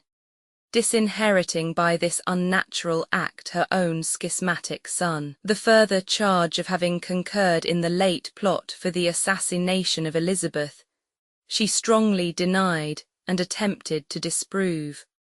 But it stood on equally good evidence with all the rest,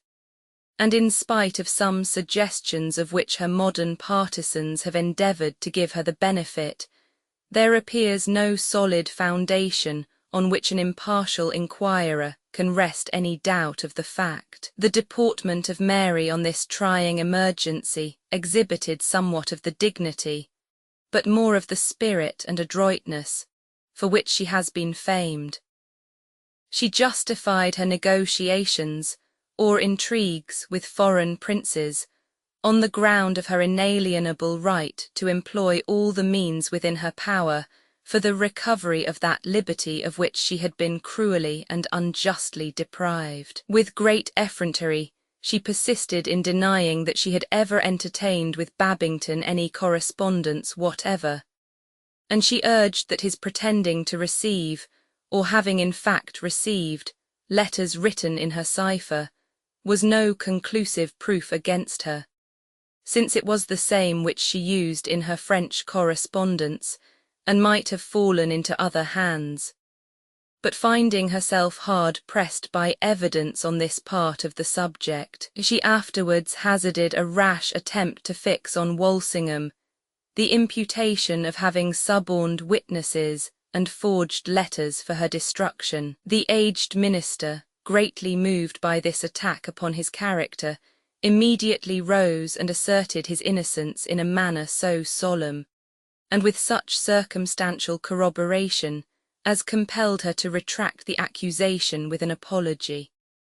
On some mention of the Earl of Arundel and Lord William Howard his brother, which occurred in the intercepted letters, she sighed, and exclaimed with a feeling which did her honour, "Alas, what has not the noble house of Howard suffered for my sake?" On the whole, her presence of mind was remarkable, though the quick sensibilities of her nature could not be withheld from breaking out at times,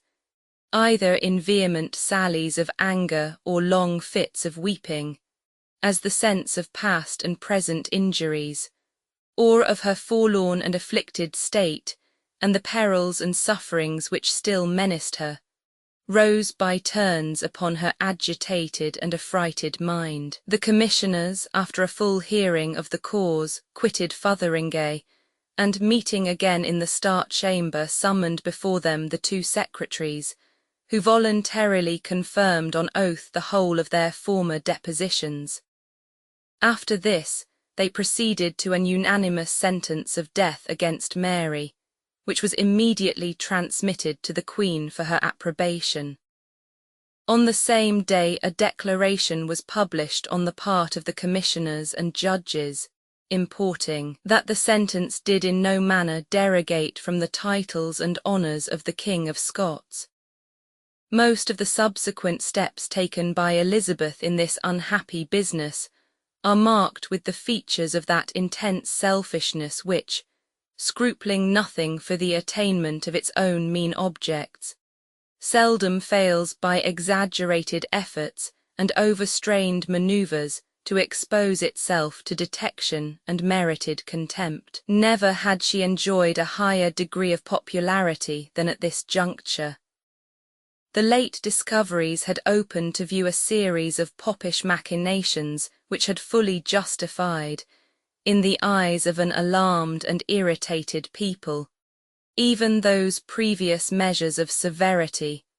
on the part of her government which had most contributed to provoke these attempts. The Queen was more than ever the heroine of the Protestant party,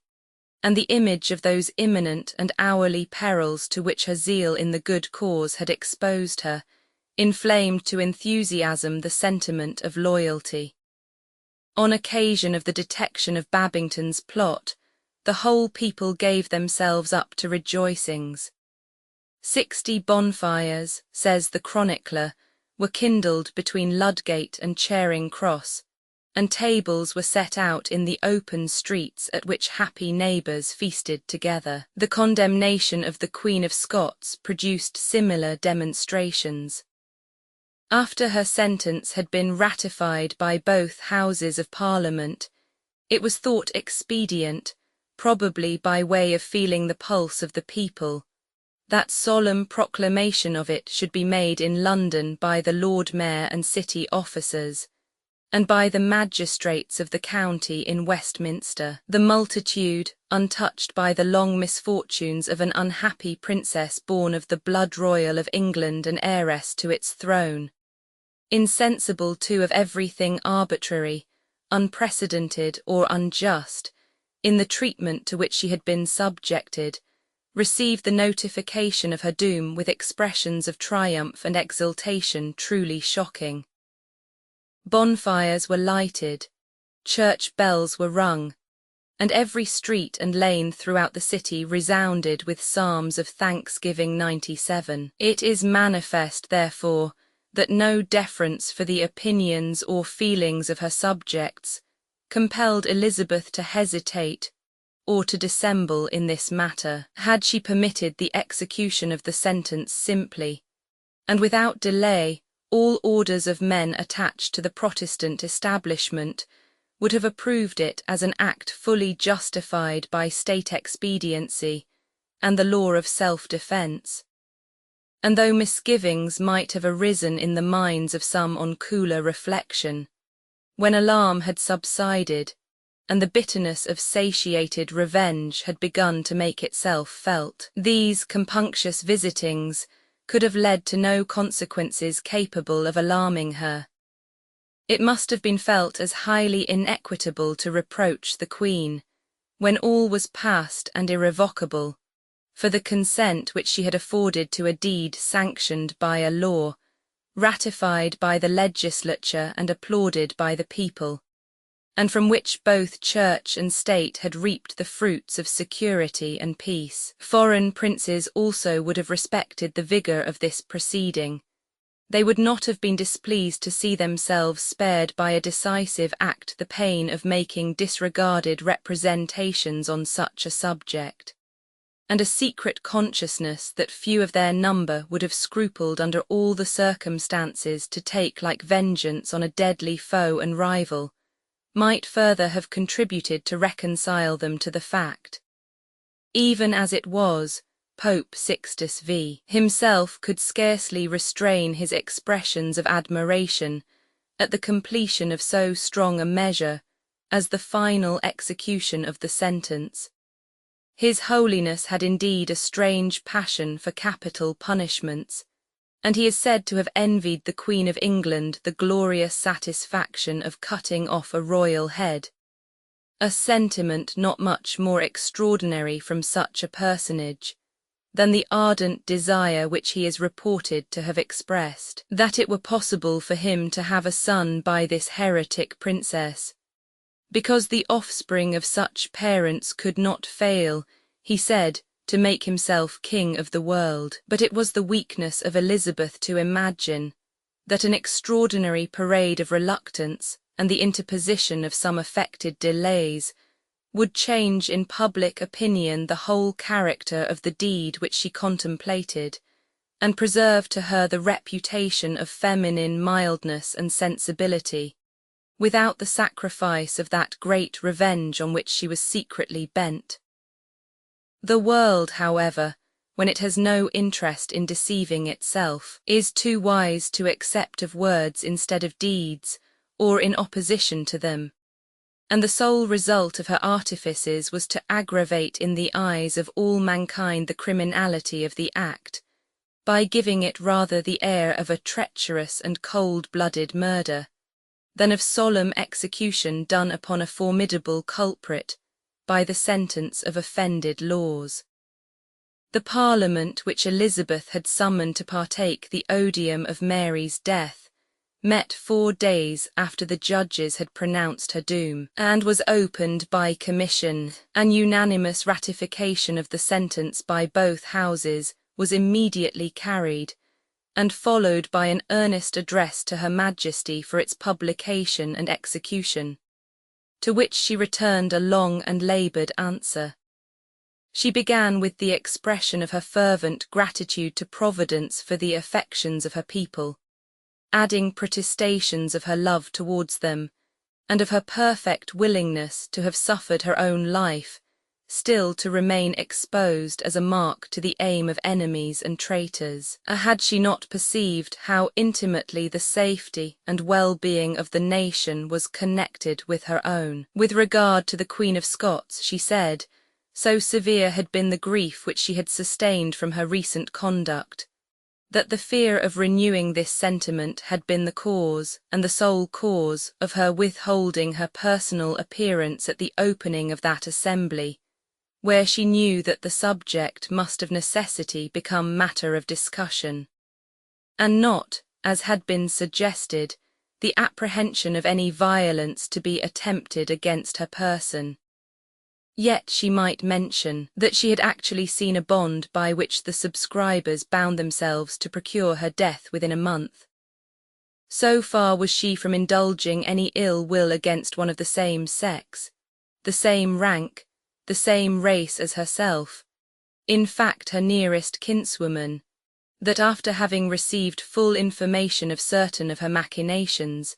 she had secretly written with her own hand to the Queen of Scots, promising that, on a simple confession of her guilt in a private letter to herself, all should be buried in oblivion. She doubted not that the ancient laws of the land would have been sufficient to reach the guilt of her who had been the great artificer of the recent treasons, and she had consented to the passing of the late statute, not for the purpose of ensnaring her, but rather to give her warning of the danger in which she stood. Her lawyers, from their strict attachment to ancient forms, would have brought this princess to trial within the county of Stafford, have compelled her to hold up her hand at the bar, and have caused 12 jurymen to pass judgment upon her.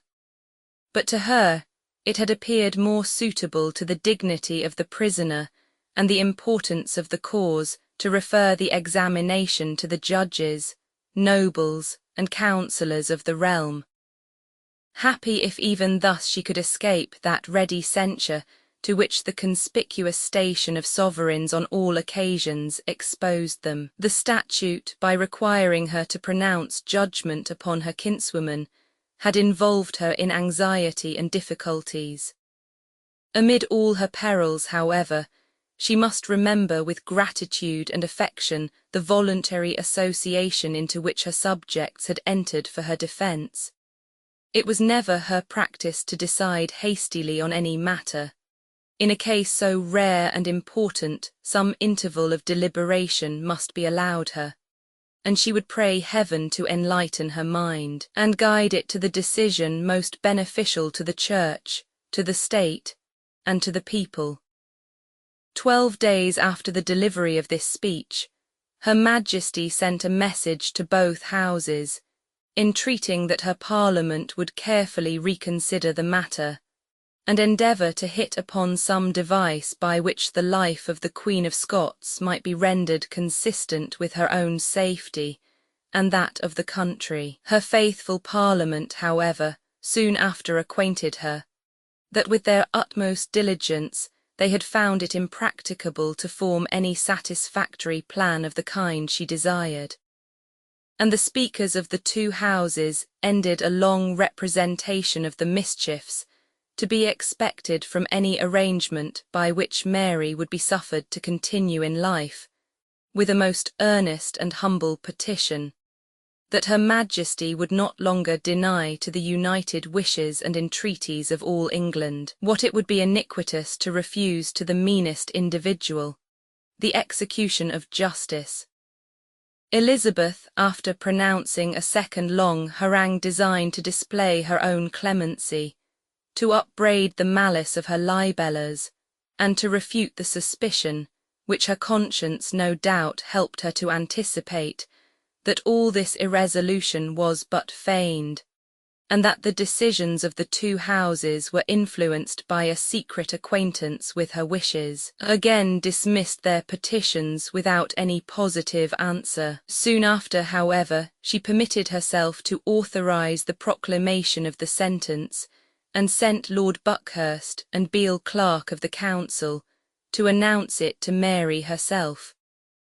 During the whole of this time, the kings of France and of Scotland were interceding by their ambassadors for the pardon of the illustrious prisoner.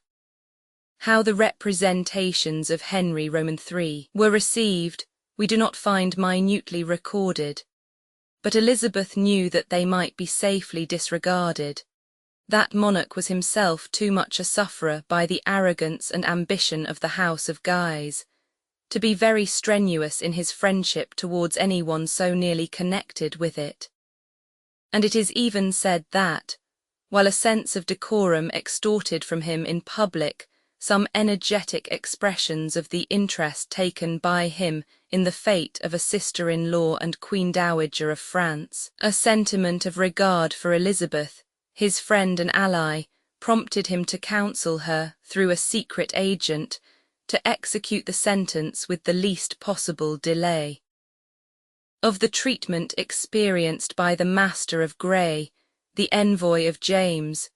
we gain some particulars from an original memorial drawn up by himself. He appears to have reached Ware on December 24th, whence he sent to desire Keith and Douglas, the resident Scotch ambassadors, to announce to the Queen his approach, and she voluntarily promised that the life of Mary should be spared till his proposals were heard. His reception in London was somewhat ungracious. No one was sent to welcome or convoy him, and it was 10 days before he and Sir Robert Melville, his coadjutor, were admitted to an audience. Elizabeth's first address to them was, "A thing long looked for should be welcome when it comes. I would now see your master's offers."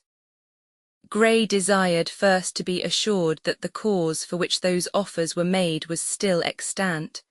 that is, that the life of Mary was still safe and should be so till their mission had been heard. She answered, "I think it be extant yet, but I will not promise for an hour." They then brought forward certain proposals, not here recited, which she rejected with contempt, and calling in Leicester the Lord Admiral and Hatton, very despitefully repeated them in hearing of them all. Grey then propounded his last offer, that the Queen of Scots should resign all her claims upon the English succession to her son, by which means the hopes of the Papists would, as he said, be cut off. The terms in which this overture was made Elizabeth affected not to understand. Leicester explained their meaning to be that the King of Scots should be put in his mother's place. "Is it so?" the Queen answered. "Then I put myself in a worse case than before, by God's passion that were to cut my own throat, and for a duchy or an earldom to yourself you or such as you would cause some of your desperate knaves to kill me. No, by God, he shall never be in that place." Grey answered, "He craves nothing of your Majesty, but only of his mother. That," said Leicester, "were to make him party, rival, or adversary to the Queen my mistress."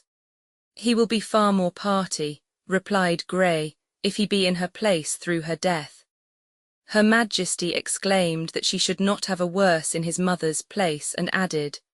"Tell your king what good I have done for him in holding the crown on his head since he was born, and that I intend to keep the league that now stands between us, and if he break it, it shall be a double fault. With this speech she would have left them, but they persisted in arguing the matter further, though in vain.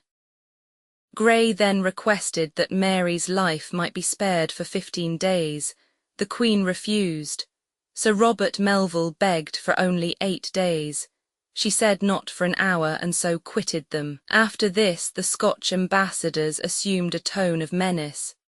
But the perfidious Grey secretly fortified Elizabeth's resolution with the proverb, "The dead cannot bite,"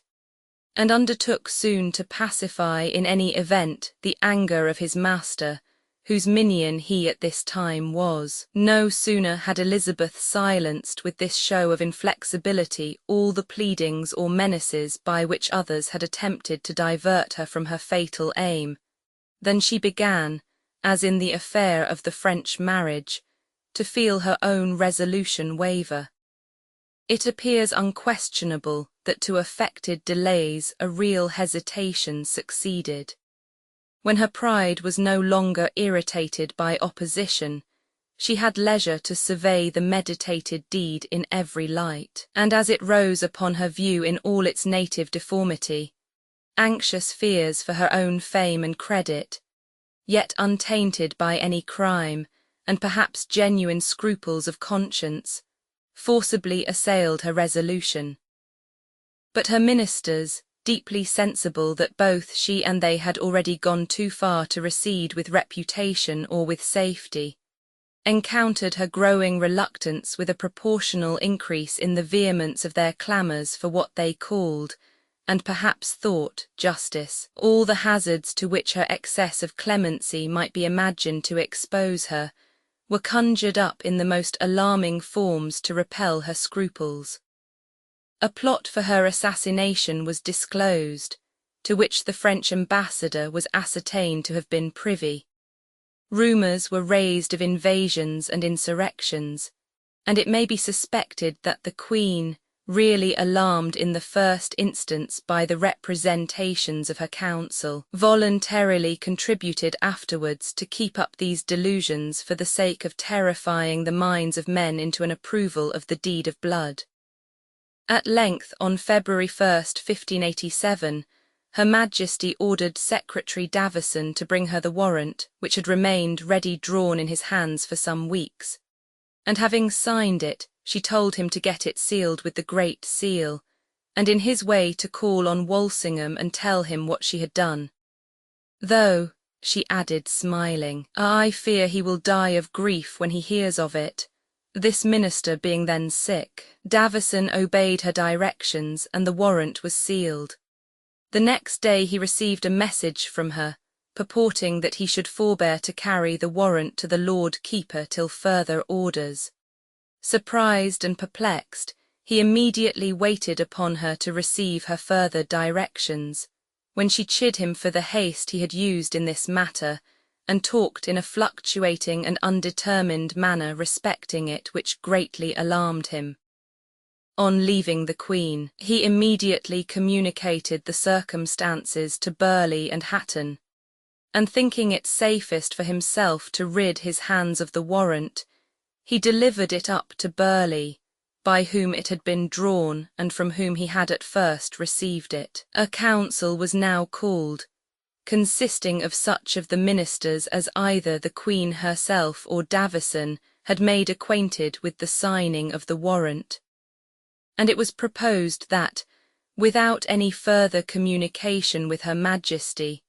it should be sent down for immediate execution to the 4 earls to whom it was directed. Davison appears to have expressed some fears that he should be made to bear the blame of this step, but all his fellow councillors then present joined to assure him that they would share the responsibility. It was also said that Her Majesty had desired of several that she might not be troubled respecting any of the particulars of the last dismal scene. Consequently, it was impossible that she could complain of their proceeding without her privity. By these arguments Davison was seduced to give his concurrence, and Beale, a person noted for the vehemence of his attachment to the Protestant cause, and to the title of the Countess of Hertford, was dispatched with the instrument, in obedience to which Mary underwent the fatal stroke on February 8th. The news of this event was received by Elizabeth with the most extraordinary demonstrations of astonishment, grief, and anger. Her countenance changed, her voice faltered, and she remained for some moments fixed and motionless. A violent burst of tears and lamentations succeeded, with which she mingled expressions of rage against her whole council. They had committed, she said, a crime never to be forgiven. They had put to death without her knowledge her dear kinswoman and sister, against whom they well knew that it was her fixed resolution never to proceed to this fatal extremity. She put on deep mourning, kept herself retired among her ladies abandoned to sighs and tears, and drove from her presence with the most furious reproaches such of her ministers as ventured to approach her. She caused several of the councillors to be examined as to the share which they had taken in this transaction. Burleigh was of the number, and against him she expressed herself with such peculiar bitterness that he gave himself up for lost, and begged permission to retire with the loss of all his employments. This resignation was not accepted, and after a considerable interval, during which this great minister deprecated the wrath of his sovereign in letters of penitence and submission worthy only of an Oriental slave, she condescended to be reconciled to a man whose services she felt to be indispensable. But the manes of Mary, or the indignation of her son, could not be appeased, it seems, without a sacrifice, and a fit victim was at hand. From some words dropped by Lord Burleigh on his examination, it had appeared that it was the declaration of Davison respecting the sentiments of the Queen, as expressed to himself, which had finally decided the council to send down the warrant, and on this ground proceedings were instituted against the unfortunate secretary. He was stripped of his office, sent to the Tower in spite of the warm and honest remonstrances of Burleigh, and after several examinations subjected to a process in the Star Chamber for a twofold contempt. First, in revealing Her Majesty's counsels to others of her ministers. Secondly, in giving up to them an instrument which she had committed to him in special trust and secrecy, to be kept in case of any sudden emergency which might require its use. Davison demanded that his own examination, which with that of Burleigh formed the whole evidence against him, should be read entire, instead of being picked and garbled by the Crown lawyers. But this piece of justice the Queen's Counsel refused him, on the ground that they contained matter unfit to be divulged. He was found guilty, and sentenced to a fine of 10,000 marks and imprisonment during the Queen's pleasure, by judges who at the same time expressed a high opinion both of his abilities and his integrity, and who certainly regarded his offence as nothing more than an error of judgment or want of due caution. Elizabeth ordered a copy of his sentence to be immediately transmitted to the King of Scots, as triumphant evidence of that perfect innocence in the tragical accident of his mother's death, of which she had already made solemn protestation. James complied so far with obvious motives of policy as to accept her excuses without much inquiry. But impartial posterity will not be disposed to dismiss so easily an important and curious investigation which it possesses abundant means of pursuing. The record of Burleigh's examination is still extant, and so likewise is Davison's apology, a piece which was composed by himself at the time and addressed to Walsingham, who could best judge of its accuracy, and which after being communicated to Camden, who has inserted an extract from it in his Annals, has at length been found entire among the original papers of Sir Amyas Paulet. From this authentic source we derive the following very extraordinary particulars. It was by the Lord Admiral that the Queen first sent a message to Davison requiring him to bring the warrant for her signature. After subscribing it, she asked him if he were not heartily sorry it were done, to which he replied by a moderate and cautious approval of the act. She bade him tell the Chancellor when he carried the warrant to be sealed, that he must use it as secretly as might be. She then signed other papers which he had brought, dispatching them all with the best disposition and willingness that could be. Afterwards she recurred to the subject, mentioned that she had delayed the act so long that the world might see that she had not been violently or maliciously drawn unto it, but that she had all along perceived the necessity of it to her own security. She then said that she would have it done as secretly as might be, and not in the open court or green of the castle, but in the hall. Just as Davison was gathering up his papers to depart, she fell into some complaint of Sir Amyas Paulet and others that might have eased her of this burthen, and she desired that he would yet deal with Secretary Walsingham to write jointly to Sir Amyas and Sir Drew Drury to sound them in this matter, aiming still at this, that it might be so done as the blame might be removed from herself.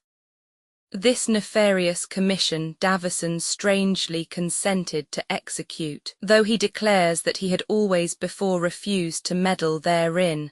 upon sundry of Her Majesty's motions, as a thing which he utterly disapproved, and though he was fully persuaded that the wisdom and integrity of Sir Amyas would render the application fruitless. The Queen repeated her injunctions of secrecy in the matter, and he departed. He went to Walsingham, told him that the warrant was signed for executing the sentence against the Queen of Scots,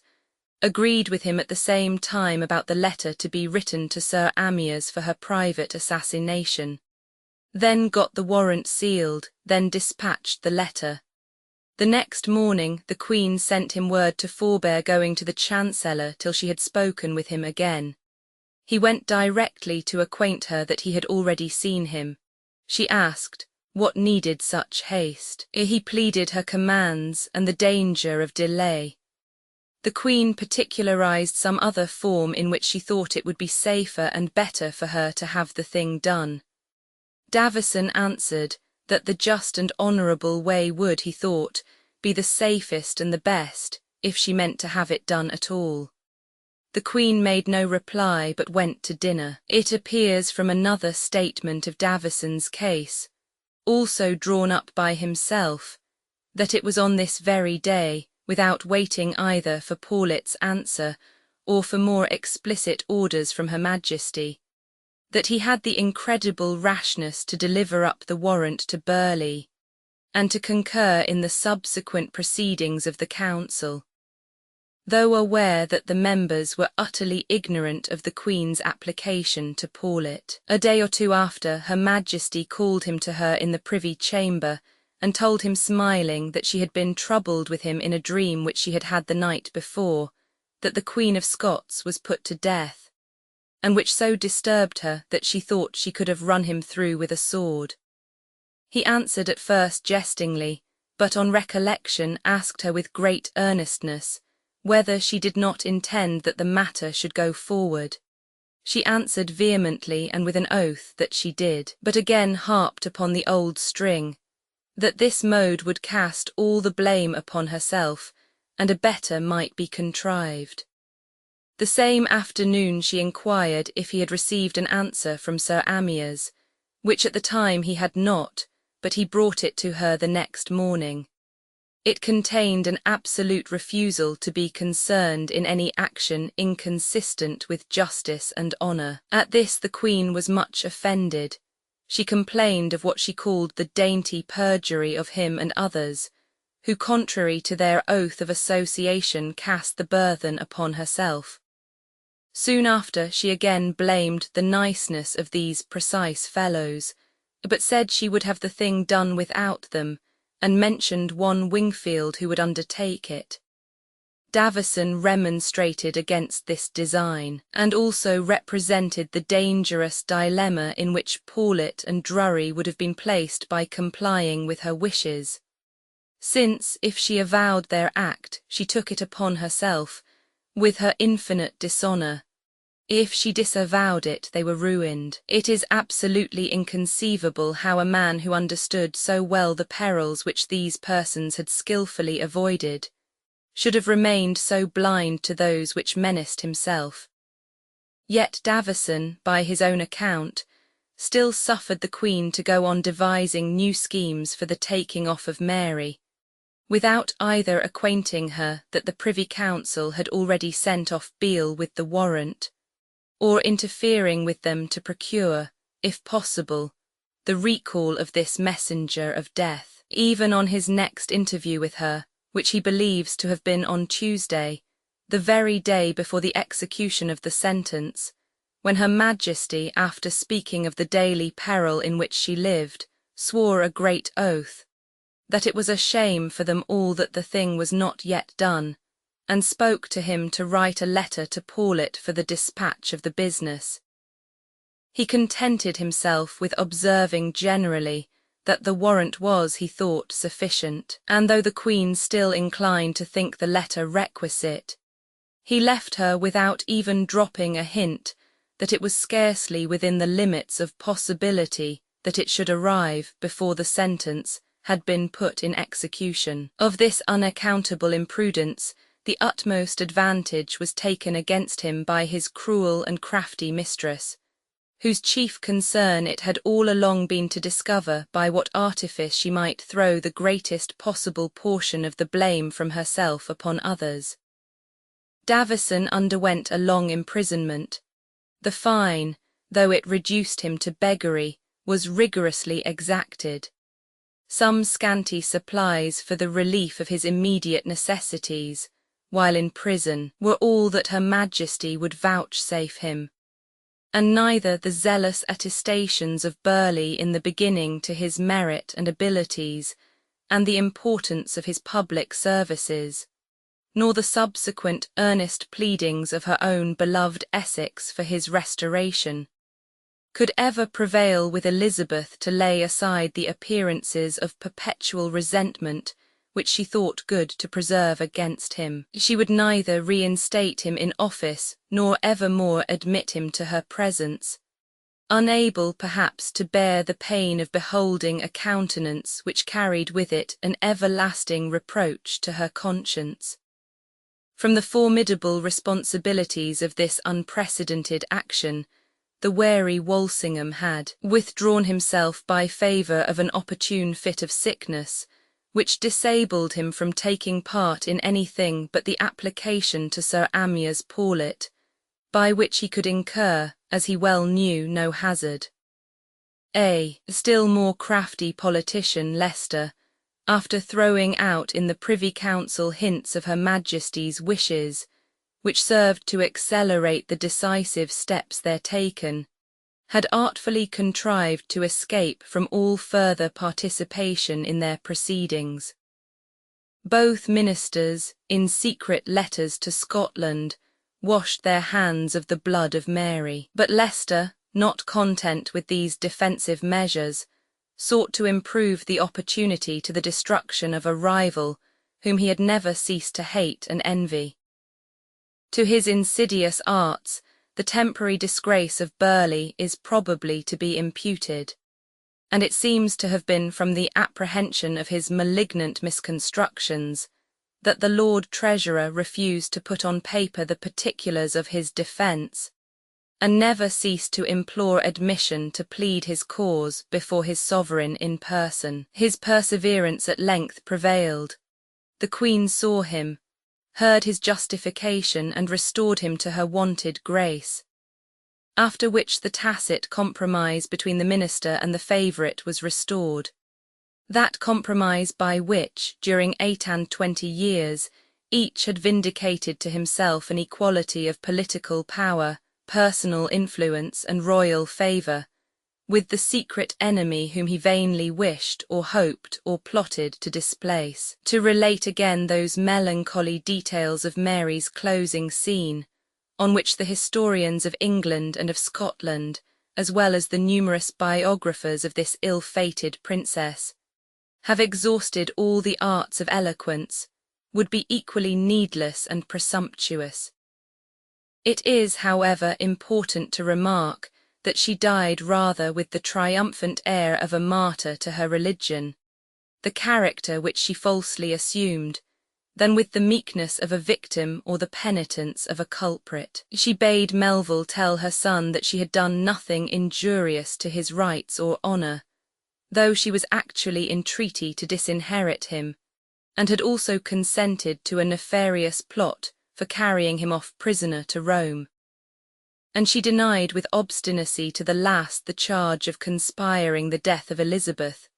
though by her will, written the day before her death, she rewarded as faithful servants the 2 secretaries who had borne this testimony against her. Let due censure be passed on the infringement of morality committed by Elizabeth, in detaining as a captive that rival kinswoman and pretender to her crown, whom the dread of still more formidable dangers had compelled to seek refuge in her dominions. Let it be admitted that the exercise of criminal jurisdiction over a person thus lawlessly detained in a foreign country was another sacrifice of the just to the expedient, which none but a profligate politician will venture to defend. And let the efforts of Mary to procure her own liberty, though with the destruction of her enemy and at the cost of a civil war to England, be held, if religion will permit, justifiable or venial. But let not our resentment of the wrongs, or compassion for the long misfortunes, of this unhappy woman betray us into a blind concurrence in eulogiums lavished, by prejudice or weakness, on a character blemished by many foibles, stained by some enormous crimes, and never under the guidance of the genuine principles of moral rectitude, a spirit of self-justification so haughty and so unprincipled, a perseverance in deliberate falsehood so resolute and so shameless, ought under no circumstances and in no personage, not even in a captive beauty and an injured queen, to be confounded, by any writer studious of the moral tendencies of history, and capable of sound discrimination, with genuine religion, true fortitude, or the dignity which renders misfortune respectable. Chapter 21. Small political effect of the death of Mary. Warlike preparations of Spain destroyed by Drake. Case of Lord Beauchamp. Death and character of the Duchess of Somerset. Hatton appointed Chancellor. Leicester returns to Holland is again recalled. Disgrace of Lord Buckhurst. Rupture with Spain. Preparations against the Armada. Notices of the Earls of Cumberland and Northumberland T. and R. Cecil, Earl of Oxford, Sir C. Blount W. Raleigh, Lord Howard of Effingham, Hawkins, Frobisher, Drake. Leicester appointed General. Queen at Tilbury. Defeat of the Armada. Introduction of newspapers. Death of Leicester. It is well deserving of remark that the strongest and most extraordinary act of the whole administration of Elizabeth, that which brought the blood of a sister queen upon her head and indelible reproach upon her memory, appears to have been productive of scarcely any assignable political effect. It changed her relations with no foreign power, it altered very little the state of parties at home, it recommended no new adviser to her favour, it occasioned the displacement of Davison alone. She may appear, it is true, to have obtained by this stroke an immunity from that long series of dark conspiracies by which, during so many years, she had been disquieted and endangered. To deliver the Queen of Scots was an object for which many men had been willing to risk their lives, but none were found desperate or chivalrous enough to run the same hazard in order to avenge her. But the recent detection of Babington and his associates, and the rigorous justice executed upon them, was likely, even without the death of Mary, to have deterred from the speedy repetition of similar practices. And a crisis was now approaching fitted to suspend the machinations of faction, to check the operation even of religious bigotry, and to unite all hearts in the love, all hands in the protection of their native soil. Philip of Spain, though he purposely avoided as yet a declaration of war, was known to be intently occupied upon the means of taking signal vengeance on the Queen of England, for all the acts of hostility on her part, of which he thought himself entitled to complain. Already in the summer of 1587, the ports of Spain and Portugal had begun to be thronged with vessels of various sorts and every size, destined to compose that terrible armada from which nothing less than the complete subjugation of England was anticipated. Already had the Pope showered down his benedictions on the holy enterprise, and by a bull declaring the throne of the schismatic princess forfeited to the first occupant, made way for the pretensions of Philip, who claimed it as the true heir of the House of Lancaster. But Elizabeth was not of a temper so timid or so supine as to suffer these preparations to advance without interruption. She ordered Drake to sail immediately for the coast of Spain, and put in practice against her enemy every possible mode of injury and annoyance. To the 4 great ships which she allotted to him for this service, the English merchants, instigated by the hopes of plunder, cheerfully added 26 more of different sizes, and with this force the daring leader steered for the port of Cadiz, where a richly laden fleet lay ready to sail for Lisbon, the final rendezvous for the whole armada. By the impetuosity of his attack, he compelled 6 galleys which defended the mouth of the harbour to seek shelter under its batteries, and having thus forced an entrance, he took, burned and destroyed about 100 storeships and 2 galleons of superior size. This done, he returned to Cape St. Vincent, then took 3 castles, and destroying as he proceeded everything that came in his way, even to the fishing boats and nets, he endeavoured to provoke the Spanish admiral to come out and give him battle off the mouth of the Tagus.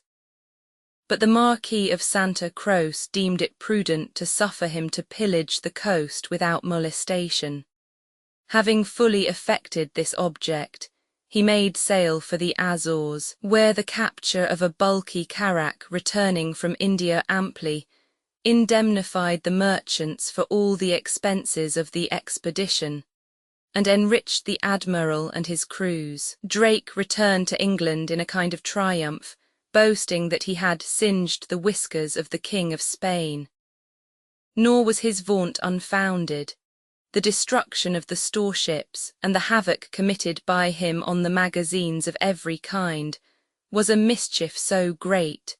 and for the present so irreparable, that it crippled the whole design and compelled Philip to defer, for no less than a year, the sailing of his invincible armada. The respite thus procured was diligently improved by Elizabeth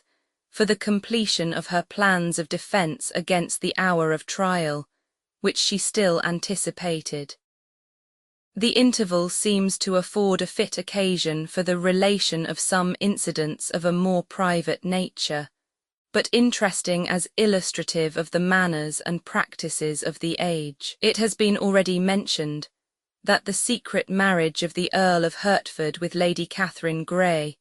notwithstanding the sentence of nullity which the Queen had caused to be so precipitately pronounced,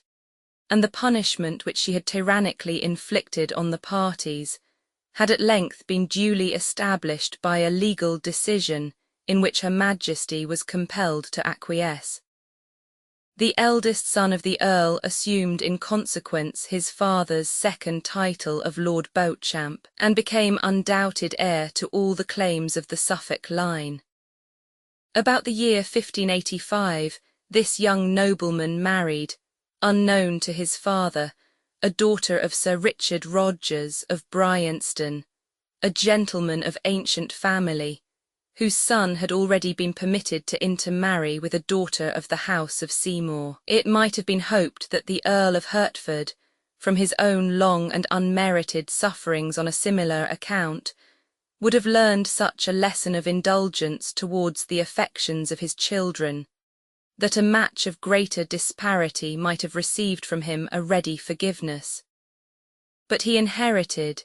it seems, too much of the unfeeling haughtiness of his high-born mother, and in the fury of his resentment on discovery of this connection of his sons, he made no scruple of separating by force the young couple, in direct defiance of the sacred tie which bound them to each other. Lord Beauchamp bore in the beginning this arbitrary treatment with a dutiful submission, by which he flattered himself that the heart of his father must sooner or later be touched. But at length, finding all entreaties vain, and seeing reason to believe that a settled plan was entertained by the Earl of estranging him for ever from his wife, he broke on a sudden from the solitary mansion which had been assigned him as his place of abode or of banishment, and was hastening to London to throw himself at the feet of Her Majesty and beseech her interposition,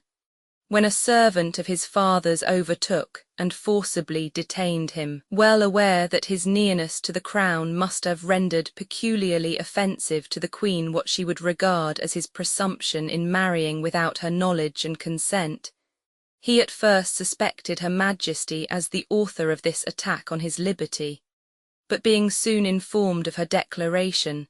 that he was no prisoner of hers, and the man had acted without warrant, he addressed to Lord Burleigh an earnest petition for redress. In this remarkable piece, after a statement of his case, he begs to submit himself by the Lord Treasurer's means to the Queen and Council, hoping that they will grant him the benefit of the laws of the realm, that it would please his lordship to send for him by his warrant, and that he might not be injured by his father's men, though hardly dealt with by himself. Such were the lengths to which, in this age, a parent could venture to proceed against his child, and such the measures which it was then necessary to take in order to obtain the protection of the laws. It is not stated whether Lord Beauchamp was at this time a minor, but if so, he probably made application to Burleigh as master of the wards. Apparently his representations were not without effect, for he procured in the end both a reunion with his wife and a reconciliation with his father. The grandmother of this young nobleman, Anne Duchess Dowager of Somerset, died at a great age in 1587. Maternally descended from the Plantagenets, and elevated by marriage to the highest rank of English nobility, she perhaps gloried in the character of being the proudest woman of her day. It has often been repeated that her repugnance to yield precedence to Queen Catherine Parr, when remarried to the younger brother of her husband, was the first occasion of that division in the House of Seymour by which Northumberland succeeded in working its overthrow. In the misfortune to which she had thus contributed, the Duchess largely shared. When the Protector was committed to the Tower, she also was carried thither amid the insults of the people, to whom her arrogance had rendered her odious, and rigorous examinations and an imprisonment of considerable duration here awaited her. She saw her husband stripped of power and reputation, convicted of felony, and led by his enemies to an ignominious death. And what to a woman of her temper was perhaps a still severer trial, she beheld her son, that son for whose aggrandizement she had without remorse urged her weak husband to strip of his birthright his own eldest born, dispossessed in his turn of title and estates, and reduced by an act of forfeiture to the humble level of a private gentleman. Her remarriage to an obscure person of the name of Newdigate may prove either that ambition was not the only inordinate affection to which the disposition of the Duchess was subject, or that she was now reduced to seek safety in insignificance. During the reign of Mary, no favour beyond an unmolested obscurity was to be expected by the Protestant house of Seymour. But it was one of the earliest acts of Elizabeth generously to restore to Edward Seymour the whole of the Protector's confiscated estates not previously granted to his elder half-brother, and with them the title of Earl of Hertford, the highest which his father had received from Henry Roman VIII, and that with which he ought to have rested content. Still no door was opened for the return of the Duchess of Somerset to power or favour, Elizabeth never ceasing to behold in this haughty woman both the deadly enemy of Admiral Seymour, that Seymour who was the first to touch her youthful heart, and whose pretensions to her hand had precipitated his ruin, and that rigid censor of her early levities, who, dressed in a brief authority, had once dared to assume over her a kind of superiority, which she had treated at the time with disdain, and apparently continued to recollect with bitterness. It appears from a letter in which the Duchess earnestly implores the intercession of Cecil in behalf of her son, when under confinement on account of his marriage, that she was at the time of writing it excluded from the royal presence, and it was 9 whole years before all the interest she could make, all the solicitations which she compelled herself to use towards persons whom she could once have commanded at her pleasure, proved effectual in procuring his release. The vast wealth which she had amassed must still, however, have maintained her ascendancy over her own family and numerous dependents, though with its final disposal Her Majesty evinced a strong disposition to intermeddle. Learning that she had appointed her eldest son sole executor, to the prejudice of his brother Sir Henry Seymour, whom she did not love, the Queen sent a gentleman to expostulate with her, and urge her strongly to change this disposition. The aged Duchess, after long refusal, agreed at length to comply with the royal wish, but this promise she omitted to fulfil, and some obstruction was in consequence given to the execution of her last will. We possess a large inventory of her jewels and valuables, among which are enumerated 2 pieces of unicorn's horn, an article highly valued in that day, from its supposed efficacy as an antidote or a test for poisons. The extreme smallness of her bequests for charitable purposes was justly remarked as a strong indication of a harsh and unfeeling disposition. In an age when similar benefactions formed almost the sole resource of the sick and needy. In this year Lord Chancellor Bromley died, and it should appear that there was at the time no other lawyer of eminence who had the good fortune to stand high in the favour of the Queen and her counsellors, for we are told that she had it in contemplation to appoint as his successor the Earl of Rutland, a nobleman in the 30th year of his age, distinguished indeed among the courtiers for his proficiency in elegant literature and his knowledge of the laws of his country, but known to the public only in the capacity of a colonel of foot in the bloodless campaign of the Earl of Sussex against the northern rebels. How far this young man might have been qualified to do honour to so extraordinary a choice remains matter of conjecture, his lordship being carried off by a sudden illness within a week of Bromley himself, after which Her Majesty thought proper to invest with this high office Sir Christopher Hatton, her vice-chamberlain. This was a nomination scarcely less mortifying to lawyers than that of the Earl of Rutland. Hatton's abode at one of the Inns of Court had been so short as scarcely to entitle him to a professional character, and since his fine dancing had recommended him to the favour of Her Majesty, He had entirely abandoned his legal pursuits for the life and the hopes of a courtier. It is asserted that his enemies promoted his appointment with more zeal than his friends, in the confident expectation of seeing him disgrace himself. What may be regarded as more certain is that he was so disquieted by intimations of the Queen's repenting of her choice, that he tendered to her his resignation before he entered on the duties of his office, and that in the beginning of his career the Serjeants refused to plead before him, but he soon found means both to vanquish their repugnance and to establish in the public mind an opinion of his integrity and sufficiency, which served to redeem his sovereign from the censure or ridicule to which this extraordinary choice seemed likely to expose her.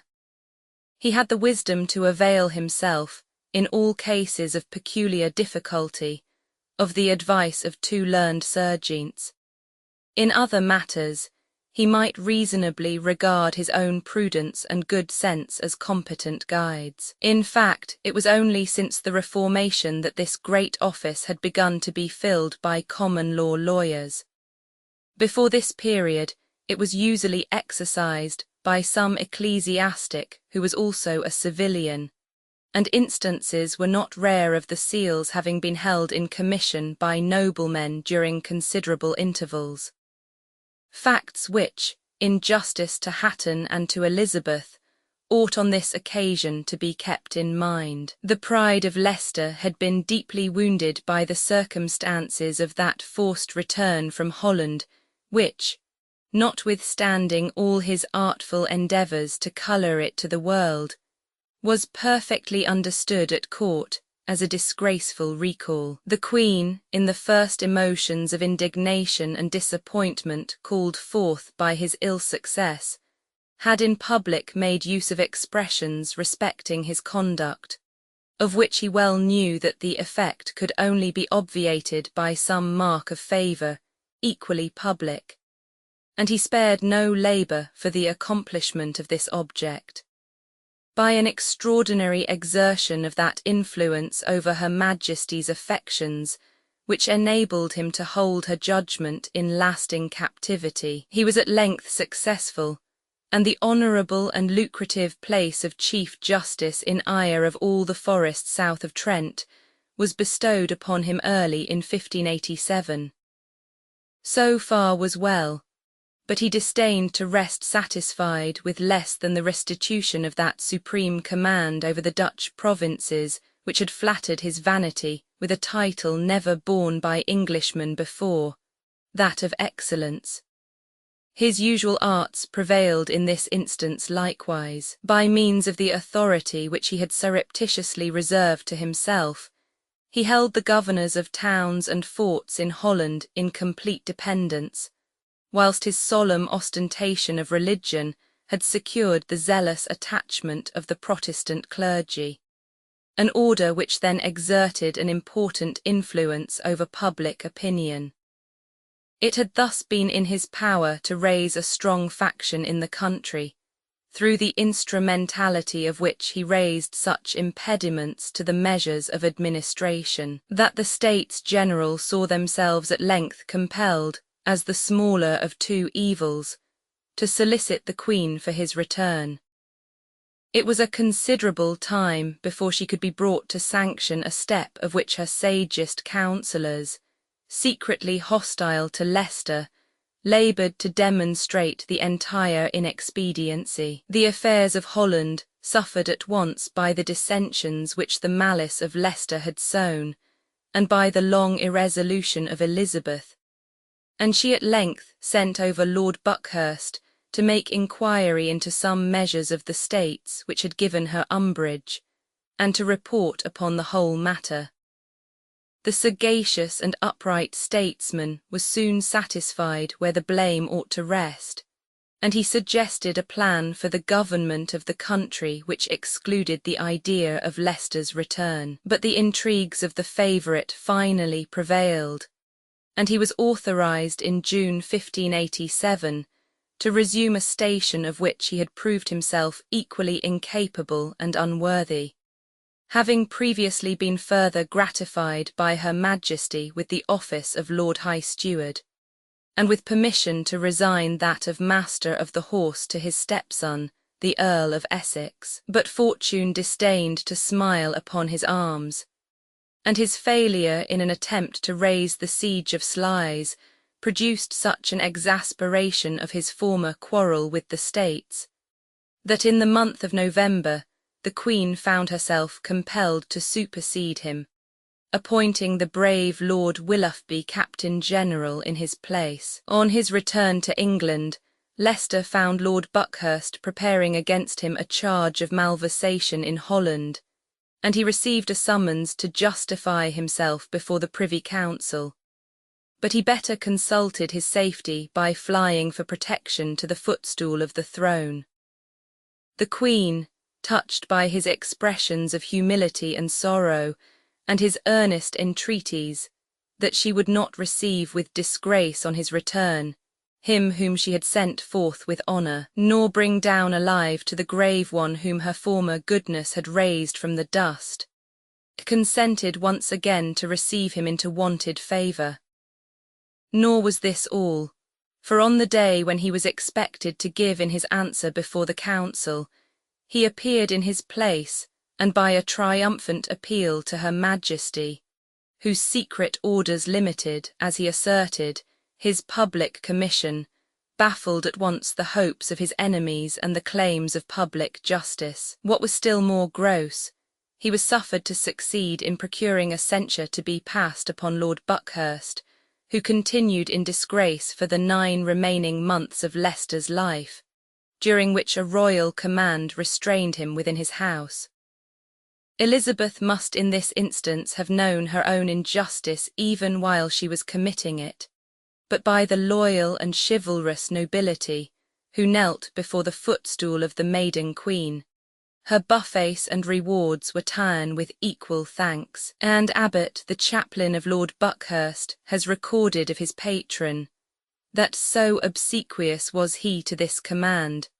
that in all the time he never would endure, openly or secretly by day or night, to see either wife or child. He had his reward, for no sooner was the Queen restored to liberty by the death of her imperious favourite, than she released her kinsman, honoured him with the garter, procured, 2 years after, his election to the Chancellorship of the University of Oxford, and finally appointed him Burleigh's successor in the honourable and lucrative post of Lord Treasurer. During the unavoidable delay which the expedition of Drake had brought to the designs of Philip Roman II, the Prince of Parma had by his master's directions been endeavouring to amuse the vigilance of Elizabeth with overtures of negotiation. The Queen, at the request of the Prince, sent plenipotentiaries to treat with him in Flanders, and though the Hollanders absolutely refused to enter into the treaty, they proceeded with apparent earnestness in the task of settling preliminaries. Some writers maintain that there was from the beginning as little sincerity on one side as on the other, to gain time for the preparations of attack or defence being the sole object of both parties in these manoeuvres. Yet the cautious and pacific character of the policy of Elizabeth, and the secret dread which she ever entertained of a serious contest with the power of Spain,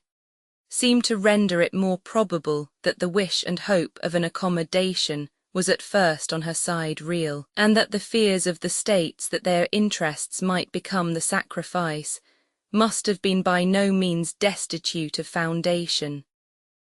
Leicester is said to have had the merit of first opening the eyes of his sovereign to the fraudulent conduct of the Prince of Parma, who in fact was furnished with no powers to treat, and to have earned for himself by this discovery the restoration of her favour. In March 1588 these conferences broke off abruptly. It was impossible for either party longer to deceive or to act the being deceived, for all Europe now rang with the mighty preparations of King Philip for the conquest of England. preparations which occupied the whole of his vast though disjointed empire, from the Flemish provinces which still owned his yoke, to the distant ports of Sicily and Naples. The spirit of the English people rose with the emergency. All ranks and orders vied with each other in an eager devotedness to the sacred cause of national independence. The rich poured forth their treasures with unsparing hand. The chivalrous and young rushed on board ships of their own equipment, a band of generous volunteers. The poor demanded arms to exterminate every invader who should set foot on English ground, while the clergy animated their audience against the Pope and the Spaniard, and invoked a blessing on the holy warfare of their fellow citizens. Elizabeth, casting aside all her weaknesses, showed herself worthy to be the queen and heroine of such a people. Her prudence, her vigilance, her presence of mind, which failed not for a moment, inspired unbounded confidence, while her cheerful countenance and spirited demeanour breathed hope and courage and alacrity into the coldest bosoms. Never did a sovereign enter upon a great and awful contest with a more strenuous resolution to fulfil all duties, to confront all perils. Never did a people repay with such ardour of gratitude, such enthusiasm of attachment, the noblest virtues of a prince. The best troops of the country were at this time absent in Flanders, and there was no standing army except the Queen's Guard and the garrisons kept in a few forts on the coast or the Scottish border.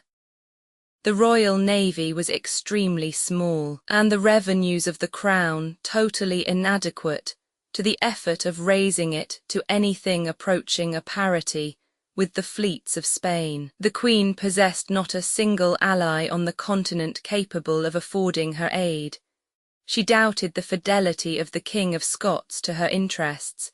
and a formidable mass of disaffection was believed to subsist among her own subjects of the Catholic communion. It was on the spontaneous efforts of individuals that the whole safety of the country at this momentous crisis was left dependent. If these failed, England was lost. But in such a cause, at such a juncture, they could not fail, and the first appeal made by government to the patriotism of the people was answered with that spirit in which a nation is invincible.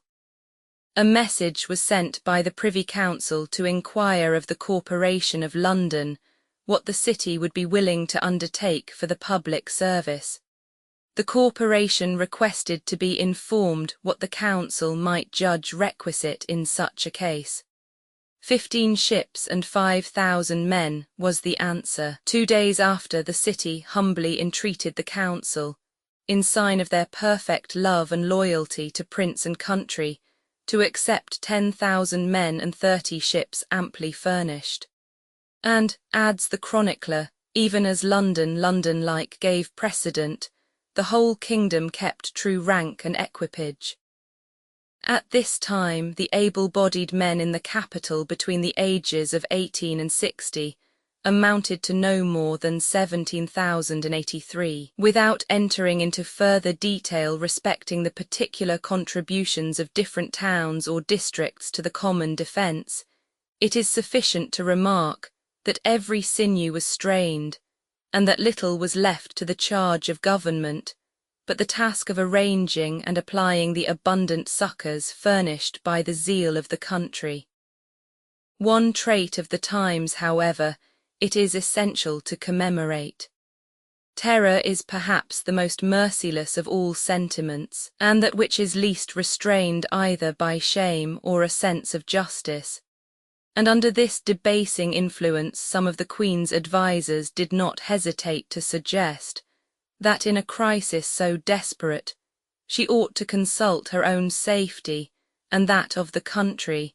by seeking pretexts to take away the lives of some of the leading Catholics.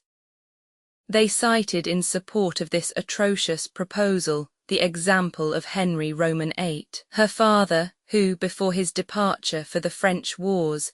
had without scruple brought to the block his own cousin the Marquis of Exeter and several others, whose chief crime was their attachment to the ancient faith, and their enjoying a degree of popularity which might enable them to raise commotions in his absence. Elizabeth rejected with horror these suggestions of cowardice and cruelty,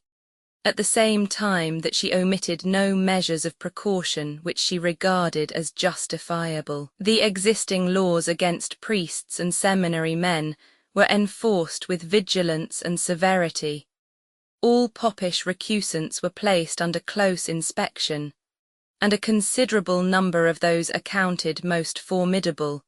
were placed under safe custody in Wisbeach Castle. To these gentlemen, however, the Queen caused it to be intimated that the step which she had taken was principally designed for their protection, since it was greatly to be apprehended that, in the event of landing of the Spaniards, the Roman Catholics might become the victims of some ebullition of popular fury, which it would not then be in the power of government to repress. This lenient proceeding on the part of Her Majesty was productive of the best effects. The Catholics who remained at liberty became earnest to prove themselves possessed of that spirit of patriotism and loyalty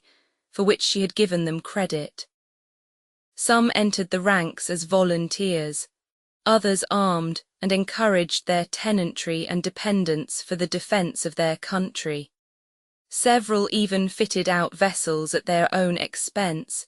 and entrusted the command of them to Protestant officers on whom the government could entirely rely. After the defeat of the Armada, the prisoners at Wisbeach Castle,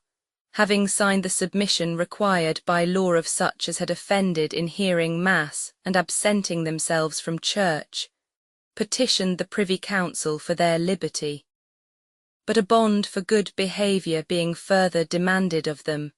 with the condition of being obedient to such orders as 6 members of the Privy Council should write down respecting them, they refused to comply with such terms of enlargement, and remained in custody. As the submission which they had tendered voluntarily was in terms apparently no less strong than the bond which they refused, it was conjectured that the former peace had been drawn up by their ghostly fathers with some private equivocation or mental reservation, a suspicion which receives strong confirmation from the characters and subsequent conduct of some of these persons, the most noted fanatics certainly of their party, and amongst whom we read the names of Talbot, Catesby and Tresham, afterwards principal conspirators in the detestable Gunpowder Plot 98. The ships equipped by the nobility and gentry to combat the Armada amounted in the whole to 43, and it was on board these vessels that young men of the noblest blood and highest hopes now made their first essay in arms. In this number may be distinguished George Clifford, 3rd Earl of Cumberland, one of the most remarkable, if not the greatest, characters of the reign of Elizabeth. The illustrious race of Clifford takes origin from William, Duke of Normandy. In a later age, its blood was mingled with that of the Plantagenets by the intermarriage of the 7th Lord de Clifford and a daughter of the celebrated Hotspur by Elizabeth his wife, whose father was Edward Mortimer, Earl of March. Notwithstanding this alliance with the House of York, 2 successive Lords de Clifford were slain in the civil wars fighting strenuously on the Lancastrian side. It was to the younger of these, whose sanguinary spirit gained him the surname of the Butcher, that the barbarous murder of the young Earl of Rutland was popularly imputed, and a well-founded dread of the vengeance of the Yorkists caused his widow to conceal his son and heir under the lowly disguise of a shepherd boy, in which condition he grew up among the fells of Westmoreland totally illiterate, and probably unsuspicious of his origin. At the end of 25 years, the restoration of the line of Lancaster in the person of Henry VII restored to Lord de Clifford the name, rank, and large possessions of his ancestors. But the peasant noble preferred through life that rustic obscurity in which his character had been formed and his habits fixed, to the splendours of a court or the turmoils of ambition. He kept aloof from the capital, and it was only on the field of Flodden, to which he led in person his hardy tenantry, that this de Clifford exhibited some sparks of the warlike fire inherent in his race. His successor, by qualities very different from the homely virtues which had obtained for his father among his tenantry and neighbours the surname of the Good, recommended himself to the special favour of Henry Roman VIII, who created him Earl of Cumberland, and matched his heir to his own niece Lady Elena Brandon. The sole fruit of this illustrious alliance, which involved the Earl in an almost ruinous course of expense, was a daughter, who afterwards became the mother of Ferdinando Earl of Derby, a nobleman whose mysterious and untimely fate remains to be hereafter related. By a second and better assorted marriage, the Earl of Cumberland became the father of George, his successor, our present subject, who proved the most remarkable of this distinguished family. The death of his father during his childhood had brought him under wardship to the Queen, and by her command, he was sent to pursue his studies at Peterhouse, Cambridge, under Whitgift, afterwards primate. Here he applied himself with ardour to the mathematics, and it was apparently the bent of his genius towards these studies which first caused him to turn his attention to nautical matters. An enterprising spirit and a turn for all the fashionable profusions of the day, which speedily plunged him in pecuniary embarrassments, added incitements to his activity in these pursuits, and in 1586 he fitted out 3 ships and a pinnace to cruise against the Spaniards and plunder their settlements. It appears extraordinary that he did not assume in person the command of his little squadron, but combats and triumphs perhaps still more glorious in his estimation awaited him on the smoother element of the court. In the games of chivalry, he bore off the prize of courage and dexterity from all his peers. The romantic band of knight stilters boasted of him as one of its brightest ornaments, and Her Majesty deigned to encourage his devotedness to her glory by an envied pledge of favour. As he stood or kneeled before her, she dropped her glove, perhaps not undesignedly, and on his picking it up, graciously desired him to keep it. He caused the trophy to be encircled with diamonds, and ever after at all tilts and tourneys bore it conspicuously placed in front of his high-crowned hat. But the emergencies of the year 1588 summoned him to resign the fopperies of an antiquated knight-errantry for serious warfare and the exercise of genuine valour. Taking upon him the command of a ship, he joined the fleet appointed to hang upon the motions of the Spanish Armada and harass it in its progress up the British Channel. And on several occasions, especially in the last action, off Calais, he signalised himself by uncommon exertions. In reward of his services, Her Majesty granted him her royal commission to pursue a voyage to the South Sea, which he had already projected. She even lent him for the occasion one of her own ships, and thus encouraged, he commenced that long series of naval enterprises which has given him an enduring name. After 2 or 3 voyages, he constantly declined Her Majesty's gracious offers of the loan of her ships, because they were accompanied with the express condition that he should never lay any vessel of hers on board a Spanish one,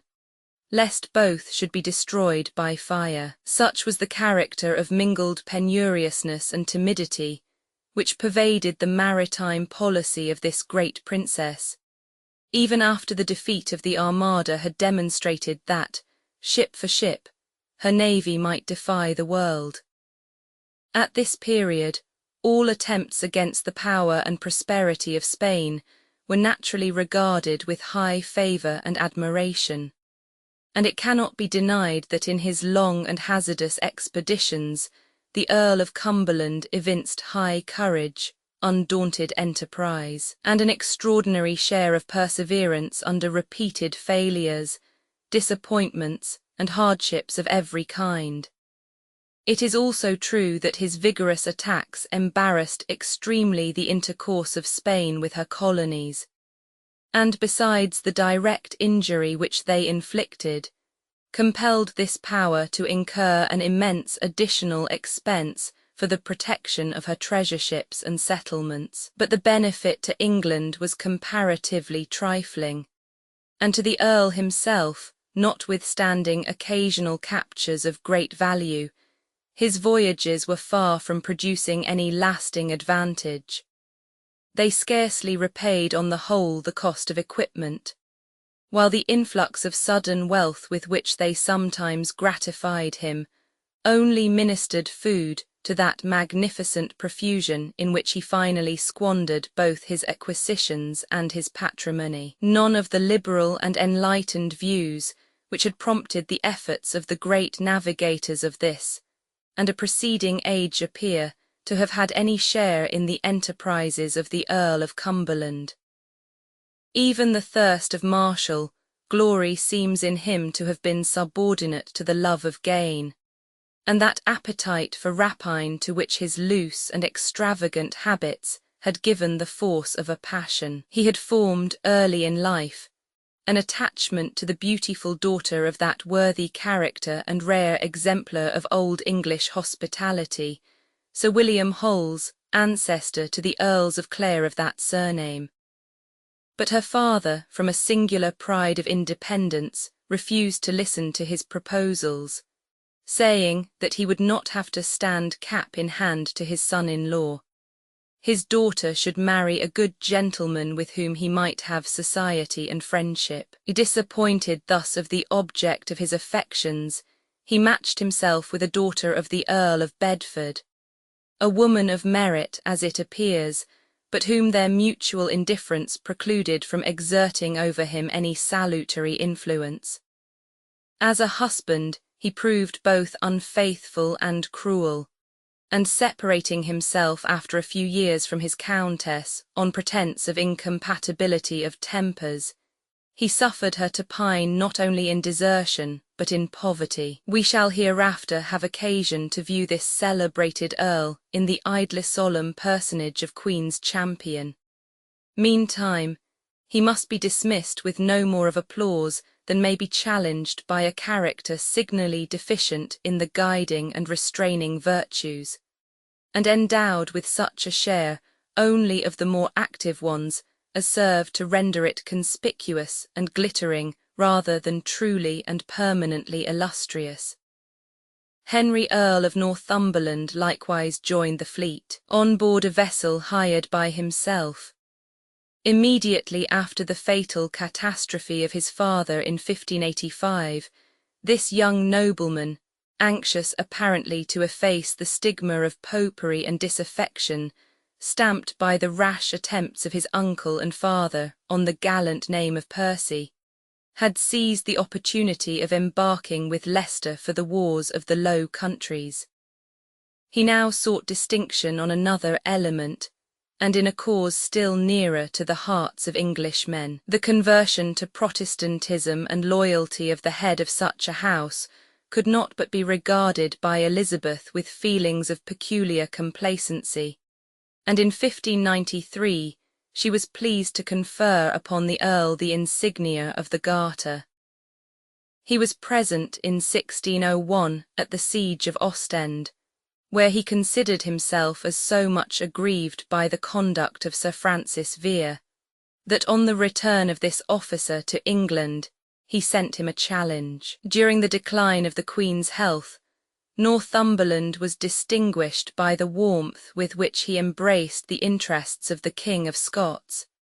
and he was the first Privy Councillor named by James on his accession to the English throne. But the fate of his family seemed still to pursue him. On some unsupported charges connected with the Gunpowder Plot, he was stripped of all his offices, heavily fined, and sentenced to perpetual imprisonment. The tardy mercy of the king procured, however, his release at the end of 15 years, and he spent the remnant of his life in tranquil and honourable retirement. This unfortunate nobleman was a man of parts. The abundant leisure for intellectual pursuits afforded by his long captivity was chiefly employed by him in the study of the mathematics, including perhaps the occult sciences. And as he was permitted to enjoy freely the conversation of such men of learning as he wished to assemble around him, he became one of their most bountiful patrons. Thomas Cecil, eldest son of the Lord Treasurer, formerly a volunteer in the expedition to Scotland undertaken in favour of the Regent Murray, and more recently appointed governor of the Brill in consideration of his services in the war in Flanders, also embarked to repel the invaders, as did Robert his half-brother, the afterwards celebrated Secretary of State created Earl of Salisbury by James I. Robert Cecil was deformed in his person, of a feeble and sickly constitution, and entirely devoted to the study of politics. And nothing, it is to be presumed, but his steady determination of omitting no means of attracting to himself that royal favour which he contemplated as the instrument by which to work out his future fortunes, could have engaged him in a service so repugnant to his habits and pursuits, and for which the hand of nature herself had so evidently disabled him. The Earl of Oxford, in expiation perhaps of some of those violences of temper and irregularities of conduct by which he was perpetually offending the Queen, and obstructing his own advancement in the state, equipped on this occasion a vessel which he commanded. Sir Charles Blount, notwithstanding the narrowness of his present fortunes, judged it incumbent on him to give a similar proof of attachment to his Queen and country, and the circumstance affords an occasion of introducing to the notice of the reader one of the brightest ornaments of the court of Elizabeth. This distinguished gentleman, now in the 25th year of his age, was the second son of James VI Lord Montjoy of the ancient Norman name of Le Blond, corruptly written Blount. The family history might serve as a commentary on the reigning follies of the English court during 2 or 3 generations. His grandfather, a splendid courtier, consumed his resources on the ostentatious equipage with which he attended to the French wars his master Henry Roman VIII, with whom he had the misfortune to be a favourite. His father squandered a diminished patrimony still more absurdly in his search after the philosopher's stone, and the ruin of the family was so consummated by the ill-timed prodigalities of his elder brother, that when his death without children in 1594 transmitted the title of Lord Montjoy to Sir Charles, 1,000 marks was the whole amount of the inheritance by which this honour was to be maintained. It is needless to add that the younger brother's portion with which he set out in life was next to nothing. Having thus his own way to make, he immediately after completing his education at Oxford entered himself of the Inner Temple, as meaning to pursue the profession of the law. But fortune had ordained his destiny otherwise, and being led by his curiosity to visit the court, he there found a pretty strange kind of admission, which cannot be related with more vivacity than in the original words of Naunton. He was then much about 20 years of age, of a brown hair, a sweet face, a most neat composure, and tall in his person. The Queen was then at Whitehall, and at dinner whither he came to see the fashion of the court. The Queen had soon found him out, and with a kind of an affected frown asked the Lady Carver who he was. She answered she knew him not, insomuch that enquiry was made from one to another who he might be, till at length it was told the Queen that he was brother to the Lord William Mountjoy. This inquisition, with the eye of majesty fixed upon him, as she was wont to do to daunt men she knew not, stirred the blood of this young gentleman, insomuch as his colour went and came, which the Queen observing called him unto her, and gave him her hand to kiss, encouraging him with gracious words and new looks. And so diverting her speech to the lords and ladies, she said, that she no sooner observed him but that she knew there was in him some noble blood, with some other expressions of pity towards his house. And then again, demanding his name, she said, Fail you not to come to the court, and I will bethink myself how to do you good. And this was his inlet and the beginning of his grace. It does not appear what boon the Queen immediately bestowed upon her new courtier, but he deserted the profession of the law, sat in the parliaments of 1585 and 1586 as the representative of two different Cornish boroughs, received in the latter year the honour of knighthood, and soon after his present expedition appeared considerable enough at court to provoke the hostility of the Earl of Essex himself. Raleigh, now high in favour, and invested with the offices of Captain of the Queen's Guard and her Lieutenant for Cornwall, had been actively engaged since the last year in training to arms the militia of that county. He had also been employed, as a member of the Council of War, in concerting the general plan of national defence. But his ardent and adventurous valour prompted him to aid his country in her hour of trial on both elements, and with hand as well as head. Throwing himself therefore into a vessel of his own which waited his orders, he hastened to share in the discomfiture of her insulting foe. But it would be endless to enumerate all who spontaneously came forward to partake the perils and the glory of this ever-memorable contest. And the naval commanders of principal eminence have higher claims to our notice. The dignity of Lord High Admiral, customarily conferred on mere men of rank, in whom not the slightest tincture of professional knowledge was required or expected, at this critical juncture belonged to Charles II Lord Howard of Effingham, of whom we have formerly spoken, and who appears never in the whole course of his life to have been at sea but once before, and that only on an occasion of ceremony. He was every way an untried man, and as yet distinguished for nothing, except the accomplishments of a courtier. But he exhibited on trial courage, resolution, and conduct, an affability of manner which endeared him to the sailors, and a prudent sense of his own inexperience, which rendered him perfectly docile to the counsels of those excellent sea officers by whom he had the good fortune to find himself surrounded. He encouraged his crew, and manifested his alacrity in the service, by putting his own hand to the rope which was to tow his ship out of harbour. And he afterwards gave proof of his good sense and his patriotism, by his opposition to the orders which Her Majesty's excess of economy led her to issue on the first dispersion of the Armada by a storm, for laying up 4 of her largest ships, earnestly requesting that he might be permitted to retain them at his own expense, rather than the safety of the country should be risked by their dismissal.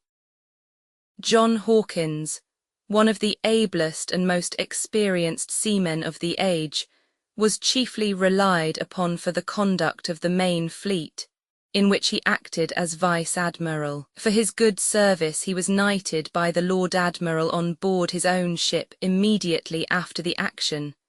when the like honour was bestowed on that eminent navigator Frobisher,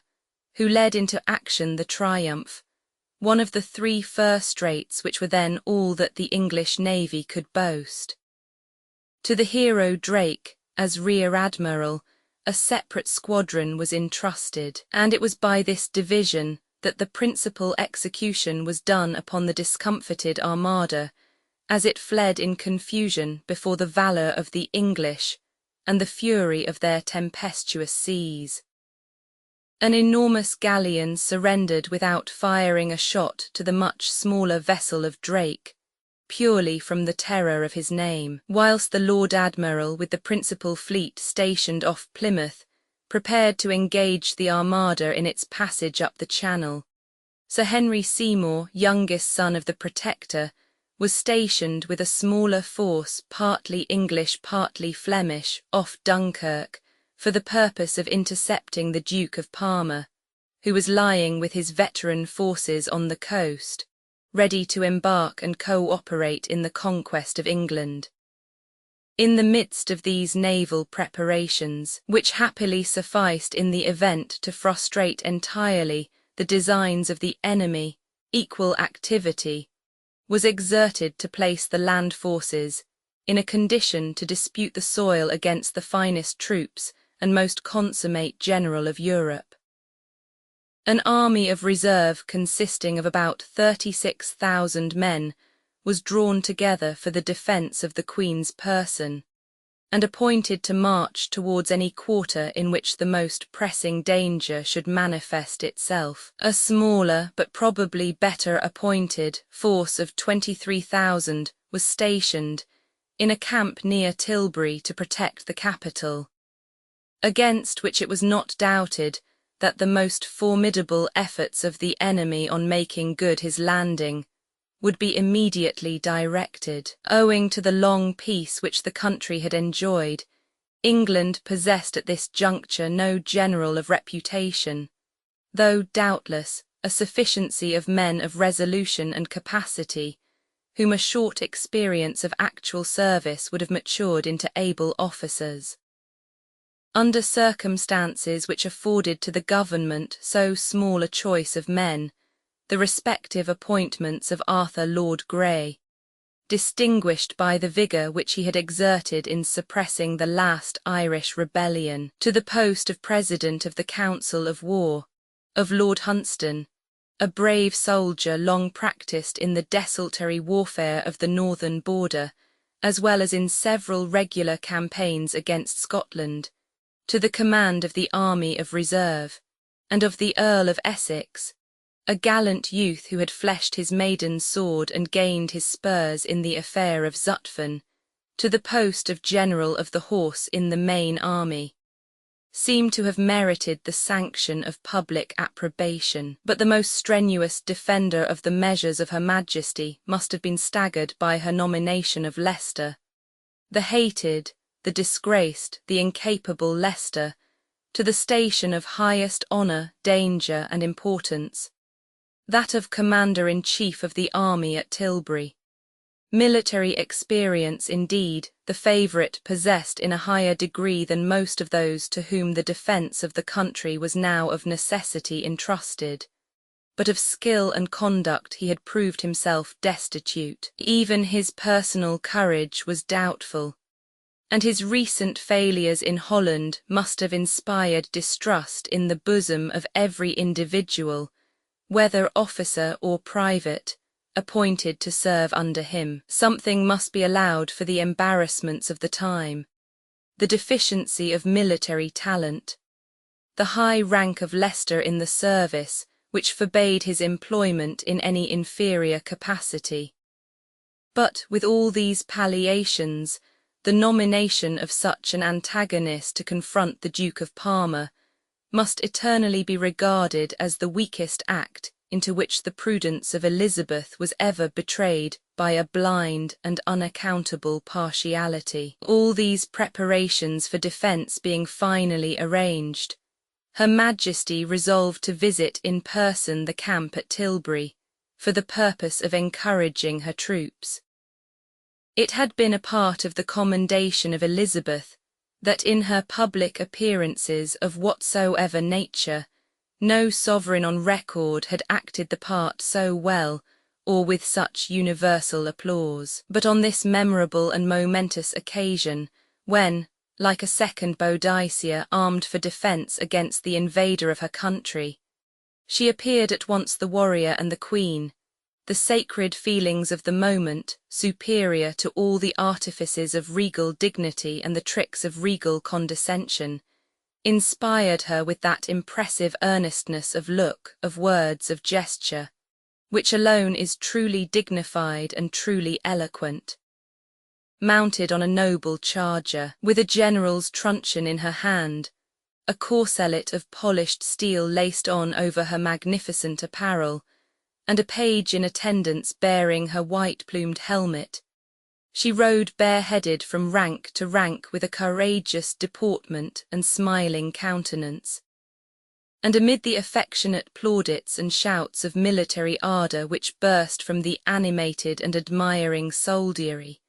she addressed them in the following short and spirited harangue. My loving people, we have been persuaded by some that are careful of our safety to take heed how we commit ourselves to armed multitudes for fear of treachery. But assure you I do not desire to live to distrust my faithful and loving people. Let tyrants fear. I have always so behaved myself that, under God, I have placed my chiefest strength and safeguard in the loyal hearts and goodwill of my subjects. And therefore I am come amongst you at this time, not as for my recreation or sport, but being resolved in the midst and heat of the battle to live or die amongst you all. To lay down for my God and for my kingdom and for my people my honour and my blood, even in the dust. I know I have but the body of a weak and feeble woman, but I have the heart of a king, and of a king of England too.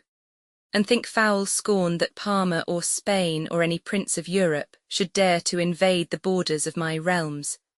to which rather than any dishonour should grow by me, I myself will take up arms. I myself will be your general, judge, and rewarder of every one of your virtues in the field. I know already by your forwardness that you have deserved rewards and crowns, and we do assure you, on the word of a prince, they shall be duly paid you. In the meantime, my lieutenant general shall be in my stead, than whom never prince commanded a more noble and worthy subject. Not doubting by your obedience to my general, by your concord in the camp, and your valour in the field, we shall shortly have a famous victory over those enemies of my God, of my kingdom, and of my people. The extraordinary reliance placed by the Queen in this emergency upon the counsels of Leicester encouraged the insatiable favourite to grasp at honour and authority still more exorbitant, and he ventured to urge Her Majesty to invest him with the office of her lieutenant in England and Ireland, a dignity paramount to all other commands. She had the weakness to comply, and it is said that the patent was actually drawn out when the defeat of the Armada, by taking away all pretext for the creation of such an officer, gave her leisure to attend to the earnest representations of Hatton and Burleigh on the imprudence of conferring on any subject powers so excessive, and capable even in some instances of controlling her own prerogative. On better consideration, the project therefore was dropped. It is foreign from the business of this work to detail the particulars of that signal victory, obtained by English seamanship and English valour against the boasted armament of Spain, prodigiously superior, as it was in every circumstance of force, excepting the moral energies employed to wield it. While the history of the year 1588, in all its details, must ever form a favourite chapter in the splendid tale of England's naval glory, it will here suffice to mark the general results. Not a single Spaniard set foot on English ground but as a prisoner. One English vessel only, and that of smaller size, became the prize of the invaders. The Duke of Parma did not venture to embark a man.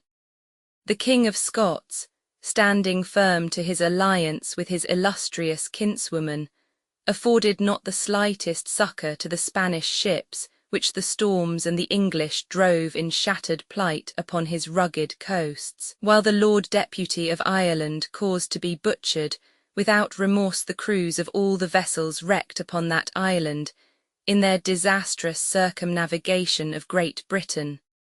so that not more than half of this vaunted invincible armada returned in safety to the ports of Spain. Never in the records of history was the event of war on one side more entirely satisfactory and glorious, on the other more deeply humiliating and utterly disgraceful. Philip did indeed support the credit of his personal character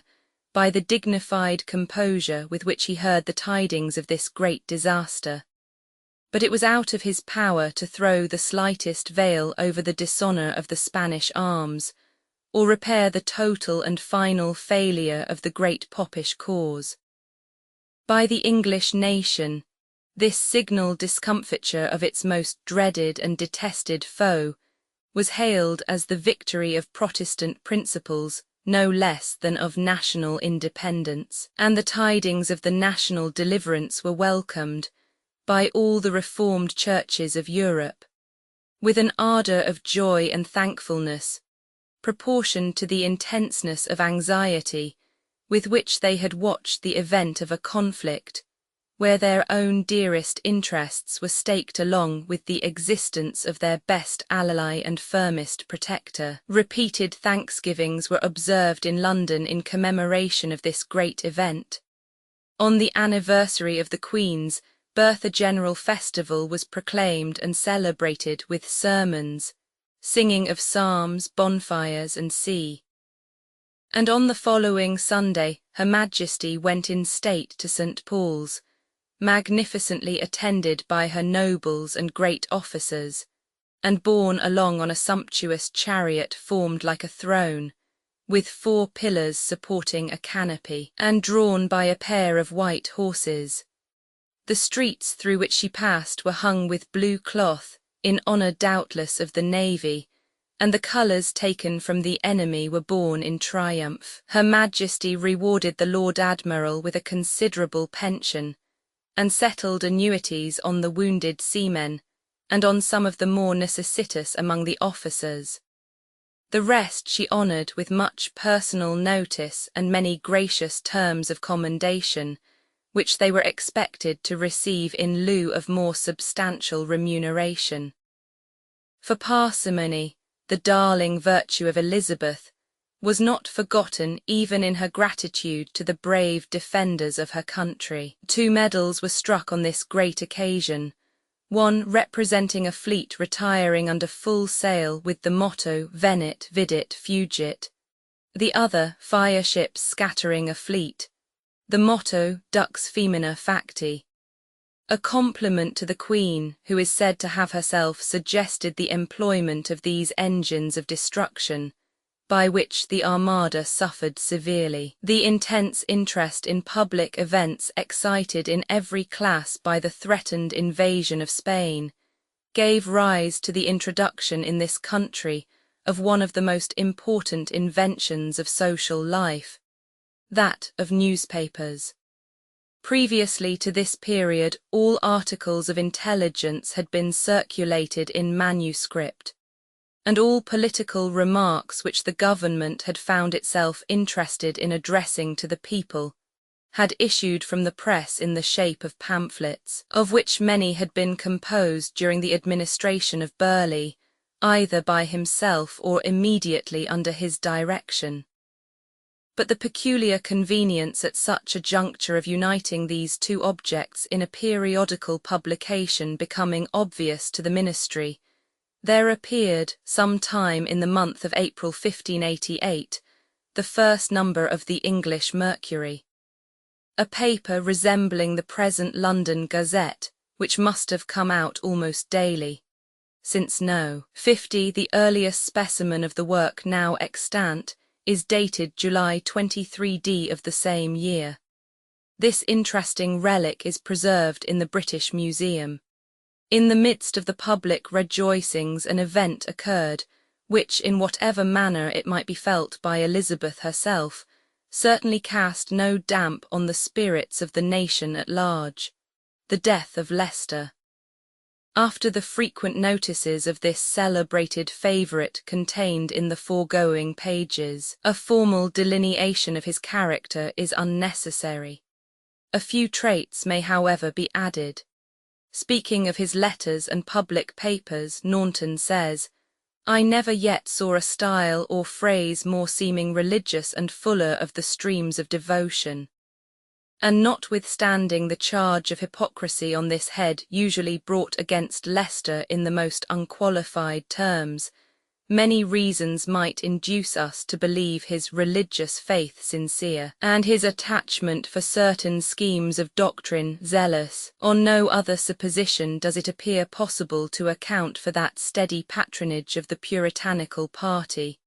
so odious to his mistress, which gave on some occasions such important advantages over him to his adversary Hatton, the only minister of Elizabeth who appears to have aimed at the character of a high Church of England man. The circumstance also of his devoting during his lifetime a considerable sum of ready money, which he could ill spare, to the endowment of a hospital, has much the air of an act of expiation prompted by religious fears. As a statesman, Leicester appears to have displayed on some occasions considerable acuteness and penetration, but in the higher kind of wisdom he was utterly deficient. His moral insensibility sometimes caused him to offer to his sovereign the most pernicious counsels, and had not the superior rectitude of Burleigh's judgment interposed, his influence might have inflicted still deeper wounds on the honour of the Queen and the prosperity of the nation. Towards his own friends and adherents he is said to have been a religious observer of his promises, a virtue very remarkable in such a man. In the midst of that profusion which rendered him rapacious, he was capable of acts of real generosity, and both soldiers and scholars tasted largely of his bounty.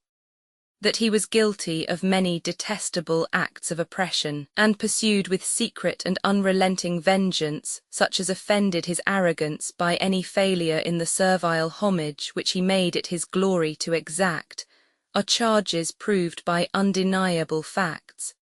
But it has already been observed that the more atrocious of the crimes popularly imputed to him remain, and must ever remain, matters of suspicion rather than proof. His conduct during the younger part of life was scandalously licentious. Latterly he became, says Camden, uxorious to excess. In the early days of his favour with the Queen, her profuse donations had gratified his cupidity and displayed the fondness of her attachment. But at a later period the stream of her bounty ran low, and following the natural bent of her disposition, or complying with the necessity of her affairs, she compelled him to mortgage to her his barony of Denbigh for the expenses of his last expedition to Holland. Immediately after his death, she also caused his effects to be sold by auction, for the satisfaction of certain demands of her treasury. From these circumstances it may probably be inferred that the influence which Leicester still retained over her was secured rather by the chain of habit than the tie of affection. And after the first shock of final separation from him whom she had so long loved and trusted, it is not improbable that she might contemplate the event with a feeling somewhat akin to that of deliverance from a yoke under which her haughty spirit had repined without the courage to resist. Leicester died, beyond all doubt, of a fever,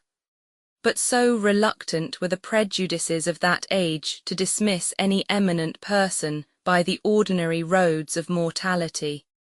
that it was judged necessary to take examinations before the Privy Council respecting certain magical practices,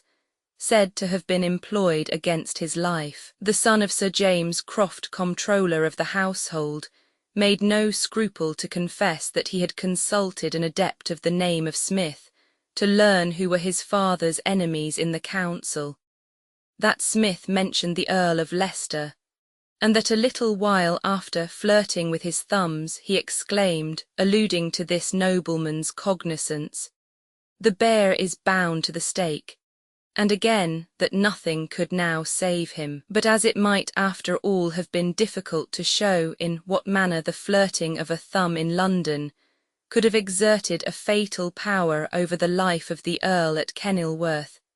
the adept seems to have escaped unpunished, notwithstanding the accidental fulfilment of his denunciations. Chapter 22. Effects of Leicester's death. Rise of the Queen's affection for Essex. Trial of the Earl of Arundel. Letter of Walsingham on religious affairs. Death of Mildmay. Case of Don Antonio. Expedition to Cadiz. Behaviour of Essex. Traits of Sir C. Blount. Sir H. Lee's resignation. Conduct of Elizabeth to the King of Scots. His marriage. Death and character of Sir Francis Walsingham. Struggle between the Earl of Essex and Lord Burleigh for the nomination of his successor. Extracts of letters from Essex to Davison. Inveteracy of the Queen against Davison. Robert Cecil appointed Assistant Secretary. Private marriage of Essex. Anger of the Queen. Reform effected by the Queen in the collection of the revenue. Speech of Burleigh. Parsimony of the Queen considered. Anecdotes on this subject. Lines by Spenser. Succours afforded by her to the King of France. Account of Sir John Norris. Essex's campaign in France. Royal progress. Entertainment at Cowdray, at Elvetham, at Theobald's. Death and character of Sir Christopher Hatton. Puckering Lord Keeper. Notice of Sir John Perrott. Puttenham's Art of Poetry. Verses by Gascoigne. Warner's Albion's England. The death of Leicester forms an important era in the history of the court of Elizabeth, and also in that of her private life and more intimate feelings. The powerful faction of which the favourite had been the head acknowledged a new leader in the Earl of Essex, whom his stepfather had brought forward at court as a counterpoise to the influence of Raleigh, and who now stood second to none in the good graces of Her Majesty. But Essex, however gifted with noble and brilliant qualities totally deficient in Leicester, was on the other hand confessedly inferior to him in several other endowments, still more essential to the leader of a court party. Though not void of art, he was by no means master of the profound dissimulation, the exquisite address, and especially the wary coolness by which his predecessor well knew how to accomplish his ends in despite of all opposition. His character was impetuous, his natural disposition frank, and experience had not yet taught him to distrust either himself or others. With the friendships, Essex received as an inheritance the enmities also of Leicester, and no one at court could have entertained the least doubt whom he regarded as his principal opponent.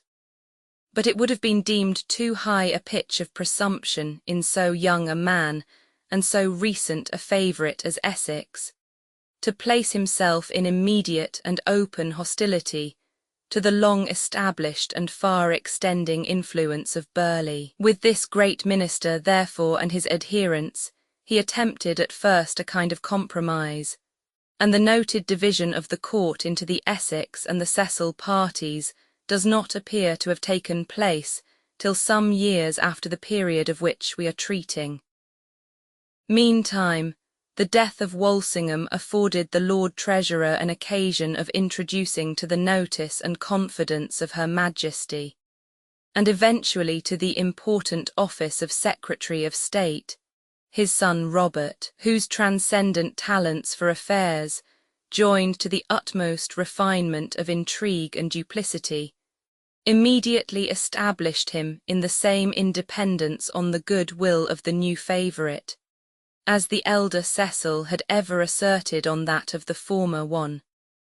and appears finally to have enabled him to prepare in secret that favourite's disastrous fall. With regard to Elizabeth herself, it has been 1,000 times remarked that she was never able to forget the woman in the sovereign, and in spite of that preponderating love of sway which all her life forbade her to admit a partner of her bed and throne, her heart was to the last deeply sensible to the want, or her imagination to the charm, of loving and being beloved. The death, therefore, of the man who had been for 30 years the object of a tenderness which he had long repaid by every flattering profession, every homage of gallantry, and every manifestation of entire devotedness, left, notwithstanding any late disgusts which she might have entertained, a void in her existence which she felt it necessary to supply. It was this situation, doubtless, of her feelings which led to the gradual conversion into a softer sentiment, of that natural and innocent tenderness with which she had hitherto regarded the brilliant and engaging qualities of her youthful kinsman, the Earl of Essex. A change which terminated so fatally to both. The enormous disproportion of ages gave to the new inclination of the Queen a stamp of dotage, inconsistent with the reputation for good sense and dignity of conduct, which she had hitherto preserved. Nor did she long receive from the indulgence of so untimely a sentiment any portion of the felicity which she coveted. The careless and even affronting behaviour in which Essex occasionally indulged himself, combined with her own sagacity to admonish her that her fondness was unreturned, and that nothing but the substantial benefits by which it declared itself could have induced its object to meet it with even the semblance of gratitude. As this mortifying conviction came home to her bosom, she grew restless, irritable, and captious to excess. She watched all his motions with a self-tormenting jealousy. She fed her own disquiet by listening to the malicious informations of his enemies, and her heart at length becoming callous by repeated exasperations, she began to visit his delinquencies with an unrelenting sternness. This conduct, attempted too late, and persisted in too long, hurried Essex to his ruin, and ended by inflicting upon herself the mortal agonies of an unavailing repentance. Lord Bacon relates in his Apophthegms that a great officer about court when my Lord of Essex was first in trouble, and that he and those that dealt for him would talk much of my Lord's friends and of his enemies, answered to one of them, "I will tell you, I know but one friend and one enemy my Lord hath, and that one friend is the Queen, and that one enemy is himself. But rather might both have been esteemed his enemies, for what except the imprudent fondness of the Queen, and the excess of favour which she at first lavished upon him, was the original cause of that intoxication of mind which finally became the instrument of his destruction. But from observations which anticipate perhaps too much the catastrophe of this melancholy history, it is time to return to a narrative of events. The Spanish armament incidentally became the occasion of involving the Earl of Arundel in a charge of a capital nature.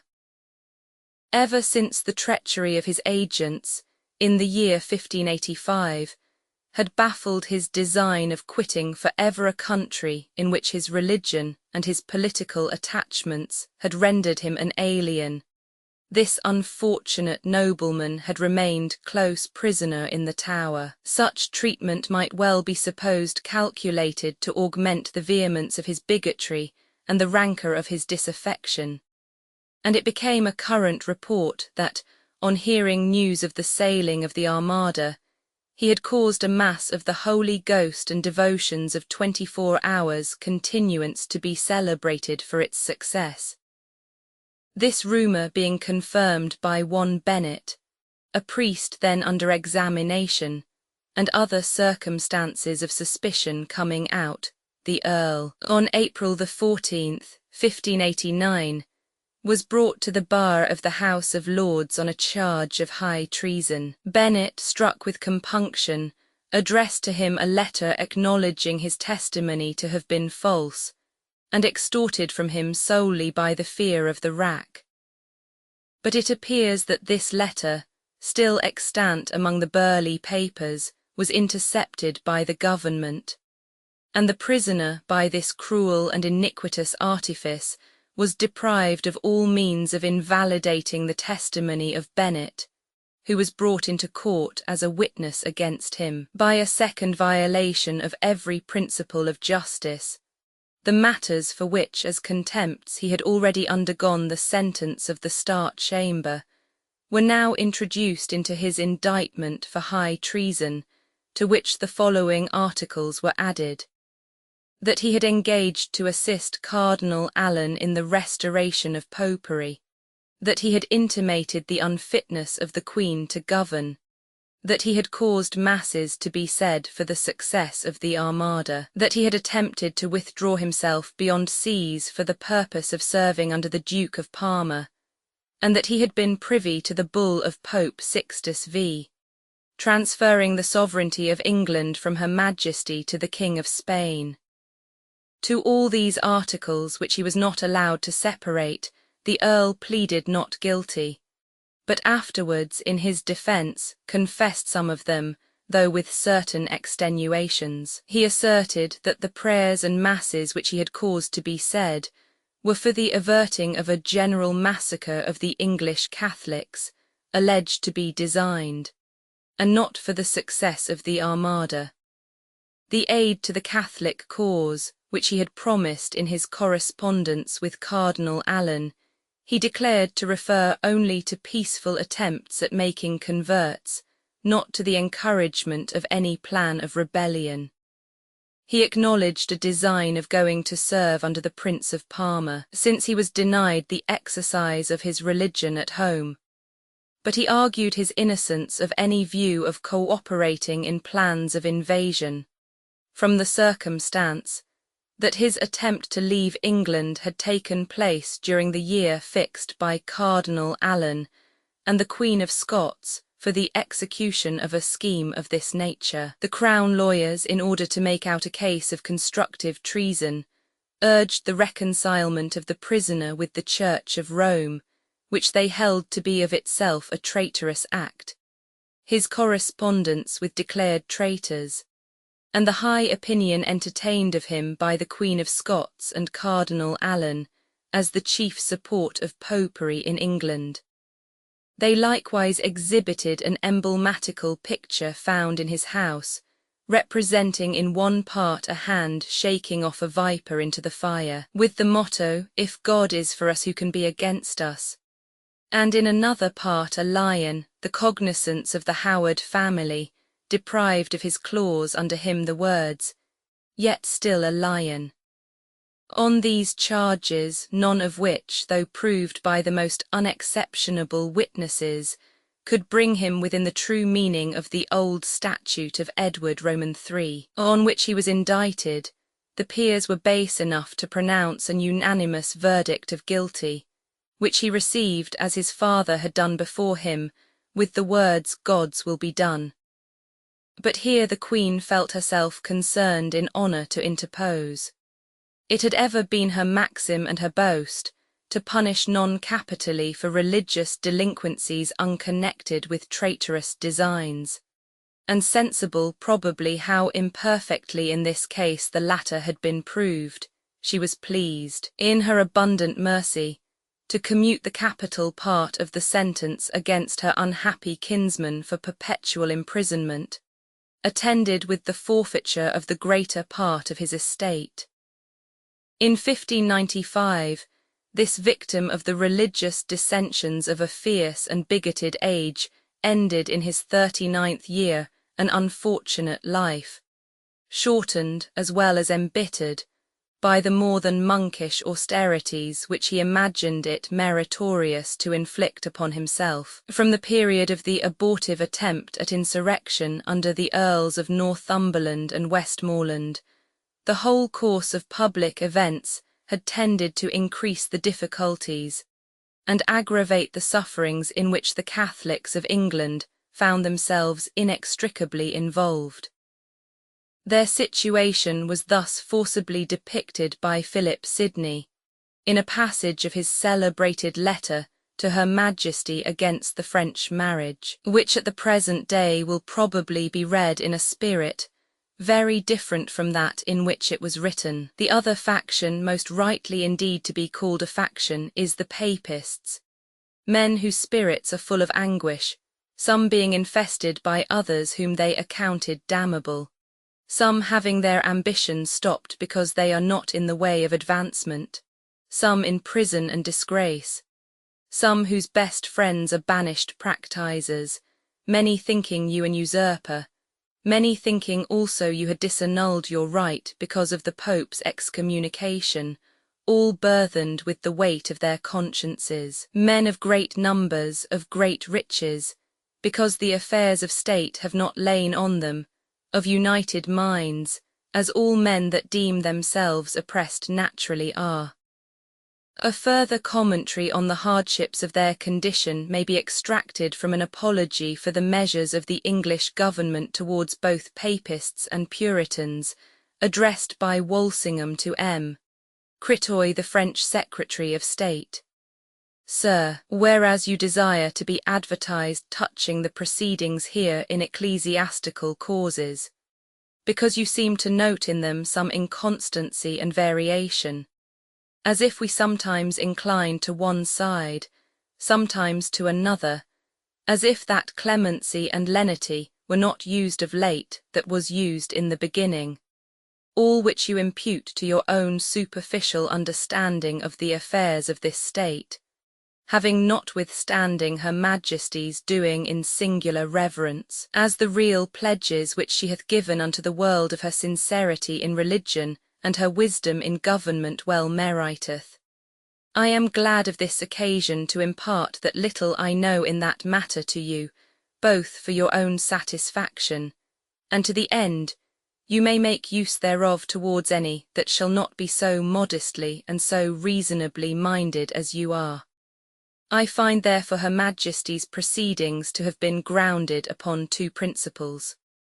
1. The one that consciences are not to be forced, but to be won and reduced by the force of truth with the aid of time and use of all good means of instruction and persuasion. 2. The other that the causes of conscience wherein they exceed their bounds and grow to be matter of faction lose their nature, and that sovereign princes ought distinctly to punish the practice in contempt, though coloured under the pretence of conscience and religion. According to these principles her Majesty, at her coming to the crown, utterly disliking the tyranny of Rome, which had used by terror and rigour to settle commandments of men's faiths and consciences, though, as a prince of great wisdom and magnanimity, she suffered but the exercise of one religion, yet her proceedings towards the Papists was with great lenity, expecting the good effects which time might work in them, and therefore her Majesty revived not the laws made in the 28 and 35 of her father's reign, whereby the oath of supremacy might have been offered at the king's pleasure to any subject, though he kept his conscience never so modestly to himself, and the refusal to take the same oath without further circumstance was made treason. But contrariwise her Majesty, not liking to make windows into men's hearts and secret thoughts, except the abundance of them did overflow into overt or express acts or affirmations, tempered her laws so as it restraineth every manifest disobedience, in impugning and impeaching advisedly and maliciously her Majesty's supreme power, maintaining and extolling a foreign jurisdiction. And as for the oath, it was altered by her Majesty into a more grateful form. The hardness of the name and appellation of supreme head was removed, and the penalty of the refusal thereof turned only into disablement to take any promotion, or to exercise any charge, and yet with liberty of being reinvested therein, if any man should accept thereof during his life. But when, after Pius Quintus had excommunicated her Majesty, and the bills of excommunication were published in London, whereby her Majesty was in a sort prescribed, and that thereupon, as a principal motive or preparative, followed the rebellion in the north, Yet because the ill humours of the realm were by that rebellion partly purged, and that she feared at that time no foreign invasion, and much less the attempt of any within the realm not backed by some potent succour from without, she contented herself to make a law against that special case of bringing and publishing any bulls, or the like instruments, whereunto was added a prohibition, upon pain not of treason, but of an inferior degree of punishment, against the bringing in of Agnus Dei, hallowed bread, and such other merchandise of Rome, as are well known not to be any essential part of the Romish religion, but only to be used in practice as love tokens, to enchant the people's affections from their allegiance to their natural sovereign. In all other points her Majesty continued her former lenity. But when, about the 20th year of her reign, she had discovered in the King of Spain an intention to invade her dominions,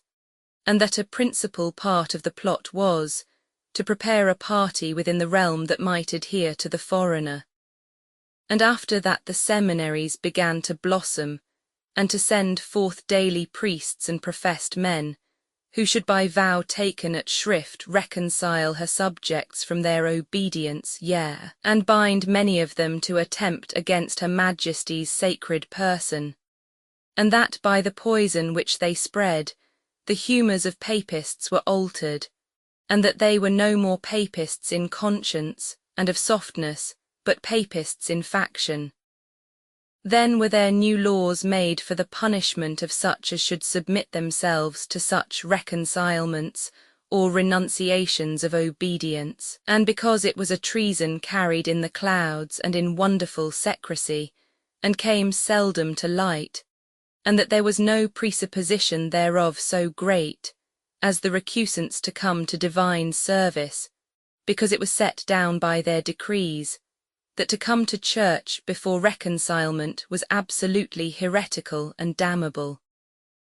Therefore there were laws added containing punishment pecuniary against such recusants, not to enforce conscience, but to enfeeble and impoverish the means of those of whom it resteth indifferent and ambiguous whether they were reconciled or no.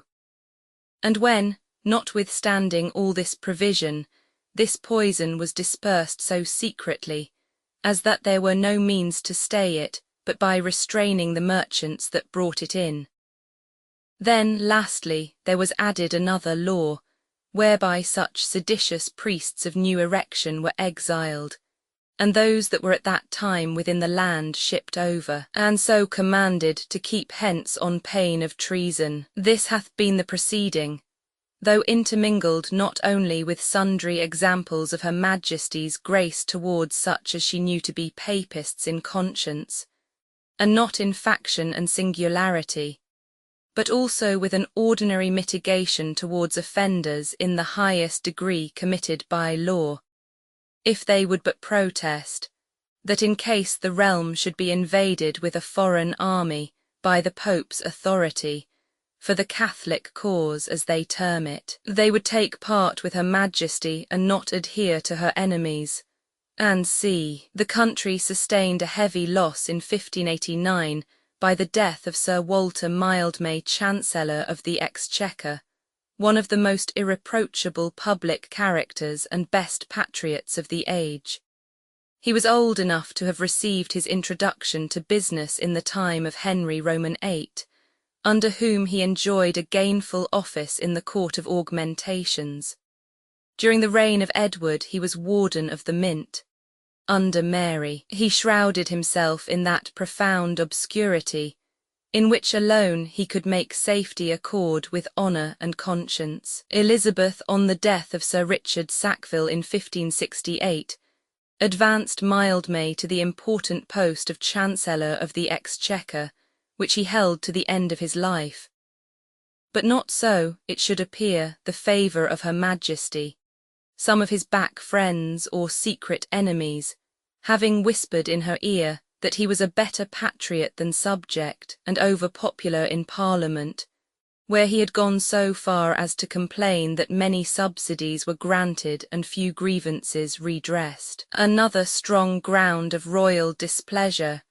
existed in the imputation of Puritanism under which he laboured, generously sacrificing to higher considerations the aggrandizement of his children. Mildmay devoted a large share of the wealth which he had gained in the public service to the erection and endowment of a college, that of Emmanuel at Cambridge, an action little agreeable it seems to Her Majesty,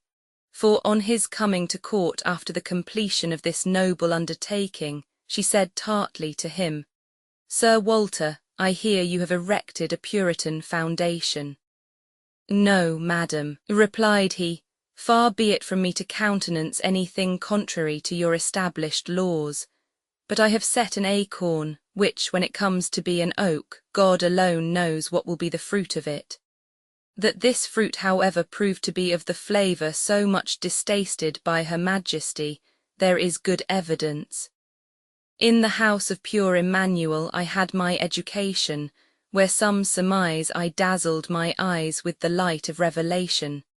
says the distracted Puritan, in a song composed in King James's days by the witty Bishop Corbet. Mildmay was succeeded in his office by Sir John Fortescue, Master of the Wardrobe, a gentleman whose accomplishments in classical literature had induced the Queen to take him for her guide and assistant in the study of the Greek and Latin writers. In the discharge of his new functions, he too was distinguished by moderation and integrity, so that in this important department of administration no oppression was exercised upon the subject during the whole of the reign, a circumstance highly conducive both to the popularity of the Queen and to the alacrity in granting supplies usually exhibited by her parliaments. The late attempt at invasion, so gloriously and happily frustrated, had given a new impulse to the public mind. The gallant youth of the country were seized with an universal rage for military enterprise, and burned at once for vengeance and renown. The riches and the weakness of the Spanish Empire, both of them considerably exaggerated in popular opinion, tempted the hopes and the cupidity of adventurers of a different class, and by means of the united stimulus of gain and glory, a numerous fleet was fitted out in the spring of 1589 for an expedition to Portugal, which was equipped and manned almost entirely by the exertions of individuals, the Queen contributing only £66,000 to the expenses, and 6 of her ships to the armament. It will be remembered that on the death in 1580 of Henry King of Portugal, Philip of Spain had possessed himself of that kingdom as rightful heir, having compelled Don Antonio, an illegitimate nephew of the deceased sovereign, who had ventured to dispute the succession, to quit the country and take refuge first in France and afterwards in England. This pretender had hitherto received little support or encouragement at the hands of Elizabeth. In fact, she had suffered him to languish in the most abject poverty, for there is a letter extant from a person about him to Lord Burleigh 99, entreating that he would move Her Majesty either to advance Don Antonio 200,000 crowns out of her share of the rich Portuguese carrack captured by Sir Francis Drake, to enable him to recover his kingdom, or at least to take upon herself the payment of his debts, amounting to £12 or £13, without which his poor creditors are likely to be ruined. The first part of this extraordinary alternative the prudent princess certainly declined. What might be the fate of the second does not in this place appear, but we learn elsewhere that during the long vacancy of the See of Ely which the Queen caused to succeed to the death of Bishop Cox in 1581, a part of its revenues were appropriated to the maintenance of this unfortunate competitor for royalty. It was imagined, however, by the projectors of the present expedition, that the discontent of the Portuguese under the yoke of Spain would now incline them to receive as a deliverer even this spurious representative of their ancient race of monarchs. And Don Antonio received an invitation, which he joyfully embraced, to embark himself and his fortunes on board the English fleet. The armament consisted of 180 vessels of all kinds, carrying 21,000 men. It set sail from Plymouth on April 18th, Sir Francis Drake being Admiral and Sir John Norris General. The Earl of Essex, urged by the romantic gallantry of his disposition, afterwards joined the expedition with several ships fitted out at his own expense in support of Don Antonio's title, though he bore in it no regular command, since he sailed without the consent or privity of Her Majesty. The first landing of the forces was at Corunna, where, having captured 4 ships of war in the harbour, they took and burned the lower town and made some bold attempts on the upper, which was strongly fortified. But after defeating with great slaughter a body of Spaniards who were entrenched in the neighbourhood, Sir John Norris, finding it impracticable to renew his assaults on the upper town, on account of a general want of powder in the fleet, re-embarked his men, already suffering from sickness, and made sail for Portugal. After some consultation they landed at Penicha, about 30 miles to the north of Lisbon, took the castle, and having thrown into it a garrison, every man of which was afterwards put to the sword by the Spaniards, they began their march for the capital. So ill was the army provided that many died on the road for want of food, and others who had fainted with the heat must also have perished, had not Essex, with characteristic generosity, caused all his baggage to be thrown out, and the carriages to be filled with the sick and weary. Instead of the troops of nobility and gentry by whom Don Antonio had flattered himself and his companions that he should be joined and recognized, there only appeared upon their march a band of miserable peasants without shoes or stockings, and one gentleman who presented him with a basket of plums and cherries. The English, however, proceeded, and made themselves masters without difficulty of the suburbs of Lisbon, in which they found great riches. But the entreaties of Don Antonio and his anxiety to preserve the good will of the people caused the general to restrain his men from plunder. Essex distinguished himself in every skirmish, and knocking at the gates of Lisbon itself, challenged the governor, or any other of equal rank, to single combat, but this romantic proposal was prudently declined, and though the city was known to be weakly guarded, the total want of battering cannon in the English army precluded the general from making an assault. In the meantime Drake, who was to have co-operated with the land forces by an attack upon the city from the water side, found his progress effectually barred by the forts at the mouth of the Tagus, and was thus compelled to relinquish all share in the enterprise. This disappointment, joined to the want of ammunition and other necessaries, and the rapid progress of sickness among the men, rendered necessary a speedy retreat and re-embarkation. About 60 vessels lying at the mouth of the Tagus, laden with corn and other articles of commerce, were seized by the English, though the property of the Hanse towns, and Drake and Norris in their return burned Vigo.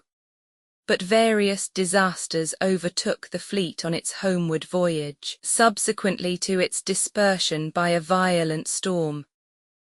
On the whole, it was computed that not less than 11,000 persons perished in this unfortunate and ill-planned expedition, by which no one important object had been attained, and that of 1,100 gentlemen who accompanied it, not more than 350, escaped the united ravages of famine, sickness, and the sword. The Queen, on discovering that Essex had without permission absented himself from her court, and from the duties of his office of Master of the Horse to embark in the voyage to Portugal, had instantly dispatched a peremptory order for his return, enforced by menaces of her utmost indignation in case of disobedience. But even to this pressing mandate he had dared to turn a deaf ear. During the 4 or 5 months, therefore, of his absence, the whole court had remained in fearful or exulting anticipation of the thunderbolt about to fall on his devoted head. But the laurels with which he had encircled his brows proved his safeguard. Elizabeth had listened with a secret complacency to the reports of his valour and generosity, which reached her through various channels. Her tenderness had been strongly excited by the image of the perils to which he was daily exposing himself, and her joy at his safe return, too genuine and too lively for concealment, left her so little of the power or the wish to chide, that his pardon seemed granted even before it could be implored. Essex had too much sensibility not to be deeply touched by this affectionate behaviour on the part of his sovereign. He redoubled his efforts to deserve the oblivion of his past offence, and with a success so striking that it was soon evident to all that the temerity which might have ruined another had but heightened and confirmed his favour. Essex possessed, as much as Leicester himself, the art of stimulating Elizabeth in his own behalf to acts of munificence, and she soon consoled him by some valuable grants for any anxiety which her threatened indignation might have occasioned him, or any disappointment which he might have conceived in seeing Sir Christopher Hatton preferred by her to himself as Leicester's successor in the office of Chancellor of the University of Cambridge. Among the gallant adventurers in the cause of Don Antonio, Sir Walter Raleigh had made one, and he also was received by Her Majesty on his return with tokens of distinguished favour. But not long after he embarked for Ireland, in which country he remained without public employment till the spring of 1592,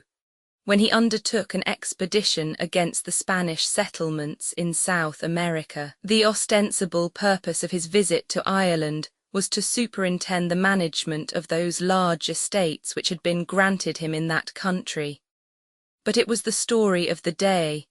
that the Earl of Essex had chased Raleigh from court and confined him into Ireland 100, and the length of his absence, with the known enmity between these rival favourites, lends some countenance to the suggestion that Essex, even in the early days of his favour, already assumed the right of treating as interlopers such as advanced too rapidly in the good graces of his sovereign. We learn from an incident which probably occurred about this time, and is thus related by Naunton. My Lord Montjoy, being but newly come to court, and then but Sir Charles Blount, had the good fortune one day to run very well a tilt, and the Queen therewith was so well pleased, that she sent him a token of her favour, a queen at chess of gold, richly enamelled, which his servants had the next day fastened on his arm with a crimson ribbon, which my Lord of Essex, as he passed through the privy chamber, espying with his cloak cast under his arm the better to commend it to the view, enquired what it was, and for what cause there fixed. Sir Fulk Greville told him that it was the Queen's favour which the day before and after the tilting she had sent him, whereat my Lord of Essex, in a kind of emulation, and as though he would have limited her favour, said, "Now I perceive every fool must have a favour." This bitter and public affront came to Sir Charles Blount's ear, who sent him a challenge which was accepted by my lord, and they went near Marybone Park, where my lord was hurt in the thigh and disarmed. The Queen, missing the men, was very curious to learn the truth, and when at last it was whispered out, she swore by God's death it was fit that someone or other should take him down and teach him better manners, otherwise there would be no rule with him 101. Notwithstanding her Majesty's ostentation of displeasure against her favourite on this occasion, it is pretty certain that he could not better have paid his court to her than by a duel of which, in spite of her wisdom and her age, she seems to have had the weakness to imagine her personal charms the cause.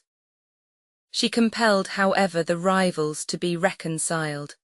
From this period all the externals of friendship were preserved between them, and there is even reason to believe, notwithstanding some insinuations to the contrary, that latterly at least the sentiment became a genuine one.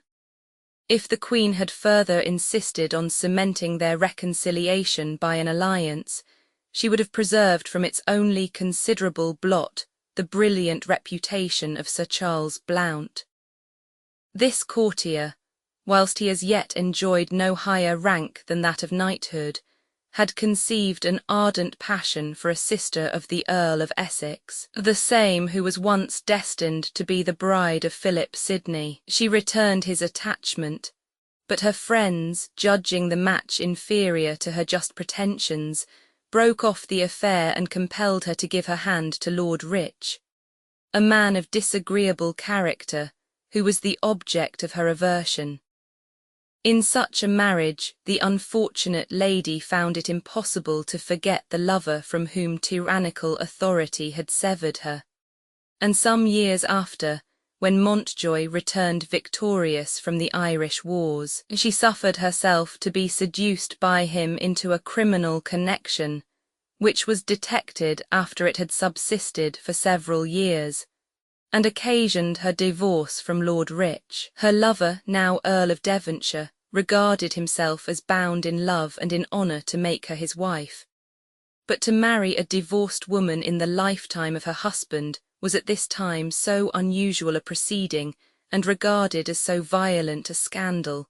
that Lord, then chaplain to the Earl of Devonshire, who joined their hands, incurred severe blame, and thought it necessary to observe the anniversary ever after as a day of humiliation. King James, in whose reign the circumstance took place, long refused to avail himself further of the services of the Earl, and the disgrace and vexation of the affair embittered, and some say abridged, the days of this otherwise admirable person.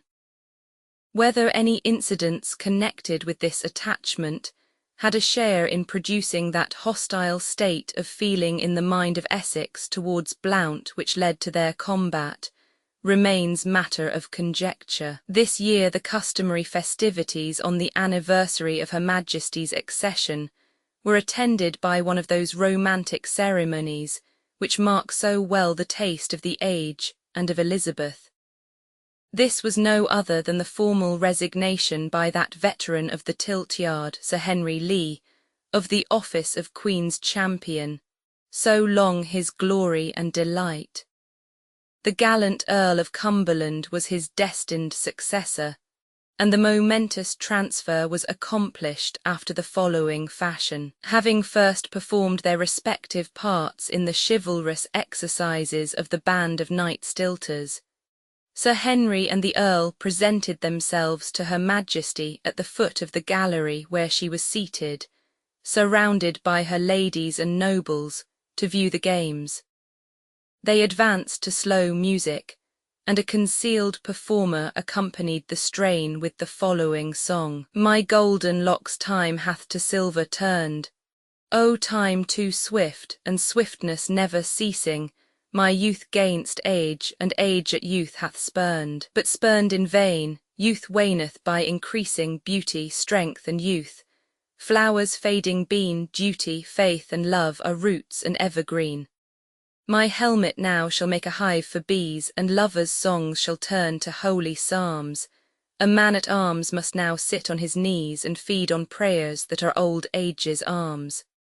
And so from court to cottage I depart, my saint is sure of mine unspotted heart. And when I sadly sit in homely cell, I'll teach my swains this carol for a song. Blessed be the hearts that think my sovereign well, cursed be the souls that think to do her wrong. Goddess, vouchsafe this aged man his right to be your beadsman now that was your night. During this performance there arose out of the earth a pavilion of white taffeta, supported on pillars resembling porphyry and formed to imitate the temple of the Vestal Virgins. A superb altar was placed within it, on which were laid some rich gifts for her majesty. Before the gate stood a crowned pillar embraced by an eglantine, to which a votive tablet was attached, inscribed to Elizabeth. The gifts and the tablet being with great reverence delivered to the Queen, and the aged knight in the meantime disarmed, he offered up his armour at the foot of the pillar. Then kneeling, presented the Earl of Cumberland to her majesty, praying her to be pleased to accept of him for her knight, and to continue these annual exercises. The proposal being graciously accepted, Sir Henry armed the Earl and mounted him on his horse.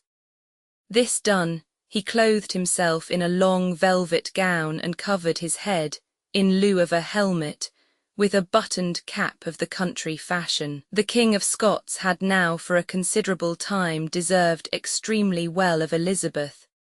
During the whole period of the Spanish armament, he had remained unshaken in his attachment to her cause,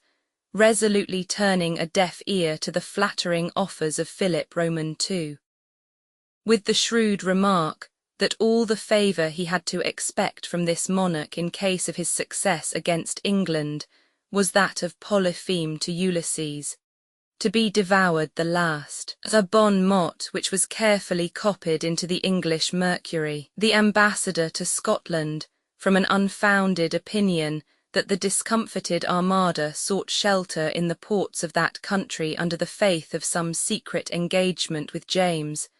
had thought it necessary to bribe him to fidelity by some brilliant promises, of which when the danger was past Elizabeth unhandsomely evaded the fulfilment. But even on this occasion he abstained from any vehement expressions of indignation. In short, his whole demeanour towards his lofty kinswoman was that of a submissive expectant much more than of a competitor and rival prince. True it is, that he had begun to attach to himself among her nobles and courtiers as many adherents as his means permitted, but besides that his manoeuvres remained for the most part concealed from her knowledge, they certainly carried with them no danger to her government. The partisans of James were not, like those of his mother, the adherents also of a religious faction leagued with the foreign powers most inimical to her rule,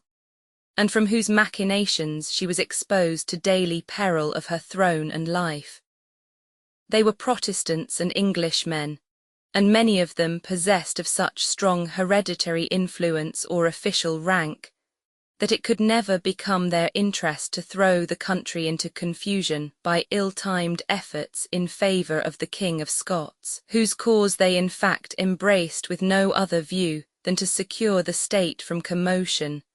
and themselves from the loss of power on the event of the Queen's demise. The Puritan party indeed, by whom several attempts were afterwards made in Parliament to extort from the Queen a settlement of the Crown in James's favour, were doubtless actuated in part by discontent with the present church establishment, and the hope of seeing it superseded under James by a Presbyterian form resembling that of Scotland. For the present, however, these religionists were sufficiently repressed under the iron rod of the High Commission Court, and James had entered with them into no regular correspondence,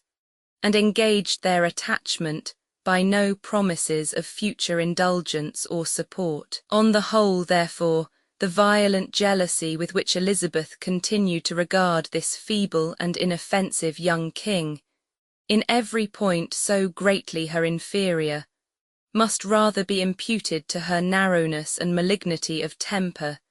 than to any dictates of sound policy or advisable precaution. And the measures with which it prompted her were impressed accordingly with every character of spite and meanness. She was peculiarly solicitous to prevent James from increasing his consequence by marriage, and through innumerable intrigues with his ministers and favourites, she had hitherto succeeded in her object. When he appeared to have set his mind on a union with the eldest daughter of the King of Denmark, she contrived to interpose so many delays and obstacles that this sovereign, conceiving himself trifled with, ended the affair by giving the princess in marriage to another. To embarrass matters still more, she next proposed to James a match with the sister of the King of Navarre, a princess much older than himself, destitute of fortune, and whose brother might be influenced to protract the negotiation to any length convenient to his valuable ally, the Queen of England. This proposal being declined by James, and overtures made in his name to a younger daughter of the Danish house, she again set her engines at work to thwart his wishes.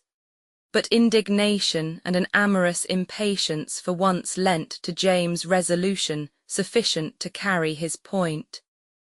Disregarding a declaration of his Privy Council against the match, he instigated the citizens of Edinburgh to take up arms in his cause, and finally accomplished the sending out of a splendid embassy,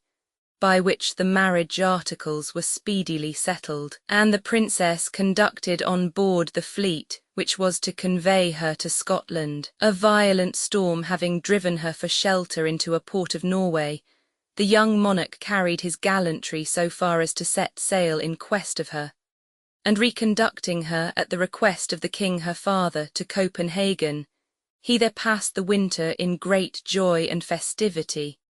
and as soon as the season would permit, conducted his royal consort home in triumph, and crowned her with all the magnificence that Scotland could display. Seeing the turn which matters had taken, Elizabeth now made a virtue of necessity, and dispatched a solemn embassy to express to her good brother of Scotland her hearty congratulations on his nuptials, and her satisfaction in his happy return from so adventurous a voyage. In April 1590 died Sir Francis Walsingham, Principal Secretary of State,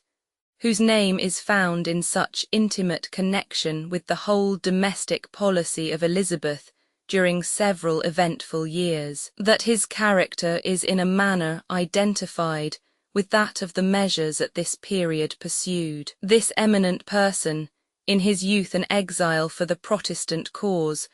retained through life so serious a sense of religion as sometimes to expose him to the suspicion of Puritanism. In his private capacity, he was benevolent, friendly, and accounted a man of strict integrity. But it is right that public characters should principally be estimated by that part of their conduct in which the public is concerned, and to Walsingham as a minister, the unsullied reputation of virtue and honour is not to be conceded. Unlike that pure and noble patriot who would have lost his life with pleasure to serve his country, but would not have done a base thing to save it, this statesman seems to have held that few base things ought to be scrupled by which his queen and country might be served. That Walsingham was of unimpeached fidelity towards his sovereign requires no proof. That he was not stimulated by views of private emolument seems also to be satisfactorily evinced, though somewhat to the discredit of his mistress, by the load of debt incurred in his official capacity under the pressure of which he lived and died. But here our praise of his public virtue must end. It is impossible to regard without indignation and discuss the system of artifice and intrigue which he contrived for the purpose of ensnaring the persecuted, and therefore disaffected Catholics. And while due credit is given to his unwearied diligence and remarkable sagacity in detecting dangerous conspiracies, it cannot be doubted that the extraordinary encouragements held out by him to spies and informers, those pests of a commonwealth, must in numberless instances have rendered himself the dupe, and innocent persons the victims of designing villainy. Looking even to the immediate results of his measures, it may triumphantly be demanded by the philanthropist and the sage,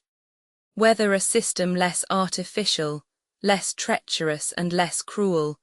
would not equally well have succeeded in protecting the person of the Queen from the machinations of traitors, with the further and inestimable advantage of preserving her government from reproach, and the national character from degradation. That the system of Walsingham was in the main that also of his court and of his age, is indeed true, and this consideration might in some degree plead his excuse, did it not appear that there was in his personal character a native subtlety and talent of insinuation, which, aptly conspiring with the nature of his office, might truly be said to render his duty his delight. A feature of his mind which is thus happily delineated by a witty and ingenious writer. None alive did better ken the secretary's craft, to get counsels out of others and keep them in himself. Marvellous his sagacity in examining suspected persons, either to make them confess the truth, or confound themselves by denying it to their detection. Cunning his hands, who could unpick the cabinets in the Pope's conclave, quick his ears, who could hear at London what was whispered at Rome, and numerous the spies and eyes of this Argus dispersed in all places. The Jesuits, being outshot in their own bow, complained that he out-equivocated their equivocation, having a mental reservation deeper and further than theirs. They tax him for making heaven bow too much to earth, oft-times borrowing a point of conscience with full intent never to pay it again, whom others excused by reasons of state and dangers of the times. Indeed, his simulation, which all allow lawful, was as like to dissimulation, condemned by all good men, as two things could be which were not the same. He thought that gold might, but intelligence could not be bought too dear. The cause that so great a statesman left so small an estate, and so public a person was so privately buried in St. Paul's 102. The long state of infirmity which preceded the death of Walsingham had afforded abundant opportunity for various intrigues and negotiations respecting the appointment of his successor in office. Burleigh hoped to make the choice of Her Majesty fall on his son Robert. Essex was anxious to decide it in favour of the discarded Davison, who seems to have been performing some part of the functions of a Secretary of State during the illness of Walsingham, though he did not venture to appear in the sight of his still offended mistress. No one was more susceptible of generous emotions than Essex, and it ought not to be doubted that much of the extraordinary zeal which he manifested during 2 or 3 entire years in the cause of this unfortunate and ill-treated man is to be ascribed to genuine friendship. But neither must it be concealed that this struggle for the nomination of a secretary was in effect the great and decisive trial of strength between himself and the Cecils. Several letters have been printed, written by Essex to Davison and bearing date between the years 1587 and 1590, from which a few extracts may be worth transcribing, both for the excellence of the style and the light which they reflect on the behaviour and sentiments of Elizabeth in this matter. I had speech with Her Majesty yesternight after my departure from you, and I did find that the success of my speech, although I hoped for good, yet did much overrun my expectation. I made Her Majesty see what, in your health, in your fortune, in your reputation in the world, you had suffered since the time that it was her pleasure to commit you. I told her how many friends and well-wishers the world did afford you, and how, for the most part, throughout the whole realm her best subjects did wish that she would do herself the honour to repair for you, and restore to you that state which she had overthrown. Your humble suffering of these harms and reverend regard to her majesty must needs move a princess so noble and so just to do you right. And more I had said, if my gift of speech had been any way comparable to my love. Her majesty, seeing her judgment opened by the story of her own actions, showed a very feeling compassion of you.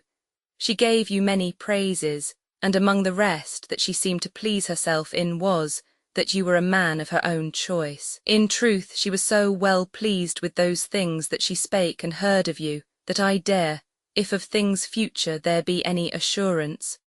promise to myself that your peace will be made to your content and the desire of your friends,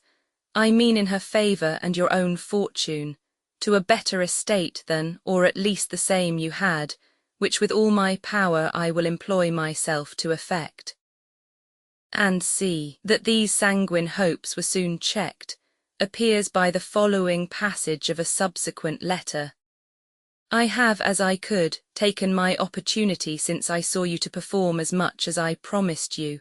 and though in all I have been able to effect nothing, yet even now I have had better leisure to solicit the Queen than in this stormy time I did hope for. My beginning was, as being amongst others entreated to move her in your behalf. My course was, to lay open your sufferings and your patience. In them you had felt poverty, restraint and disgrace, and yet you showed nothing but faith and humility. Faith, as being never wearied nor discouraged to do her service, humbleness, as content to forget all the burdens that had been laid upon you, and to serve her majesty with as frank and willing a heart as they that have received greatest grace from her. To this I received no answer but in general terms that her honour was much touched. Your presumption had been intolerable, and that she could not let it slip out of her mind. When I urged your access she denied it, but so as I had no cause to be afraid to speak again. When I offered in them both to reply, she fell into other discourse, and so we parted. And see, on the death of Walsingham he writes thus: Upon this unhappy accident, I have tried to the bottom what the Queen will do for you, and what the credit of your solicitor is worth. I urged not the comparison between you and any other, but in my duty to her and zeal to her service I did assure her that she had not any other in England that would for these 3 or 4 years know how to settle himself to support so great a burden. She gave me leave to speak, heard me with patience, confessed with me that none was so sufficient, and would not deny but that which she lays to your charge was done without hope, fear, malice, envy, or any respects of your own, but merely for her safety both of state and person. In the end she absolutely denied to let you have that place and willed me to rest satisfied, for she was resolved. Thus much I write to let you know, I am more honest to my friends than happy in their cases. And see, as the fear of giving offence to the King of Scots was one reason or pretext for the implacability of the Queen towards Davison,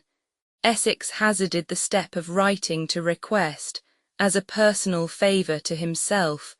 the forgiveness and good offices of this monarch in behalf of the man who bore the blame of his mother's death. Nothing could be more dexterous than the turn of this letter,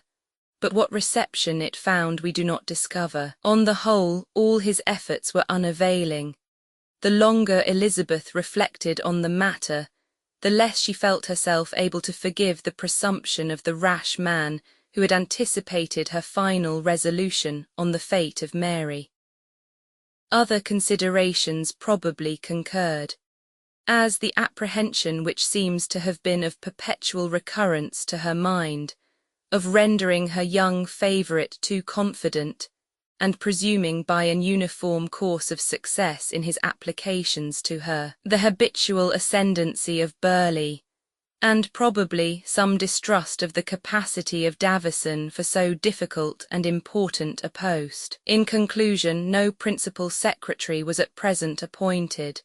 but Robert Cecil was admitted as an assistant to his father, who resumed on this condition the duties of the office, and held it as it were in trust, till Her Majesty, 6 years afterwards, was pleased to sanction his resignation in favour of his son,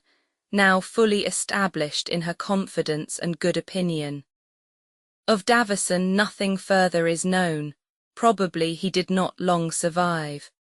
Some time in the year 1590, the Earl of Essex married in a private manner the widow of Sir Philip Sidney, and daughter of Walsingham, a step with which Her Majesty did not scruple to show herself highly offended. The inferiority of the connection in the 2 articles of birth and fortune to the just pretensions of the Earl, and the circumstance that the union had been formed without that previous consultation of her gracious pleasure, which from her high nobility and favourite courtiers, and especially from those who, like Essex and his lady, shared the honour of her relationship, she expected as a homage and almost claimed as a right, were the ostensible grounds of her displeasure, but that peculiar compound of ungenerous feelings which rendered her the universal foe of matrimony, exalted on this occasion by a jealousy too humiliating to be owned, but too powerful to be repressed, formed without doubt the more genuine sources of her deep chagrin. The courtiers quickly penetrated the secret of her heart, for what vice, what weakness, can long lurk unsuspected in a royal bosom?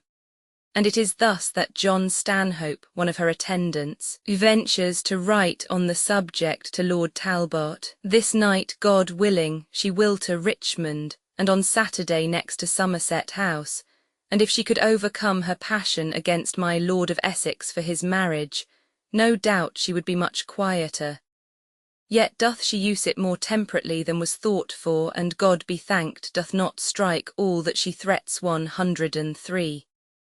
The Earl doth use it with good temper, concealing his marriage as much as so open a matter may be. Not that he denies it to any, but for Her Majesty's better satisfaction, is pleased that my lady shall live very retired in her mother's house." 104. On the whole, the indignation of the Queen against Essex stopped very short of the rage with which she had been transported against Leicester on a similar occasion. She never even talked of sending him to prison for his marriage. Her good sense came to her assistance, somewhat indeed too late for her own dignity, but soon enough to intercept any serious mischief to the Earl. And having found leisure to reflect on the folly and disgrace of openly maintaining an ineffectual resentment,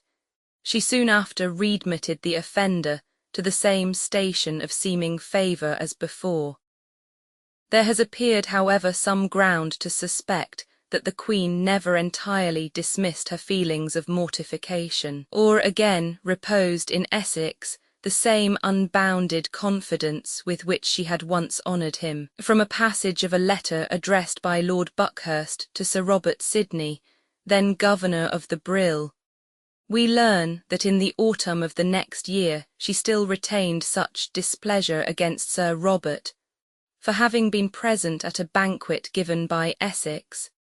either on occasion of his marriage, or with a view to the furtherance of some design of his which excited her suspicion, that she could not be induced to grant him leave of absence for a visit to England, but cares and occupations of a nature peculiarly uncongenial with the indulgence of sentimental sorrows, now claimed, and not in vain,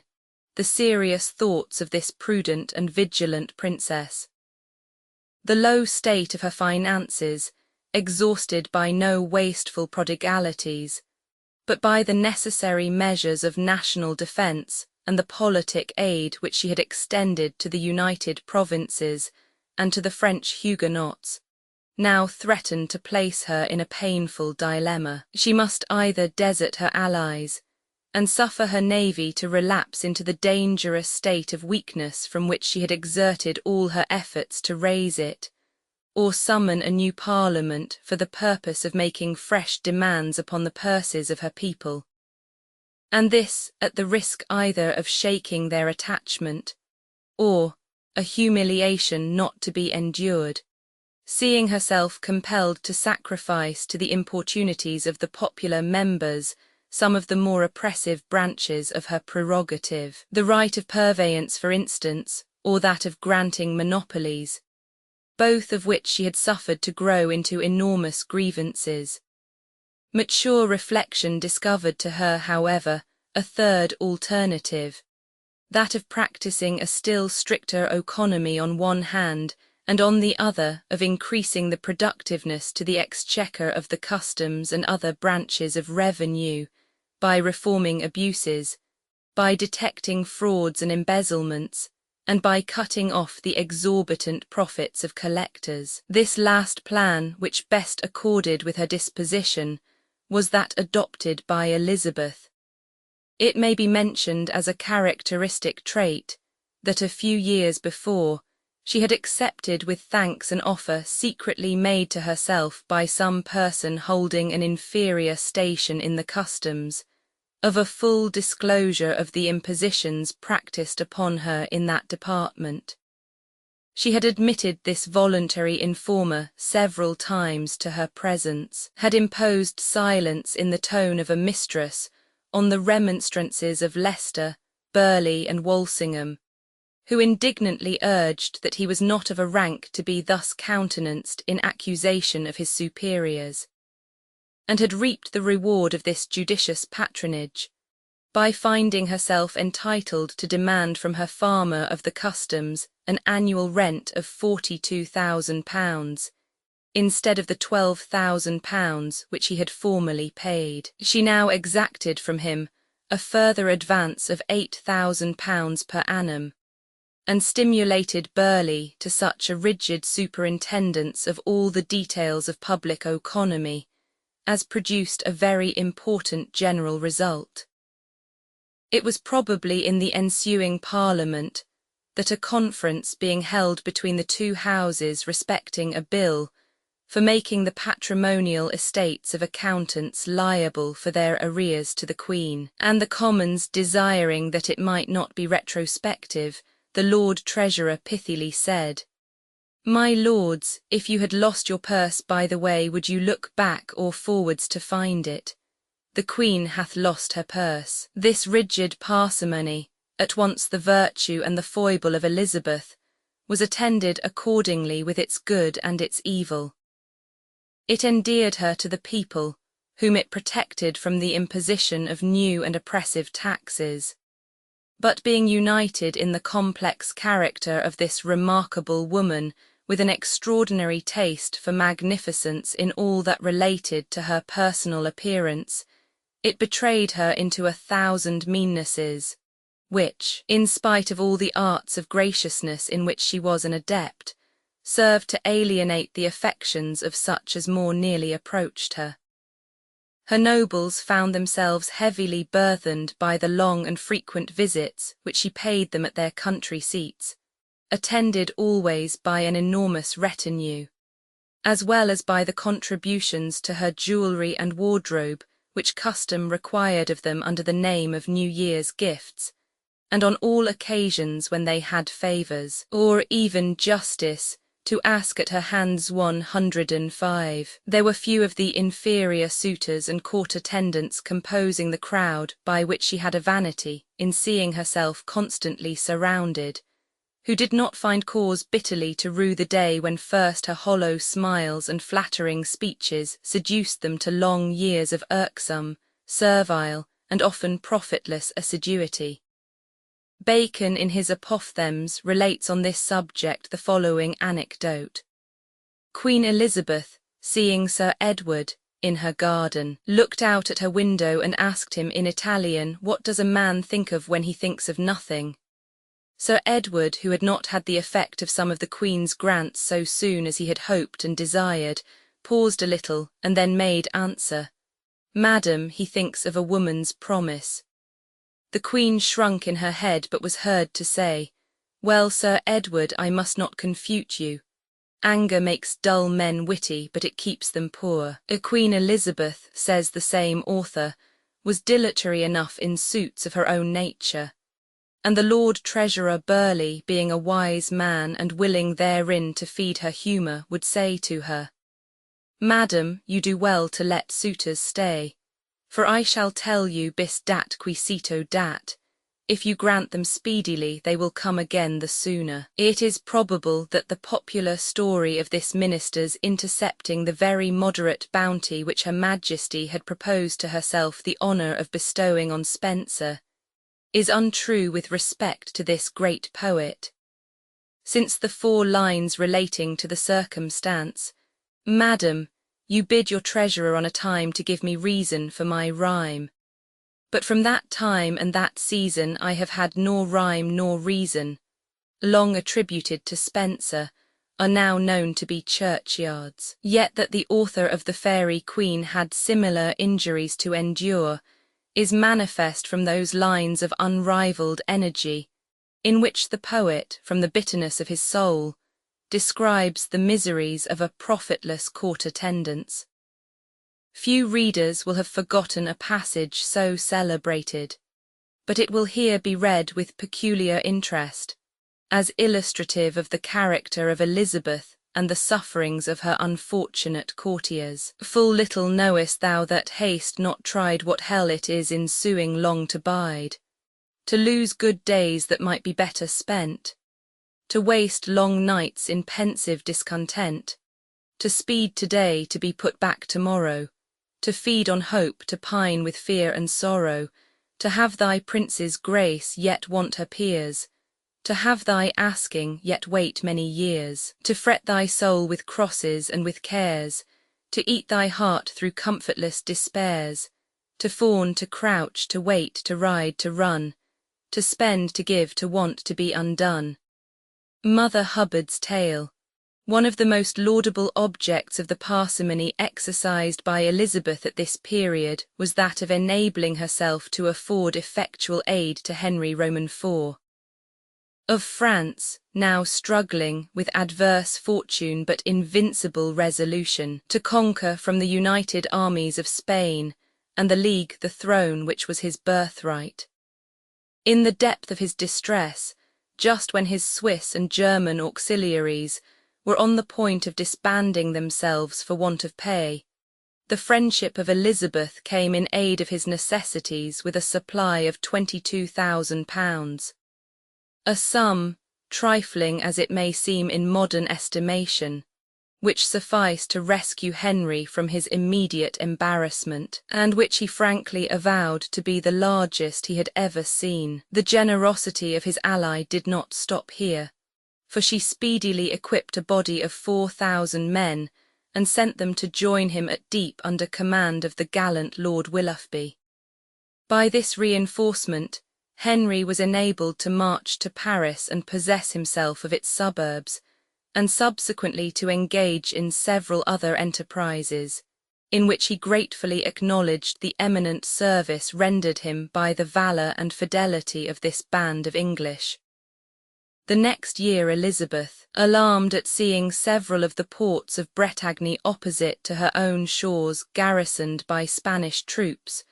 whom the Leaguers had called in to their assistance, readily entered into a new treaty with Henry, by virtue of which she sent a fresh supply of 3,000 men to assist him in the recovery of this province. Her expenses, however, were to be repaid by the king after the expulsion of the enemy. Sir John Norris, the appointed leader of this force, ranked among the most eminent of Elizabeth's captains, and was also possessed of some hereditary claims to her regard, which she did not fail to acknowledge as far as the jealousy of her favourites would give her leave. One of Sir John's grandfathers was that Norris who suffered in the cause of Anne Boleyn. The other was Lord Williams of Tame, to whom she had herself been indebted for so much respectful attention in the days of her greatest adversity. She had called up his father to the House of Peers as Lord Norris of Ricot, and his mother she constantly addressed by a singular term of endearment, my own Crow. This pair had 6 sons, of whom Sir John was the eldest. All, it is said, brave men, addicted to arms and much respected by Her Majesty. But an unfortunate quarrel with the 4 sons of Sir Francis Knowles, their Oxfordshire neighbour, arising out of a tournament in which the 2 brotherhoods were opposed to each other, procured to the Norrises the lasting enmity of this family, which, strong both by its relationship to the Queen and its close alliance with Leicester, was able to impede their advancement to stations equal to their merits. Sir John Norris learned the rudiments of military science under the celebrated Admiral Coligny, to whom in his early youth he acted as a page, and he enlarged his experience as captain of the English volunteers, who in 1578 generously carried the assistance of their swords to the oppressed Netherlanders, when they had rushed to arms in the sacred cause of liberty and conscience. This gallant band particularly signalized its valour in the repulse of an assault made by Don John of Austria upon the Dutch camp, a hot action in which Norris had 3 horses shot under him. In 1588, he was a distinguished member of the Council of War. The expedition to Portugal in which he commanded has been already related, and its ill success was certainly imputable to no want of courage or conduct on his part. In the War of Bretagne, he gained high praise by a skilful retreat, in which he drew off his small band of English safe and entire amid a host of foes. We shall afterwards hear of him in a high command in Ireland. Military glory was the darling object of the ambition of Essex, and jealous perhaps of the fame which Sir John Norris was acquiring in the French wars, he prevailed upon the Queen to grant him the command of a fresh body of troops destined to assist Henry in expelling the Leaguers from Normandy. The new general was deeply mortified at being obliged to remain for some time inactive at Dieppe, while the French king was carrying his arms into another quarter, whither Essex was restrained by the positive commands of his sovereign from following him. At length they formed in concert the siege of Rouen, but when the town was nearly reduced to extremity, an unexpected march of the Duke of Parma compelled Henry to desert the enterprise. Elizabeth made it a subject of complaint against her ally that the English soldiers were always thrust foremost on every occasion of danger. But by themselves, this perilous preeminence was claimed as a privilege due to the brilliancy of their valour. And their leader, delighted with the spirit which they displayed, encouraged and rewarded it by distributing among his officers, with a profusion which highly offended his sovereign, the honour of knighthood, bestowed by herself with so much selection and reserve. Essex supported his character for personal courage, and indulged his impetuous temper by sending an idle challenge to the governor of Rouen, who seems to have known his duty too well to accept it. But his sanguine anticipations of some distinguished success were baffled by a want of correspondence between the plans of Henry and the commands of Elizabeth, perhaps also in some degree by his own deficiency in the skill of a general. He had the further grief to lose by a musket shot his only brother Walter de Veru, a young man of great hopes to whom he was fondly attached, and leaving his men before Rouen under the conduct of Sir Roger Williams, a brave soldier, he returned with little glory in the beginning of 1592 to soothe the displeasure of the Queen and combat the malicious suggestions of his enemies.